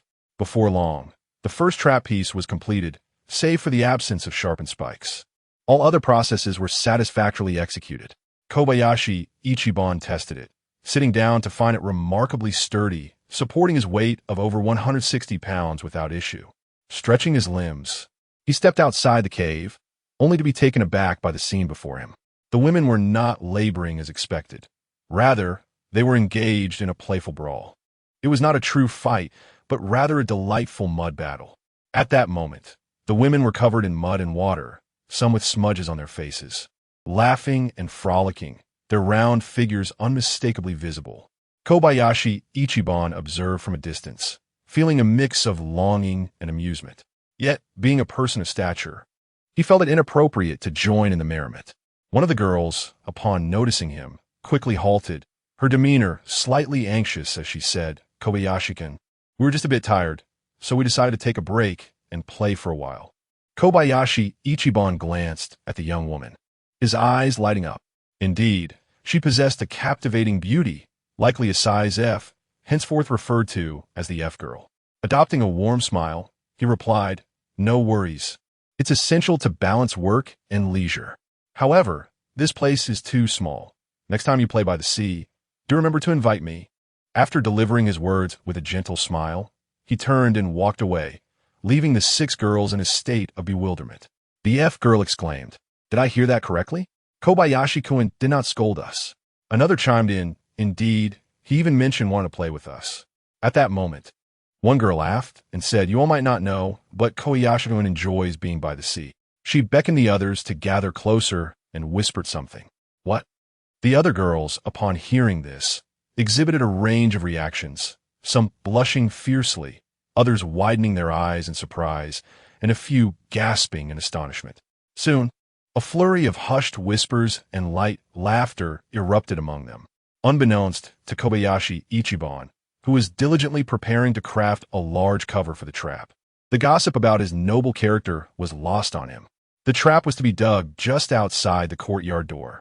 A careless misstep could lead to an unfortunate fall. Hence the necessity of a large cover to conceal the trap and prevent accidental treads. After a while, he glanced outside, noticing the rain had begun to fall in earnest. As the training concluded, individuals returned in small groups, curious to see Kobayashi Ichiban working on the spiked bench. He patiently explained the process to them, encouraging them to take action. The rain intensified, enveloping the outside world in a shroud of white. The girls engaged in the mud had returned, washing off the remnants of their playful encounter in the rain, their laughter echoing sweetly. Kobayashi Ichiban maintained a serious demeanor, focusing intently on guiding the others in crafting the spiked traps, though his gaze would occasionally drift outside. Splash! Splash! Suddenly, a cascade of splashes and the exclamations of women echoed from outside the cave, followed by bursts of laughter. Xiao Lin Yifan and a few others stepped out to discover that several women had accidentally fallen into a pit and were now joyfully engaging in a water fight. The women who had been rinsing themselves in the courtyard exchanged glances and, giggling, rushed over to join their companions in the pit. Before long, half of those inside the cave had ventured out to partake in the merriment. Xiao Lin Yifan thought to himself, well, they have been cooped up for too long. Let them enjoy themselves for a while. He fetched a stool and sat upright, facing the courtyard, then called out to Miyamoto Yumi, "Aunt Yumi, please tell them not to play for too long. They should be cautious of catching a cold and return soon to wash up." "Understood, Xiao Lin-kun," Miyamoto Yumi replied, turning back to the cave to speak with the women. After a brief, hushed discussion, she returned and said, "Xiao Lin-kun, it is quite windy here. Perhaps it would be best for you to rest in the stone chamber. Aunt Yumi, it's quite all right. I'm not cold, he reassured her. Xiao Lin Yifan, the thing is, some of the women wish to take advantage of the rain to bathe. It may be a bit uncomfortable for you here. Oh, I see. Embracing nature is a healthy endeavor. We must not view it through tinted lenses. Despite his words, Xiao Lin Yifan was eventually persuaded to retreat to the stone chamber, while Tanaka Koji was escorted to another chamber. After a while, Miyamoto Yumi returned, hesitantly murmuring, Xiao Lin Yifan, could you remain in the stone chamber? I would also like to wash quickly. Ah, go ahead, Aunt Yumi, I will not step outside. He replied, I suddenly feel a bit fatigued and wish to rest for a moment. Thank you, Xiao Lin Yifan. After she departed, Xiao Lin Yifan felt a surge of restlessness. With no one to supervise, he thought, why not? Just as he was about to rise, Suzuki Kanai entered, standing at the doorway with a knowing smile. Aunt Yumi indeed left a contingency. I am a gentleman. After all, you all are too suspicious. With a resigned sigh, Xiao Lin Yifan closed his eyes. However, the raucous laughter from outside was overwhelming, and he could vividly imagine the scene. Suddenly, he opened his eyes, smiled, and beckoned to Suzuki Kanai at the door. Understanding his expression, she blushed and approached, lying in his embrace. Before he could make a move, Suzuki Kanai spoke first. Yifan-chan, there's something I wish to tell you, though I'm not entirely certain.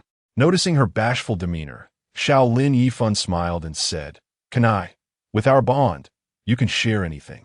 Yifan-chan, I might be pregnant. Really? Is that true? It has been several days. It must be true. I'm going to be a mother. As she spoke, Suzuki Kanai nestled in his arms and quietly wept. Yifan-chan, I'm truly happy. Thank you. Kobayashi Ichiban was filled with a blend of astonishment and joy, tinged with a hint of anxiety, his emotions swirling in a complex tapestry. He had never anticipated that one day he would be referred to as a father by others, although that day still seemed somewhat distant. At this moment, a multitude of thoughts flooded his mind. How should he care for Suzuki Kana? What measures could he take to ensure the safe arrival of the child? And what if there were others who were also expecting? Kana, rest assured, I will take even greater care of you from now on. Just a moment, I shall summon Aunt Yumi, said Kobayashi Ichiban as he rose from his bed and swiftly exited the stone chamber. Upon reaching the entrance, prepared to call for Miyamoto Yumi, he was taken aback to see her stepping in, freshly emerged from her bath. Dressed in a delicate pink camisole, her form was drenched, leaving her feeling almost as if she wore nothing at all. Upon noticing Kobayashi Ichiban, she momentarily froze, then gasped, covering her face with her hands. Sensing something amiss, she instinctively shielded her modesty with her arms, but feeling the situation was still inappropriate, she hurriedly turned away and crouched down. Chapter 58. Has the true rainy season arrived? Miyamoto Yumi's mechanical actions left Kobayashi Ichiban somewhat bewildered, plunging him into an awkward silence. He quickly cleared his throat and said, Aunt Yumi, could you come in for a moment? I have something to discuss with you. Noticing two girls nearby, stifling their laughter, he shot them a glare before hastily retreating back into the stone chamber. Aunt Yumi, I truly did not mean to. Please don't hold it against me. Besides, I only glanced for a few seconds and saw nothing of significance. At that moment, he heard Suzuki Kanai inquire, Ichiban-chan, I think I just heard the lady call out. What was that about? Oh, the ground was wet, and Aunt Yumi nearly slipped. It was not until a considerable time had passed that Miyamoto Yumi finally entered the stone chamber, her cheeks still tinged with a lingering blush. Unable to meet his gaze directly, Kobayashi Ichiban coughed again to dissipate the tension. Aunt Yumi, Kanai might be pregnant, and she won't be able to work for a while. I kindly ask for your assistance in caring for her. What? Miyamoto Yumi exclaimed, taken aback. Kobayashi Ichiban smiled and replied, though it is not yet confirmed, it appears likely, so please keep a close eye on her. Thank you very much. Ah, then congratulations to you, Kobayashi-kun, and to Kanai. Miyamoto Yumi regained her composure, glancing at the radiant Suzuki Kanai, a peculiar sensation stirring within her. Before long, the news spread throughout the cave. Suzuki Kanai, now esteemed due to her impending motherhood, received numerous congratulations. Of course, Some gazes were tinged with envy and jealousy, and hushed whispers circulated. It's been days since we last saw Kobayashi-kun at the beach. It's driving us mad. Indeed, it feels as though he is deliberately avoiding us. I truly envy Kanai. Kobayashi Ichiban, oblivious to the murmurs of the women, was currently doting on Suzuki Kanai as though she were on the verge of giving birth.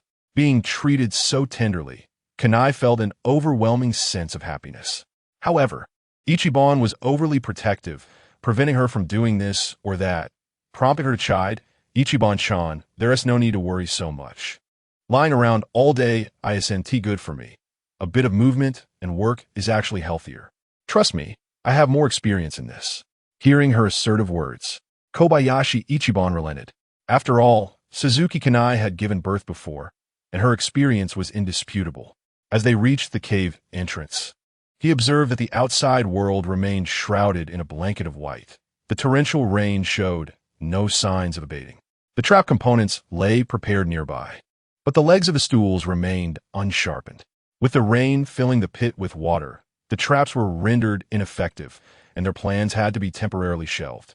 Gazing towards the wooden cabin outside, an idea struck him. He fetched an umbrella and descended.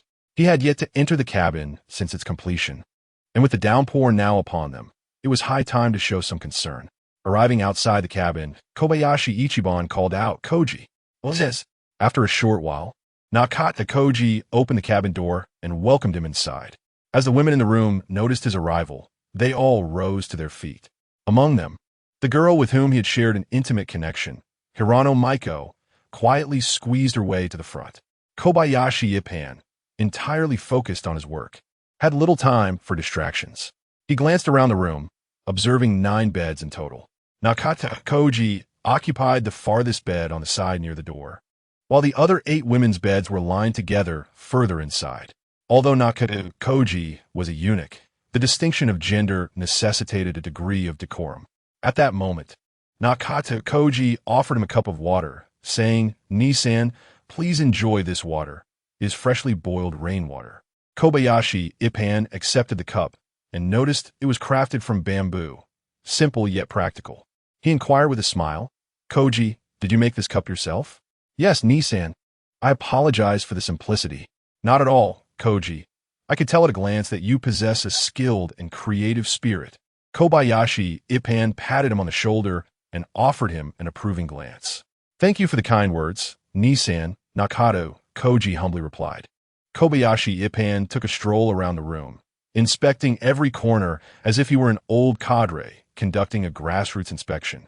"Is there any leakage in here?" he asked. Hirano Maiko responded first. "Kobayashi-san, despite the torrential rains in the past few days, the wooden cabin has held up well. There are no leaks. We are grateful for the excellent shelter you have provided." "Arigato," Kobayashi Ippan smiled. "As long as it remains leak-free, that is all that matters. While the conditions here may be somewhat challenging, I promise to take you all to a better place in the future." His words were sincere, reflecting a genuine intention. This cave, although equipped with decent safety measures, would quickly become untenable if the rains persisted and fish remained elusive. If they became prey to wild beasts, escape would be even more difficult. Thus, the adage "a clever rabbit has 3 burrows" rang true. Finding an alternative refuge was indeed necessary. He had long contemplated visiting the southwestern area emitting thick smoke, as it might yield new discoveries. If he was not mistaken, that location lay just behind the Onikawa cave. He had already made some observations and considered several routes to reach that area. The fastest route involved traversing the cave, but the presence of the Oni made it exceedingly perilous. The second route entailed scaling the towering cliffs above the cave, yet the cliffs were several dozen jong high, and without climbing equipment, it was virtually impossible. The third option was to take a boat across the sea, circumventing the cliffs, while it might take a longer route. It appeared to be the safest. Moreover, they could potentially utilize the wild men's small boat. Regardless, he needed to seek an opportunity to scout the area first, ensuring it was habitable before bringing everyone along. After finishing the water and exchanging a few pleasantries, Kobayashi Ippan finally departed. As he emerged from the wooden cabin, the little wolf began to bark restlessly again. Approaching the cage, he noticed remnants of bones within, undoubtedly leftovers from Miyamoto Nanako's feeding. It seemed the little wolf was enjoying a decent diet, unlike the others who were struggling to get enough. Wukong, you truly are an insatiable and ungrateful creature. A white wolf that feasts on the provisions I provide while incessantly howling throughout the day. I shall not hold it against you. Yet I find myself weary and in need of meditation. Take care of yourself. Xiao Lin Yifan whistled, waved goodbye to the little wolf, and returned to the cave. The torrential rain rendered any endeavor futile. In the stone chamber, Xiao Lin Yifan embraced Suzuki Kanai in slumber, while the others, initially filled with chatter and laughter, gradually fell silent. The rumbling thunder grew louder, as though celestial warriors were engaged in a fierce battle. By evening, the group awoke, yet the rain showed no signs of abating. After a simple dinner, they found themselves with nothing to do and decided to retire early. However, a sense of unease began to stir within Xiao Lin Yifan. Could it be that the true rainy season has arrived? Chapter 59. Discovering the fish school indeed. The following day brought relentless, torrential rain, intensifying in ferocity. The fierce winds howled, causing the trees to sway precariously. Fortunately, the cave was connected to the mountainside, and the wooden cabin of the second squad was situated on a platform below the cave's entrance. The rocky walls of the cave shielded most of the sea winds. Otherwise, the cabin could have been swept away. Even so, the leaves on the cabin's roof were largely stripped away by the gusts, and the foliage on the animal trap had been entirely blown off. Xiao Lin Yifan directed the members of the second squad to temporarily relocate inside the cave, while the little wolf was left to run and howl in its cage, as he could not attend to it as well. The humidity from the rain made the cave feel stifling, especially with the addition of 9 more people, creating a sense of crowding. A fire was lit only at the entrance, leaving the rest of the cave in utter darkness, prompting many to unreservedly shed their layers in an attempt to alleviate the oppressive heat. Activating his night vision goggles, Xiao Lin Yifan explored the various stone chambers, offering words of comfort to his team, and was met with numerous sights that quickened his pulse. He gathered several flames to bring back, only to find that Suzuki Kana was currently unable to move, which evoked a sigh of despair within him. Throughout the day, the continuous downpour rendered everyone lethargic. After a simple lunch, the group rested and then had an early dinner, retiring for the night. Even the little wolf in the trap had grown hoarse and silent. The following morning, breakfast was consumed amidst the ongoing deluge. Gazing at the torrential rain outside the cave, a wave of helplessness washed over Xiao Lin Yifan. Are you thinking of venturing outside? Nakatu Koji inquired, noting his agitation as he lay at the cave's entrance. Xiao Lin Yifan turned to him and replied, Our food supply inside the cave is dwindling, and with no indication of when the rain will cease, we must devise a plan to replenish our provisions. Nakata Koji suggested, Why not take Koji out for hunting or fishing? The rain poses no threat. It is certainly better than idleness. At that moment, Onomaki and Fujita Chinatsu approached. Onomaki implored, Please, Xiao Lin-kun, take us outside. We are unafraid of the rain. Fujita Chinatsu nodded vigorously in agreement. Xiao Lin Yifan regarded them with a sense of appreciation and said, Your determination and courage are commendable. However, given the current torrential rain, the scarcity of food, and the obscured path outside, it is far too perilous to venture out just yet. Let us wait a while longer. After finishing their meal, around 2 in the afternoon, Xiao Lin Yifan was dozing when he suddenly heard a commotion outside. The rain had lessened, and visibility had improved. Was the sky about to clear? Should he call for Xiao Lin-kun? Hearing the noise, Xiao Lin Yifan stepped outside. Indeed, the rain had diminished significantly, and the sky was beginning to brighten, revealing the outlines of the distant trees. The others looked at him with hopeful anticipation, seeing that they were all prepared to set out at a moment's notice. Xiao Lin Yifan called out, Onomaki, gather 10 individuals from the first squad, preferably those who can swim. Fujita Chinatsu and Nakata Koji, take your entire squad. Everyone, grab your spears, shovels, hose, ropes, and fishing nets.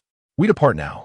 Under the guidance of Aunt May and Kai Kai, The remaining individuals secured the cave entrance with great care.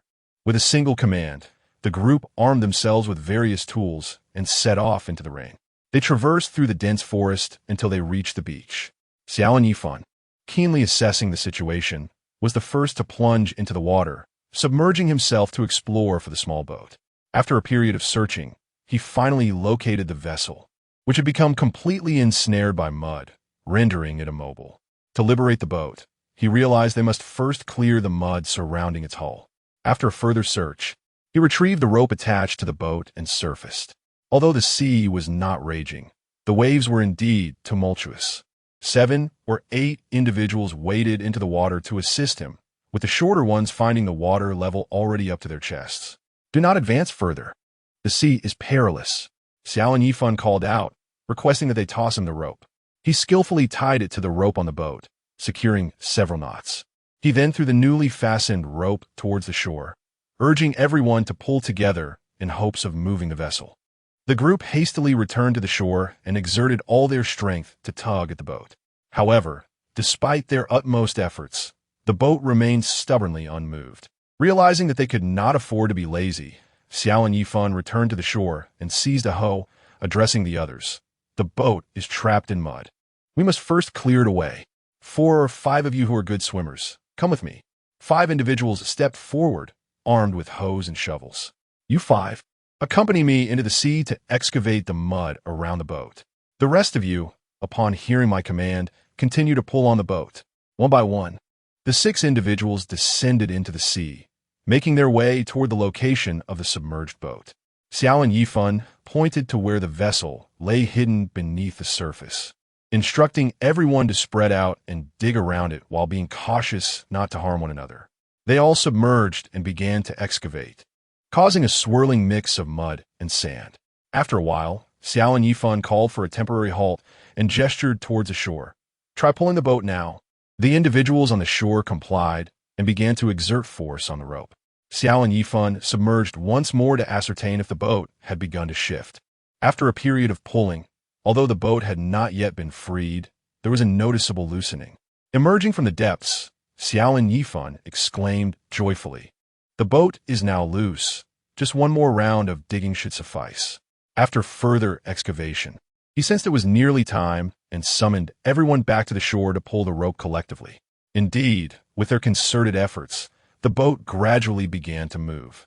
After about 2 minutes, there was a sudden ease and the vessel surfaced. The group continued to exert their strength, successfully dragging the boat onto the beach. It seemed as though even the heavens were moved by their determination, as the rain had diminished to a gentle drizzle.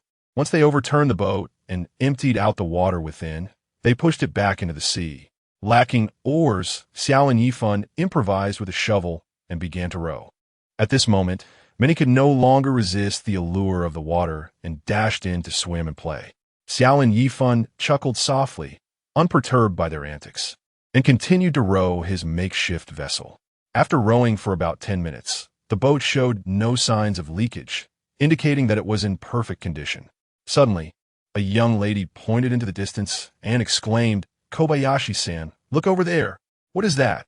Upon hearing her, Kobayashi Ichiban lifted his gaze and beheld a multitude of fish frolicking joyfully upon the water surface. It was indeed a school of fish, overwhelmed with excitement. He sprang to his feet and shouted, "Quick, bring the net. It's a school of fish." Over on the shore, Osanai Maki dashed to retrieve a net and swiftly swam back, scrambling aboard the boat. "Kobayashi-kun, I'm here to assist you." "All right," Kobayashi Ichiban replied with approval, glancing at her appreciatively. He then rowed vigorously towards the school of fish, handing her the shovel while he readied the net, crouching slightly as he prepared to stand. Chapter 60. Battling the furious sea. Upon glancing at the surface of the ocean, it became evident that the schools of fish had vanished. Undeterred, Kobayashi Ichiban swiftly cast his first net. Once the net fully descended into the depths, he began to retrieve it gradually. A quivering sensation emanated from the net. Not all the fish had fled. There was promise. He promptly hoisted the fishing net, shaking off the fish into the hold. There were 7 or 8 fish, each weighing around 2 to 3 pounds. With little time to examine his catch, He proceeded to cast a second net from the opposite side of the vessel. On this side, Kobayashi Maki beamed with delight upon seeing the net filled with fish, her joy so immense that she could hardly contain it. Yet, wary of startling the remaining fish, she gestured animatedly to the people on the shore. Although the onlookers could not discern the precise quantity of fish caught, their intuition led them to believe the net had indeed been successful, prompting a chorus of cheers. As Kobayashi Ichiban lifted the second net, he found only 4 fish, the majority weighing just over a pound, with one nearing 3 pounds. He instructed Maki to row about 10 meters further out before casting a third net. Regrettably, this time he only ensnared a solitary fish weighing approximately 2 pounds. At this juncture, the rain had ceased, yet the sky grew increasingly overcast, and the sea breeze intensified, suggesting impending danger. Ichiban felt a twinge of disappointment, stating, "Maki, let us return ashore. It seems the fish have vacated the area." The two swiftly made their way back, and those waiting eagerly waded into the sea to assist in hauling the boat ashore. "Wow, we've caught quite a number of fish, over a dozen," one exclaimed. "We'll have fish for dinner tonight." Ichiban internally chuckled, recognizing that these mere fish would barely suffice for a modest meal. As the group sorted through their catch on the shore, preparing to lift the small boat onto land, a voice suddenly rang out, "Look over there, so many fish." Despite the dimming light, several schools of fish could be seen frolicking at a distance of over 100 meters from the shore, their colors a vivid display of red, white, and yellow. After exchanging glances, Kobayashi Ichiban shouted, "Everyone, quickly push the boat out. I must cast one final net." The crowd, energized by his command, exerted themselves to propel the small vessel towards the open sea. At that moment, the wind howled fiercely, and the waves grew ever higher. Nakata Koji suddenly interjected, "Ni-san, I want to join you." "Koji, your swimming skills are inadequate. It's too perilous. Return ashore," Ichiban exclaimed, seeing Maki prepare to board the boat. He interposed, "Maki, you must stay behind. The winds and waves are too treacherous, and I cannot watch over you." With that, he refrained from stepping into the boat, instead swimming alongside it and pushing it forward with all his might. Maki remained silent, standing in the water with concern flashing in her eyes. The waves surged, and the sea heaved tumultuously. It required considerable effort to maneuver the small boat merely 10 meters out. Suddenly, a powerful undertow yanked the boat towards the depths. Ichiban gripped the edge of the boat tightly. With all his strength, he vaulted into it, seizing the oar to hasten their progress. After 2 minutes, he spotted the school of fish ahead, and fortune smiled upon him as the fish swam closer to his position. Setting down the oar, he grasped the fishing net, crouching slightly to maintain his balance, ready for the final cast. After a brief moment of contemplation, he decisively cast the fishing net towards the school of fish. The net unfurled perfectly in a circular arc, visibly causing numerous fish to leap into the air, colliding with the net before falling back into the sea. Within mere seconds, judging by the weighty net and the frantic splashing of fish against it, he estimated that the catch weighed at least 200 to 300 pounds. Xiao Lin Yifan slowly began to retrieve the net, attempting to lift it. Given his current strength, lifting 200 to 300 pounds of fish, although somewhat arduous, was still within his capability. However, to his astonishment, halfway through, he found himself unable to lift it. To his dismay, the net likely exceeded 300 pounds, perhaps even reaching 400. As joy surged within him, a wave of terror suddenly flickered in his eyes. A row of towering waves, 3 to 4 meters high, surged toward him from the distance. He attempted once more to lift the fish, but to no avail. In a panic, he wrapped the net around himself several times and then prostrated over the small boat, gripping the sides tightly. In the next moment, he felt himself ascend to the crest of the waves, only to gently descend thereafter. Fortunately, the small boat merely rocked violently without being struck by the waves. Unable to lift the fish, he waited for the tumult of the sea to subside. Once the waves calmed, he sat up, picked up a shovel, and began to maneuver the surface of the water, gradually guiding the boat towards the shore with the fish in tow. At that moment, the boat was still 80 to 90 meters from shore when he suddenly heard Ko's loud voice asking, "Xiao Lin Yifan, did you catch a lot of fish?" With a joyful tone, he replied, "Indeed, a great many fish, probably several hundred pounds." "What? Several hundred pounds?" "Yes, several hundred pounds, but I can't lift it." Those on the shore overheard, erupting into ecstatic cheers and applause. However, at that moment, Ko unexpectedly lunged forward, diving into the sea and swiftly swimming towards the boat. Xiao Lin Yifan wished to stop her, but was too late, sighing inwardly at this stubborn woman.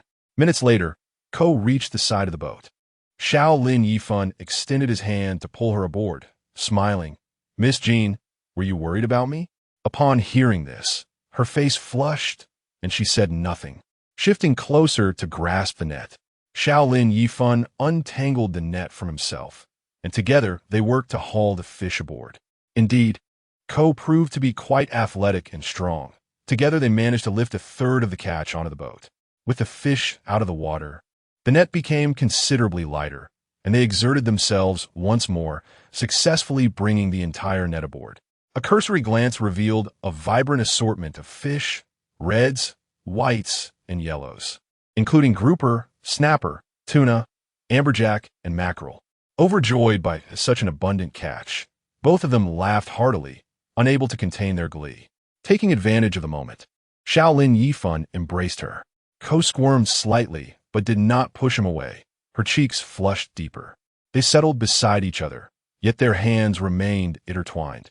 "I still need to row," Ko murmured softly. Xiao Lin Yifan chuckled and released her. As darkness began to envelop the sky, heralding the imminent arrival of night, a thunderous clap echoed, followed by a torrential downpour. Maki Koyano was vigorously paddling, while Kazunari Kobayashi splashed water with his hands to hasten their progress. Suddenly, a fierce gust of wind swept in from behind, prompting both to turn and gasp in astonishment. A colossal wave, towering over 5 meters, surged toward them with a force reminiscent of a landslide. This was no trivial matter. Kazunari shouted, "Maki, hold on to the boat." In a moment of clarity, he swiftly pulled up the fishing net and stored it within the system space. The next instant, they found themselves atop the crest of the wave. Yet this was merely a prelude. Their vessel soared skyward before plummeting heavily back into the water. As Kazunari resurfaced, he was taken by surprise when their small boat collided head-on. Just as dizziness began to overwhelm him, a small hand reached out and grasped his shoulder. They struggled to climb back onto the boat, gasping for breath. Fortunately, the small vessel had not taken on water, but it was gradually being carried into the depths of the ocean by the retreating tide. With little choice left, they resigned themselves to fate. However, they had not anticipated the even more terrifying ordeal that lay ahead. A massive wave loomed about 20 meters in front of the boat, a monstrous sight that appeared to be as high as a 3-story building. Chapter 61. Affection level surpasses 1300 at this moment. Maki Kono also beheld the scene, her eyes filled with astonishment. "Quick, hold me tight," Kobayashi Ichiban shouted, leaping forward to embrace her, urging breathe. In the next instant, a colossal wave struck the small boat, and with a series of cracking sounds, the vessel shattered, engulfing the two into a swirling vortex, drawing them into the depths of the sea. Beneath the surface, they clung to each other, unaware of how many times they spun within the whirlpool. Suddenly, Maki Kono's grip tightened around him, her nails digging into the muscle of his back. Kobayashi Ichiban sensed her desperation for air and swiftly sealed his lips against hers, providing her with precious breaths. Yet, how long could such a meager supply last? After several agonizing seconds, the pressure of the sea wore her down, and she gasped, choking on water. In a final act of valor, she summoned all her strength to push Kobayashi Ichiban upwards, surrendering herself to the abyss. Her consciousness began to blur, yet a smile graced her lips. If Kobayashi Ichiban could see her gaze at that moment, he would witness a mixture of reluctance, regret, and determination reflected in her eyes. After a brief moment of shock, Kobayashi Ichiban swiftly retrieved the fruit from his spatial pocket and consumed it, activating his night vision. "Maki Kono, rest assured, as long as I am here, I shall not allow you to perish." As her form began to fade from his sight, he grasped her hand in a desperate bid to pull her back. Supporting her weight, he swam vigorously towards the surface. Just as they broke through the water, Gasping for breath, a series of monstrous waves surged towards them. Damn it! Is today the day I lose my life? Kobayashi Ichiban cursed. And in a sudden flash of inspiration, he thrust Maki Kono into the confines of the system space. It worked. Casting a glance at her resting form within the system space, he finally exhaled in relief, inhaling deeply before plunging back into the ocean to evade the oncoming waves.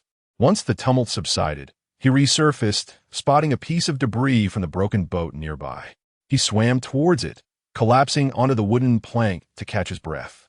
Night had fully descended, enveloping the sea in darkness, with rain pelting his face like sharp needles. Without the night vision, he would be utterly lost.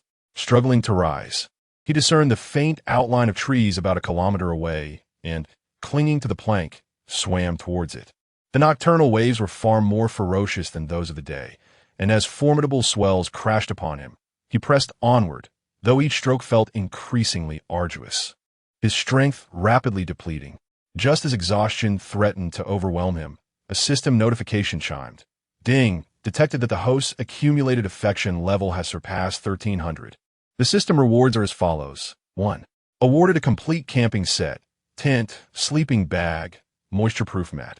Awarded 2 solar-powered lanterns. 2. Awarded an additional 3 cubic meters of personal system space. Current total system space, 32 cubic meters. This notification served as an invigorating boost to his dwindling morale. This is the affirmation of comrades and the expectation of friends. Thinking of the multitude of women in that room, there remains much he has yet to. At this moment, Xiao Lin Yifan felt an inexhaustible strength surge within him, propelling him toward the shore with fervor. Finally reaching the land, he collapsed wearily upon the warm sand, his hands gently caressing the delicate, soft grains. In that instant, he experienced an unprecedented sense of tranquility and joy. No other moment on the beach could rival the charm and allure of this one. It was the elation of survival, the exhilaration of newfound freedom.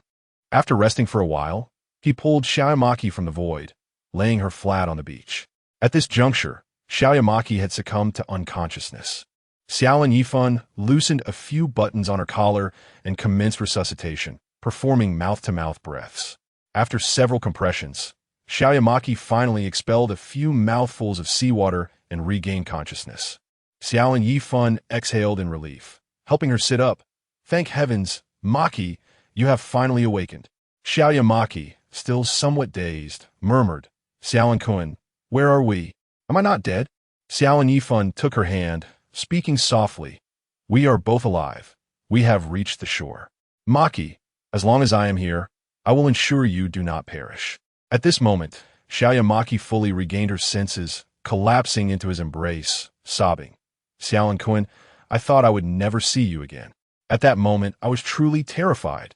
Remembering her selfless act of rescue, Xiao Lin Yifan felt warmth in his heart, gently holding her close, whispering in her ear, Maki, though you were frightened, your actions were remarkably brave. I shall never forget the moment you pushed me away. Others would not have done what you did. Upon hearing this, Xiaomaki clung tighter, her tears flowing more freely. After a long while, she ceased her sobs, suddenly speaking softly. Maki's abilities are too lacking. I almost caused you trouble, Xiao Lin-kun. Will you blame me?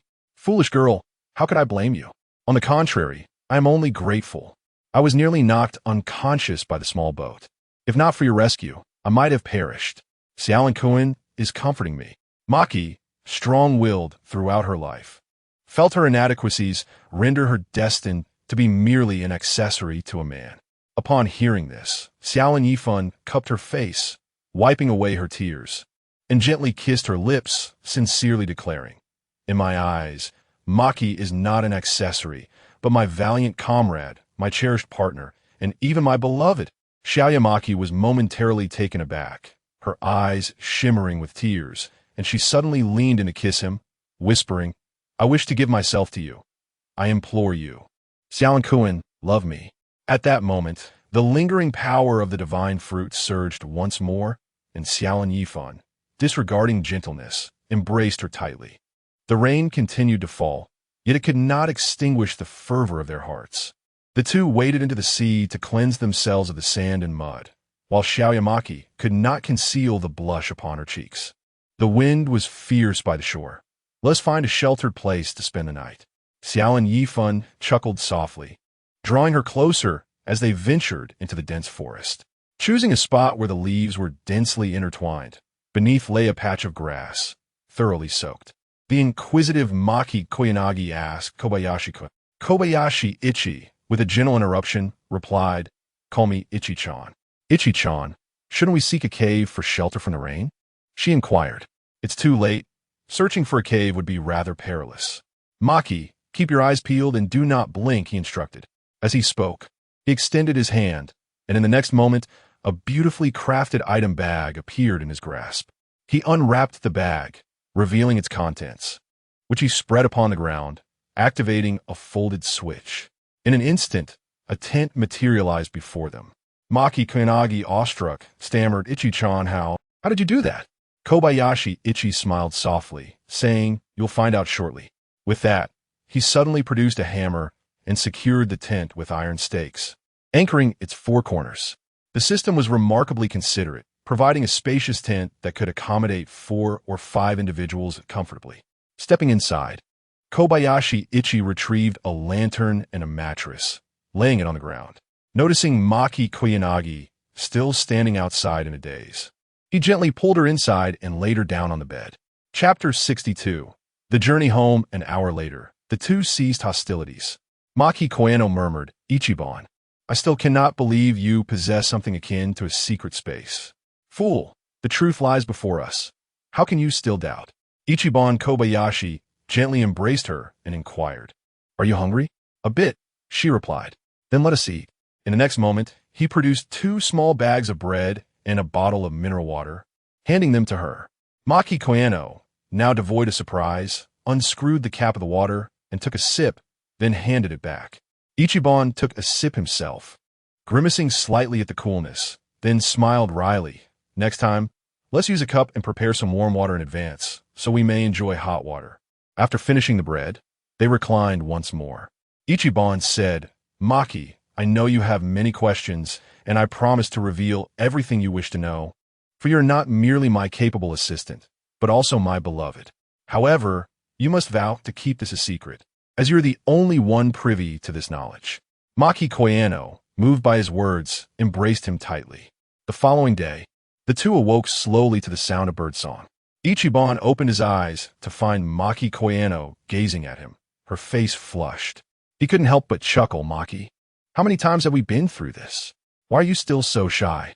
Maki's face reddened further. "Ichiban, I am in a hurry." "In a hurry? Then come here." As Ichiban reached to embrace her again, Maki hurriedly dodged aside, bashfully admitting, "I need to relieve myself." Ichiban laughed and turned to rise, unzipping the tent. Outside, the rain continued to fall, albeit now a gentle drizzle. "Maki, do not wander too far. It's raining, so you need not worry about me overhearing," he called. Maki's face flushed deeper, and she hastily donned her clothes before dashing outside. After a considerable interval, she returned. This time, Ichiban did not tease her, but instead pulled her close and tenderly wiped the droplets from her forehead. They shared a soft kiss, and upon meeting his fervent gaze, Maki Kano shyly murmured, "Ichiban, I'm sorry, can we go back in a couple of days? I'm feeling a bit unwell." Ichiban, momentarily taken aback, smiled apologetically and embraced her gently, saying, "It is I who should apologize for being too rough." Then, "Ichiban, shall we return now? Let us eat something first, and then we shall go back." Ichiban was reluctant to linger outside for too long, fearing for the woman in the cave and acknowledging the inherent dangers of their surroundings. However, after searching for a while, he discovered they had no food left, save for 2 bottles of water. He opened one and offered it to her, saying, "This is all we have. Drink to stave off hunger." "Ichiban, I will not drink. You take this bottle, and I shall save the other," she replied. "I do not even know where we are or how far we are from the cave." Ichiban understood her intentions and appreciated her meticulous thought. After drinking half of the water, he handed the remainder to her, saying, "You must drink the rest. Dehydration can harm your body." Maki Koyano softly acknowledged him and took a few small sips. Kobayashi Ichiban did not insist that she finish her drink. This young woman was intriguing. Though she appeared quite stubborn on the surface, her gentle and considerate nature evoked a sense of heartache. A glance at her favorability score revealed an unsurprising perfect 100. Indeed, winning a woman's heart was the most effective means of garnering affection. The two of them packed up the tent, gauged their general direction, and then returned to the beach, trudging along the coastline in the rain. Although Onomaki endeavored with great effort, her pace was noticeably slow and somewhat unsteady. It seemed she was genuinely unwell. He resolved to be more tender with her next time. Kobayashi Ichiban halted and said, "Maki, let's play a game." "What sort of game?" she asked. "Do not fear. You must trust me, all right?" Though Onomaki was somewhat perplexed, she nodded resolutely. In the next moment, she was thrust into the system space. Kobayashi Ichiban traveled alone for about 10 minutes before stopping and pulling her back out. "Maki, how do you feel?" "Well, I just saw darkness for a moment, nothing else," she replied. "Is that so?" he said with a faint smile. "Now take a look around. Does this place seem familiar?" Onomaki turned and surveyed her surroundings, exclaiming, "Goodness, what is happening? Just a moment ago, I could have sworn there were no rocks here. How did they suddenly appear?" "Because I concealed you within my space. And we have walked for over 10 minutes, he explained. "Ichiban, this is truly astonishing." At this point, Kobayashi Ichiban began to grasp that the objects within the system's space experienced a halt in time the instant they were placed inside. Hence, Onomaki perceived only a moment of darkness before returning to reality, while the 10 minutes that had elapsed did not exist in the system's realm. This was precisely why inanimate objects could remain preserved, and living beings could survive. Kobayashi Ichiban then gazed at the nearby rocks, feeling a sense of familiarity. Approaching the rocks and peering down, he indeed discovered a suitcase wedged between them.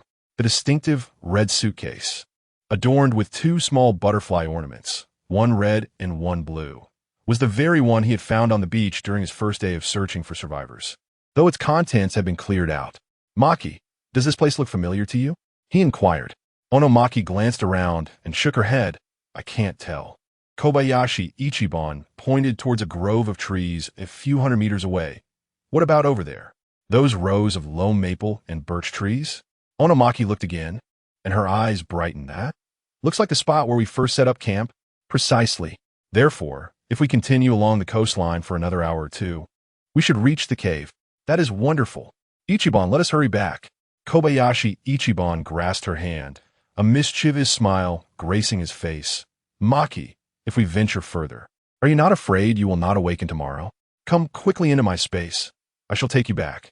Maki Ono blushed deeply, her voice gentle as she said, "But will it be too burdensome for you to place me in this space?" This woman is truly both kind-hearted and considerate, making her an exceptional candidate for a wife in any civilized world. "Rest assured, the space is virtual and bears no weight," Kobayashi Ichiban replied, pulling her close and planting a fervent kiss upon her lips before ushering her into the ethereal realm. Upon arriving at the site where their camp had once been established, the only remnants of human presence were the charred remains of a firewood pile. Kobayashi Ichiban surveyed the familiar surroundings, a wave of nostalgia washing over him. Unbeknownst to him, he had survived on this deserted island for a month, fortunate to have encountered no peril and to have forged profound friendships with a group of women. After a brief pause, he resumed his journey. Traveling alone, he found himself moving swifter than before. Although the rain continued to fall steadily, it did not hinder his pace. In less than an hour, his figure emerged from the thicket outside the cave. Chapter 63. Affection surpassing 1400. Kobayashi Ichiban glanced around and tentatively called out for Nanako a few times, but received no response. Thus, he summoned Onomaki from his space. Upon her arrival, Onomaki was momentarily taken aback. Kobayashi Ichiban smiled and said, "Maki, the cave is just ahead. Let us proceed." Maki nodded, then suddenly remarked, "Ichiban-chan, I think I shall call you Kobayashi-kun from now on." "Why?" Ichiban inquired. "Are you worried about others discovering our relationship?" "Not at all. Ichiban-chan, isn't Kanai-san pregnant? I am merely concerned it might upset her." Seeing her anxious expression, Kobayashi Ichiban couldn't help but pinch her cheek playfully. You are such a kind-hearted little one, Maki. Very well, call me whatever you wish, but I must forewarn you, I shall always whisk you off to the grove. Maki blushed again and whispered, as long as Kanai-san remains unaware. Kobayashi Ichiban chuckled helplessly and added, if they inquire, we shall say we were washed ashore by the waves and then rescued. Let's not be discovered. As they approached the cave, they noticed the trap outside the courtyard had been covered with a wooden plank, accompanied by the distant howls of wolves. Previously, the sound would have irked them, but now it felt oddly familiar. Before they could open the courtyard door, a group of people rushed out. Kobayashi-kun has finally returned. I knew that good people live long. Thank you, Amaterasu. Nakata Koji was the first to run over, embracing him with an excited expression. Nisan, you have finally returned. Kobayashi Ichiban patted his shoulder firmly, filled with emotion. Surprisingly, Miyamoto Yumi stepped forward and offered him a warm embrace, smiling as she said, Kobayashi-kun, I knew you would return. Everyone has been waiting for you. Seeing the unshed tears in her eyes, Kobayashi Ichiban responded with a gentle smile. Nanako, too, expressed her heartfelt emotions, clinging to him tightly and sobbing, Onaikin, I was so worried. I miss you so much. Kobayashi Ichiban consoled her, wiping her tears away, and embraced others who had come running, exchanging comforting words. The many women also rushed to warmly embrace Maki, surrounding her with incessant chatter. Kobayashi Ichiban looked up towards the cave entrance, noticing a few bashful individuals who had not approached, standing at the mouth of the cave with smiles on their faces. Suzuki Kanai was among them. Wiping her tears while smiling, Kobayashi Ichiban slowly approached. Ichiban-chan. Kanai stepped forward to embrace him, but was soon overcome with emotion, unable to continue. Gently returning the embrace, Kobayashi Ichiban reassured her, Kanai, I am back. I am sorry for causing you worry. At this moment, everyone gathered around him, quietly weeping and discreetly wiping their tears, nearly causing him to be overwhelmed with emotion as well. Kobayashi Ichiban forced a smile and declared, Do not cry. I have returned. And we should all be joyous. The crowd returned to the cave, gathering in a spacious stone chamber. It was evident that most of them had red, swollen eyes, suggesting they had wept on multiple occasions. With a sigh, Xiao Lin Yifan stood up and addressed everyone. I apologize for causing you concern. I, Xiao Lin Yifan, wish to express Simi-masai. Miyamoto Yumi promptly interjected, There is no need for you to apologize, Xiao Lin-kun. Your actions were for our sake. Xiao Lin Yifan waved his hand, saying, Aunt Yumi, I understand your sentiments, and I know that none of you would blame me. The mercilessness of a deserted island has rendered my survival a stroke of luck. I promise to take better care of myself in the future, sparing you from worry. I also urge everyone to prioritize their safety and enhance their survival skills promptly.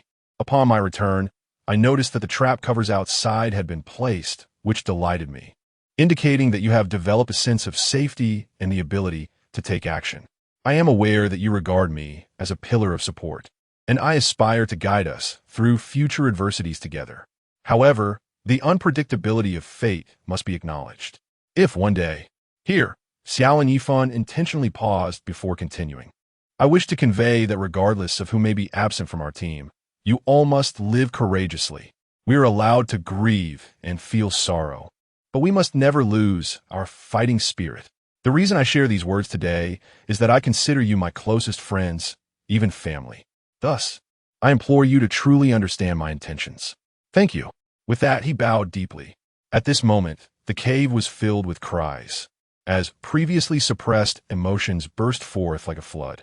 Ding! Detecting that the host's accumulated affinity has surpassed 1,400, the system rewards as follows. 1.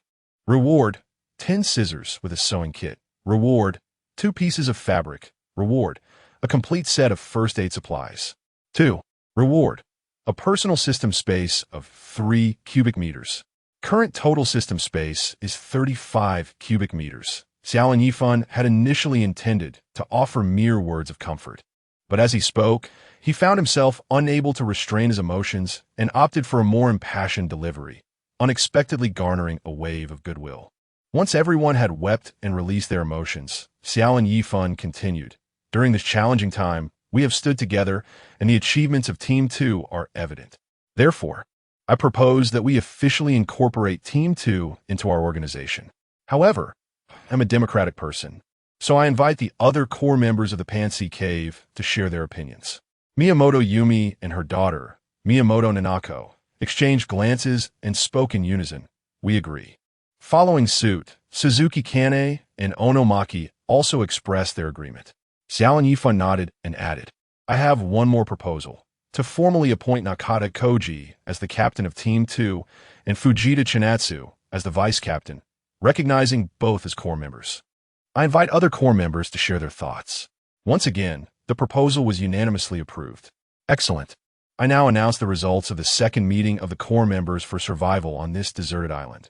Team 2 is officially incorporated into the organization, enjoying the same benefits as the first team, with Nakata Koji and Fujita Chinatsu as newly appointed core members, receiving double benefits. Applause and cheers erupted, dispelling the somber atmosphere that had pervaded the cave. The affinity has surged once again. Kobayashi raised his hand, signaling for silence among the crowd. The revolution has yet to succeed. Comrades must persevere. In the coming days, I may venture forth in search of new sanctuaries to ensure the security of our existence. The core members among you must take charge of matters at home. The duration of the torrential rain remains uncertain, but as long as it diminishes even slightly, you must devise ways to continue your efforts. In approximately 2 months, we anticipate a drop in temperature, making the quest for sustenance all the more challenging. Upon hearing this, the crowd nodded in silent agreement. Miyamoto Yumi inquired, Kobayashi-kun, shall we accompany you in the search for shelter? Not for the time being, he replied. There are wild boars and bears outside. Straying too far would only jeopardize your safety. There's a place I have long desired to explore, located in the southwestern direction. Both Natsuko and I have witnessed black smoke rising from that area. There's a possibility that other survivors may reside there. Chapter 64.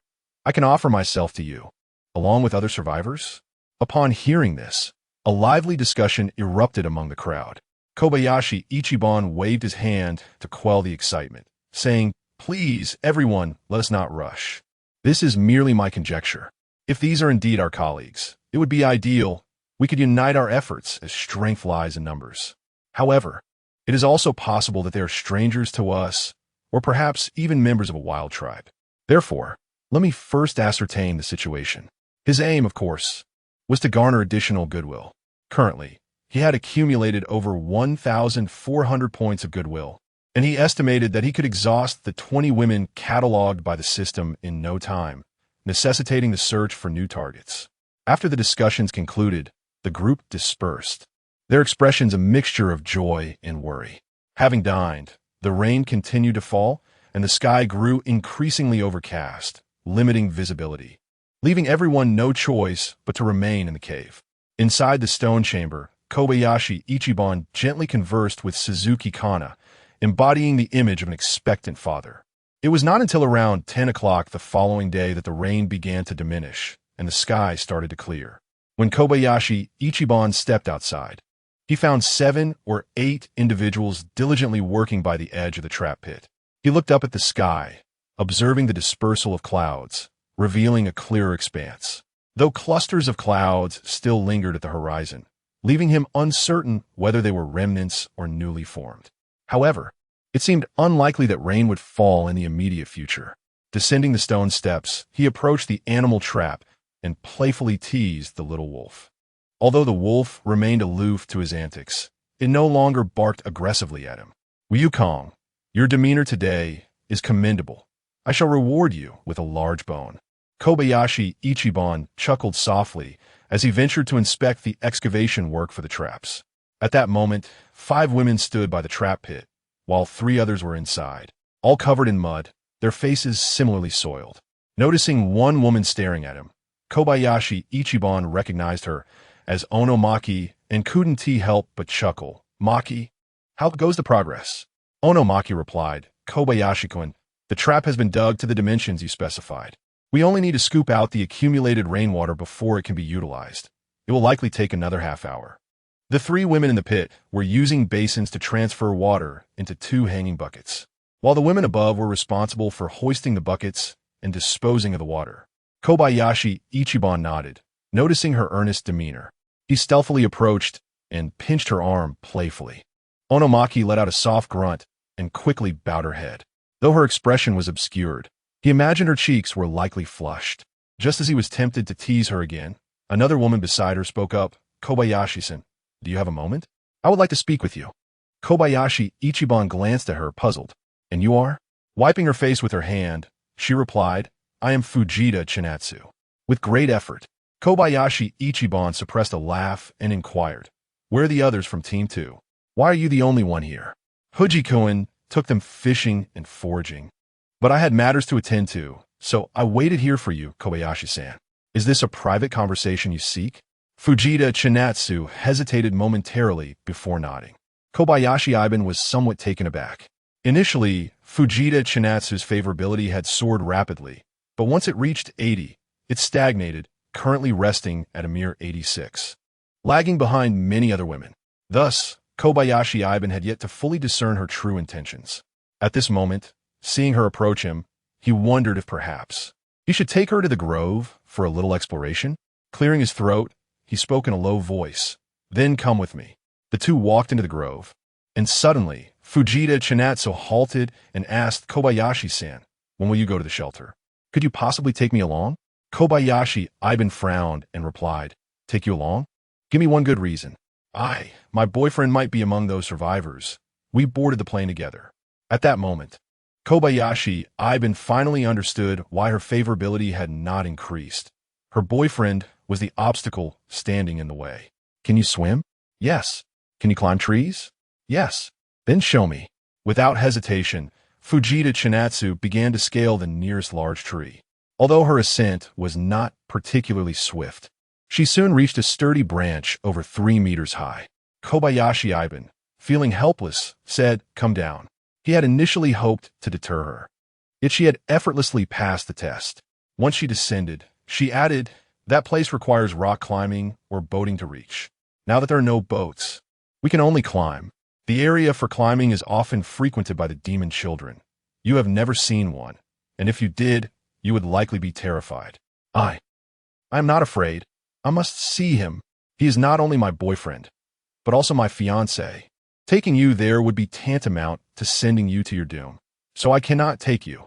With that, Kobayashi Iban turned and walked away. Kobayashi-san. Fujita Chinatsu suddenly called out to him, and after a moment, she spoke softly, if you agree to take me, I could offer myself to you. Kobayashi Iban halted, abruptly turned, and swiftly approached her, lifting her chin. Regrettably, all he could see were her large, watery eyes, her face smeared with dirt, obscuring any further details. He grasped her arm and roughly turned her body around twice. He had long noticed Fujita Chinatsu standing at nearly 170 centimeters. She exuded an alluring maturity, her figure curvaceous, and her beauty could easily place her among the top 5 in a crowd. Kobayashi Iban gazed at her unabashedly. Have you made your decision? A flicker of panic crossed Fujita Chinatsu's eyes, yet she resolutely met his gaze and declared, yes, I have made my decision. Miss Chinatsu, are you not concerned about your fiancé discovering this? I won't tell him. Even if he were to find out, he would surely understand. Hearing this, Kobayashi Iban couldn't help but scoff. Miss Chinatsu, you are rather naive, aren't you? What man could tolerate his woman being involved with another? He continued, let us set that aside for now. How do you know he is still alive? How do you know he has not changed his heart? After such an extended stay on the deserted island, perhaps he has already found solace in the embrace of another. Is your endeavor truly worthwhile? A fleeting glimmer of panic crossed Fujita Chinatsu's eyes, yet she quickly shook her head, asserting, no, Hiro-kun. Ito Hiro is a remarkably sincere individual. Despite her seemingly aloof demeanor, Fujita Chinatsu possessed a mind enamored with romance. Kobayashi Ichiban found himself momentarily speechless. In light of this, might I request that you, Miss Chinatsu, demonstrate your sincerity? After a brief moment of hesitation, Fujita Chinatsu ultimately decided to unfasten her outer garment and remove her skirt, revealing her fair, unblemished skin. Chapter 65. the Pathfinder Kobayashi Ichiban abruptly pulled her into his embrace and kissed her, only to find himself tasting dirt. Fujita Chika neither rejected nor indulged him. She merely trembled slightly in his arms. Eventually, Kobayashi released her, murmuring, "All right, you win. Put on your clothes." He added with a grumble, "Damn it. Damn it." Fujita Chika was perplexed, clutching her dress, unsure whether to wear it or not. Kobayashi, irritated, remarked, "I meant that scoundrel of a fiancé you have. How could he have such a devoted fool waiting for him? I feel defeated." Truth be told, he found himself quite displeased. After all he had done for them, how could someone forsake him for an intangible fiancé? "Isn't it better to follow me?" He suddenly felt an overwhelming sense of abandonment. Once Fujita Chika had donned her attire, he coldly stated, "Miss Chika, ultimately, you are not my subordinate, and I shall not curtail your freedom. If you insist on going, I shall not stop you. However, I must clarify that this exploration is perilous, and I may not return scathed. It is quite possible that I will be unable to attend to you. If you truly do not fear death, we shall depart after lunch." The two of them exited the dense forest, arriving at the trap. By this time, all the water had been bailed out, and two women bound with ropes were busy adjusting the trap pieces. The pieces had been sharpened to a point and, when assembled, appeared quite formidable. Kobayashi nodded, saying, "It is daytime and there are many people around. Let us flip the trap pieces over with the spikes facing down to prevent any accidental injuries." Upon hearing this, the two women turned the pieces over. Maki, Chika, later find the chief steward and inform all personnel that the trap is ready. They must not wander carelessly. During the day, cover it with a lid to avoid any missteps. At night, we will position the spikes upwards and remove the lid. Additionally, we need to arrange for night watchmen. No one is permitted to go out at night. Also, gather some dry leaves and grass to camouflage the entrance of the trap. After issuing these instructions, Kobayashi ventured back into the woods alone. Approximately an hour later, he returned with a solar lamp, scissors, needles, fabric, and other supplies. A fishing net slung over his shoulder and carrying 30 to 40 fish in his hands. After lunch, Kobayashi Ichiban exchanged a gentle embrace with Suzuki Kane to bid farewell before approaching the cave's entrance. At this moment, everyone became aware of his intent to venture out and gathered to see him off. Fujita Chika, clad in a fitted outfit and wielding a spear, was already waiting. Understanding her resolute intention, Kobayashi addressed the crowd.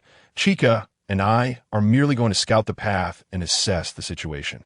We shall return shortly, so there is no need for concern." Wishing to avoid an overly sentimental atmosphere, he offered brief reassurances to the corps members before preparing to depart with Fujita Chika. Suddenly, Onomaki softly called out, "Kobayashi-kun, may I accompany you?" Kobayashi turned back to her, placing a gentle hand on her shoulder as he replied, "Maki, I understand your feelings. Chika is determined to seek her fiancé, and I cannot dissuade her.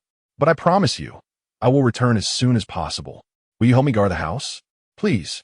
Maki Ono nodded silently. Kobayashi Ichiban patted her shoulder before departing with Fujita Chika. The two traversed through the woods, Kobayashi Ichiban leading the way with a brisk pace. After about 20 minutes, Fujita Chika began to lag behind. Turning back, he noticed her flushed face and uneven breaths, yet she resolutely followed without uttering a word. Kobayashi Ichiban furrowed his brow, but ultimately refrained from speaking. Who was he to impede someone's determination to search for their beloved? He slowed his pace slightly and continued for another 10 minutes before stopping to check the sky. "Let us take a break for some water." "Hey, Kobayashi-san." He settled under the shade of a tree, opened a bottle of mineral water, and gulped it down before stowing the empty bottle in his backpack. Fujita Chika sat nearby, wiped the sweat from her face, and took a few sips from her own bottle before putting it back down. "How did you meet your fiancé? Why do you trust him so much?" "Well, we were classmates from high school through university, and we've known each other for several years. Hiro-kun, Ito Hiro, is a person of integrity, and we only got together after graduating. So you were friends for several years before. It sounds like your Hiro-kun is quite a remarkable individual." "Yes, that's why I must find him. I appreciate your help, Kobayashi-san." Kobayashi Ichiban sighed internally and tossed her a small knife from his backpack. "The spear is cumbersome. Give it to me. You can keep the knife. The path ahead may not be safe. We might encounter wild boars or bears. If danger arises, don't panic. Climb a tree and wait for help. Understood? I understand. Thank you. Kobayashi Ichiban took 2 spears back, and they resumed their journey. This time, he maintained a slightly slower pace, both for safety and because there was no need to rush. It was midday, the sun was shining, and the ghouls likely wouldn't emerge. Fortunately, they encountered no dangers along the way. After another half hour, they arrived at the coconut grove. Kobayashi Ichiban climbed a tree and picked 4 coconuts, sharing them with Fujita Chika. After drinking the coconut water and consuming some of the flesh, he observed Fujita Chika sitting across from him. At that moment, she was holding a coconut, tilting her head back to drink, her fitted attire slightly constraining and damp from sweat, creating quite an enticing scene. After finishing a large gulp of coconut water, Fujita Chika noticed his intense gaze, glanced down at herself, and her cheeks flushed. Yet, she tried to hide her embarrassment, pretending to adjust her position and continuing to drink. Now, from the side, her curves appeared even more pronounced. Kobayashi Ichiban sighed internally, averting his gaze and returning to the coconut flesh. After finishing 1 coconut, he opened another. Fujita Chika, having eaten a few pieces, set her second coconut aside, untouched. "Why aren't you eating anymore?" he inquired. Kobayashi-san, you may wish to keep this coconut for a snack on the road." "No need. It is rather cumbersome to carry, and I have other provisions in my bag." Kobayashi Ichiban patted the backpack beside him and insisted on handing her the coconut, urging her to take her time with it, as if it were a leisurely lunch. The truth was, he was currently struggling to walk properly and needed a moment to recuperate. After they finished their meal, Kobayashi Ichiban had regained his usual vigor, and the two resumed their journey. After approximately 20 minutes of walking, they finally heard the gentle sound of flowing water. Kobayashi Ichiban slowed his pace, approached a tree, and whispered, "Ahead lies the river, a place frequented by the ghostly child and the black bear. You should climb the tree and hide. I will scout the area and return shortly." Seeing Fujita Chika ascend the tree, Kobayashi Ichiban handed her one of his spears and took another for himself, crouching down as he moved forward. Chapter 66. Scaling the cliff, Kobayashi Ichiban approached a row of low shrubs, parting them with his hand to reveal the scene of the river below. The water level had evidently risen significantly, and most of the corpses of the ghost children had vanished, likely swept away by the current into the sea. The air was free from the nauseating stench that had previously lingered. However, a few fresh bodies of ghost children still lay upstream, suggesting they had met their demise not long ago. The ominous presence of the black bear was conspicuously absent, yet high-pitched screams echoed intermittently from the cave, hinting at the bear's continued rampage. What had provoked this bear? Had the ghost children angered it, or was it simply drawn to them as prey? It seemed determined to extinguish every last ghost child. After listening for a while, the sounds began to recede, indicating that the bear had ventured deeper into the cave. Kobayashi Ichiban turned back and called for Fujita Chika to join him as they made their way towards the riverbank. Upon reaching the shallows, they waded through the water, making their way to the opposite shore. Fujita Chika, upon noticing the scattered corpses of ghost children, was unable to suppress a wave of nausea. Kobayashi Ichiban admonished her softly, "Do not look at them. Focus on your footing." To avoid any lingering threats from the ghost children, he proceeded with utmost caution. After a couple of minutes, they finally reached the other side. As they looked up, a towering cliff loomed before them, its height daunting. Yet, numerous trees adorned the cliff's edge, providing a feasible path for ascent. This stood in stark contrast to the opposite side of the river, which was a sheer rock face devoid of any climbing holds. Although it might be possible to navigate around the mountain at its lower elevations, the uncertainty of the journey's duration loomed large, compounded by the dense growth of the trees that could easily lead them astray. Climbing directly up the cliff was undoubtedly the quickest route, if all went according to plan. The source of the smoke would lie just beyond the cliff's summit. The two began their ascent along the mountain path, only to find themselves at an impasse, as the barren cliff face offered no trees for leverage. Kobayashi Ichiban retrieved a climbing rope from his backpack, secured it with a grip, and after several attempts, successfully hooked it onto a tree above. After confirming its stability with a few firm tugs, he began to ascend slowly along the rope. After climbing for over 2 minutes, he finally reached a ledge and signaled for Fujita Chika to secure herself with the rope before making her ascent. They alternated between climbing and resting, and after half an hour, they paused in a hollow of the mountain. Looking up, they estimated that only 50 or 60 meters remained to the summit. Having scaled less than half the distance thus far, Kobayashi Ichiban took out a bottle of water, gulping down several swigs before concealing the bottle within a crevice of the rocks. Fujita Chika, however, only consumed a third of her water before stopping. "Drink more. We must hasten our pace to avoid being caught by nightfall," he urged. Fujita Chika nodded, sipping half of what remained before stowing it back in her pack. "Are you afraid?" "Not at all." Kobayashi-san, "Chika is not so weak," she replied with conviction. Kobayashi Ichiban glanced at her, noting the absence of fear in her eyes, and silently nodded in approval. At their current position, the vertical height above the mountain base was approximately 50 to 60 meters. A typical woman would likely feel weak in the knees looking down from such a height, yet Chika Fujita displayed no signs of trepidation, indicating her commendable mental fortitude. The two continued their ascent, and by dusk, they finally reached the summit. On one side of the mountain, sheer cliffs loomed, while on the other, a verdant expanse flourished with towering trees, stretching down into an unknown abyss.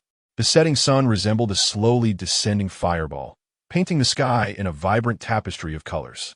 The trees atop the mountain donned a golden cloak in the twilight, as if nature had adorned itself in splendid attire to welcome the night. "Mr. Kobayashi, the scenery here is truly magnificent," Chika exclaimed in admiration. "Indeed, boundless beauty resides atop perilous peaks," Kobayashi replied with a smile. They settled on a rock, and Kobayashi retrieved 2 substantial pieces of salted fish from his backpack, offering one to her. After a moment's hesitation, Chika declined. "Mr. Kobayashi, I brought fruit." "Stop dawdling. Eat quickly, or you'll lack the strength to walk," Kobayashi retorted sharply, tossing the fish in her lap and turning away. Chika picked up the fish and began to eat in silence, stealing furtive glances at the somewhat intimidating man before her. After finishing the fish, Kobayashi drank from a bottle of mineral water, stowing the bottle in a crevice, then produced 2 wild boar steaks from his bag, consuming them alone without offering any to Chika. She said nothing, merely quickening her pace of eating. Kobayashi then stood, munching on a piece of fruit while gazing into the distance. He recalled that the last location where smoke had been spotted was directly ahead, though its exact position eluded him. As dusk enveloped the landscape, the impending night posed the risk of having to spend a perilous night in the forest. It seemed wiser to remain atop the mountain, despite the potential chill. Lost in thought, he suddenly noticed a plume of smoke rising in the sky, roughly a kilometer or 2 ahead, near the base of the mountain. "Chika, hurry, follow me down." Chika, having also spotted the smoke, quickly finished her fruit, grasped her spear, and followed closely behind. As they entered the woods, the light rapidly diminished, the towering trees obscuring their sense of direction and making it easy to become lost. "Keep up. Don't fall behind," Kobayashi called back, activating his night vision. He dared not take a detour, occasionally brushing aside the branches in his path, striving to maintain a straight course. After about 10 minutes, the trees began to thin and the slope became steeper. He paused briefly to glance backward. Chika was closely trailing him, silent and visibly anxious, her complexion mottled with hues of red and blue, marked by several scratches from the branches. "The incline ahead is steep. Take my hand and watch your footing." Kobayashi extended his hand, but Chika hesitated to grasp it. This woman certainly had a stubborn streak. Xiao Lin Yifan felt a surge of frustration as he thrust his wooden spear before her, exclaiming, "Seize my spear, swiftly!" Taken aback, Fujita Chinatsu trembled slightly and promptly grasped the wooden spear. Xiao Lin Yifan then reclaimed the spear from her hands and continued his forward march. The mountain path was treacherous and damp, each step fraught with a risk of slipping. Were it not for the night vision goggles, he might have fallen several times. After traversing for over half an hour, the terrain began to level out. Continuing onward, they reached the edge of a forest. Upon closer inspection, Xiao Lin Yifan discovered a clearing ahead, yet below lay a sheer cliff, leaving no further path to tread. Peering down, he estimated the base of the mountain was still 20 to 30 meters below, suggesting a need for a detour. As dusk enveloped the landscape, the smoke from their previous location became invisible. At that moment, a cacophony of laughter and merriment echoed from afar. The two exchanged glances, their faces lighting up with joy. Chapter 67. Your fiancé is quite alluring. The two of them walked down the slope, heading towards the source of the sound. After approximately 10 minutes, the raucous noise became distinctly audible, and ahead, within a grove a few hundred meters away, flickering flames could be seen. They paused to listen for a moment, when Fujita Chinatsu suddenly exclaimed with excitement, "It's Hiro-kun. I recognize his voice." With that, she attempted to dash forward. Kobayashi Itaku quietly commanded, "Stop. We must ascertain the situation first." Taken aback for a moment, Fujita Chinatsu obediently halted. The pair slowly advanced towards the sound, which grew increasingly louder, accompanied by boisterous laughter. When they were about 50 to 60 meters away, Kobayashi Itaku furrowed his brow. Through the night vision goggles, he could clearly see 4 men seated with their backs to him, each cradling a woman in their arms, and they were all completely naked. On the grass before them, over a dozen women, young girls in their 20s as well as women in their 40s, were bound by long ropes, engaging in a wild dance. Kobayashi Itaku seized Fujita Chinatsu by the arm and leaned down to inquire, "Are you certain your fiancé is among that crowd?" From their distance, Fujita Chinatsu had yet to discern the specifics of the situation. Mistaking the uproar for a bonfire party, she asked in confusion, "I just heard his laughter. What's wrong, Kobayashi-san?" "Well, you might find yourself in tears soon," Kobayashi Itaku replied coldly. He added, "Approach quietly to see clearly, but if you wish to avoid peril, do not scream." Though Fujita Chinatsu was somewhat bewildered, she nodded at his grave expression and crouched down, slowly making her way forward, with Kobayashi Itaku following closely behind. The circumstances were unclear, and he preferred to tread cautiously. However, the men from earlier were far from his concerns. "Yoshino Arii, be a bit wilder," came a boisterous laughter. Fujita Chinatsu froze, as if struck by an electric shock. Kobayashi Itaku also halted, observing her silently from behind. At that moment, Fujita Chinatsu discarded her wooden spear, knelt on the ground, covered her face with her hands, and began to sob softly. After a while, Kobayashi Itaku approached her and asked, "You must have seen enough by now. What do you plan to do?" Fujita Chinatsu stifled her sobs, raising her tear-streaked face in confusion, and suddenly stood up, murmuring, "I need to find out the truth." Watching her stumble forward, Kobayashi Itaku sneered, "Are you intending to let those men take turns with you?" Fujita Chinatsu abruptly stopped, trembling all over. Kobayashi Itaku remained coldly fixed on her from behind. If she chose to advance further, he would make no effort to stop her. Such a thoughtless individual could only bring ruin to the team. It would be better for her to meet her demise than to endanger them all. Yet, Fujita Chinatsu suddenly crumpled to the ground, collapsing in despair and weeping helplessly. Kobayashi Itaku chose to ignore her, continuing to gaze out towards the woods. At this moment, the man who had just begun his actions had vented his fury, delivering a kick that sent the woman before him sprawling several meters away. The woman, trembling all over, knelt on the ground, too fearful to weep. The man then rose to his feet and shouted into the distance, "Mizuki Aki, come here and serve me."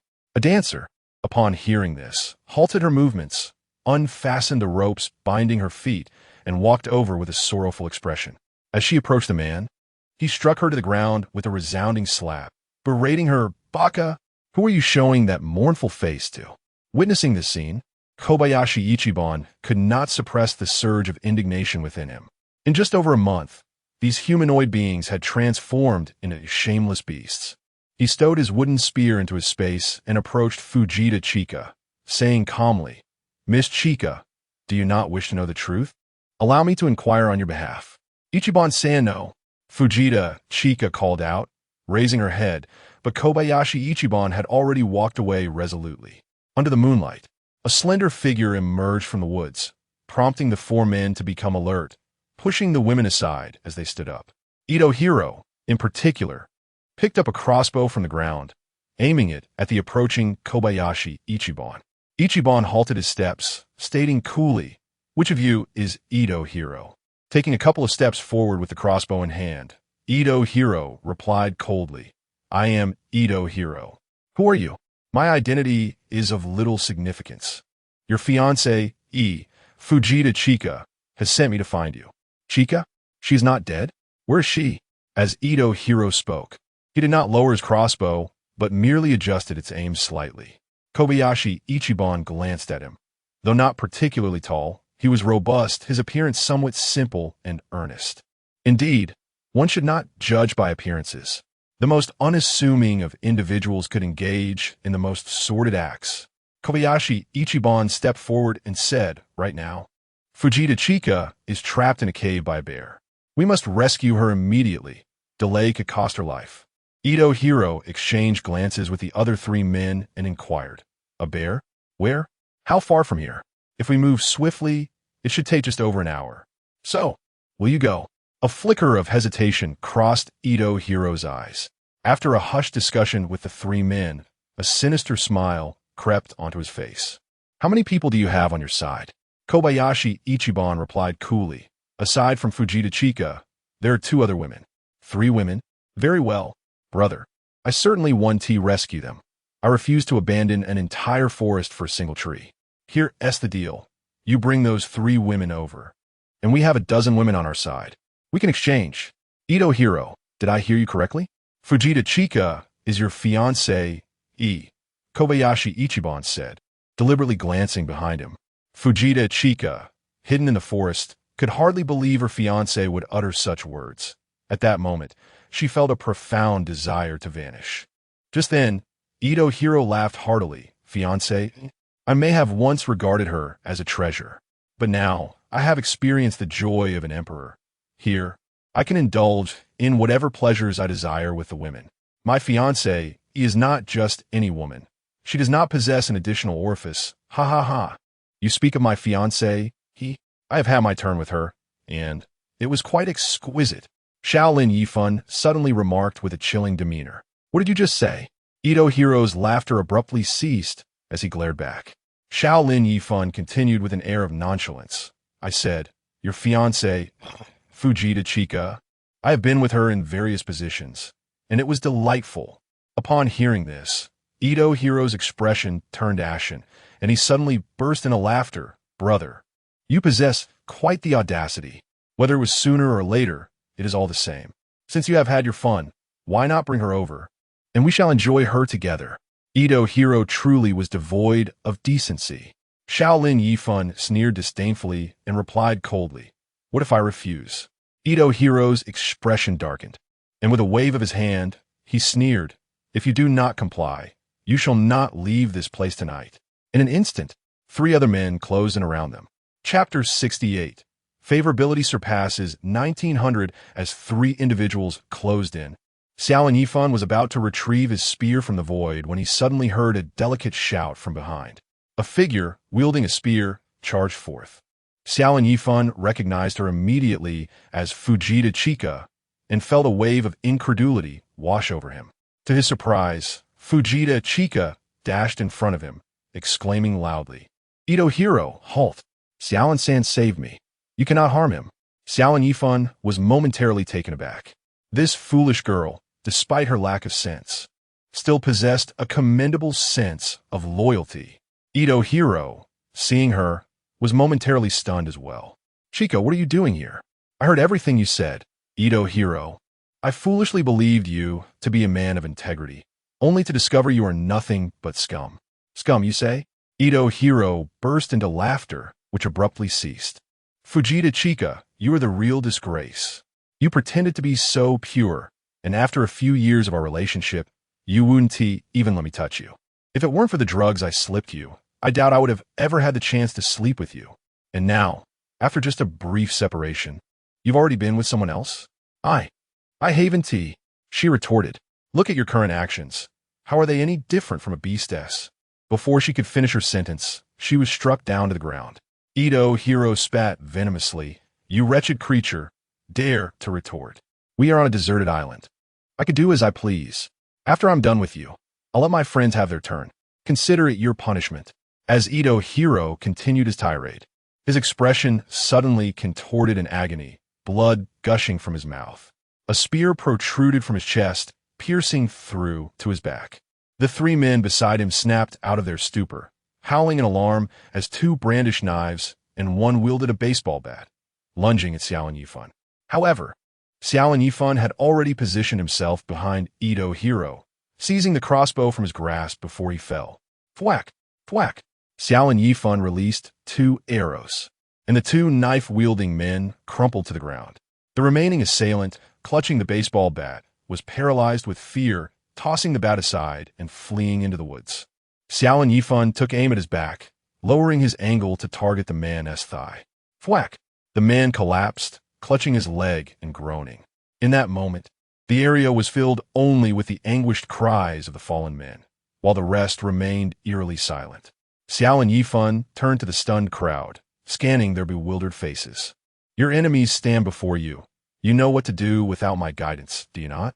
After a few seconds of stunned silence, the crowd erupted in a collective roar, rushing at the 4 men to unleash a flurry of punches and kicks. Some grabbed the fallen knives, spears, and baseball bats, wielding them with reckless abandon, while others resorted to biting. The chilling screams reverberated across the landscape, sending shivers down one's spine. Xiao Lin Yifan glanced towards Fujita Chika, only to find her venturing alone into the woods. This foolish woman was being stubborn again. He hurriedly followed, calling out, Fujita Chika, where are you going? Fujita Chika turned to glance back at him, wiping away her tears before hastening deeper into the forest. Kobayashi Ichiban felt a surge of anger rising within him and swiftly pursued her. After 2 minutes of relentless chasing, he finally cornered her against a tree, exclaiming, Fujita Chinatsu, you have already provoked me multiple times today. I warn you, do not push me to my limits. Struggling in vain, Fujita Chinatsu cried out, Kobayashi-san, leave me be. I am but a fool, waiting in vain for someone like him. Death will be preferable. Do you wish for death?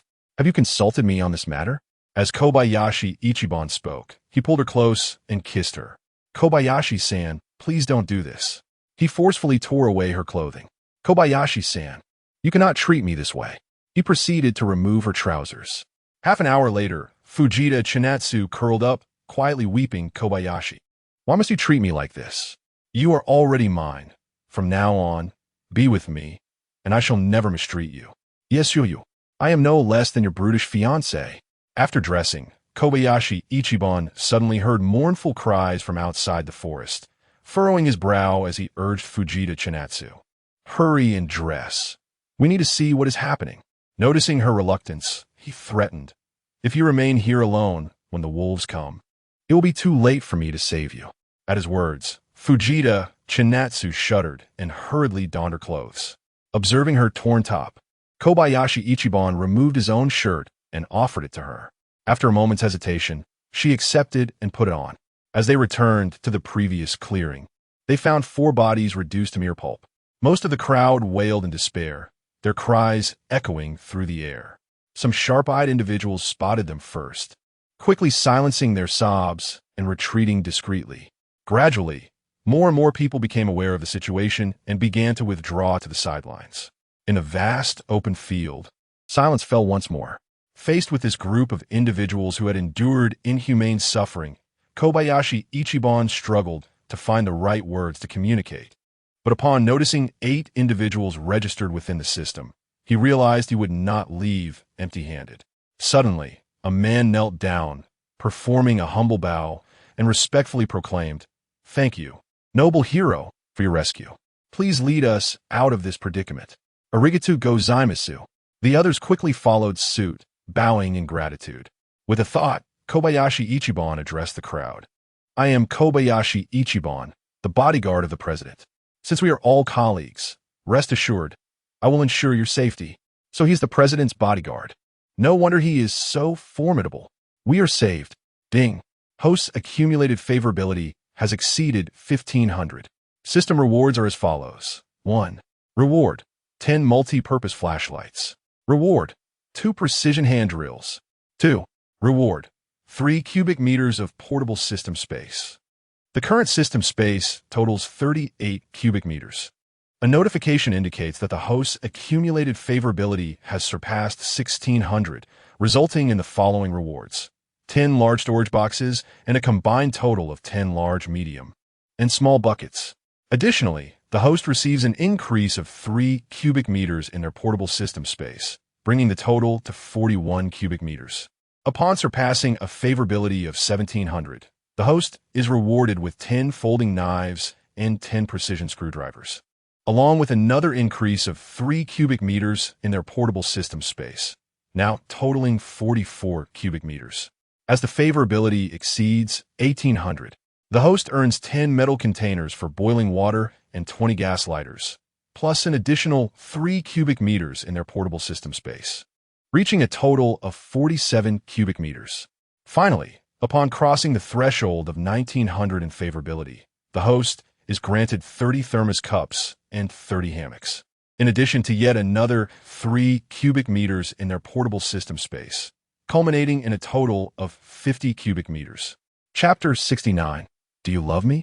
Upon receiving such an abundance of affection, Kobayashi Ichiban could not help but beam with joy. However, it was regrettable that he had not surpassed the 2,000 mark. The rewards for achieving 1,000 points had been plentiful, and naturally, the rewards at 2,000 would be no less. Casting a glance around, he noted that the highest affection level was 87, while the lowest was 43, indicating that some still harbored doubts about him. Nevertheless, everything takes time. Kobayashi Ichiban approached the man who had spoken earlier and helped him to his feet. Noticing that he was a gentleman in his 50s, he inquired, "What may I call you, sir?"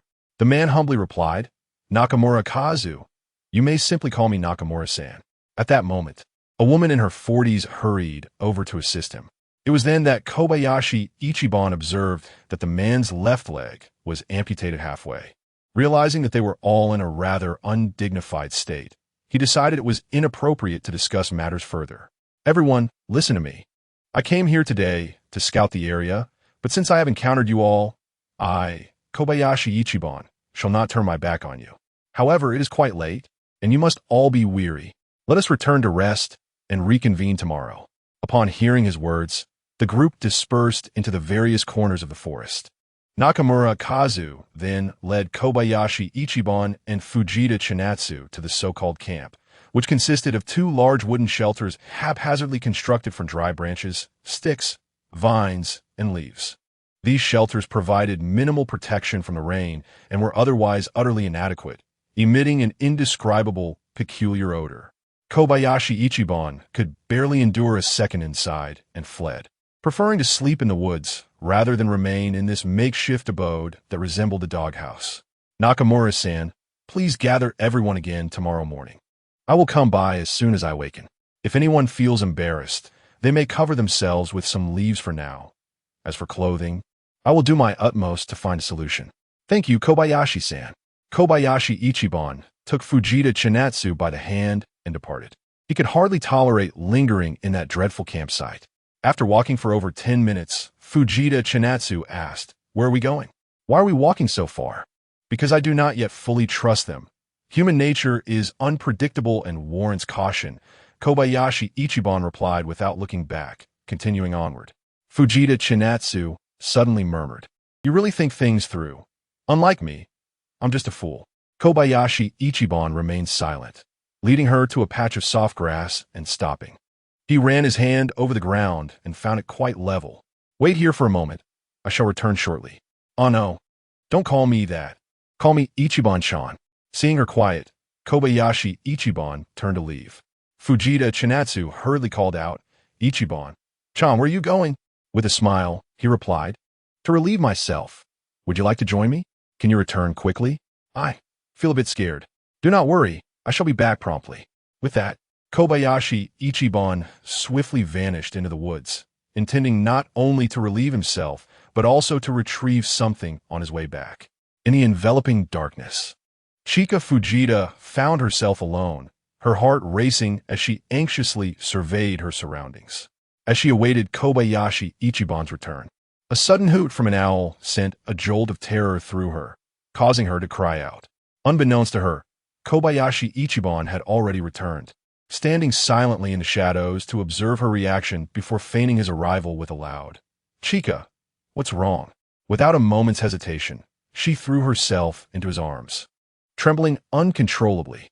"Fear not, for I am here," he reassured her, setting down his belongings to embrace her tightly. After a moment, Chika, her cheeks flushed, gently pushed him away. Kobayashi then switched on a flashlight and unfolded a large sleeping bag on the ground. "Is this a sleeping bag?" Chika asked, astonished. "What else could it be?" He replied with a soft smile. "We shall rest here tonight. Hurry and lie down." He gathered some twigs and dry leaves to place around the sleeping bag as a precaution against any lurking beasts. Noticing that Chika remained frozen in place, he gently nudged her. "Silly girl, why aren't you getting in?" With no further words, Chika crawled into the sleeping bag and shifted to the edge. It was a double sleeping bag, spacious enough for both. As Kobayashi joined her and turned off the light, he leaned against her. Chika, feeling cornered, trembled slightly. Sensing her unease, Kobayashi shifted away. In the darkness, he could still feel her body shaking. "Chika, what's the matter?" he inquired, but received no response.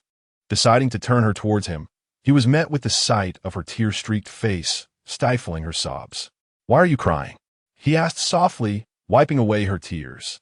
Chika suddenly choked on her words, asking, "Am I particularly foolish?"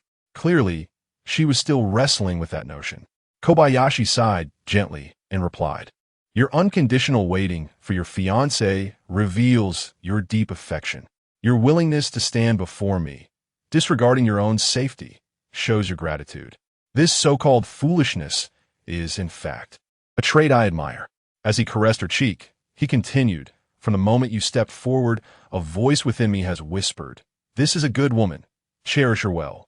Therefore, I urge you to follow your heart." At that moment, Chika's tears ceased and a blush crept onto her face. "Do you still resent me?" she asked, her teeth clenched. "Resent? You are simply too brash," he teased. "Then allow me to dispel this resentment." With a playful grin, Kobayashi mounted his horse. An hour later, Chika said bashfully, "Kobayashi-san, I need to wash my hands." "What did you call me?" he asked. "Ichiban. I can't hold it any longer." He pinched her cheek and chuckled. "Then go ahead. Do you need me to accompany you?" "No. Just turn on the light," she replied. Kobayashi Ichiban sat up and deftly turned on the light, cautioning, "Don't wander too far, it's dangerous." At that moment, Fujita Chinatsu, disregarding her surroundings, hastily donned a piece of clothing to shield herself before stepping away, leaving behind a pale silhouette. Before long, a rustling sound emerged from a distance. Soon after, Fujita Chinatsu returned, discreetly concealing herself. As she approached, Kobayashi Ichiban thoughtfully extinguished the light. To him, the presence of light made little difference, but with the light off, Fujita Chinatsu appeared much more at ease, no longer fidgeting as she slipped into her sleeping bag. Kobayashi Ichiban wrapped his arms around her and softly inquired, "Chinatsu, do you still harbor resentment towards me?" Fujita Chinatsu remained silent, yet a blush crept across her cheeks in the darkness. Kobayashi Ichiban sighed gently. "Your silence suggests lingering grievances. Allow me to work towards resolving them." With that, he turned to mount his horse. An hour later, "Chinatsu, do you still resent me?" "Not anymore. I am quite satisfied with Ichiban now." Kobayashi Ichiban chuckled softly, amused by the quick response of this silly girl. "Do you love me?" Fujita Chinatsu blurted out, "I do." "In that case, let us love each other well," he declared, turning to mount his horse once more. Chapter 70. The colleague's tragic experience upon awakening the next day. The hour was unknown, yet the woods around basked in a gentle light. Beside him, Chika Fujita had already risen, propping her chin on her right hand, gazing at him with a tender smile. "Ippan-chan, you're awake. You looked quite adorable while you slept," she said. The way she called him Ippan-chan rolled off her tongue, so effortlessly, a testament to the knight's nurturing. Kobayashi Ippan returned her smile. Noticing the affection in her eyes, and seeing her unencumbered by any garment, drew her closer for a deep kiss. Ippan-chan, don't be mischievous. They are all waiting for you. It would be quite unfortunate for them. Please help them, Chika Fujita replied, her tone laced with playful reproach. Yet she did not push him away. They both dressed and settled onto their sleeping bags. Kobayashi Ippan retrieved 2 portions of fish fillets, 2 pork chops, and 2 fruits from his backpack, sharing the meal with her. While eating, Chika Fujita, with a puzzled expression, inquired, Ippan-chan, how do you have so much food in your bag? Furthermore, it tastes remarkably fresh. Of course, my bag is not ordinary. It contains all sorts of surprises. Really? Chika Fujita was skeptical. She took the backpack and opened it, finding it empty, and shot him a glare. You little liar, deceiving me again. Kobayashi Ippan smiled enigmatically, reached into the backpack, and produced 2 bottles of mineral water. Nanny! Chika Fujita exclaimed in surprise. Yet undeterred, she rummaged through the bag once more, discovering it's still void of contents. Ippan-chan, how do you manage this? Chika, don't inquire. You will soon learn the truth. Now let us eat. They're all waiting. After finishing their meal, Kobayashi Ippan folded the sleeping bags and stored them, along with the lamp, into the system space. Chika Fujita stood nearby in a daze, unable to articulate her thoughts. Upon returning to their previous location, Nakamura and the others awaited anxiously. Their expressions eased as they saw him approach. I knew Kobayashi-san wouldn't abandon us. I wronged him, my apologies. Kobayashi-san appears so youthful and handsome. Their admiration surged anew. With the support of the women, Nakamura stepped forward respectfully. Kobayashi-san, there are a total of 17 of us here, all present. Please, make arrangements. Kobayashi Ippan nodded, surveying the group. Most women were draped in makeshift garments fashioned from leaves and dried grass, entwined with vines. Though they provided some cover, it was still inadequate. Having grown accustomed to their nudity, the women felt an unexpected shyness in the presence of Kobayashi Ippan, a strong and handsome stranger. They instinctively gathered together, seeking to shield one another, understanding their sentiments. Kobayashi Ippan feigned looking up at the sky and remarked, the sun is rather blinding today. Let us retreat into the woods. He led the way, purposefully choosing a shaded area where the light was markedly diminished. As the crowd followed, they collectively exhaled a long sigh of relief, each finding a place to sit, their hearts swelling with unspoken gratitude, naturally enhancing their goodwill. A few individuals, uncomfortable in their constricting garments, retreated to the darkest corners to remove them. Xiao Lin Yifan observed all this intently, delaying a few seconds before deactivating his night vision goggles. He addressed Nakamura. Nakamura-san, I am still unfamiliar with the circumstances here. Would you kindly elaborate? Please, just call me Nakamura, Nakamura replied humbly, opening up. It turned out that this group had also been washed ashore by the waves after a plane crash over a month ago. Initially, the team comprised over 30 members who had lingered on the beach for several days, desperately awaiting rescue, only to succumb to disappointment. When the food salvaged from the sea was exhausted, and unable to kindle a fire or catch fish, they were compelled to venture into the woods in search of sustenance. To their astonishment, they discovered a large freshwater lake teeming with fish and shrimp, and by then, they had managed to start a fire, resolving their food predicament. However, malevolence often lurks among the masses. Within a few days, Ito Hiro had torn off his hypocritical facade, uniting with several wrongdoers to seize control of the entire group with the weapons at his disposal. Initially, the others felt indignant, and with a few male colleagues still present, they organized a resistance, even killing one of the villains. Yet, Ito Hiro's crossbow was devastatingly effective, allowing him to fire repeatedly and slay 3 male colleagues in an instant, leaving the remaining individuals helplessly surrendering. What followed was a life shrouded in darkness.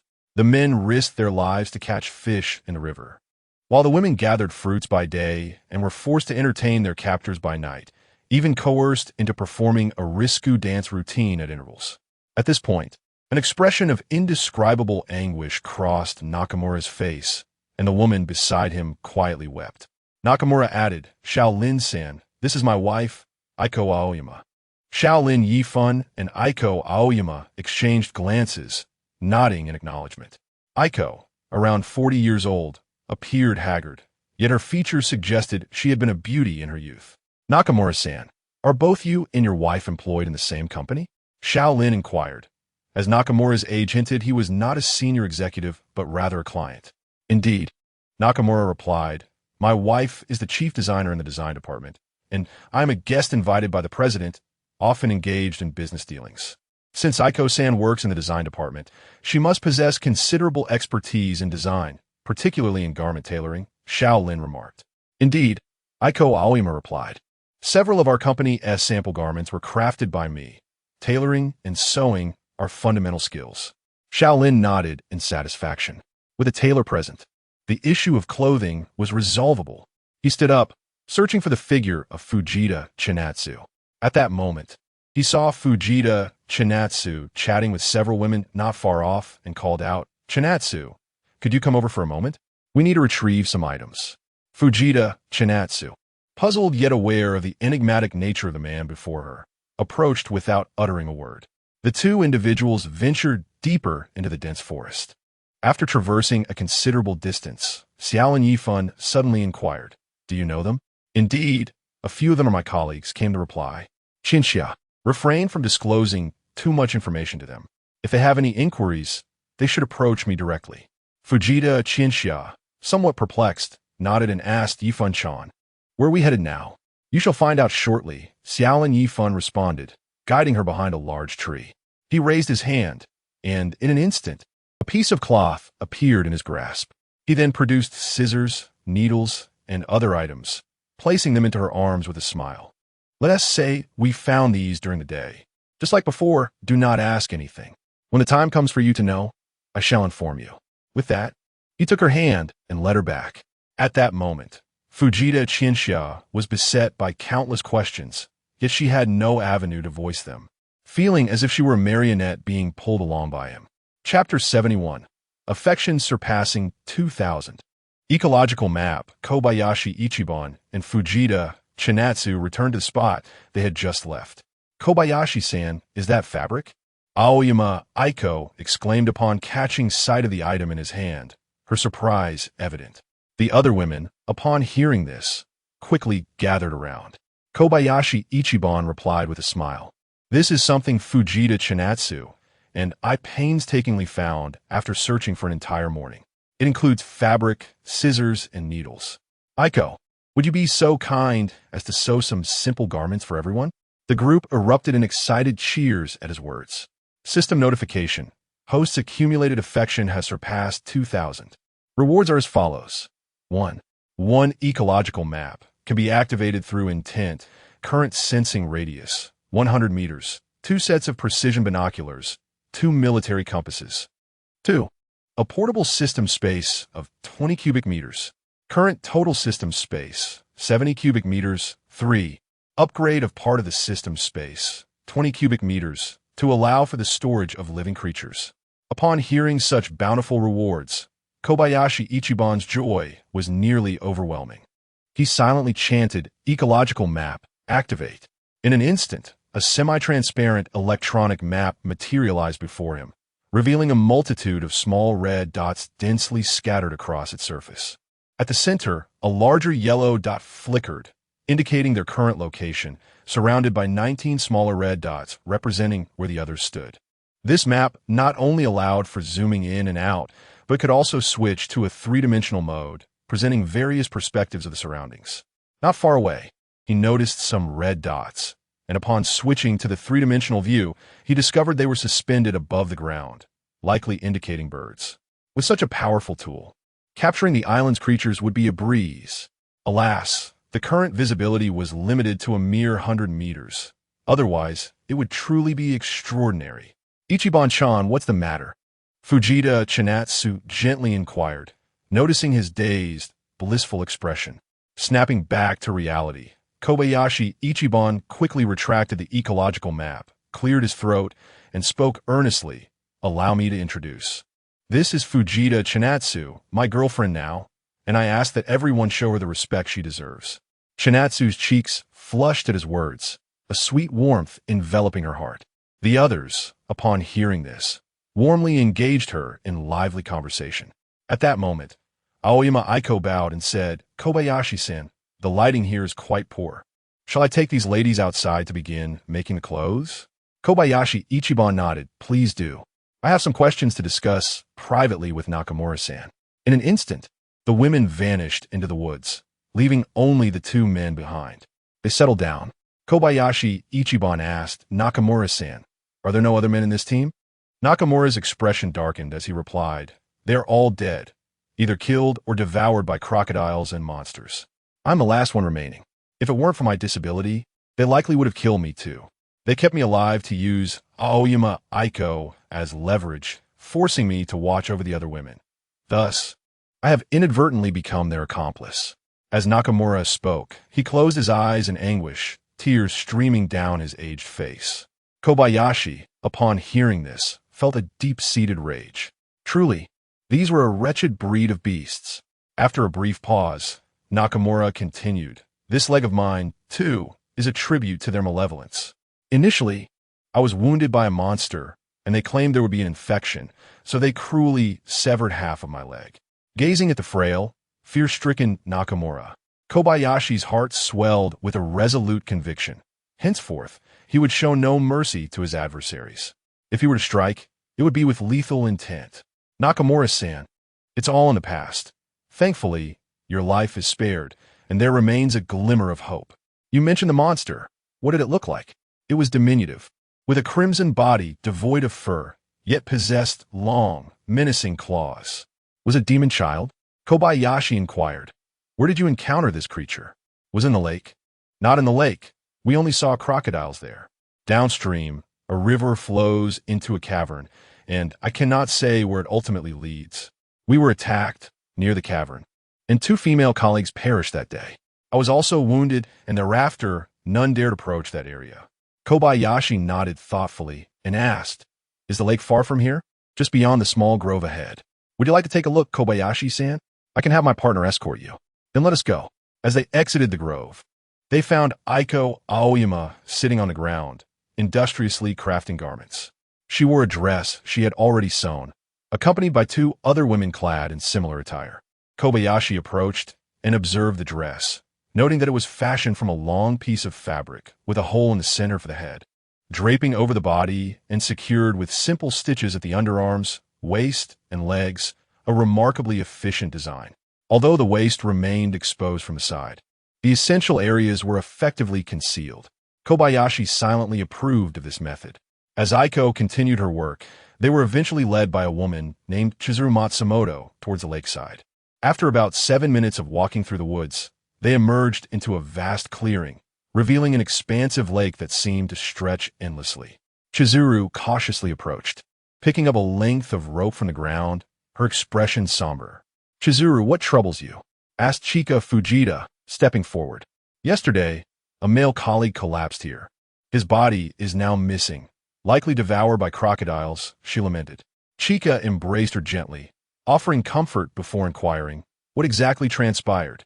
"Yesterday afternoon, Mita-san, the deceased colleague, caught a fish, but Hiro Ito and his gang deemed it insufficient and insisted he continue fishing. However, with so many crocodiles around, danger loomed at every turn. Mita-san protested, and as a result, Hiro Ito shot him dead. Kobayashi-san, please avenge them. Eradicate these crocodiles." Upon hearing this, Chika Fujita felt an unsettling sensation within her. For after all, Hiroshi Ito had once been her fiancé. At that moment, Kazunari Kobayashi furrowed his brow and inquired, "Where do you usually fish? Please take me there." Chika Matsumoto stifled her sobs and hesitated for a moment before responding. "Kobayashi-san, crocodiles frequently appear along the banks. I lack a spear and I fear." "Fear not. I shall lead the way. Just guide me on how to proceed," he reassured her. "Be exceedingly cautious, for those crocodiles are cunning, lurking in concealed spots, ready to strike unexpectedly. Do not worry. For every one that approaches, I shall slay it. If 2 come, I shall vanquish both." With a gentle smile, Kazunari Kobayashi took the lead, spear in hand, while simultaneously activating the ecological map. The map revealed a red dot approximately 10 meters ahead, identified through multiple perspectives as a reptile. Kobayashi raised a hand to signal the two behind him to remain still, then cautiously advanced with his spear. Indeed, within mere seconds, a crocodile leapt from the water's edge among the aquatic vegetation. Kazunari Kobayashi immediately halted, lifting his spear, aimed squarely at its head. Chapter 72. Another 3 fruits harvested. Upon noticing the weapon in his hand, the crocodile halted, its jaws agape, producing a series of guttural sounds, menacing yet trivial. The thunderous roar belied its true nature. It was merely a small crocodile, measuring less than 2 meters in length. How could such a diminutive creature intimidate Xiao Lin Yifan? He advanced a few steps, ready to thrust his spear. The small crocodile, having never encountered such a fierce individual, was struck with terror, tumbling and splashing as it leapt into the lake. Xiao Lin Yifan peered into the water and observed several crocodiles surfacing not far from the shore, their grayish-brown heads resembling lifeless driftwood, utterly motionless. A cursory glance revealed around 10 of them. Among them, 2 substantial crocodiles, with their long tails, swam freely, each appearing to be at least 5 or 6 meters long. How many crocodiles truly inhabited this lake? The ecological map indicated a staggering number. Xiao Lin Yifan scrutinized the map once more, confirming that no crocodiles lingered on the shore, and gestured to his companions, indicating it was safe to proceed. Affection for Matsumoto Chizuru 10. Seeing him effortlessly scare away the crocodile, Matsumoto Chizuru's affection for him soared. The trio ambled along the lakeside, with Xiao Lin Yifan leading, Fujita, Chika following, and Matsumoto Chizuru, unarmed, positioned in the middle. As they walked, Matsumoto Chizuru recounted, in the early morning, numerous fish surfaced for oxygen by the lake, and we caught quite a few. Initially, Ito Hiro used a crossbow to shoot fish, capturing many, but some managed to escape into the lake before succumbing. 2 of our colleagues were devoured by crocodiles while attempting to retrieve arrows. Eventually, Ito Hiro found it cumbersome and instructed his colleagues to use wooden spears to impale the fish directly. Fujita Chika inquired, with so many of you, did you not consider fleeing? Matsumoto Chizuru's expression darkened as she replied, they had a premeditated plan. In the beginning, those who resisted were killed, leaving behind the others, particularly the men, who either had a leg broken or an arm shattered. Later, they bound our hands and feet with ropes, guarding both ends while we had no means of escape. Fujita Chika spat, what a beast. This lake is freshwater, correct? Xiao Lin Yifan suddenly asked. Indeed, Xiao Lin-san. Matsumoto Chizuru hesitated before continuing, Xiao Lin-san. Beyond here lies a river, and there are monsters within. Shall we proceed? Xiao Lin Yifan understood her apprehensions and reassured her. The monsters you speak of, I refer to Azoni children. Both Chika and I have encountered them. Today, with the sun shining, they will not venture out. Reassured by his words, Matsumoto Chizuru relaxed. After walking several dozen meters, the gentle sound of flowing water reached their ears. Lifting his gaze, he saw a river extending from the lake, winding towards the mountainside. After traversing another 50 meters, they neared the confluence of the river. Do not approach, Xiao Lin Yifan whispered, revealing a small knife that had appeared in his hand unbeknownst to him. He cautiously approached a peculiar tree, and with a swift motion, he was ready. With a series of swift strikes, 3 fruits attached to the leaves fell to the ground. Upon seeing these 3 white fruits, Xiao Lin Yifan could not contain his overwhelming joy. He had thought the white fruits were extinct, yet here he stumbled upon 3 unexpected treasures. This expedition had proven worthwhile. Examining the 3 pristine white fruits, he pretended to place them in his backpack, but in reality, he stored them in his spatial pocket. Xiao Lin, what do you intend to do with these fruits? They might be poisonous, exclaimed Matsumoto Chizuru, her voice filled with concern. Have you encountered these fruits before? We discovered these 3 earlier, but nearly pricked ourselves trying to pick them. Someone mentioned that beautiful things are often toxic, so we dared not eat them. Xiao Lin Yifan thought to himself, thank you for not consuming them. Outwardly, he replied, it's fortunate you didn't eat them. These fruits are indeed poisonous. Then why are you picking them, Xiao Lin? I collect them to eliminate wild beasts. The more troublesome creatures will be poisoned using these fruits. They possess potent toxins, but they must be prepared separately. So, if you happen upon such fruits in the future, please inform me." The two women listened, believing him wholeheartedly. Xiao Lin Yifan then used the ecological map to sense the surroundings and confirmed there was no danger. He turned to the others and urged, "Hurry and follow me. Let us check ahead." As he walked, he continuously consulted the map until he approached the entrance of the cave, about 20 to 30 meters away. Without encountering any unusual alerts, he gestured for the two to halt and briskly approached the cave entrance. Within 10 meters of the entrance, the map reacted, and as he neared the cave, it indicated the presence of over 40 creatures deep inside, approximately 90 meters in. A multidimensional analysis confirmed they were undoubtedly ghost children. He pondered the unknown number of ghost children lurking deeper within the cave and decided against taking unnecessary risks. It seemed the black bear had not yet eradicated all the ghost children within, or perhaps the cave was simply too extensive to clear in one go. Suddenly, he noticed several fish darting past him, swiftly retreating into the cave. Xiao Lin Yifan quickly waded into the water, spear in hand, and waited.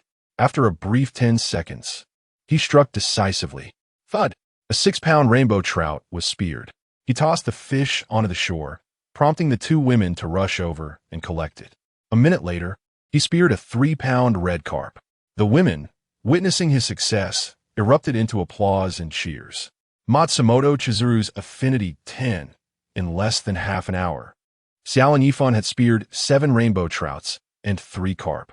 The sizable trout were ample for a delightful meal, and he decided to cease his efforts. The trio returned, carrying 10 fish, greeted by jubilant cheers upon reaching the campsite. To expedite the grilling of the fish, the group kindled 2 additional fires, separating the fish for roasting. Before long, the enticing aroma of grilled fish wafted through the air. Once again, a square piece of fabric was laid upon the soft grass, inviting Kobayashi Ippan and Fujita Chinatsu to take a seat. Shortly thereafter, 2 perfectly roasted rainbow trouts were presented, one weighing over 7 pounds and the other exceeding 5. Gazing at the substantial fish, Kobayashi Ippan and Fujita Chinatsu exchanged smiles. Such large specimens would surely be overwhelming if each were to consume one. Thus, they decided to share the smaller 5-pound trout instead. Before long, those who had received their portions of fish congregated beneath the shade of the trees, some sitting while others stood, indulging in their meal. As Kobayashi Ippan glanced around, he noticed that everyone was adorned in new dresses, though for some, the waistlines had yet to be properly stitched, revealing glimpses of springtime beauty.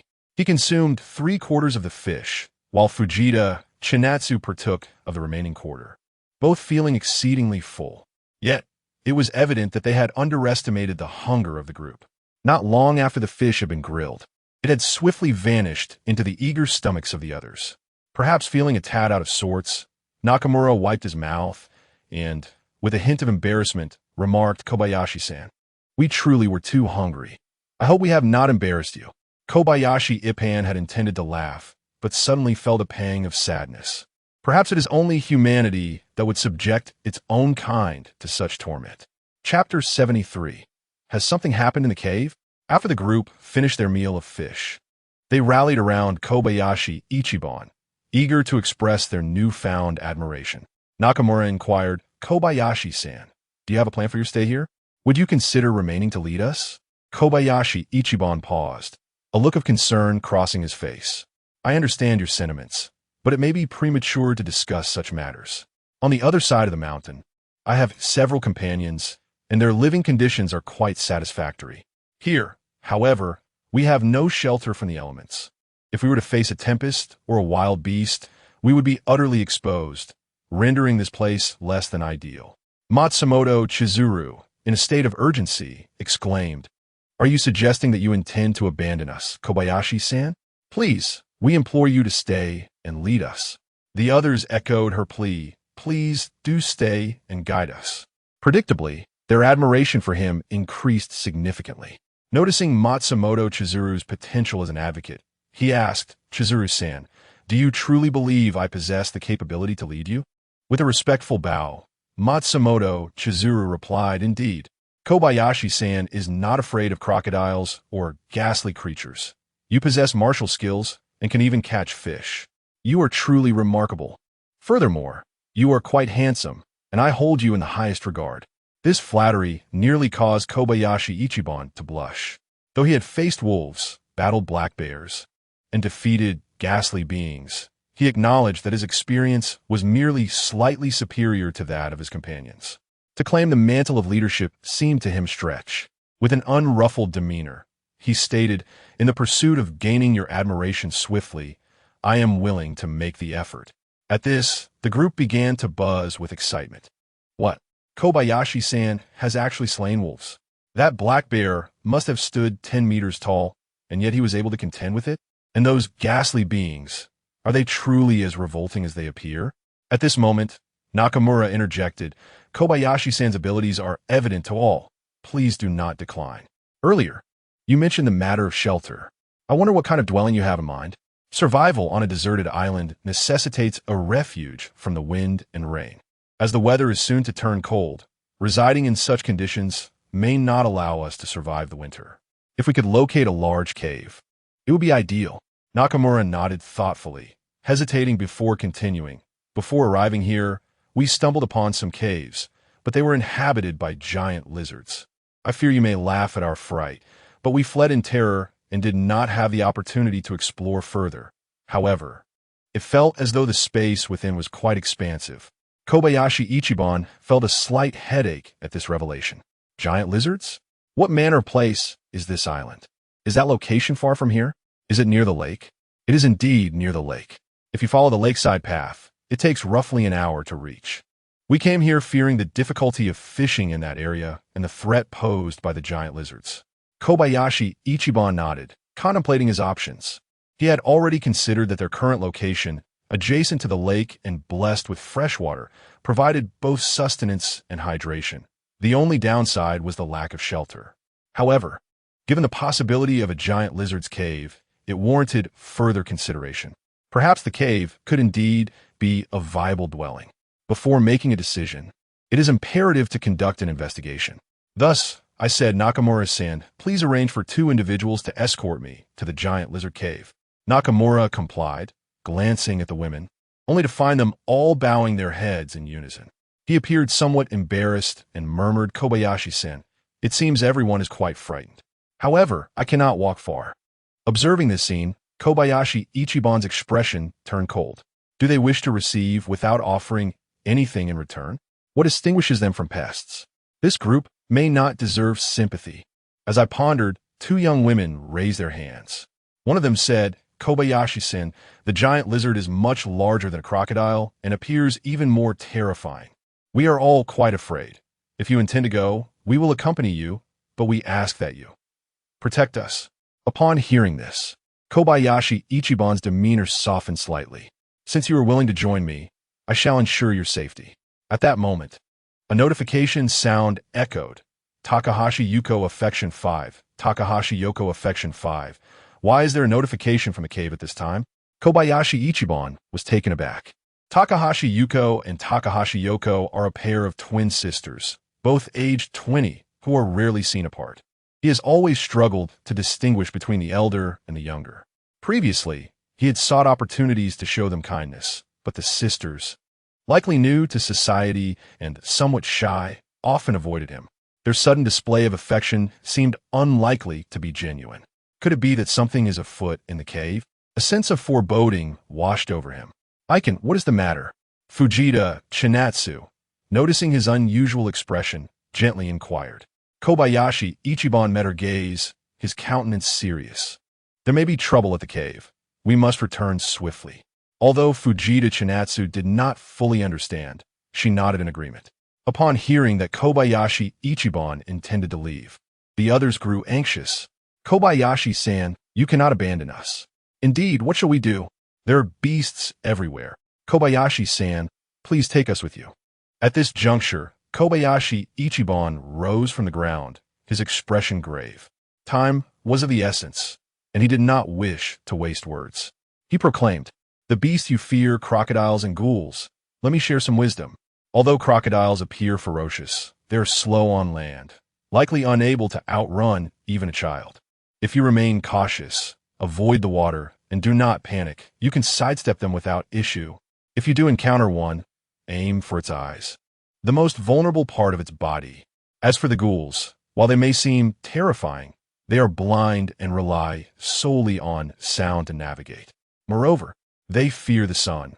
At this hour, with the sun blazing, they will remain hidden in the caves, allowing you to fish freely in the river. A young woman, still unwilling to give up, implored but Kobayashi-san. Her words were abruptly cut off by Kobayashi Ichiban's harsh interruption. If you lack even the most fundamental survival skills, then even if I were to save you once, you would not survive to see another chance.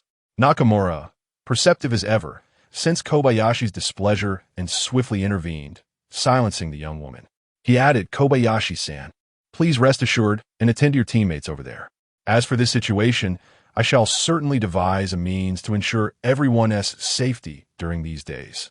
Eagerly awaiting your return, Kobayashi Ichiban nodded in acknowledgement and patted Nakamura's shoulder, relieved to find someone who understood the gravity of the moment. He turned and departed, leading Chika Fujita away. Chapter 74.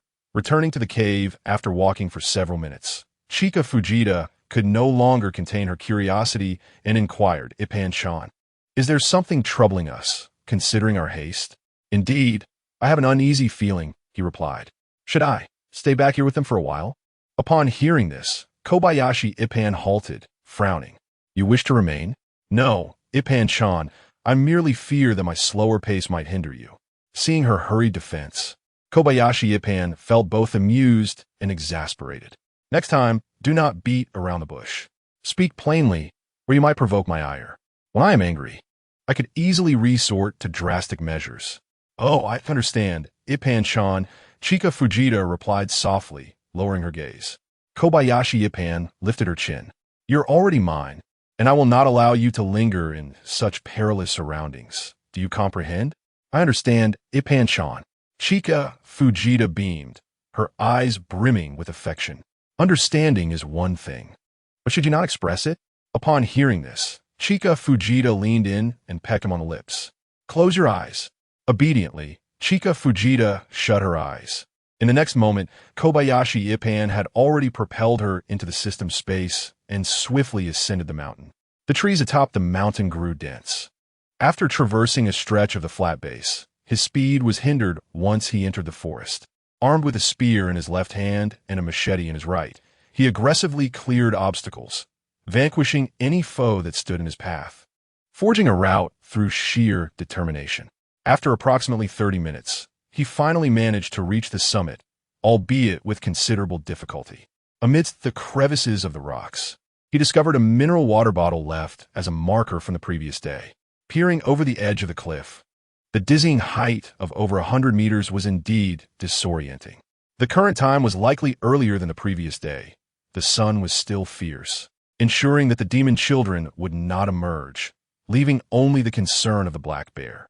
Kobayashi Ippan retrieved climbing ropes and secured the grip between two rocks, opting against attaching it to a tree branch to avoid complications when releasing it later. After confirming the rope's stability with a firm tug, he wrapped the end around himself several times, turned his back, gripped the rope tightly, and leaned back slightly, cautiously probing for a foothold below as he descended. The mountain winds howled, tousling his hair, yet he remained undistracted, focusing intently on the terrain beneath him to ensure each step was secure and safe.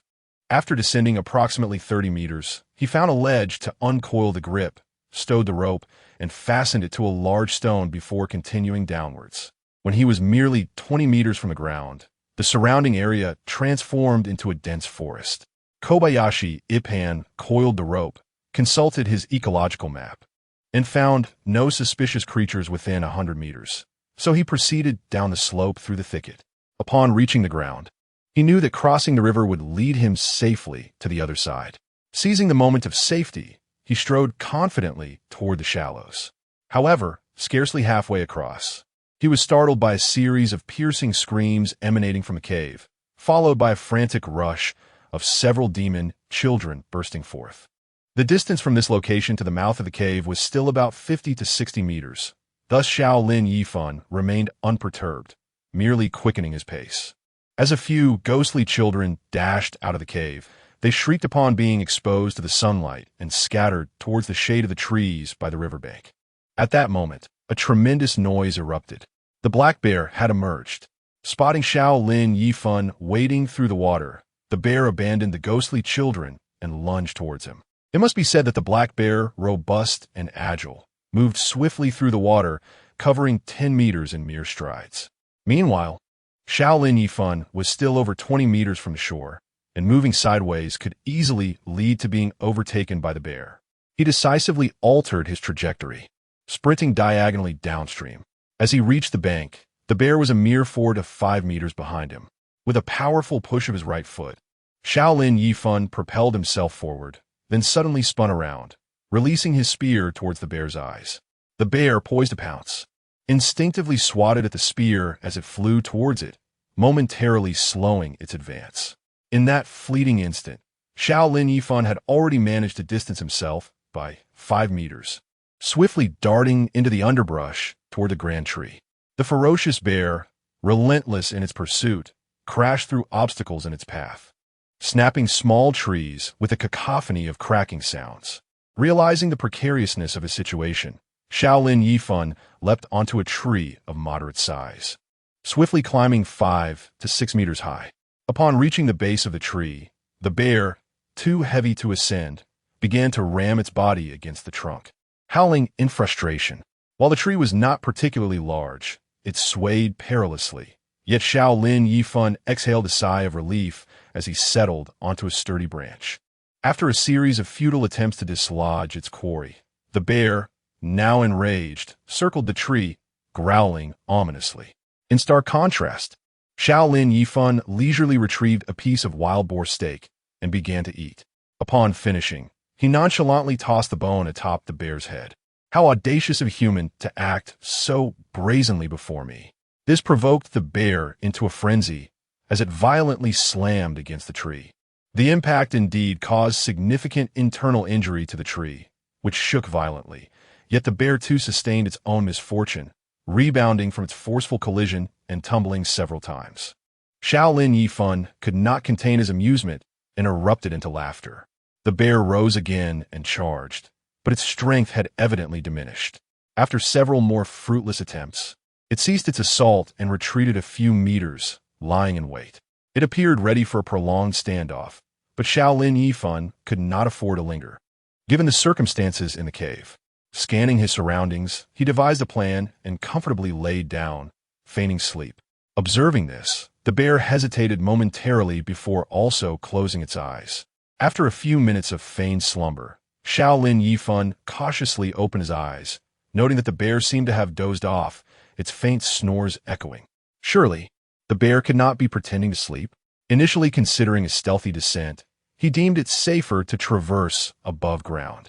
Gradually rising, he retrieved his climbing rope, casting the grappling hook towards a sturdy branch of a large tree 5 meters ahead, securing it firmly in place. Taking a glance downwards, he noticed the bear was blissfully asleep. Xiao Lin Yifan couldn't help but chuckle inwardly, gripping the rope with both hands. With a gentle push of his feet, he swung towards the towering tree across from him. Once he steadied himself, he reeled in the rope and cast another glance at the slumbering bear, whose snores resonated like thunder.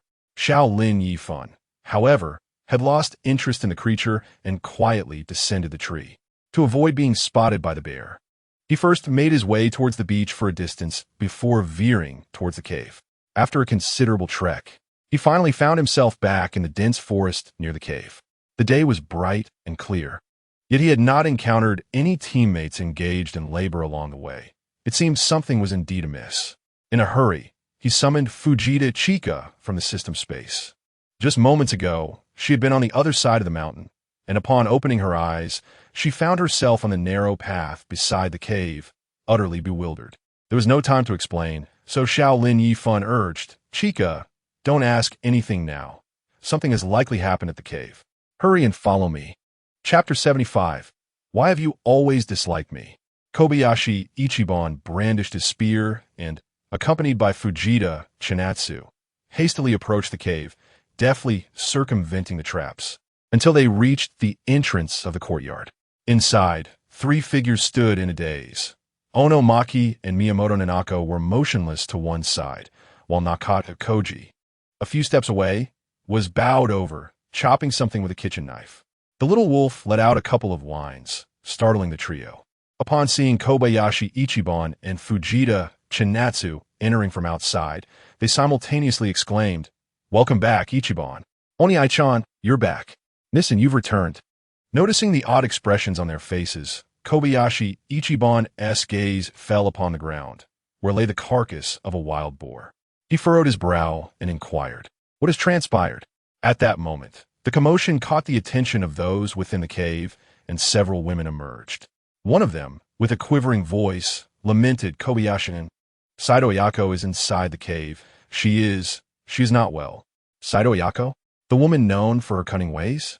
Kobayashi Ichiban was taken aback and quickly ascended the stone steps into the cave. In a stone chamber, Saito Ayako lay on a bed, her complexion as pale as parchment, already lost to unconsciousness. The sister duo, Takanagi Yuko and Takanagi Yako, clutched one of her hands, standing vigil on either side of the bed. 7 or 8 other women were scattered throughout the room, either crouching, sitting, or standing, their expressions steeped in sorrow. As Kobayashi Ichiban entered, the women attempted to rise, but he gestured for them to remain seated. Approaching the bedside, he removed the garments covering Saito Ayako, revealing her shirt riddled with large tears, stained with mud and blood. Upon peeling back the fabric, he discovered layers of bandages wrapped around her chest and abdomen, all soaked in blood, which had begun to congeal. Checking her pulse, he found it exceedingly faint. Kobayashi Ichiban inquired in a grave tone, "Could someone explain what has happened?" One of the sisters, choking back tears, recounted, "We captured a wild boar in a trap, and Ayakone attempted to kill it, but she was dragged into the trap, and the sharp spikes pierced her body, while the boar's tusks struck her as well." Sob Miyamoto Yumi added, "When we rescued Ayako, there was so much blood. We tried to apply external medicine, but it was futile. The blood, it flowed too freely, and there were intestines." At this, she turned her face away in anguish, tears streaming down. Kobayashi Ichiban began to piece together the grim circumstances. Despite his lack of fondness for Saito Ayako, even feeling a tinge of annoyance towards her, the news of her dire condition stirred an unsettling emotion within him. He scrutinized her closely. Even now, though a trickle of blood stained the corner of her mouth, her pale face was remarkably clean, indicating she had been tended to. She was naturally attractive, and in her stillness, she exuded a quiet beauty. Kobayashi Ayakone kept calling her name before she lost consciousness. "She wished to see you," one of the sisters said softly, before succumbing to quiet sobs once more. Upon hearing this, Kobayashi Ichiban felt a lump form in his throat. He reached out to check her carotid artery, noting its feeble pulse teetering on the brink of death. If the internal organs were unharmed, perhaps the divine fruit could still offer a glimmer of hope, but with so many wounds and intestines spilling forth, even a deity would be powerless to intervene. Surviving until now is nothing short of miraculous. Xiao Lin Yifan sighed softly. "Let's change Miss Ayako into a fresh outfit. I shall accompany her on her final journey." Upon hearing this, several women could not restrain their tears. Once the clothing was prepared, Xiao Lin Yifan gently lifted Saito Ayako and addressed the others. "I can manage alone. Do not follow, as it would only deepen our sorrow. Many events are fated. We must learn to look forward." As he descended the platform step by step and exited the courtyard, the sounds of weeping echoed within the cave. Perhaps the sorrow stemmed not only from the loss of a comrade, but also from the tragic unpredictability of life and death on this desolate island. Emerging from the dense forest onto the beach, Saito Ayako suddenly awoke, her eyes meeting a familiar face, and a faint smile graced her lips. "Xiao Lin, I never imagined I would. See you one last time?" Noticing her awakening, Xiao Lin Yifan paused and sat down on the sand, cradling her. "Miss Ayako, why must you endure this? I wanted to be the first brave warrior to slay a wild boar. Alas, I have disappointed you." "Xiao Lin." Saito Ayako managed a sorrowful smile blood bubbling at her lips. Xiao Lin Yifan sighed internally, wiping the blood from her mouth. Gently holding her hand as he reassured her, "You have done remarkably well, Miss Ayako. I am not disappointed." He felt her hand growing cold. This was merely a fleeting flicker of life. "Xiao Lin, I have always had a question. I wish to ask you." Saito Ayako struggled to form a smile, yet her brow furrowed with concern. "Why? Do you never seem to like?" At last, her hand fell limp. Xiao Lin Yifan felt a sharp pang in his heart. He understood the question lingering in her mind. After a moment of dazed reflection, he wiped the blood from her lips, gently lifting her and wading into the sea. Casting one last glance, he murmured, "Miss Ayako, once I saved you, and now I send you away. Perhaps this is fate. May you find someone who loves you in your next life." With that, he released her gently into the depths. As she vanished beyond the horizon, Xiao Lin Yifan returned to the shore, slightly disoriented. As the sun dipped below the horizon, the sky was painted with vibrant hues, a tapestry of colors. He walked slowly, glancing around absent-mindedly, when suddenly he darted behind a rock for concealment. A kilometer away, several small boats raced along the coastline towards him. Xiao Lin Yifan hurriedly retrieved his binoculars for a closer inspection. There were 5 boats, each carrying approximately 10 individuals, all bare-chested, save for one adorned with a decorative headpiece. The others were all bald. They were indeed black savages. The realization sent a jolt of fear through him. One black savage was formidable enough, let alone 50. Xiao Lin Yifan's heart raced like lightning. There remains a considerable distance from the rocks to the forest. Yet should one choose to sprint, the likelihood of being detected by the savages increases, thus jeopardizing one's position. It would be prudent to wait a moment longer. Once more, he lifted the binoculars and observed intently. The vessels of the savages had decelerated, eventually halting at a distance of approximately 600 or 700 meters. After what appeared to be a brief discussion, they began to divide into several groups and made their way towards the surrounding woods. Once they had all entered the thicket, Xiao Lin Yifan crouched low and swiftly dashed towards the forest. Judging by the recent actions of the savages, it seemed they were merely conducting a search without a specific target in mind. Nevertheless, it was imperative to return to the cave without delay and prepare for what lay ahead. Suddenly, a thought flickered through his mind, filling him with a sense of unease, prompting him to accelerate with all his might. Just as he emerged from the woods, he lifted his gaze to see several plumes of smoke rising from the direction of the cave, and he couldn't help but exclaim in dismay. "What the hell?" Chapter 76. The savage assault. Kobayashi Ichiban dashed toward the cave, his voice resonating urgently outside. "Everyone, return immediately." He then ascended to the courtyard, commanding, "Cease the barbecue. Extinguish the flames, quickly. The savages are approaching." Initially, the crowd was taken aback, but upon hearing of the impending danger, they hastily snuffed out the fire used for grilling fish. As individuals from both inside and outside the cave congregated in the courtyard, hushed murmurs filled the air, their apprehension palpable. Watching the thick smoke dissipate into the atmosphere, Kobayashi Ichiban fervently hoped the savages would not catch sight of it. Casting a glance at the gathering, he spoke solemnly, "Everyone, remain calm. We likely have a little time before the savages arrive. Let us gather together in the courtyard and count our numbers."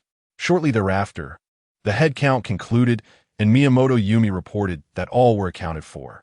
Kobayashi Ichiban continued, "Prepare your belongings and arm yourselves. Be ready to evacuate at a moment's notice." At that moment, he wrestled with uncertainty. Nightfall was imminent, and a hasty retreat in the enveloping darkness would be perilous. If the savages detected them en route, the consequences could be dire. However, failing to evacuate would certainly lead to a siege once their location was compromised. Thus, he resolved to prepare for both scenarios, waiting for the opportune moment to act. "Nissen, what shall we do about this wild boar? I cannot bear the thought of leaving it behind," Nakata Koji exclaimed, his teeth clenched in frustration. Kobayashi Ichiban, inspired by a sudden thought, replied, "Place everything you wish to take, including the wild boar, in a pile. I will handle it." His spatial system was now sufficiently expansive. He could transport not only the several hundred-pound wild boar, but the entirety of the cave's contents. Now, everyone, hurry and prepare. Once your belongings are ready, extinguish the torches and conceal yourselves. As Kobayashi Ichiban turned to depart, Kobayashi Maki called out urgently, "Kobayashi-kun, where are you going?" "I want to accompany you." "Oni-chan, I wish to join as well." Miyamoto Nanako chimed in, stepping forward. Following suit, Fujita Chinatsu and Nakatu Koji also expressed their willingness to accompany him. Kobayashi Ichiban felt a surge of gratitude as he observed their resolve. Nakata Koji, "A household cannot function without a man. Stay behind to assist everyone." He instructed Fujita Chinatsu, "If we do not return within 30 minutes, lead everyone toward the river and wait for me along the way." Fujita Chinatsu's face clouded with worry as she replied, "Ichiban-chan, I." Kobayashi Ichiban urged softly, "Obey me quickly. Do not fret. We shall return shortly." As Fujita Chinatsu and Nakata Koji retreated into the cave, Kobayashi Ichiban and the others prepared to venture outside. At that moment, the little wolf howled anxiously. Miyamoto Nanako, recalling the little wolf, hesitated and asked, "Oni-chan, could we take Yukon with us?" Kobayashi Ichiban decisively rejected the notion. "No, bringing it along would only reveal our position. In fact, it may have already given us away." As he spoke, a fierce glint flashed in his eyes, and he attempted to seize the bow and arrow from Nanako's grasp. Miyamoto Nanako quickly sidestepped, pleading, "Oni-chan, please do not harm him. I beg you." "From this moment forth, Kaikai shall heed your every command. Is that agreeable?" Kobayashi Ichiban, with a somber expression, declared, "Regardless of the circumstances, it must not remain here. Whether it lives or dies depends solely on its own choice." He added, "Step aside, both of you. I will open the door and release it. If it attacks, it shall be shot." Grasping a machete, he approached the trap's entrance, striking the cage with the blade a few times. The young wolf regarded him, refraining from howling. Yet it instinctively retreated a few steps in fear. Gazing into the wolf's eyes, Kobayashi Ichiban spoke gravely, "Little wolf, I shall name you Yukon. Remaining here will only bring you peril. If you possess true understanding and can comprehend my words, I shall release you now. You must depart immediately and never look back." With that, he struck twice, severing the wire binding the cage's opening, and pushed the door ajar with a spear. "Yukon, depart swiftly," Kobayashi Ichiban called once more. The young wolf emitted a low whimper and hastily fled, soon vanishing into the woods. Observing the wolf's disappearance, Miyamoto Kaikai felt an overwhelming sense of loss. As Kobayashi Ichiban passed by her, he gently patted her shoulder, saying, "The first rule of survival. One must cultivate a resolute heart. Many things are predestined. If your fates are intertwined, you shall meet again." Kaikai, heeding his words, felt a flicker of inexplicable hope as she recalled Yukon's response to him. The three exited the courtyard, and Kobayashi Ichiban instructed the two women to cover the traps to prevent any missteps by the team during their retreat. While he activated the ecological map, the map revealed no anomalies within 100 meters. At this moment, the last glimmers of daylight faded from the sky, and once they entered the woods, darkness enveloped them entirely. Kobayashi Ichiban swiftly activated his night vision goggles and approached a tall tree, instructing, "You two, move to either side. Proceed 50 meters, ascend the trees, and survey the surroundings. Should you spot any individuals or torches, return to me at once." The two women acknowledged and hurried away, while Kobayashi Ichiban stowed his weapon and climbed the tree. Though this tree stood merely over 10 meters tall and offered limited visibility, he scanned the area for a while before suddenly noticing several torches approaching from 400 to 500 meters ahead. The torches were dispersed, evenly spaced, and advancing rapidly. Watching intently, he felt his brow furrow in concern. The direction of their approach was towards the cave. At this pace, they would likely arrive within 10 minutes. The cave was a significant target. They could not remain hidden here any longer and needed to relocate swiftly.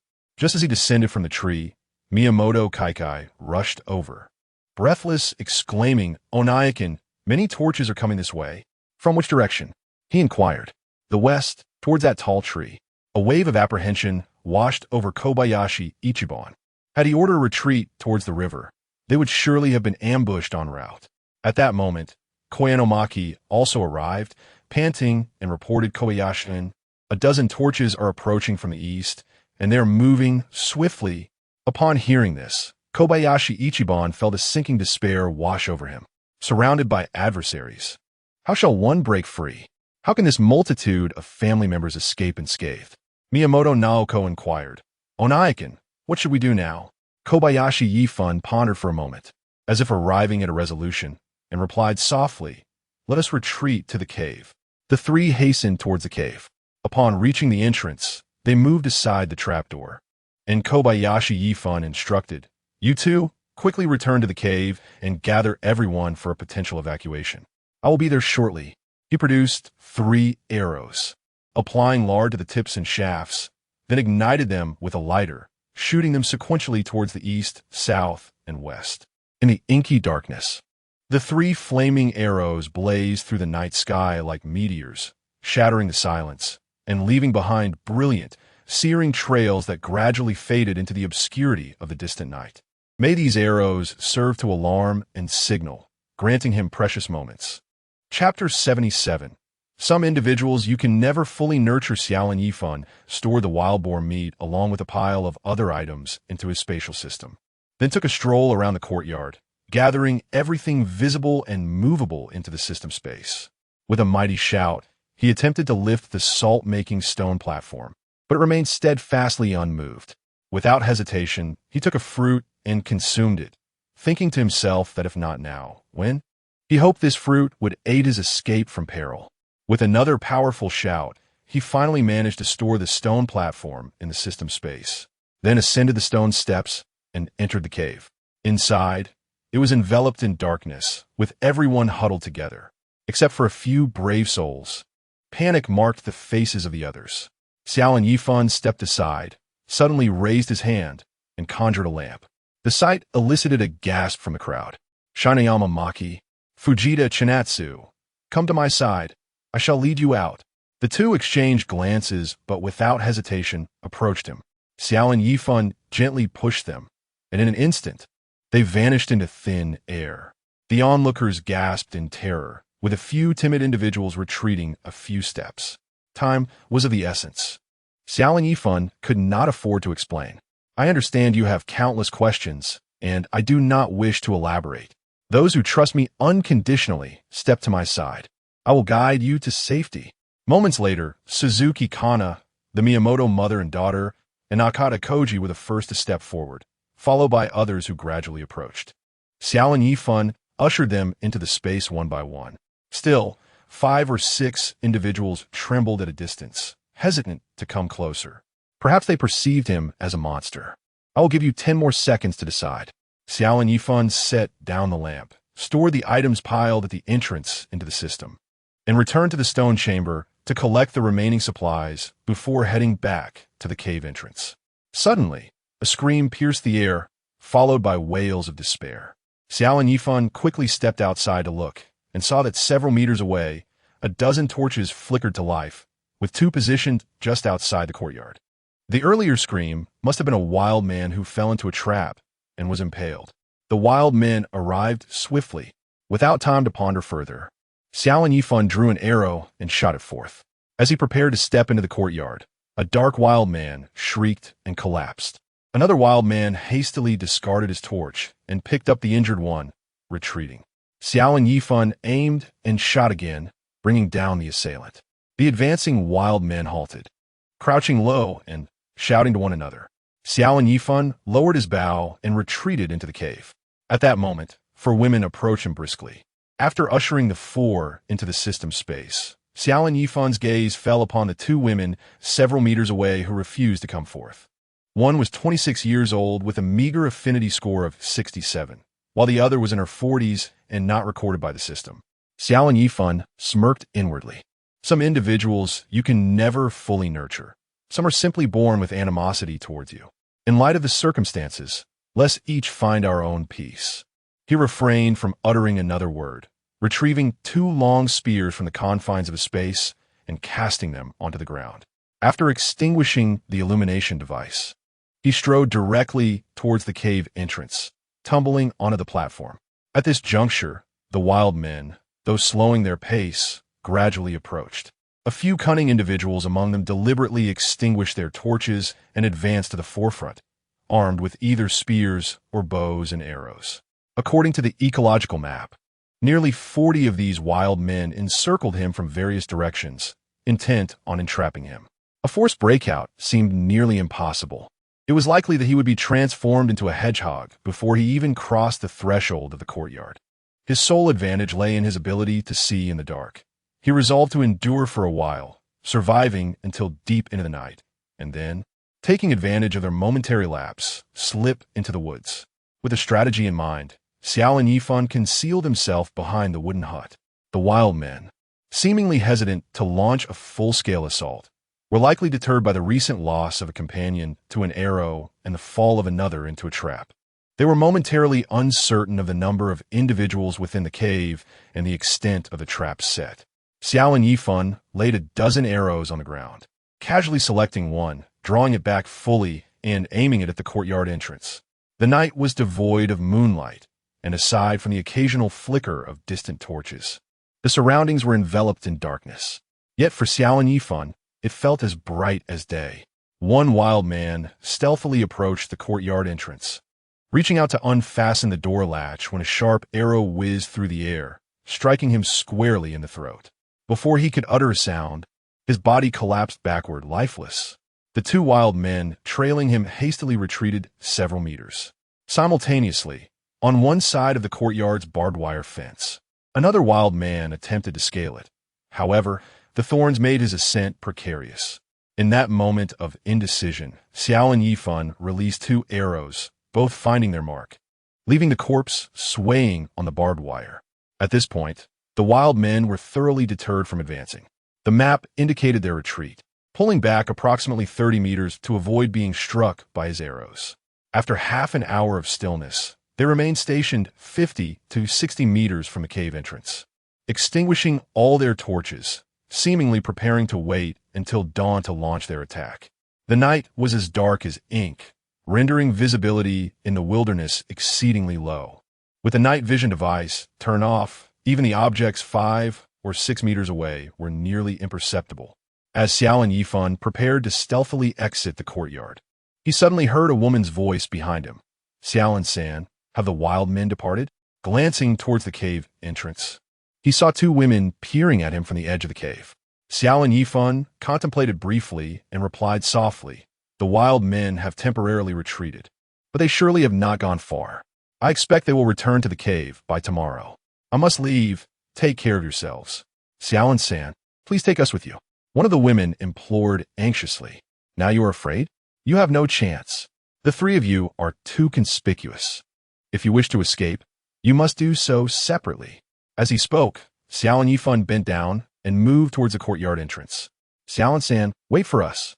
The two women, disregarding everything else, hurried down the stone steps. Xiao Lin Yifan quietly opened the courtyard door, glanced at the map, and saw no movement from the wild men. He glanced at the two women and whispered, "There may be 1 or 2 corpses of wild men outside the courtyard. Keep your mouths tightly sealed and refrain from making any noise. We shall split and go in different directions. You may choose your path first. Once we exit the courtyard, walk along the edge and take refuge in the grass for a while, then look for an opportunity to enter the woods safely." The two women nodded, suppressing their fear, and slowly stepped out of the courtyard. Initially, they intended to head west, but upon sighting two wild men's corpses ahead, they quickly altered their course towards the east. Xiao Lin Yifan glanced at the map once more, noting that the wild men remained still, and cautiously made his way out of the courtyard, heading west. After walking about 20 meters, the map indicated that 5 or 6 wild men were stationed ahead, and a reckless charge could provoke a violent confrontation. He paused and looked back. The two women, perhaps due to fear or some other reason, had only traversed about 10 meters and were now hiding motionless at the side. Observing them, Xiao Lin Yifan slowly raised his bow, an arrow. Chapter 78. Break through the map revealed that the two women were nearly occupying the same position at this moment. "You have been sheltered for so long. It is time for you to contribute. Xiao Lin Yifan aimed his bow at the two individuals, slightly adjusting the angle downwards to avoid a lethal shot. In the instant he released the arrow, he swiftly concealed himself to the side. The next moment, a piercing scream echoed through the air. Following that, the wild men began to stir, their torches igniting one after another. One of the women had been struck by an arrow, crying out in agony, and according to the map, the two began to move again. But their distance from each other gradually increased. "Saika, don't leave me behind." A desperate cry faintly reached his ears, yet the gap between them widened further. Xiao Lin Yifan glanced at the wild men guarding the area before him. Astonishingly, they remained utterly motionless, not even lighting their torches. Damn, one cannot underestimate these wild men. They are quite strategic, clearly lying in wait for an opportunity. It seemed he had no choice but to charge through. Xiao Lin Yifan swiftly consumed a fruit and then switched from his bow to a crossbow. Though the crossbow had a shorter range, its advantage lay in rapid-fire capabilities, making it suitable for close-quarters combat. Looking back, he noted that around 10 torches had surrounded the two women, and the air was filled with gasps and cries for help. Despite their capture, the two women had managed to divert a portion of the wild men's forces. No longer hesitating, Xiao Lin Yifan rose to his feet and dashed forward. At a distance of 10 meters, he aimed his crossbow at the third individual to his side. At 8 meters, he targeted the second, and at 5 meters, he felled the wild man on the far edge. With a series of agonized screams from the wild men, the torches began to flare up one by one. At this point, Xiao Lin Yifan had already passed all the wild men and was sprinting toward the forest. The wild men reacted swiftly. Just as he was a few meters away from the trees, 4 or 5 arrows flew toward him from behind. Hearing the sound of arrows slicing through the air, Xiao Lin Yifan quickly dove to the side, rolling forward and swiftly darting into the dense woods, igniting his flight. His destination was clear: the river. The power of the fruit was indeed remarkable. He ran like the wind, quickly distancing himself from the pursuing wild men. However, those wild men seemed accustomed to running, their physical prowess allowing them to stay hot on his heels. The map indicated that most were still within 100 meters. After approximately 10 minutes of running, Xiao Lin Yifan suddenly spotted 3 small red dots appearing ahead on the map, all simultaneously moving towards him. Damn, there are ambushers in the woods. Have these wild men studied Sun Tzu's art of war? Xiao Lin Yifan's mouth twisted in frustration. When he was about 50 meters away, he faintly discerned a flicker of flames ahead and slowed his pace, hiding behind a large tree. He was gambling, betting that these wild men were not omnipotent, that they could only discern positions by sound, and that they lacked night vision. He produced a flashlight and concealed it among the underbrush, then quietly maneuvered away from the side, circling forward. Indeed, after a while, the 3 red dots on the map gradually converged, then became stationary. Once he had distanced himself sufficiently, he began to accelerate once more. At this moment, the red dot on the map had drifted further away from him. After running for another 10 minutes or so, he should reach the riverbank. Once he crossed to the opposite side, he could either scale the cliff or find a hiding spot. Just as he exhaled in relief, a sharp sound reminiscent of a whistle pierced the air, followed by several more whistles from an unknown direction. Could there be ambushers? He quickly glanced at the map, which revealed nothing. Without a moment's hesitation, Xiao Lin Yifan continued to sprint towards his objective. The riverbank was now within reach, but he suddenly halted, swiftly climbing up a tree. The map indicated that a mere 70 to 80 meters ahead, 8 individuals were scattered by the riverbank, and none of them bore torches. He felt utterly speechless. Without the ecological map, he would have perished countless times by now. Xiao Lin Yifan ascended a few more meters in the tree and retrieved his binoculars. The 8 wildlings were positioned several meters apart, with 4 of them gazing in his direction while the other 4 looked towards the opposite bank. He then glanced towards the cave, only to discover 7 or 8 ghostly children foraging near its entrance. Where was the black bear? After some searching, he spotted the bear lying in slumber on the grassy bank across the river. Xiao Lin Yifan. In other words, to reach the opposite bank, he would first have to navigate past the wildlings, then the ghostly children, and finally the black bear. What the predicament? At that moment, Xiao Lin Yifan felt a desperate urge to give up. Perhaps it would be better to hide in the tree for the night. However, could he truly evade danger while perched in the tree? He harbored serious doubts. Concealing himself among the branches felt akin to surrendering his fate to others, a notion he found profoundly unsettling. Moreover, he bore the weight of dozens of lives on his shoulders. As he noticed the previously vanished red dot on the map reappearing, he felt a surge of urgency. Damn it, I will fight you all. Just as he prepared to descend, a cacophony of screams and chaos erupted ahead. He looked up to see a dark figure darting about, emitting a series of howls. It was Wukong. Caught off guard, Wukong swiftly injured two wildlings, throwing their ranks into disarray. Without further hesitation, Xiao Lin Yifan leaped from the tree and sprinted towards the riverbank, fearing the wildlings' spears and bows. Wukong executed a surprise attack before retreating into the dense forest. Yet, this had afforded Xiao Lin Yifan precious time. By the time the wildlings noticed him, he had already reached the riverbank and leapt onto the shallows. The wildlings ignited their torches and began to howl as they pursued him. Xiao Lin Yifan dispatched a ghostly child before him with his spear and pressed onward towards the opposite bank. Just as he was mere meters away, he suddenly looked up to find the black bear had awakened and was ambling towards his intended landing spot. Meanwhile, 3 wildlings had entered the water and were engaged in a struggle with several ghostly children. At that moment, 2 swift boats approached from the river, each carrying 5 torch-bearing wildlings, among whom stood a chief adorned with regalia. With 2 groups of wildlings, a bear, and several ghostly children closing in, he was besieged from all sides. Was the heavens conspiring against him? Xiao Lin Yifan hastily altered his course, sprinting diagonally towards the opposite shore, only to discover that the accursed black bear was shadowing his path along the bank. Ascending to the opposite side was no longer an option. He had no choice but to retreat. At this moment, the wild men aboard 2 boats had anchored in the shallows and disembarked, with several of them recklessly shooting arrows in an attempt to gauge his position.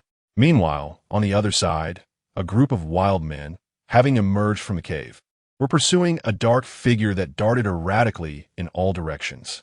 The air was filled with screams and shouts, creating a scene of utter chaos. Xiao Lin Yifan found himself back at the center of the shallows, his gaze fixed upon the entrance of the cave, from which 4 ghostly children emerged. Resolutely, he quickly retrieved his last fruit and consumed it. If he were to fail, he would embrace death. With a mighty shout, he called, "Wukong, come this way." Moments later, the little wolf burst through numerous obstacles and raced towards him. "Wukong, should you survive, you shall no longer be my disciple, but my brother." Upon uttering these words, Xiao Lin Yifan embraced the wolf and placed it into the system space. Then, taking a deep breath, he brandished his spear and strode purposefully towards the cave. Chapter 79.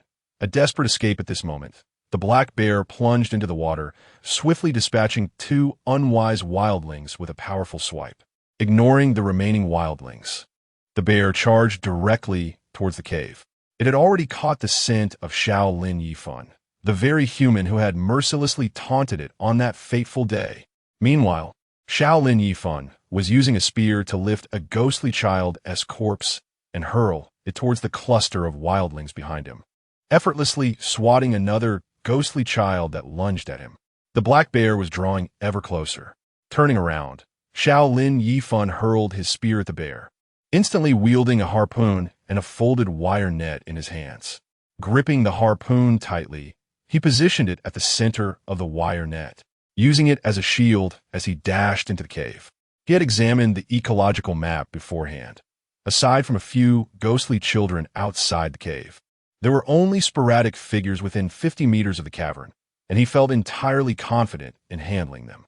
The black bear, having evaded his spear, roared and charged once more. The wildlings, however, were beginning to falter. Having lost several of their own in the skirmish with the ghostly children, they retreated to the sidelines, shooting a few arrows into the cave. Xiao Lin Yifan pushed forward with the wire net, occasionally thrusting his spear to eliminate any ghostly children that obstructed his path. After advancing over 40 meters, a multitude of red dots suddenly appeared on the edge of the map. At least 70 or 80 ghostly children. Oh no, this could spell disaster. he thought, slowing his pace and closing his eyes in concentration. When he reopened them, he found himself still in the dark river. System, what does this mean? Am I not considered a living person? Since discovering that the space could accommodate living beings, he had attempted to fit himself into that space but had yet to succeed. Now, he was merely trying once more, unwilling to give up.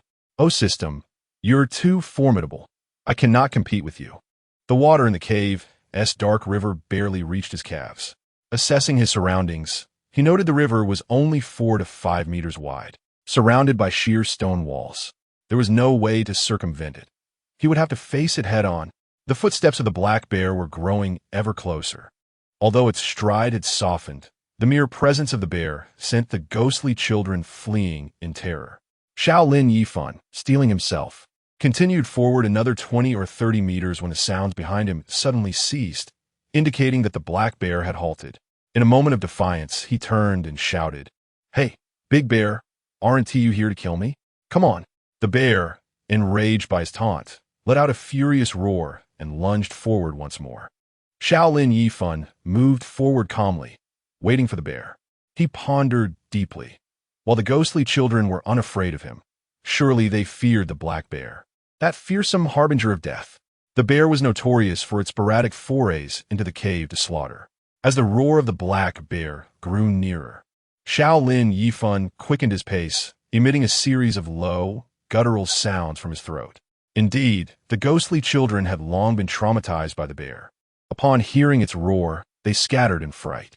In an instant, the 70 or 80 ghostly children who had been obstructing the path either hid or withdrew, parting to create a passage for Xiao Lin Yifan, who swiftly dashed forward.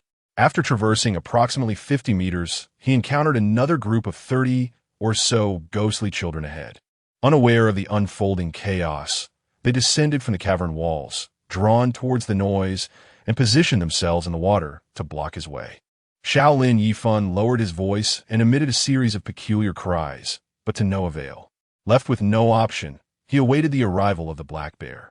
However, it seemed reluctant to approach, its pace diminishing. "You foolish bear, you do nothing but indulge in slumber." The black bear, enraged, charged toward him. He, indeed a simpleton. Observing the panic-stricken, ghostly children flee in terror, Xiao Lin Yifan seized the opportunity to sprint past them. The water grew shallower, and he quickened his pace, eventually breaking free from the cave. Looking back, he saw that the black bear had come to a halt, after letting out a couple of low growls. It turned and began to wreak havoc upon the ghostly children within the cave, their anguished cries echoing in the cavern. Xiao Lin Yifan exhaled in relief, swiftly scanning his surroundings for any lurking dangers. Confirming safety, he waded into the river and gradually made his way ashore. Following the riverbank towards the lake, he noticed on his ecological map that a cluster of small animals had gathered ahead, while further away lay several crocodile-shaped forms. Crocodiles, when resting, can exhibit a peculiar behavior known as unihemispheric slow-wave sleep, where one eye remains open to monitor their environment, suggesting that even while appearing dormant, they could launch an attack at any moment. Xiao Lin Yifan slowed his steps, gripping his spear once more. About 20 meters ahead, a group of small animals was feasting upon a crocodile carcass. Before he could approach, the animals squeaked and scattered in a frenzy. They were a troop of mountain mice. Covering his nose, he drew closer to inspect. The crocodile seemed to have been deceased for some time, its body mangled and its insides ravaged. A frown creased Xiao Lin Yifan's brow as he observed the scene. The crocodile measured over 4 meters in length. Its body nearly split in two from the jaws down to its hind limbs, a gruesome sight indeed, judging by the shape of the gaping wound. It appeared not to have been inflicted by a blade, but rather torn asunder directly from the jaws. Suddenly, a colossal creature flashed through his mind. A King Kong. He scoffed, dismissing the notion such a creature belonged solely to the realm of cinema, not reality.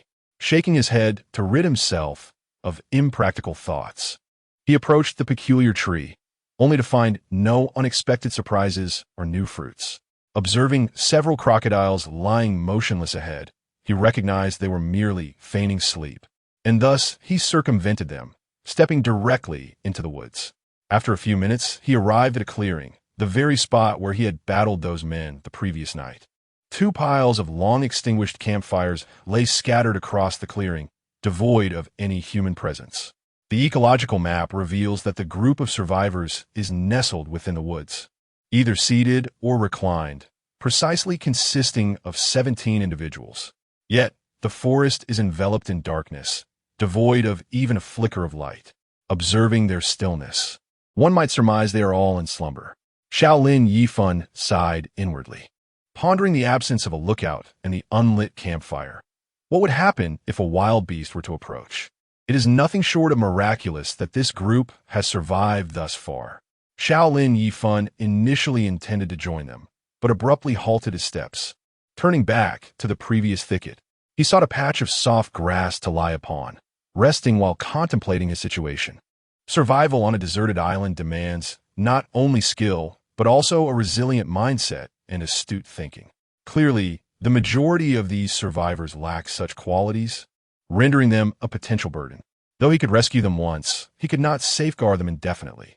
After all, he is not a savior, and it is unnecessary for him to bear the weight of their survival. Having narrowly escaped death himself that night, who could truly understand his sorrow? Nevertheless, he cannot entirely abandon these individuals just yet. Their goodwill must still be cultivated further. Additionally, the two women from the cave who stubbornly refused to accompany him served as a valuable lesson. Future rescues must be conducted with loyalty in mind. Chapter 80. Luring the lizard out of its den. Kobayashi Ichiban pondered for a considerable time. Feeling fatigued, he withdrew his sleeping bag in preparation for rest. Reflecting upon the proximity of this location to the lakeside, he deemed it unsuitable for a tranquil slumber. Thus, he veered away from the others and meandered into the woods for approximately 10 minutes, arriving at the spot where he had previously spent the night with Fujita Chika. Should he summon Chika for a brief conversation? After some contemplation, he decided against it. Each individual is a living being with their own thoughts, and none desire to be manipulated at will by others. As for the others, it was even less advisable to release them. Their entry into this realm was coerced, and liberating them would undoubtedly lead to an array of complications, particularly at such an ungodly hour. Moreover, releasing them would serve little purpose. He would still need to attend to their basic needs, so it was preferable for them to remain in the space a while longer. Kobayashi Ichiban resolved to dismiss such thoughts, consumed some meat and water, and promptly fell asleep. Exhaustion had indeed taken its toll, and it was not long before he succumbed to slumber. Upon awakening the following day, he was greeted by the melodious chirping of birds. After consulting the ecological map, he extricated himself from the sleeping bag. Gazing beyond the trees, the day had already dawned bright. After consuming a modest breakfast, he rose and made his way to the edge of the forest, strolling along the roadside toward Nakamura and the group. In the distance, he noticed a fire crackling at the forest's edge, accompanied by the tantalizing aroma of grilled fish. It seemed they had successfully caught fish the previous day. "Is that Kobayashi-san?" As soon as he appeared, Matsumoto Chizuru and two other women rushed toward him from afar. "Kobayashi-san, you have finally arrived. We were worried you might not come," Chizuru exclaimed, panting as she halted before him. Kobayashi Ichiban smiled. "I assured you I would come, and I always keep my word." "Indeed, Kobayashi-san is a man of his word. By the way, where are Chikane and the president's wife?" "They are both well. We can discuss it further once we reach them." The four returned to the gathering, where Nakamura and the women surrounded them. Upon witnessing Kobayashi Ichiban's arrival as promised, the group bestowed upon him an additional wave of goodwill. After exchanging greetings, Kobayashi Ichiban got straight to the point. "Yesterday, a situation arose on the opposite side of the mountain, but I have resolved it. I have come alone today to scout a suitable dwelling for the future." Pausing briefly, he continued, "I had requested Miss Chizuru to guide me yesterday, but due to unforeseen circumstances, I was delayed. Upon reflection, I realized that the giant lizard is formidable, and a mere handful of us would likely be insufficient to confront it. Therefore, I wish to bring a larger group to tackle the giant lizard together. Is there anyone who wishes to accompany me?" As his words echoed, Matsumoto Chizuru and the two women who had accompanied her stepped forward, declaring, "Kobayashi-san, we will go with you." Kobayashi Ichiban nodded, and turned his attention to the other women. They exchanged glances, some remaining silent while others cast their eyes downward, and a few whispered among themselves. At that moment, Nakamura interjected, "Kobayashi-san, Nakamura would also like to accompany you, but walking is indeed a challenge. Please understand. Nakamura-san, you are too kind." Nakamura then addressed the woman beside him. "Aiko, you should accompany Kobayashi-san and the others." Aiko Aoyama expressed her concerns, saying, "But your health." Kobayashi Ichiban interjected, "Nakamura-san, if you are unwell, it would be best for your wife to accompany you. After all, this large group requires someone to assist." At that moment, a timid voice emerged from a woman. "Kobayashi-san, Arai also wishes to accompany you, but she is rather timid and lacks a weapon." Kobayashi Ichiban turned to the young woman, and his attributes revealed. Name: Ono Arai, age: 21, affection level: 93. Noticing that she was an exceptionally charming lady with a high affection level, he gently reassured her. "Miss Arai, you need not worry about that. I will provide you with a weapon shortly. You only need to stay close to me." Upon hearing his words, 4 additional women stepped forward. Kobayashi Ichiban scanned them briefly and found that 6 out of the 7 women were recorded in the system, a result that pleased him. Among this group, only 8 individuals were documented by the system. He had chosen 6, while the remaining 2 were Aiko Aoyama, who had already contributed a significant affection level of 90, and another whose level was a mere 71, considerably lower than the others, likely a liability. This meant that the remaining individuals held little value for him. Leaving them behind would be advantageous. Firstly, they would not hinder him, and secondly, should any bears or savages pursue them, they could serve as a warning system. Thus, he declared, "I believe we have sufficient numbers, so let us proceed.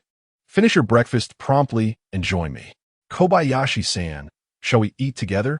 inquired Nakamura. "I have already eaten. You may go ahead," he replied. Nakamura nodded and called out, "Everyone, do not rush. Let those preparing to depart eat first. If there is not enough, we can catch more from the river later." While they consumed their meal, Kobayashi Ichiban ventured into the woods, cutting some small branches to fashion about 10 spears, which he brought back. He selected 7 for the women and handed the remainder to Nakamura to distribute among those staying behind for protection. After the 7 women finished their meal, each armed with a spear, they set off southward with Kobayashi Ichiban. After approximately an hour of walking, Chizuru Matsumoto remarked, "Kobayashi-san, the giant lizard is not far from here. There is a small creek ahead and a large cave by the water.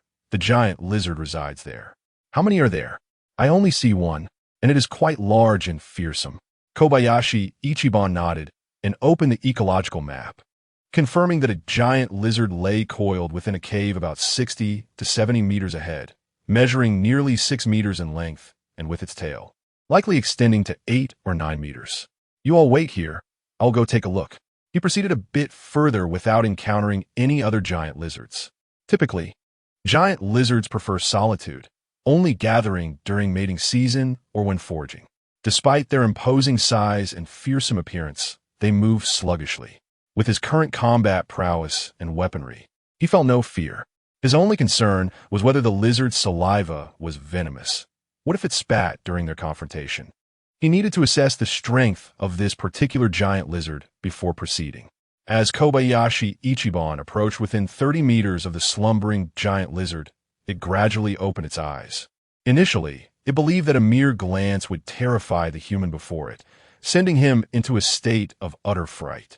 To its astonishment, the human displayed remarkable audacity.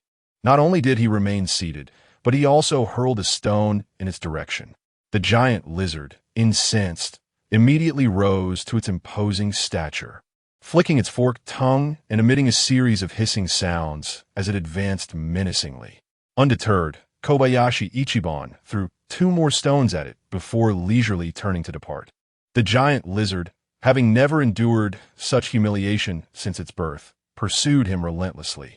Kobayashi Ichiban ambled along, deliberately leading it towards the cave's entrance. After 7 or 8 minutes, he finally paused. From the depths of his system S space, he retrieved several fish, scattering them across the ground nearby before swiftly retreating into the woods. The giant lizard, after a brief chase, found itself at a loss for its quarry, only to discover a few fish on the ground, two of which were still wriggling. It happily began a feast. Meanwhile, Kobayashi Ichiban had already circled back to his previous position. Chapter 81. From one perspective, a ridge; from another, a peak. As the young women witnessed him being pursued by the colossal lizard, their initial concerns transformed into exclamations of delight upon seeing him emerge safely from the thicket. Xiao Lin Yifan waved at them, guiding them toward the lair of the giant lizard. The entrance was obscured by dense vines and moss, revealing only a narrow passage through which faint, dappled light filtered. Upon entering the cave, a refreshing breeze greeted them, starkly contrasting the oppressive heat outside. The ground was composed of smooth, rocky gravel, clearly marked by the passage of time. The walls were predominantly rocky, interspersed with patches of relatively soft sand and rubble. Technically, this was an open space beneath the stone wall, akin to a cavern, with ample room to accommodate around 100 individuals. After further exploration of the surrounding walls, they indeed discovered two lizard dens, their winding passages extending upward into depths of roughly 10 meters. Within one spacious den, fresh earth indicated it was the recent abode of the giant lizard, while the other appeared dry and vacant, possibly a temporary refuge during the mating season for a friend. Overall, the cave was quite commendable.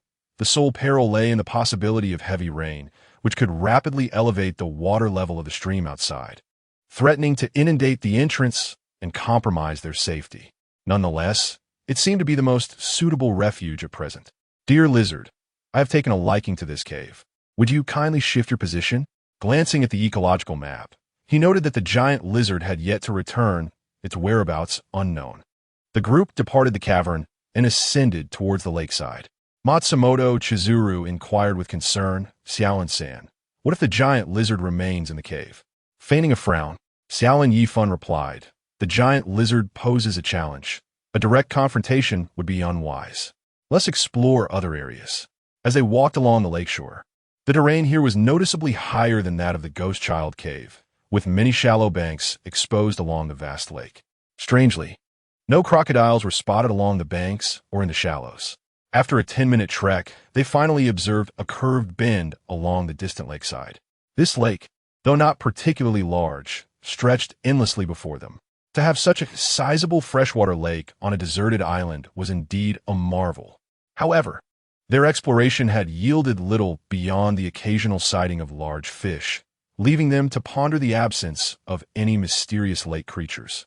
Given the lake's vastness, was it not a travesty that no mythical beings resided within its depths? Xiao Lin Yifan had no intention of continuing the search for shelter. Thus, he made his way to a shallow bank, shed his clothing down to his undergarments, and plunged headlong into the water. This sudden act left the women on the shore exchanging shocked glances. Throughout their journey, they had tread cautiously, fearing the appearance of crocodiles at any moment. Yet, here was this striking young man, seemingly unperturbed by danger. However, as time passed, their concern grew. Why hadn't he resurfaced after more than 2 minutes? The women's anxiety intensified, and they began to call out loudly, Xiaolin-san, Kobayashi-san. A few moments later, Kobayashi Ichifan emerged from the water in the distance, exclaiming, "Come on in.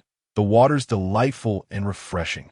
In truth, he had already swum a lap within 100 meters, encountering no dangerous creatures. He even managed to catch a carp weighing over 3 pounds by hand. However, he decided to conceal his prowess and stored the fish in his system space.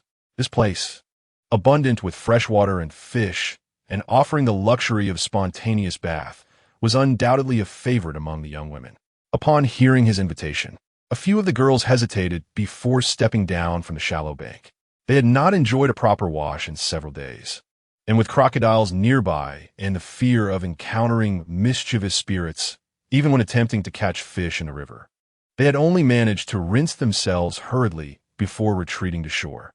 Now, witnessing Kobayashi Ichifan swimming with such joy, the girls exchanged glances and, seeing him dive beneath the surface, decided to shed their clothes and join him.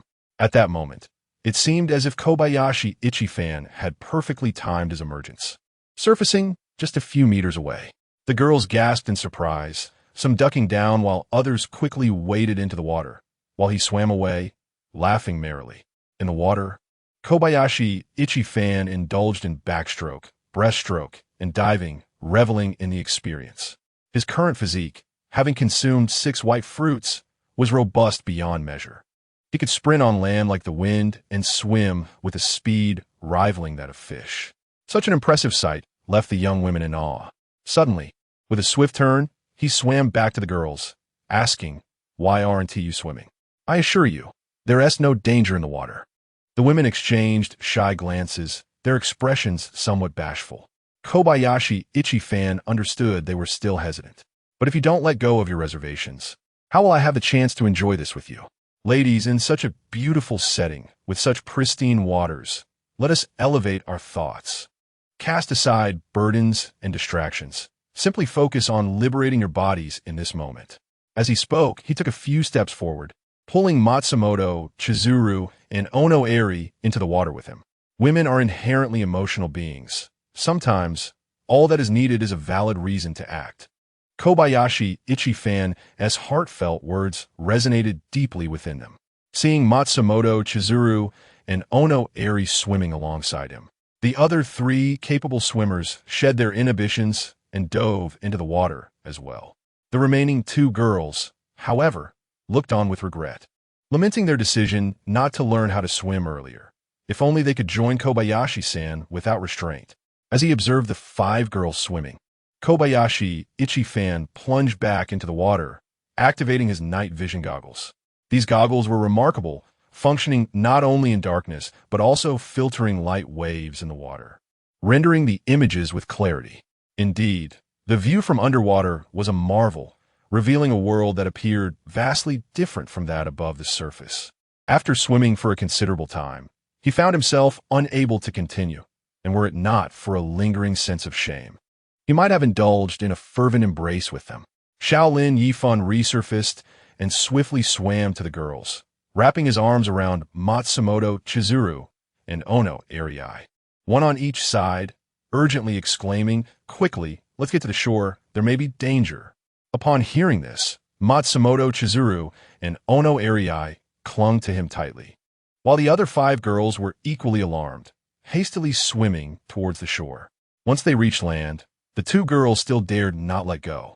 Xiao Lin Yifan, feeling the softness in his embrace, glanced at the array of figures before him, nearly overwhelmed. He decisively released the 2 girls and stepped aside, stretching his waist and arms, and with a serious tone remarked, "Hurry and put your clothes on, we shall return." Upon hearing this, the girls realized their state of undress, hastily searching for their garments, a flush of crimson creeping onto their faces.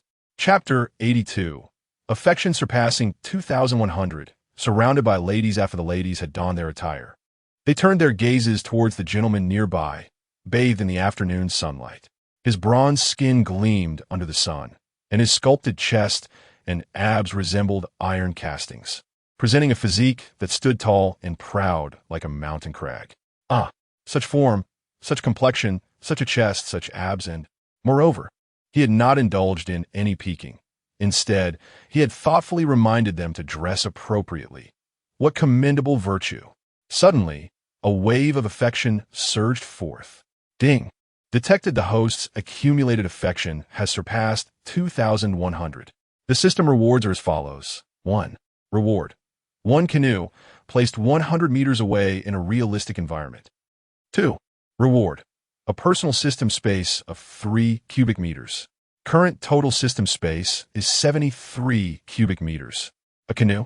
How fortuitously timely. Though this reward comprises but a single item, it is exceedingly practical, clearly intended for leisurely fishing on the lake. Observing the canoe's design, it comfortably accommodates 2. Not a soul more. Indeed, the system is quite considerate. Thank you, dear system. Xiao Lin Yifan smiled earnestly. Meanwhile, the women nearby began to swoon. How could he possess such a captivating smile? It is both warm and infectious. Upon reaching the shore, the group continued onward, when an observant girl exclaimed, "Xiao Lin-san, is that a boat over there?" They turned to behold a small vessel anchored not far ahead. Xiao Lin Yifan smiled slightly, stepping back, preparing to showcase a bit of flair, only to be surprised as the girls rushed over, surrounding the boat in wonder. How could there be a boat here? Indeed, and it appears quite new. Could there be others here? At this remark, the ladies began to scan their surroundings. As Xiao Lin Yifan approached with calm composure, Matsumoto Chizuru asked in astonishment, Xiao Lin-san, is this boat yours? Xiao Lin Yifan replied with a smile. I arrived too late last night, so I temporarily left the boat here. Upon hearing this, Matsumoto Chizuru could no longer suppress her excitement and leaped into his embrace, exclaiming, Xiao Lin-san, you are the most capable man I have ever encountered. I truly admire you. The other ladies quickly gathered around, voicing their admiration in chorus. Another wave of affection surged forth. Xiao Lin Yifan gently released Matsumoto Chizuru, noting her flushed cheeks and tear-filled eyes, evidently moved by genuine feelings. He tenderly wiped her tears away, softly stating, Miss Chizuru, you are also exceedingly beautiful and captivating to me. Matsumoto Chizuru blushed deeply, fidgeting as she glanced at the other ladies. Apart from one girl whose affection was not recorded, the majority displayed scores of 100, with the lowest being 98. Ah, today must surely hold promise. Thus he proposed, let us move. It is too sunny here. We shall go to the grove. The group entered the grove, seeking an open space. Xiao Lin Yifan instructed, you all go collect some dry twigs and leaves to prepare for a fire to grill fish. I shall return shortly. He carved several small wooden sticks nearby and handed them a small knife, instructing them to sharpen the sticks while he wandered off into the distance. After walking several dozen meters, he turned back to the lakeshore through a dense thicket, gathered a few strands of water plants, and contemplated retrieving some live fish from his space. After a moment's consideration, he decided instead on dead fish, threading them through the gills with the water plants to bring them back. How could there be fish, Kobayashi-san? The girls, upon seeing the food, beamed with delight. I caught them last night and put them in a mud nest alive, but to my surprise, they all died. However, they just passed, and their eyes are still black. Kobayashi Ichiban casually remarked as he handed the fish to Matsumoto Chizuru. There were 8 fish in total, 1 for each girl. The girls, already salivating, showed no disdain for the fish being dead or alive and busied themselves finding wooden sticks to insert into the fish's mouths. At that moment, Kobayashi Ichiban gracefully produced a windproof lighter from his pocket and elegantly lit a fire. Matsumoto Chizuru exclaimed in surprise, Kobayashi-san, how could you? It's nothing. Kobayashi Ichiban replied, gently blowing out the flame with a smile. The girls exchanged glances, recalling how their group had toiled for several days to start a fire in the past. As they joyfully feasted on the fish, one girl asked Kobayashi-san, will we return after our meal? I brought you all out here with no intention of going back. Kobayashi Ichiban replied candidly. Surviving on a deserted island is a harsh reality, and not everyone can endure.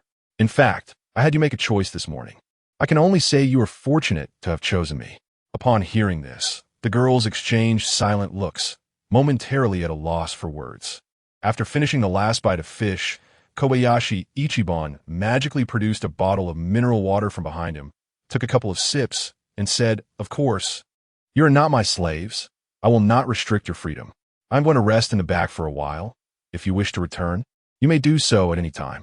With that, he stood up and walked deeper into the forest. Behind the thicket, he found a soft patch of grass, set up a tent, and leisurely lay down inside. Still feeling slightly uncomfortable, he took out a pillow as well. After a while, soft footsteps could be heard. Kobayashi-san, where are you? It was Matsumoto Chizuru's voice. Over here, Kobayashi Ichiban called out. Matsumoto Chizuru followed the sound, and upon seeing the tent, her eyes sparkled with surprise once again. Kobayashi Ichiban smiled and waved her over. Obediently, she climbed inside, her cheeks flushed as she sat beside him. Kobayashi Ichiban pulled her into his embrace. Matsumoto Chizuru's heart raced as she stammered, Kobayashi-san, do you think Chizuru's body is dirty? Chizuru, as long as the heart is pure. Nothing else matters. But, just don't say anything, kiss me. An hour later, Matsumoto Chizuru got dressed and shyly said, Kobayashi-san, I'll go ahead. It's not good to be gone for too long. Kobayashi Ichiban nodded. From now on, call me Kobayashi-kun. Go ahead. After a brief interval of 10 minutes, Eri Kobayashi timidly peered out from behind the tree and said, Kobayashi-san, come on. An hour later, Eri Kobayashi took her leave. As Kobayashi Ichiban lay in the tent, marveling at the exquisite beauty of life, he was suddenly startled by the simultaneous calls of several women outside. So many together? After a moment's contemplation, he mused that the scrutiny would undoubtedly be too stringent for approval. Thus he replied, Ladies, you must be weary. Let us rest well and seize another opportunity for meaningful dialogue. The women, taken aback by his response, could only depart in disappointment. Matsumoto Chizuru and Eri Kobayashi exchanged glances upon witnessing the swift return of the other women. Upon inquiring about the situation, Matsumoto Chizuru remarked, Indeed, Kobayashi-kun is a man of principle. He does not seek to deceive us, but genuinely considers our well-being. To submit oneself to such a man, what regrets could there possibly be? Chapter 83. The pursuit of the wild man, continuously on the move, Kobayashi Yifan soon grew weary and succumbed to a deep slumber, remaining in this state until dusk. Upon awakening, he dismantled the tent and made his way towards the edge of the woods.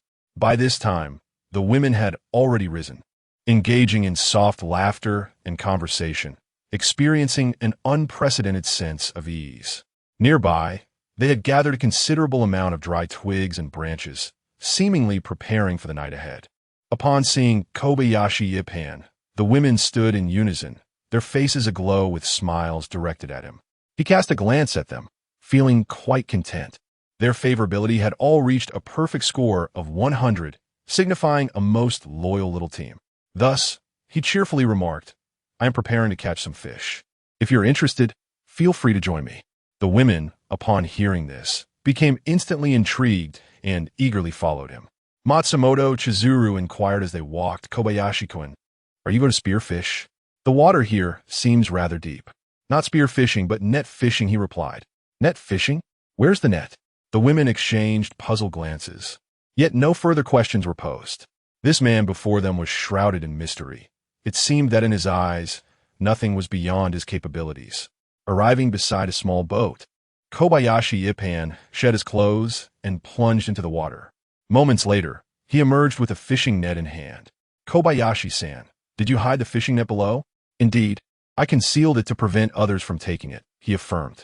Kobayashi Yifan climbed aboard the small vessel and settled at one end, beckoning, Chizuru, come aboard and row for me. Ah, Kobayashi-kun, I'm not very skilled at rowing. She hesitated. With a gentle smile, he reassured her, no worries, I shall teach you. As the newly formed team lacked a captain, he intended to nurture Matsumoto Chizuru, thus extending her extra care. Grasping the oar, he gently propelled the boat forward, gradually gliding into the lake. After traveling approximately 40 to 50 meters, the ecological map revealed numerous fish gracefully navigating through the water, occasionally stirring ripples on the surface. Kobayashi Yifan set down the oar, moved to the center of the boat, and deftly arranged the fishing net before crouching slightly to cast it forth. With a vigorous sweep of his arms, the net unfurled like a magnificent blossoming lotus, swiftly descending upon the water surface, ultimately draping like a vast silken tapestry. As the net touched the lake, the surface rippled, as if countless fish were beckoning to it. After a brief wait of about 10 seconds, he gradually retrieved the net, bringing it into the fish hold. A glance revealed that the catch comprised at least 20 fish. Is catching fish truly this simple? Matsumoto Chizuru exclaimed, astonished. Kobayashi Yifan returned to the opposite end of the boat and handed her the oar, saying, Chizuru, you may row now. Snapping back to reality, she promptly took the oar and replied yes. However, after rowing for a while, the small boat merely spun in place. Kobayashi Yifan guided her to alternate the strokes on either side, and after some practice, she finally grasped the technique, successfully maneuvering the boat back to shore. Upon reaching the land, Kobayashi Yifan meticulously sorted through the catch, discarding all fish weighing less than a pound back into the water.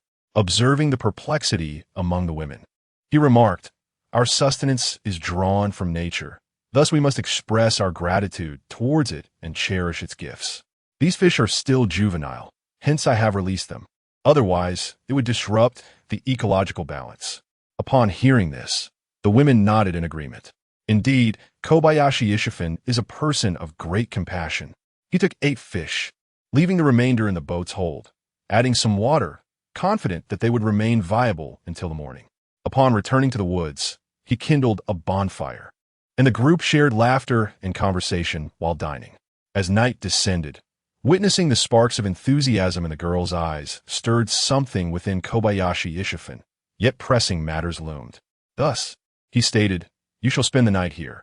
I must go to the camp over there and inform Nakamura and the others." Ono Eri asked, "Kobayashi-kun, will you return tonight? We feel anxious in your absence." Matsumoto Chizuru added, "Please be cautious, Kobayashi-kun, and ensure your safe return. We shall all be here waiting for you." The chorus of voices echoed, "Kobayashi-sen, we will await your return. Rest assured, I shall return swiftly if all is well," Kobayashi Ishifan replied as he rose to his feet. "If you encounter any nefarious individuals, flee if possible. If not, do not resist. I will devise a means to rescue you." The group accompanied him to the lakeshore. Witnessing their tearful expressions, Kobayashi Ishifan, feeling a mix of helplessness and affection, embraced each one and bestowed a gentle kiss as a token of comfort. As he set off, his heart felt tumultuous. That way Xiao Bao has only 7 wives, and here I am with 7 in one night. Who is truly superior? It seemed prudent not to release the women from the system's confines. Kobayashi Ishifan retraced his steps along the lakeside. The journey was not short. Even running would take approximately half an hour, so he quickened his pace. After about 10 minutes of running, he abruptly veered into a nearby thicket. The ecological map indicated that over 20 individuals were approaching along the riverbank. Swiftly climbing a tree, he procured his binoculars, his expression turning grave. He beheld a group of individuals, 6 savages wielding torches at the forefront, 2 women bound with ropes in the center, followed by a dozen others armed with spears and bows. The 2 weeping women were none other than Nakamura and her companions. Kobayashi Ishifan's brow furrowed in concern. How could the savages have pursued so swiftly? This is unexpected. Although he had anticipated that the savages would eventually arrive, he had not envisioned it would be so soon.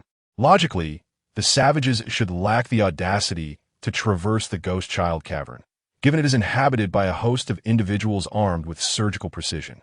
Before he could ponder further, the group drew nearer, prompting him to hastily stow away the binoculars and retreat into the shadows. After the savages had passed, he leaped down from the tree and continued onward. Since the savages had only captured 2 women, it was likely that the majority remained at the camp. That preceding group had evidently directed the 2 women to lead them to him. While he had indeed slain some savages, it had been a matter of necessity. Why then were they so relentlessly pursuing him?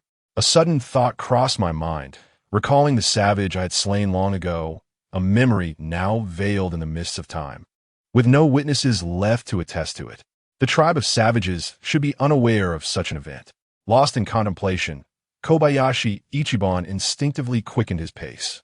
If my intuition serves me correctly, there are undoubtedly still savages within the camp, and the fate of any survivors would depend on the mercy of these wild beings. Approaching within 100 meters, the map indicated that approximately 20 individuals occupied the camp. He stealthily maneuvered to the side, retrieving a pair of binoculars from the edge of the forest for a closer inspection. At that moment, within the encampment, savages wielding torches guarded each corner, while the others were scattered around 3 bonfires, feasting on meat and chattering in their guttural tongue. Nakamura slumped against a tree at the roadside, his upper body tilted, eyes tightly shut, his condition unknown.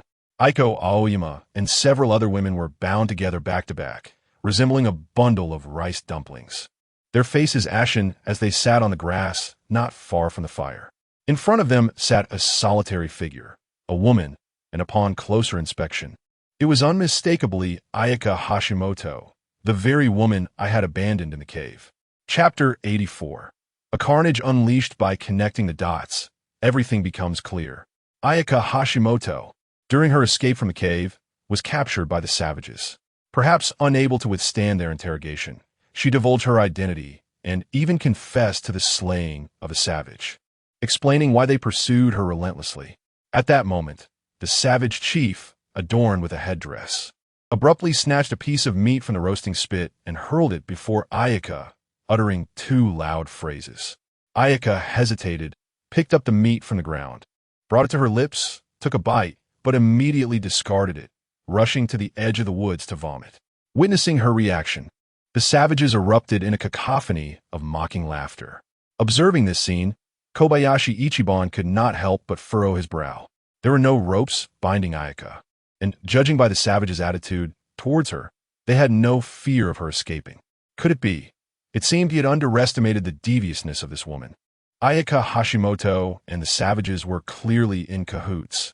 It was highly likely that she had led them here. Some individuals are inherently treacherous. Kobayashi Ichiban silently retrieved his bow and arrows, wishing he could eliminate this conniving woman on the spot. He firmly believed that the savages would not dare traverse through the ghostly cave. The only plausible route was over the cliffs, a path known solely to him and Chika Fujita, who happened to be Ayaka's roommate.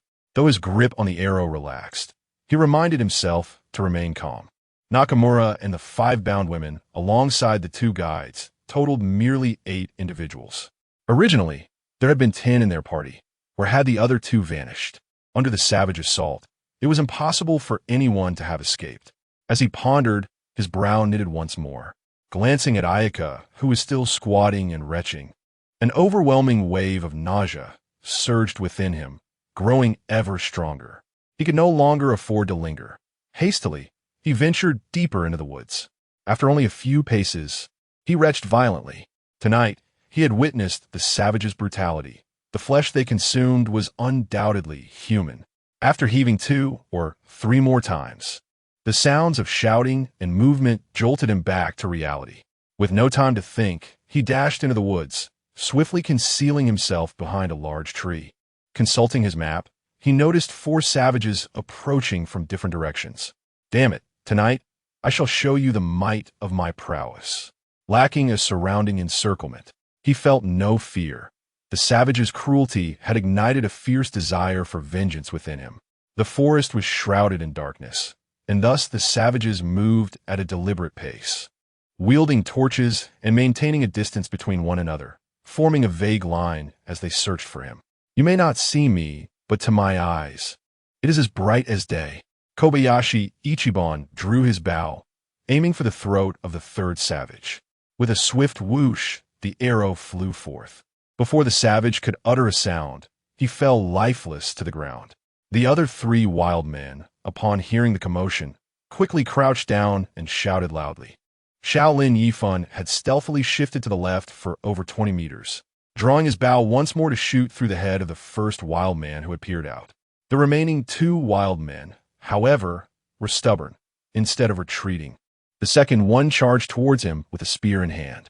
With a distance of only 40 to 50 meters between them, the wild man soon lunged at the spot where Xiao Lin Yifan had just been, only to find it empty. At that moment, Xiao Lin Yifan had already moved another 10 meters to the left.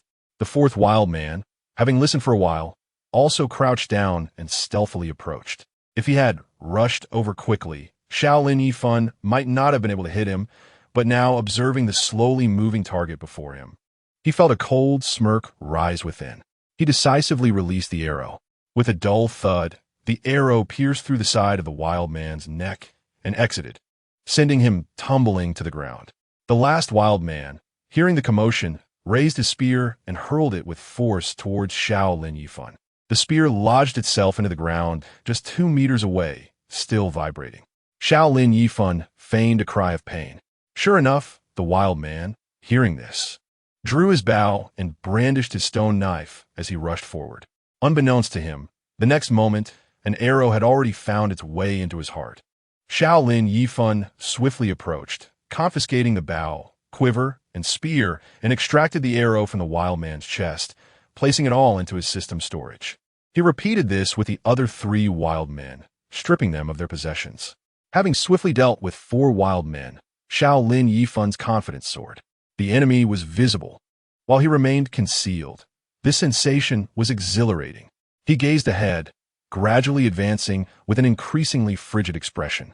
Tonight, he intended to unleash a massacre, eliminating this band of wild men entirely. It was not until he reached approximately 60 meters that he halted amidst the dense forest. The wild men in the camp had begun to prepare, forming a circle around their leader. Several captured women were yanked to their feet by two wild men, standing before the leader, while Ayaka Hashimoto hid behind him. Capture the leader first. Xiao Lin Yifan stealthily moved forward another 10 meters, finding a suitable position to stop, drawing an arrow and carefully aiming at the wild leader. Most of these wild men stood under 1 meter 60, while the leader towered half a head taller, seemingly around 1 meter 70. At that moment, Xiao Lin Yifan had his sights set on the leader's throat and suddenly released the bowstring. Whoosh! The arrow shot forth like lightning. Just as it was about to strike its target, the leader swiftly sidestepped to avoid the arrow. However, a wild man behind him was not as fortunate.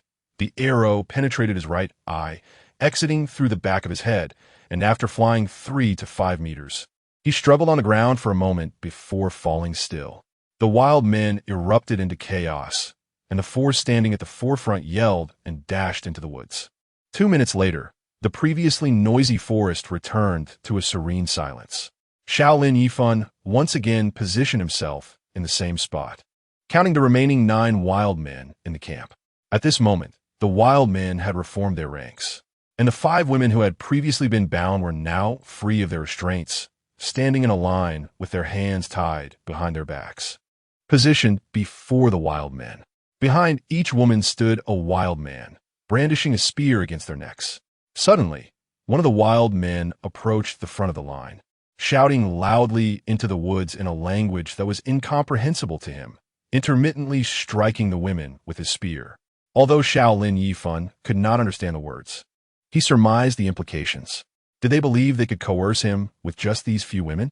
The wild man at the forefront paced back and forth, but before he could complete a third circuit, he stumbled backward, colliding with one of the women, an arrow suddenly protruding from his neck. In an instant, gasps and cries erupted. The wild men were momentarily taken aback. How could they act so brazenly with hostages in their grasp? What was happening? Chapter 85. The death of a savage chief at that moment, a savage consumed by rage and shame, thrust his spear forcefully into the chest of a woman lying on the ground. He withdrew the spear and pointed it menacingly towards the woods, cursing in an unintelligible tongue. His intention was unmistakable, to instill fear and deter Xiao Lin Yifan from making any reckless moves. He was indeed willing to kill a hostage. Witnessing this scene, Xiao Lin Yifan could not help but smirk as he loosed another arrow, which struck the savage down. Realizing that the murder of one woman had yielded no results, another savage seized a different woman, pushing her to the ground before driving the spear viciously into her back. Without a doubt, the next moment saw this savage meet the same fate. Panic engulfed the savage ranks. They faced an adversary who was merciless and cruel, indeed. A devil who would not spare even his comrades.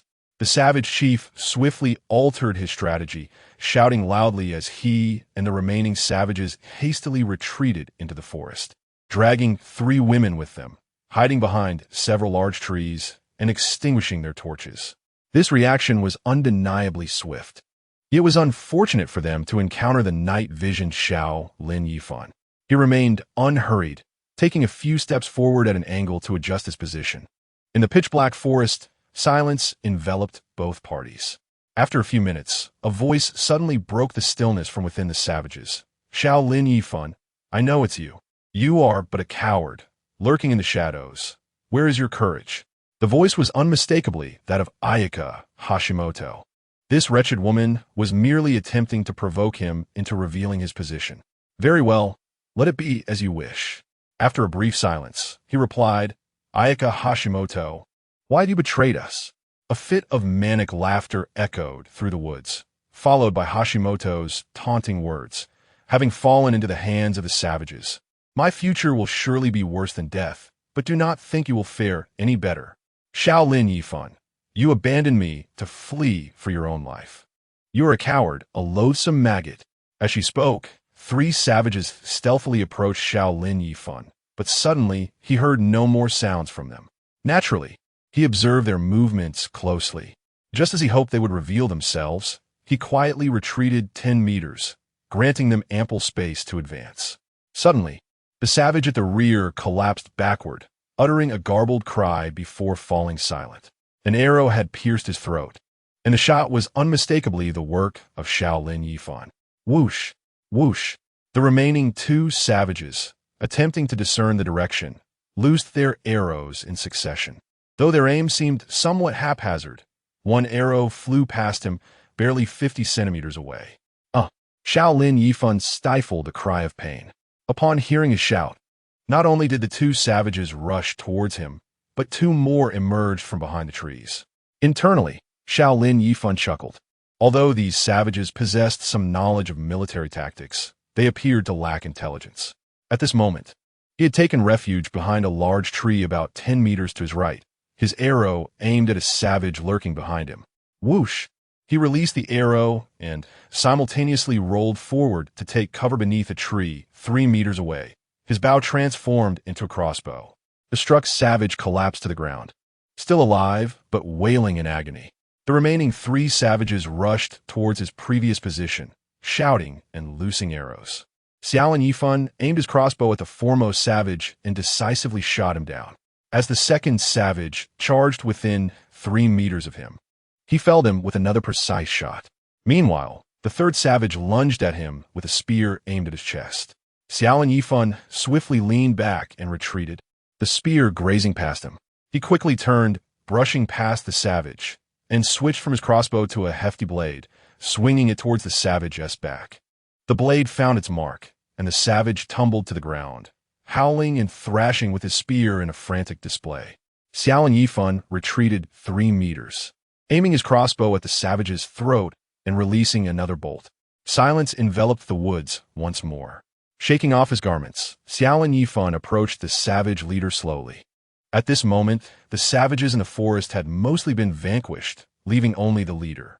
Upon reaching a tree 10 meters away, he halted and coldly declared, "Ayaka Hashimoto, provide me with a reason not to kill you." The abruptness of his voice startled Ayaka Hashimoto, who was hiding behind the tree. The savage leader sprang up, alert and wary. Ayaka Hashimoto pleaded, "Kobayashi-san, I beg you, spare me. I could do anything for you. Is that so? Yet your mere presence repulses me. What then?" She stammered, "You cannot treat me this way. I was forced into this. Is that so? Then allow me to offer you a chance for redemption." Xiao Lin Yifan replied coolly, a mocking smile creeping onto his lips. "If you can reach me within 10 seconds, I may consider sparing you. The countdown begins now. 10, 9, 8. As he reached the count of 4, Ayaka Hashimoto dashed out from behind the tree. The savage leader was momentarily taken aback before quickly leaning forward to shoot an arrow. Ayaka had barely taken a few steps when an arrow struck her thigh, causing her to tumble to the ground. As the savage leader knocked his arrow, Xiao Lin Yifan had already aimed at his chest, and they both released their arrows almost simultaneously. Unfortunately, the savage leader sidestepped just in time, and the arrow that was meant for his chest struck his right shoulder instead. With a shriek, he dropped his bow, gritted his teeth, yanked out the arrow, and fled into the darkness. "Kobayashi-san, save me!" Ayaka Hashimoto cried in terror from her position on the ground. Xiao Lin Yifan leaped over her, pursuing the fleeing savage. The savage leader, ignoring the blood streaming from his arm, sprinted ahead, clutching a stone knife at his waist. After running for another 10 meters, he suddenly let out a pained scream and collapsed forward, an arrow embedded in his back. Xiao Lin Yifan approached to within approximately 10 meters behind him, then halted his steps, observing that he remained motionless. He extracted several arrows and shot them into various parts of his body. The wild chieftain, who had been feigning death, breathed his last with the 4th arrow. Xiao Lin Yifan advanced to his side and thrust his spear into him several times to ensure his demise. After collecting the spear and arrows, he searched the chieftain's body and discovered a small cloth pouch at his waist. Upon inspecting its contents, which consisted of an assortment of insignificant trinkets, he deemed them to be of potential worth, and thus placed them into his spatial storage. He then examined the chieftain's headdress adorned with vibrant feathers, which struck him as particularly distinctive, and decided to take it as well. Turning the wild chieftain's body over, he scrutinized his face, which was similar to that of other wild men, but bore the unique distinction of 3 brown vertical markings etched into the center of his forehead. Running his fingers over them, he noted their palpable depressions, indicative of artificially inflicted wounds, subsequently coated with pigment. Finding no further possessions on the body, Xiao Lin Yifan turned to retrace his steps. Chapter 86. Ambush at the camp Kobayashi-san. Upon her return, 2 surviving women hurried forward. Yet Aiko Aoyama was nowhere to be seen. At this moment, they had already freed each other from their bonds, though the prolonged restraint had left their limbs somewhat unsteady. Kobayashi Ichi had chosen silence, deliberately ignoring them as she approached Ayaka Hashimoto, who had ceased her weeping and was now leaning against a tree, clutching her injured leg. Upon hearing the commotion, she exclaimed, "Kobayashi-san, is that you? What wonderful news! You have vanquished the savages." Kobayashi Ichi interjected sharply, "Ayaka Hashimoto, do you comprehend the extent of your selfishness and how many lives it has cost? Kobayashi-san, I did not intend for this. The savages forced my hand. Spare me your excuses. Speak. What will you offer in exchange for your life? I, Kobayashi-san, will obey you henceforth. I shall be your woman. Your ROUHU. You may do as you please. I have no need for your pathetic offerings. In truth, you repulse me," Kobayashi Ichi stated icily, advancing a few steps closer. "Speak your final words. I shall send you on your way." No, Kobayashi-san. I possess knowledge that may be of use. I will share it with you. Speak. Those savages are cannibals. They inhabit another island, numbering nearly 1,000. The leader you encountered was merely a minor chief. They have a high priest behind them. How far is that island? And what powers does this high priest wield?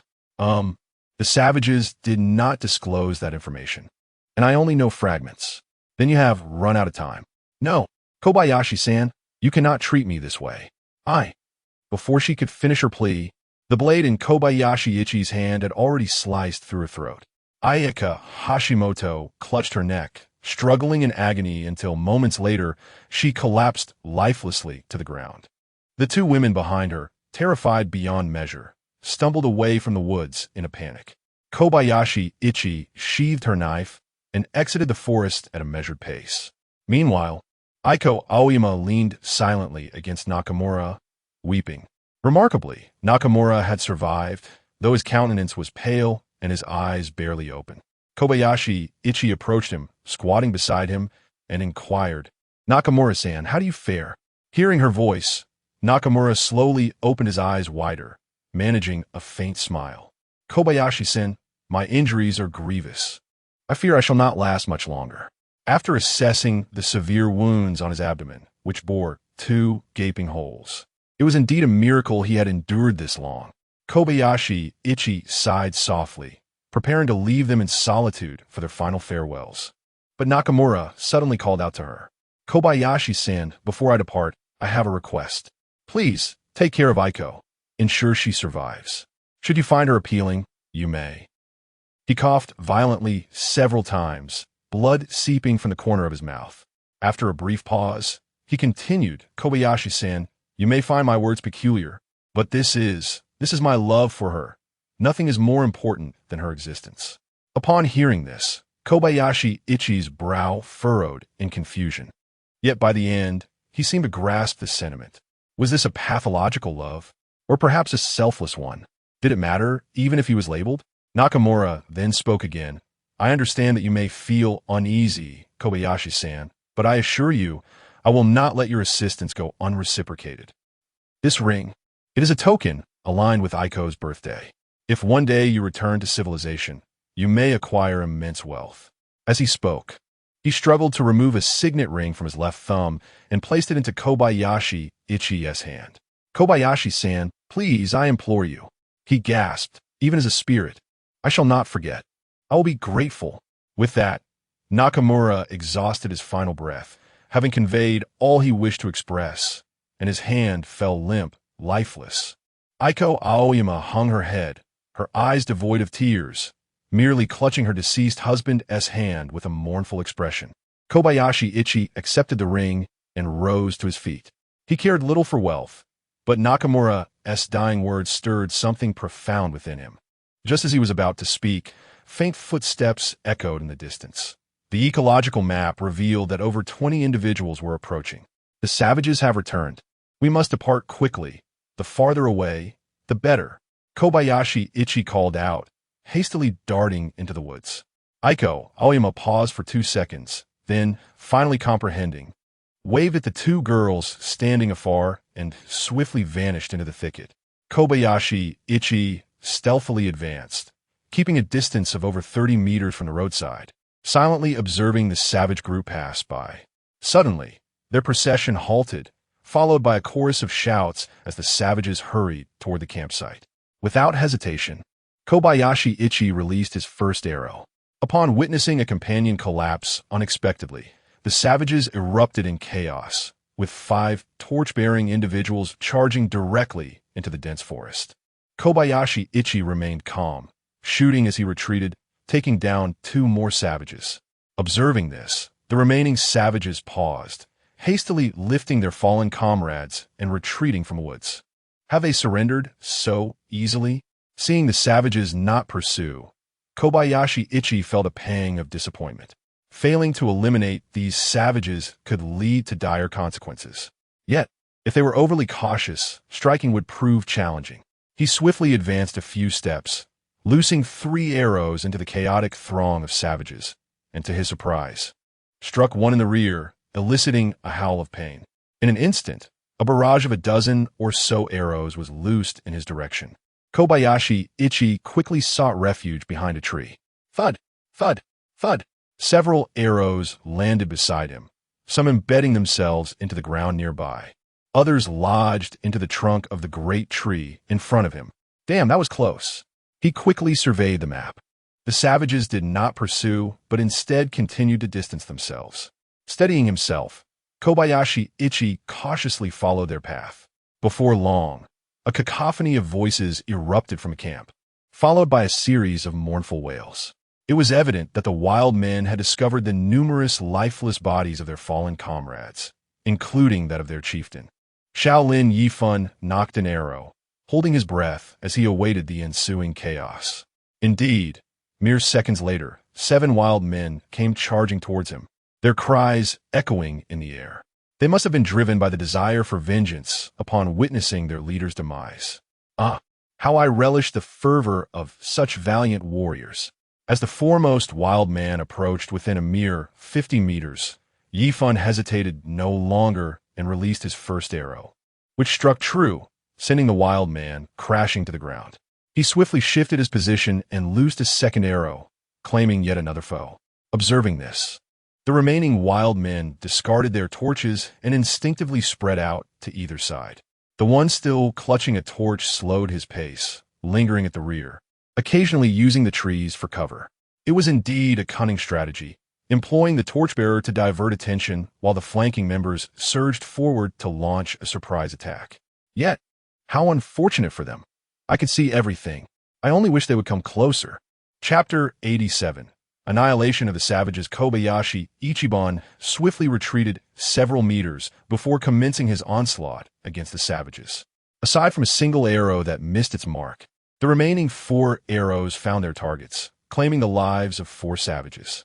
The savage wielding the torch, unable to hear the cries of his fallen comrades, abruptly halted and, in the next moment, discarded the torch and fled in panic. From his position at the rear, Kobayashi Ichiban drew his bowstring taut and swiftly released an arrow, which struck the fleeing savage in the back, sending him crashing to the ground. After waiting for a while, the savages did not emerge again. A rough estimate indicated that around 11 or 12 savages remained in the camp, and it seemed he would have to continue his pursuit for some time yet. It appeared that this night was destined to be sleepless. Reflecting on the beautiful maidens waiting by the lake, longing for his comfort, he could not help but let out a soft sigh. Kobayashi Ichiban walked back approximately 20 meters, climbed a tree, and took out 2 pieces of wild boar steak to replenish his energy after the exhausting skirmish. Having devoured the boar, He then consumed 2 pieces of fish fillet. At that moment, a chorus of chanting suddenly resonated from the direction of the camp, followed by a towering blaze, accompanied by the acrid scent of charred flesh. After finishing the fish fillet, he wiped his hands on the tree trunk and climbed higher to observe. He beheld a large bonfire ignited in the camp, where several savages were lifting their fallen comrades' bodies and casting them into the flames, while a figure resembling a chief stood beside the fire, murmuring incantations. It appeared to be a cremation, perhaps a ritual of sorts. Given that they were actively disposing of the corpses, he decided to let them finish their task in peace. Kobayashi Ichiban watched silently, his expression inscrutable, until the last flicker of flame vanished from his sight. With the piercing sound of a whistle, the remaining savages began to gather, preparing for their retreat. Kobayashi Ichiban descended from the tree, retrieved his bow and arrows, and silently followed. He vowed not to relent until every last savage was eradicated. At this point, only 11 savages remained, for at the rear providing cover while the others hastily moved ahead. Kobayashi Ichiban trailed them at a leisurely pace for 5 or 6 minutes before seizing an opportunity to shoot one of them down. 3 minutes later, he eliminated another. Panic surged through the remaining savages. If this continued, they would be annihilated before reaching safety. After a flurry of frantic chatter, the remaining 9 savages halted and swiftly retreated into a dense thicket, dividing into 2 groups for defense, 4 in front and 5 behind. Observing this, Kobayashi Ichiban found a sturdy branch about 60 to 70 meters away and reclined comfortably, occasionally glancing at his map. After approximately 10 minutes, the savages remained stationary, seemingly unperturbed. Their fortitude was indeed remarkable. He stealthily descended the tree, preparing for a surprise attack. However, upon approaching within 30 meters, he suddenly noticed that the savages began to withdraw, leaving only 2 behind as sentinels. After waiting for over a minute, Kobayashi Ichiban launched his assault, swiftly shooting down 1 savage from the side before employing serpentine footwork to quickly close in on the second, eliminating him as well. Following this, he sprinted toward the direction from which the savages had retreated. Fortunately, the wild man moved with a degree of caution, thus his pace was not particularly swift. After a pursuit lasting 2 minutes, the figure of the wild man re-emerged on the map. Had he been sprinting at full speed, it is likely that I would have lost him. Xiao Lin Yifan resolved to no longer wait. With 7 wild men remaining, it was still possible to eliminate them all. Observing their trajectory, it became evident that they were heading towards the precipice. My initial intuition was indeed correct. The wild men had traversed the cliffs to reach this point. This rendered the task considerably simpler. Once he caught up with the wild men, he first shot the one trailing at the back. Taking advantage of the confusion, he circled to the side and dispatched another, then moved to the rear to eliminate yet another. The remaining 4 wild men, sensing they were pursued by a phantom, dropped their torches and scattered in terror. Seizing the opportunity, Xiao Lin Yifan shot the last wild man, while the other 3 had long since vanished without a trace. He felt no urgency and proceeded towards a cliff. The mountain housing the cliff necessitated a climb up a slope from the base, where he could lie in wait for his quarry. If the wild men opted not to ascend the slope, they would have to scale a sheer cliff of 7 or 8 meters, a challenging feat without tools. Surely, the wild men could not be that astute. Xiao Lin Yifan arrived at the slope, traversing 60 to 70 meters before crouching down to ambush at a bend in the woods. After approximately 20 minutes, the 3 wild men surprisingly approached together. As they reached the curve, he promptly shot the leading wild man. The second wild man hesitated, refraining from returning fire, and instead gritted his teeth to flee up the mountain. The third wild man, trailing behind, sprinted down the hill, only to be struck in the back by an arrow. Observing the second wild man retreating further, Xiao Lin Yifan maintained his composure and followed at a leisurely pace. The path was flanked by dense trees, making it difficult to forge a new route. Any attempt to veer off would only lead back to the winding trail. After 2 minutes, he indeed spotted the wild man laboriously emerging from the forest, returning to the narrow path. Xiao Lin Yifan released an arrow, ending his life.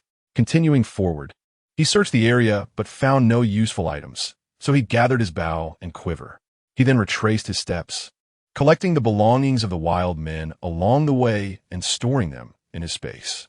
As for the bodies, he was too indifferent to deal with them, leaving them as a feast for the beasts. Upon returning partway, he unexpectedly discovered Aiko Aoyama and two other women hiding in a secluded thicket. Hearing footsteps, the three women trembled in fear. Xiao Lin Yifan paused momentarily before moving on. Ultimately, these women held little utility for him, so he chose to feign ignorance. Just a few steps away, a voice called out to him, "Xiao Lin-san, is that you?" Shortly thereafter, Aiko Aoyama emerged with the two women. Xiao Lin Yifan feigned curiosity, asking, "What brings you here?" Aiko Aoyama replied, "We were frightened and sought refuge here. We intended to wait until dawn to find you, but we are truly grateful to have encountered you here." Xiao Lin Yifan merely responded with a non-committal continuing on his way. Three women hurriedly followed. Upon returning to the camp, the group was met with the sight of several colleagues' lifeless bodies strewn about, prompting Xiao Lin Yifan to furrow his brow in distress. At that moment, one of the girls spoke up, "Xiao Lin-san, please lead us to a new place." In response, a smirk of derision crept on his Xiao Lin Yifan's face as he turned to them and retorted, "What reason do I have to take you with me? What value do you possess for me?" Another girl chimed in, "Indeed, Xiao Lin-san, if you agree, we will follow your every command. Whatever you desire, we shall comply." Xiao Lin Yifan replied coldly, "Incorrect answer. I have no need for women." His gaze shifted to Aiko Qingshan. "And what is your justification, Mrs. Aiko?" Chapter 88 Encounter with Hyenas. Lady Aiko, what is your rationale? Aiko Qingshan paused momentarily, then replied, "Kobayashi-san, please call me Aiko. From now on, all that I am belongs to you. Moreover, I possess the skills of a seamstress and can craft numerous garments. Winter is fast approaching." Kobayashi Ishifan responded, "Excellent. Lady Aiko has provided me with the necessary skills. I shall take you in. However, I presume you need to attend to matters regarding your husband, correct? Once you have resolved that, meet me by the lake near the Great Lizard Cave tomorrow." At this moment, the two girls became anxious and exclaimed, "Kobayashi-san, we can serve as your subordinates. Please, take us in, we implore you." "Very well. I shall grant you both an opportunity. First, you must dispose of your colleague's remains. Second, you are to survive independently for 7 days. Should you endure, return to me thereafter. Kobayashi-san." The two girls attempted to plead further, but were abruptly interrupted by Kobayashi Ishifan's brusque tone. "Do you comprehend why I am treating you this way? The recent group of wild men must have been seeking me at the Great Lizard Cave. Yes? Dare you assert that you have never disclosed my whereabouts?" The two girls were rendered speechless by his words. "This is your punishment. I have already afforded you a chance. Do not compel me to retract it." The girls hastily replied, "Kobayashi-san, we understand, and we shall comply." Kobayashi Ishifan ceased further conversation, casting aside 3 long spears before turning to depart. As the moon ascended, its silvery hue illuminated the lake and surrounding woods. Along the lakeside path, a solitary figure strolled beneath the moonlight, akin to a solitary island adrift in the vastness of the night. In this moment, Kobayashi Ishifan resembled a lone wolf traversing the wilderness, his heart heavy with solitude. This loneliness did not stem from the absence of company, but rather from the depths of his own soul. He harbored an abundance of secrets, burdensome weights pressing upon his heart, at times leaving him breathless. Having been marooned on a deserted island for over a month, everything felt surreal, as if it were a dream. Just moments ago, he had slain dozens of wild men, yet his heart remained unperturbed. He sensed his heart growing increasingly callous and indifferent. What purpose did this life serve? He gazed up at the luminous moon. An inexplicable sorrow surged within him. Beneath this tranquil moonlight, his solitude was magnified infinitely. The road ahead was long and arduous, and he truly yearned not to walk it alone any longer. Kobayashi Ishifan halted his steps, settling cross-legged upon the grass.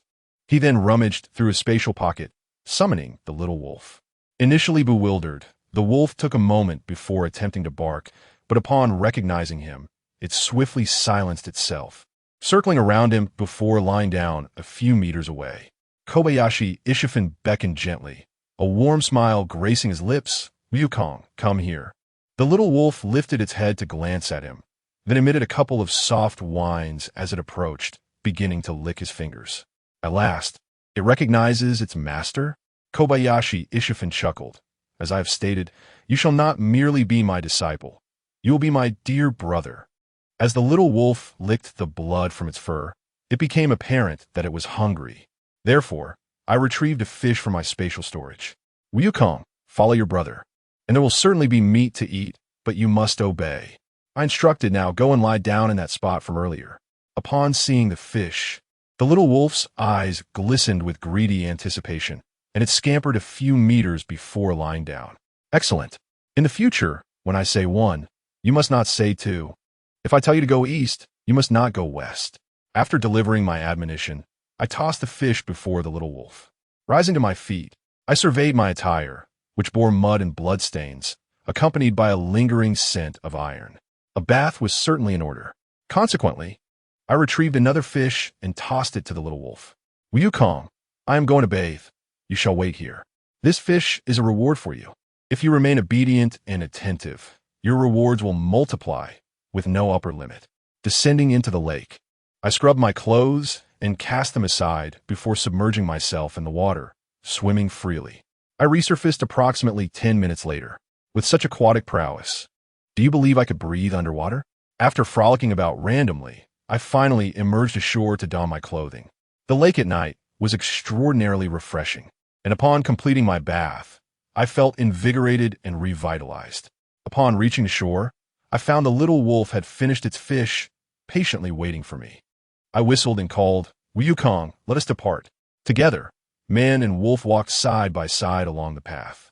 At last, I was no longer alone.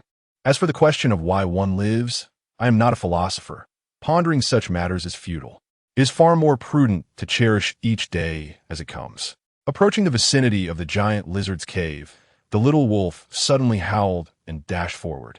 Wukong, halt! I commanded.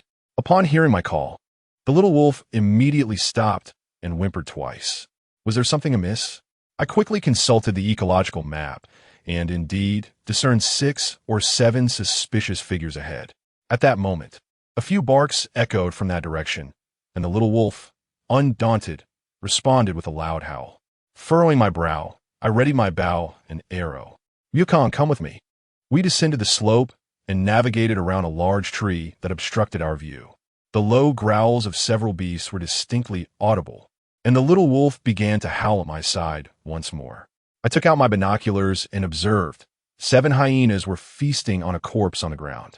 The giant lizard had already been devoured by a third, alongside remnants of human limbs and severed arms. Nearby, 2 articles of clothing, torn from the deceased, lay strewn about, a pale pink, reminiscent of the fabric I had given to Aiko Qingshan. This led me to conclude that the deceased were undoubtedly the 2 women who had guided the wild men. In other words, the 2 women had led the wild men to the giant lizard's cave, where they encountered the creature, resulting in a deadly confrontation that cost both their lives. Most of the hyenas were preoccupied with their meal, but 2 seemed displeased by the little wolf's howling, stepping forward with malicious intent. Although Kobayashi Ichiban was not afraid of hyenas, he did not wish to provoke these mischievous creatures, lest he invite incessant trouble. Thus, he softly called to the little wolf and began to retreat cautiously, intending to avoid conflict. However, the 2 hyenas clearly harbored different intentions.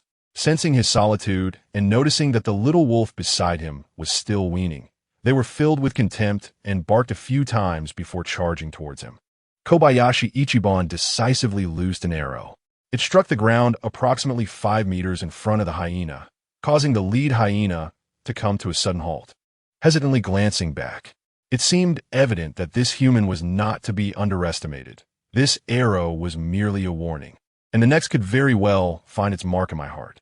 With this thought, the hyena barked a couple of times, a mix of reluctance and trepidation evident in its demeanor, before retreating. Chapter 89. If life is thus, what more could one desire? Upon seeing the hyena's retreat, the young wolf took a few steps forward, howling loudly as if to assert its dominance. Xiao Lin Yifan said, Wukong, that is enough. We must take our leave. The man and the wolf departed, with the young wolf trailing behind, seemingly reproaching his cowardice. Xiao Lin Yifan halted, crouched down, and gently patted the wolf's head, patiently speaking.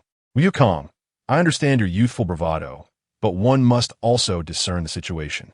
Those hyenas are larger than your mother and outnumber us significantly. Do you truly believe you can prevail against them? If we lack confidence, we must refrain from engaging. But should we choose to strike, we must do so with lethal intent. Do you comprehend? The young wolf whimpered twice, lowering its head in shame. Acknowledging one's mistakes is a positive step. You are still young, with much to learn. Do not be tempted by fleeting victories. Rest assured, I shall impart to you many profound life philosophies that will aid you in ascending to the throne of the Wolf King. The man and the wolf resumed walking side by side. Upon reaching the vicinity of a small boat, the young wolf let out another howl, sprinting ahead for several meters before abruptly stopping and looking back at him. Xiao Lin Yifan consulted the map, but did not spot Matsumoto Chiharu and her companions, which left him feeling perplexed. However, since the young wolf had sensed something amiss, it was likely that they were not far away. Having the young wolf around seemed quite advantageous. Areas that the ecological map could not detect were easily navigated by the wolf. 300 meters? 500 meters? He then instructed, "They're my friends. Locate them, but do not harm them. Go." The young wolf, upon hearing this, dashed into the woods. Shortly thereafter, a series of piercing screams echoed from the forest. Surely, the young wolf would not unleash a massacre. It must have heeded my earlier warning. Ladies, I apologize for your fright, but such is a lesson in the young wolf's growth, and a test for you as well. How should I phrase it? May you find your own fortune. Xiao Lin Yifan made his way toward the source of the cries, and soon enough, several red dots appeared on the map. Counting them, there were precisely 7.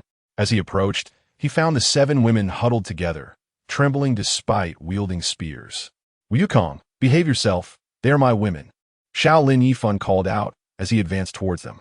The once fierce young wolf, upon hearing his voice, whimpered twice and settled to the side.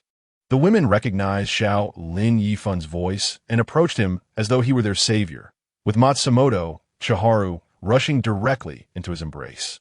Xiao Lin Yifan smiled and reassured them, "Fear not, I have returned." Matsumoto Chiharu stammered, "Xiao Lin-kun, you've been gone for so long. We were all very worried about you, fearing for your safety. Rest assured, with you all by my side, I shall not meet my end so soon." After offering a few words of comfort to the women, he suddenly announced, "The night is deep. I shall retire now, and you should all rest as well." With that, he moved to a corner and began to set up the tent. Meanwhile, the women exchanged hushed whispers, and suddenly, their voices escalated, suggesting that an unpleasant disagreement was unfolding. Kobayashi Ichiban, having overheard a few words, emerged from around the corner and inquired, "What is all this commotion about?" The several women exchanged glances, lowering their heads in silence. Kobayashi Ichiban, feigning sternness, declared, "I do not wish for you to quarrel over trivial matters. You must learn to coexist harmoniously. Do you understand? It is merely a matter of an hour or two. If everyone cues properly, there is enough for all." With that, he retreated to the tent and lay down. Before long, Mochizuki Aki cautiously approached the entrance of the tent. Kobayashi Ichiban waved her over with a smile, saying, "Miss Aki, I am rather fatigued today. Please take the initiative." He then closed his eyes. An hour later, Katamari entered. The white fruit indeed proved to be exceptionally delightful. After a while, Kobayashi Ichiban nestled against Matsumoto Chizuru and drifted into slumber. The next morning, a wolf's howl roused him from his sleep. Upon opening his eyes, he found himself alone. Rising from his bed, he noticed the little wolf chasing a few birds nearby, and a delicious aroma of grilled fish wafted through the air. Dressing swiftly, he gathered his tent and stepped outside. "Kobayashi-kun, thank you for your hard work. Breakfast is ready. Please come and enjoy." Matsumoto Chizuru greeted him with enthusiasm. The other women also stood, each radiant with smiles, their expressions filled with joy and satisfaction. Kobayashi Ichiban nodded with a smile, seated himself among the women, and opened his mouth to be fed fish. He comfortably lay upon the lap of Koyano Arii, eyes closed and mouth agape, resembling a bird awaiting its meal. Yet his hands were not idle. The women giggled, taking turns to feed him. Just last night, he had pondered the meaning of life, and unexpectedly, this morning, he found his answer. If life were to be so delightful, what more could one desire? Suddenly, he heard the little wolf's whimper, likely beguiled by the feast. Without opening his eyes, he commanded, "Ladies, heed my words. Wukong is my comrade. Let it not go hungry at mealtimes. Serve it the finest fish and meat." Hi! The women, upon hearing this, did not dare to delay. They promptly offered a freshly grilled fish to the little wolf. After breakfast, they all frolicked by the river. The women had long surrendered their hearts and bodies to him. Thus they were unreserved, facing nature with ease, splashing about in the water, their laughter resonating harmoniously. A scene of extraordinary beauty. Witnessing all this, Kobayashi Ichiban felt an overwhelming sense of joy. The only thing separating him from King Zhou was a pool of wine. As they played in the water, they suddenly heard the little wolf's howl from the shore, accompanied by a woman's cries for help. They saw that one of the women had been knocked to the ground by the little wolf, which, however, did not continue its assault but stood menacingly over her. Kobayashi Ichiban recognized her as Aoyama Aiko and called out, "Wukong, she is a friend." He added, "Madam Aiko, please hold on a moment." Without hesitation, he resumed playing with the other women. Half an hour later, everyone donned their clothing and returned to the shore. Aoyama Aiko approached, bowed respectfully, and said, "Kobayashi-san, I have arrived. Please feel free to give me your instructions." At this moment, she was still unable to fully digest the scene she had just witnessed. Her cheeks flushed and her heart racing. Kobayashi Iban paid no heed to her expression and said, "Aiko, my dear, there is no need to be overly courteous. I value your unique talents, and from now on, you're a part of the team, just like the others. Feel free to call me Kobayashi-kun." "Hello, Kobayashi-kun," Aiko Kayashima responded. Bowing once more, Kobayashi Iban then addressed everyone, stating, "Now, let us proceed to the giant lizard cave to plan our living arrangements and set things up as swiftly as possible." Matsumoto Chizuru inquired with curiosity, "Kobayashi-kun, what about the giant lizard?" Kobayashi Iban took her in his arms and playfully kissed her, reassuringly saying, "Do not worry, I have already taken care of it." The women gasped in astonishment, their mouths agape. However, given his assurance, they felt they had no choice but to trust him. Chapter 90. I possess a mysterious space. Upon arriving at the lakeside near the cave, Kobayashi Ipan instructed the women to wait while he ventured down with the little wolf. The entrance of the cave was devoid of the giant lizard and the two women's corpses. Only remnants of blood and debris remained, along with two discarded garments. Kobayashi Ipan collected some dry vines at the cave's mouth, covering the blood before igniting a fire and tossing the garments into the flames. Entering the cave, he examined the ecological map to ensure safety before gesturing for the women to join him. Initially, they were apprehensive, but upon witnessing his ease of movement, they began to relax. However, Matsumoto Chizuru voiced her concern, asking, "Kobayashi-kun, did you drive the giant lizard away? Will it return?" "It is dead and cannot return. However, there may be other giant lizards, so we must quickly prepare the cave," he replied. He instructed each woman to light a torch and led them into the cave. Strictly speaking, this cave had no distinct entrance. It was surrounded by trees and vines, forming an entryway that resembled one. The sun was fierce today, providing ample light within the cave. Visibility extended about 5 meters from the entrance, but darkness enveloped the deeper recesses. The cave was unobstructed, resembling a vast open space rather than the segmented chambers of the Silk Cave. Nonetheless, there were 2 giant lizard burrows that could serve as private quarters, albeit rather convoluted and inconvenient for navigation. After leading the group around, Kobayashi Ipan paused and declared, "From now on, this will be our home. Later, you will gather some dry grass, twigs, and green leaves to ignite fires and create smoke throughout the cave, driving away snakes, insects, and rodents, so we can dwell here with peace of mind. Moreover, the group of several dozen from the other side of the mountain will soon arrive. You must learn to coexist harmoniously with them and exert even greater effort, as they have been with me longer than you have. Understood?" The women nodded in agreement. Aoyama Aiko inquired. Kobayashi-kun, are Lady Miyamoto and the others nearby? Kobayashi Ippan affirmed. Yes, I will bring them over shortly. Prepare diligently. When they arrive, they will witness your efforts and be more inclined to accept you. Understood. The women responded in unison. Kobayashi Ippan exited the cave, making his way to the lakeside, with the little wolf prancing alongside him. Ryukong, you acted correctly just now. When encountering unfamiliar women, a little intimidation will suffice. However, should you face unfamiliar men who dare to resist, you must bite them to death. Understood? The little wolf, obediently acknowledging, received a fish as a reward. While the little wolf joyfully devoured its treat, Kobayashi Ippan felt a sudden pang of melancholy. After experiencing regal indulgence for the past 2 days, he knew that once the first and second teams were released, he would need to temper his behavior. After all, among those 2 teams, some individuals had yet to raise their favorability, necessitating a degree of decorum and morality to be maintained. He had once contemplated allowing them to linger within the confines of the system space for a longer duration, yet on one hand, it seemed illogical, and on the other, he was concerned about the potential repercussions on their well-being.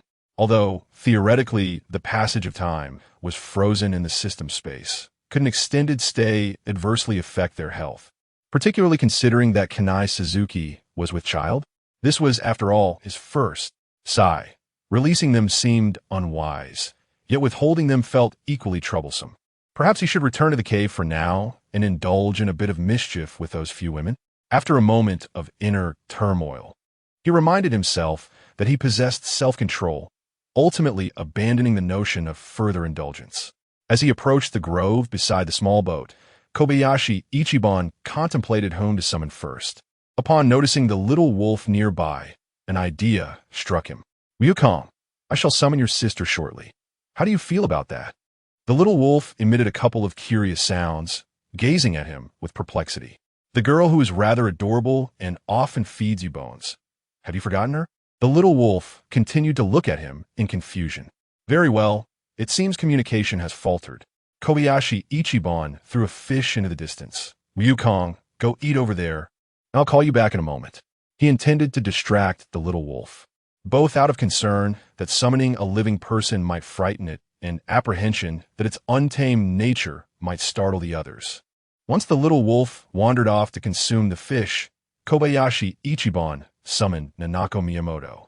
Brandishing a spear, Nanako blinked several times, momentarily disoriented. Just a second ago, she had been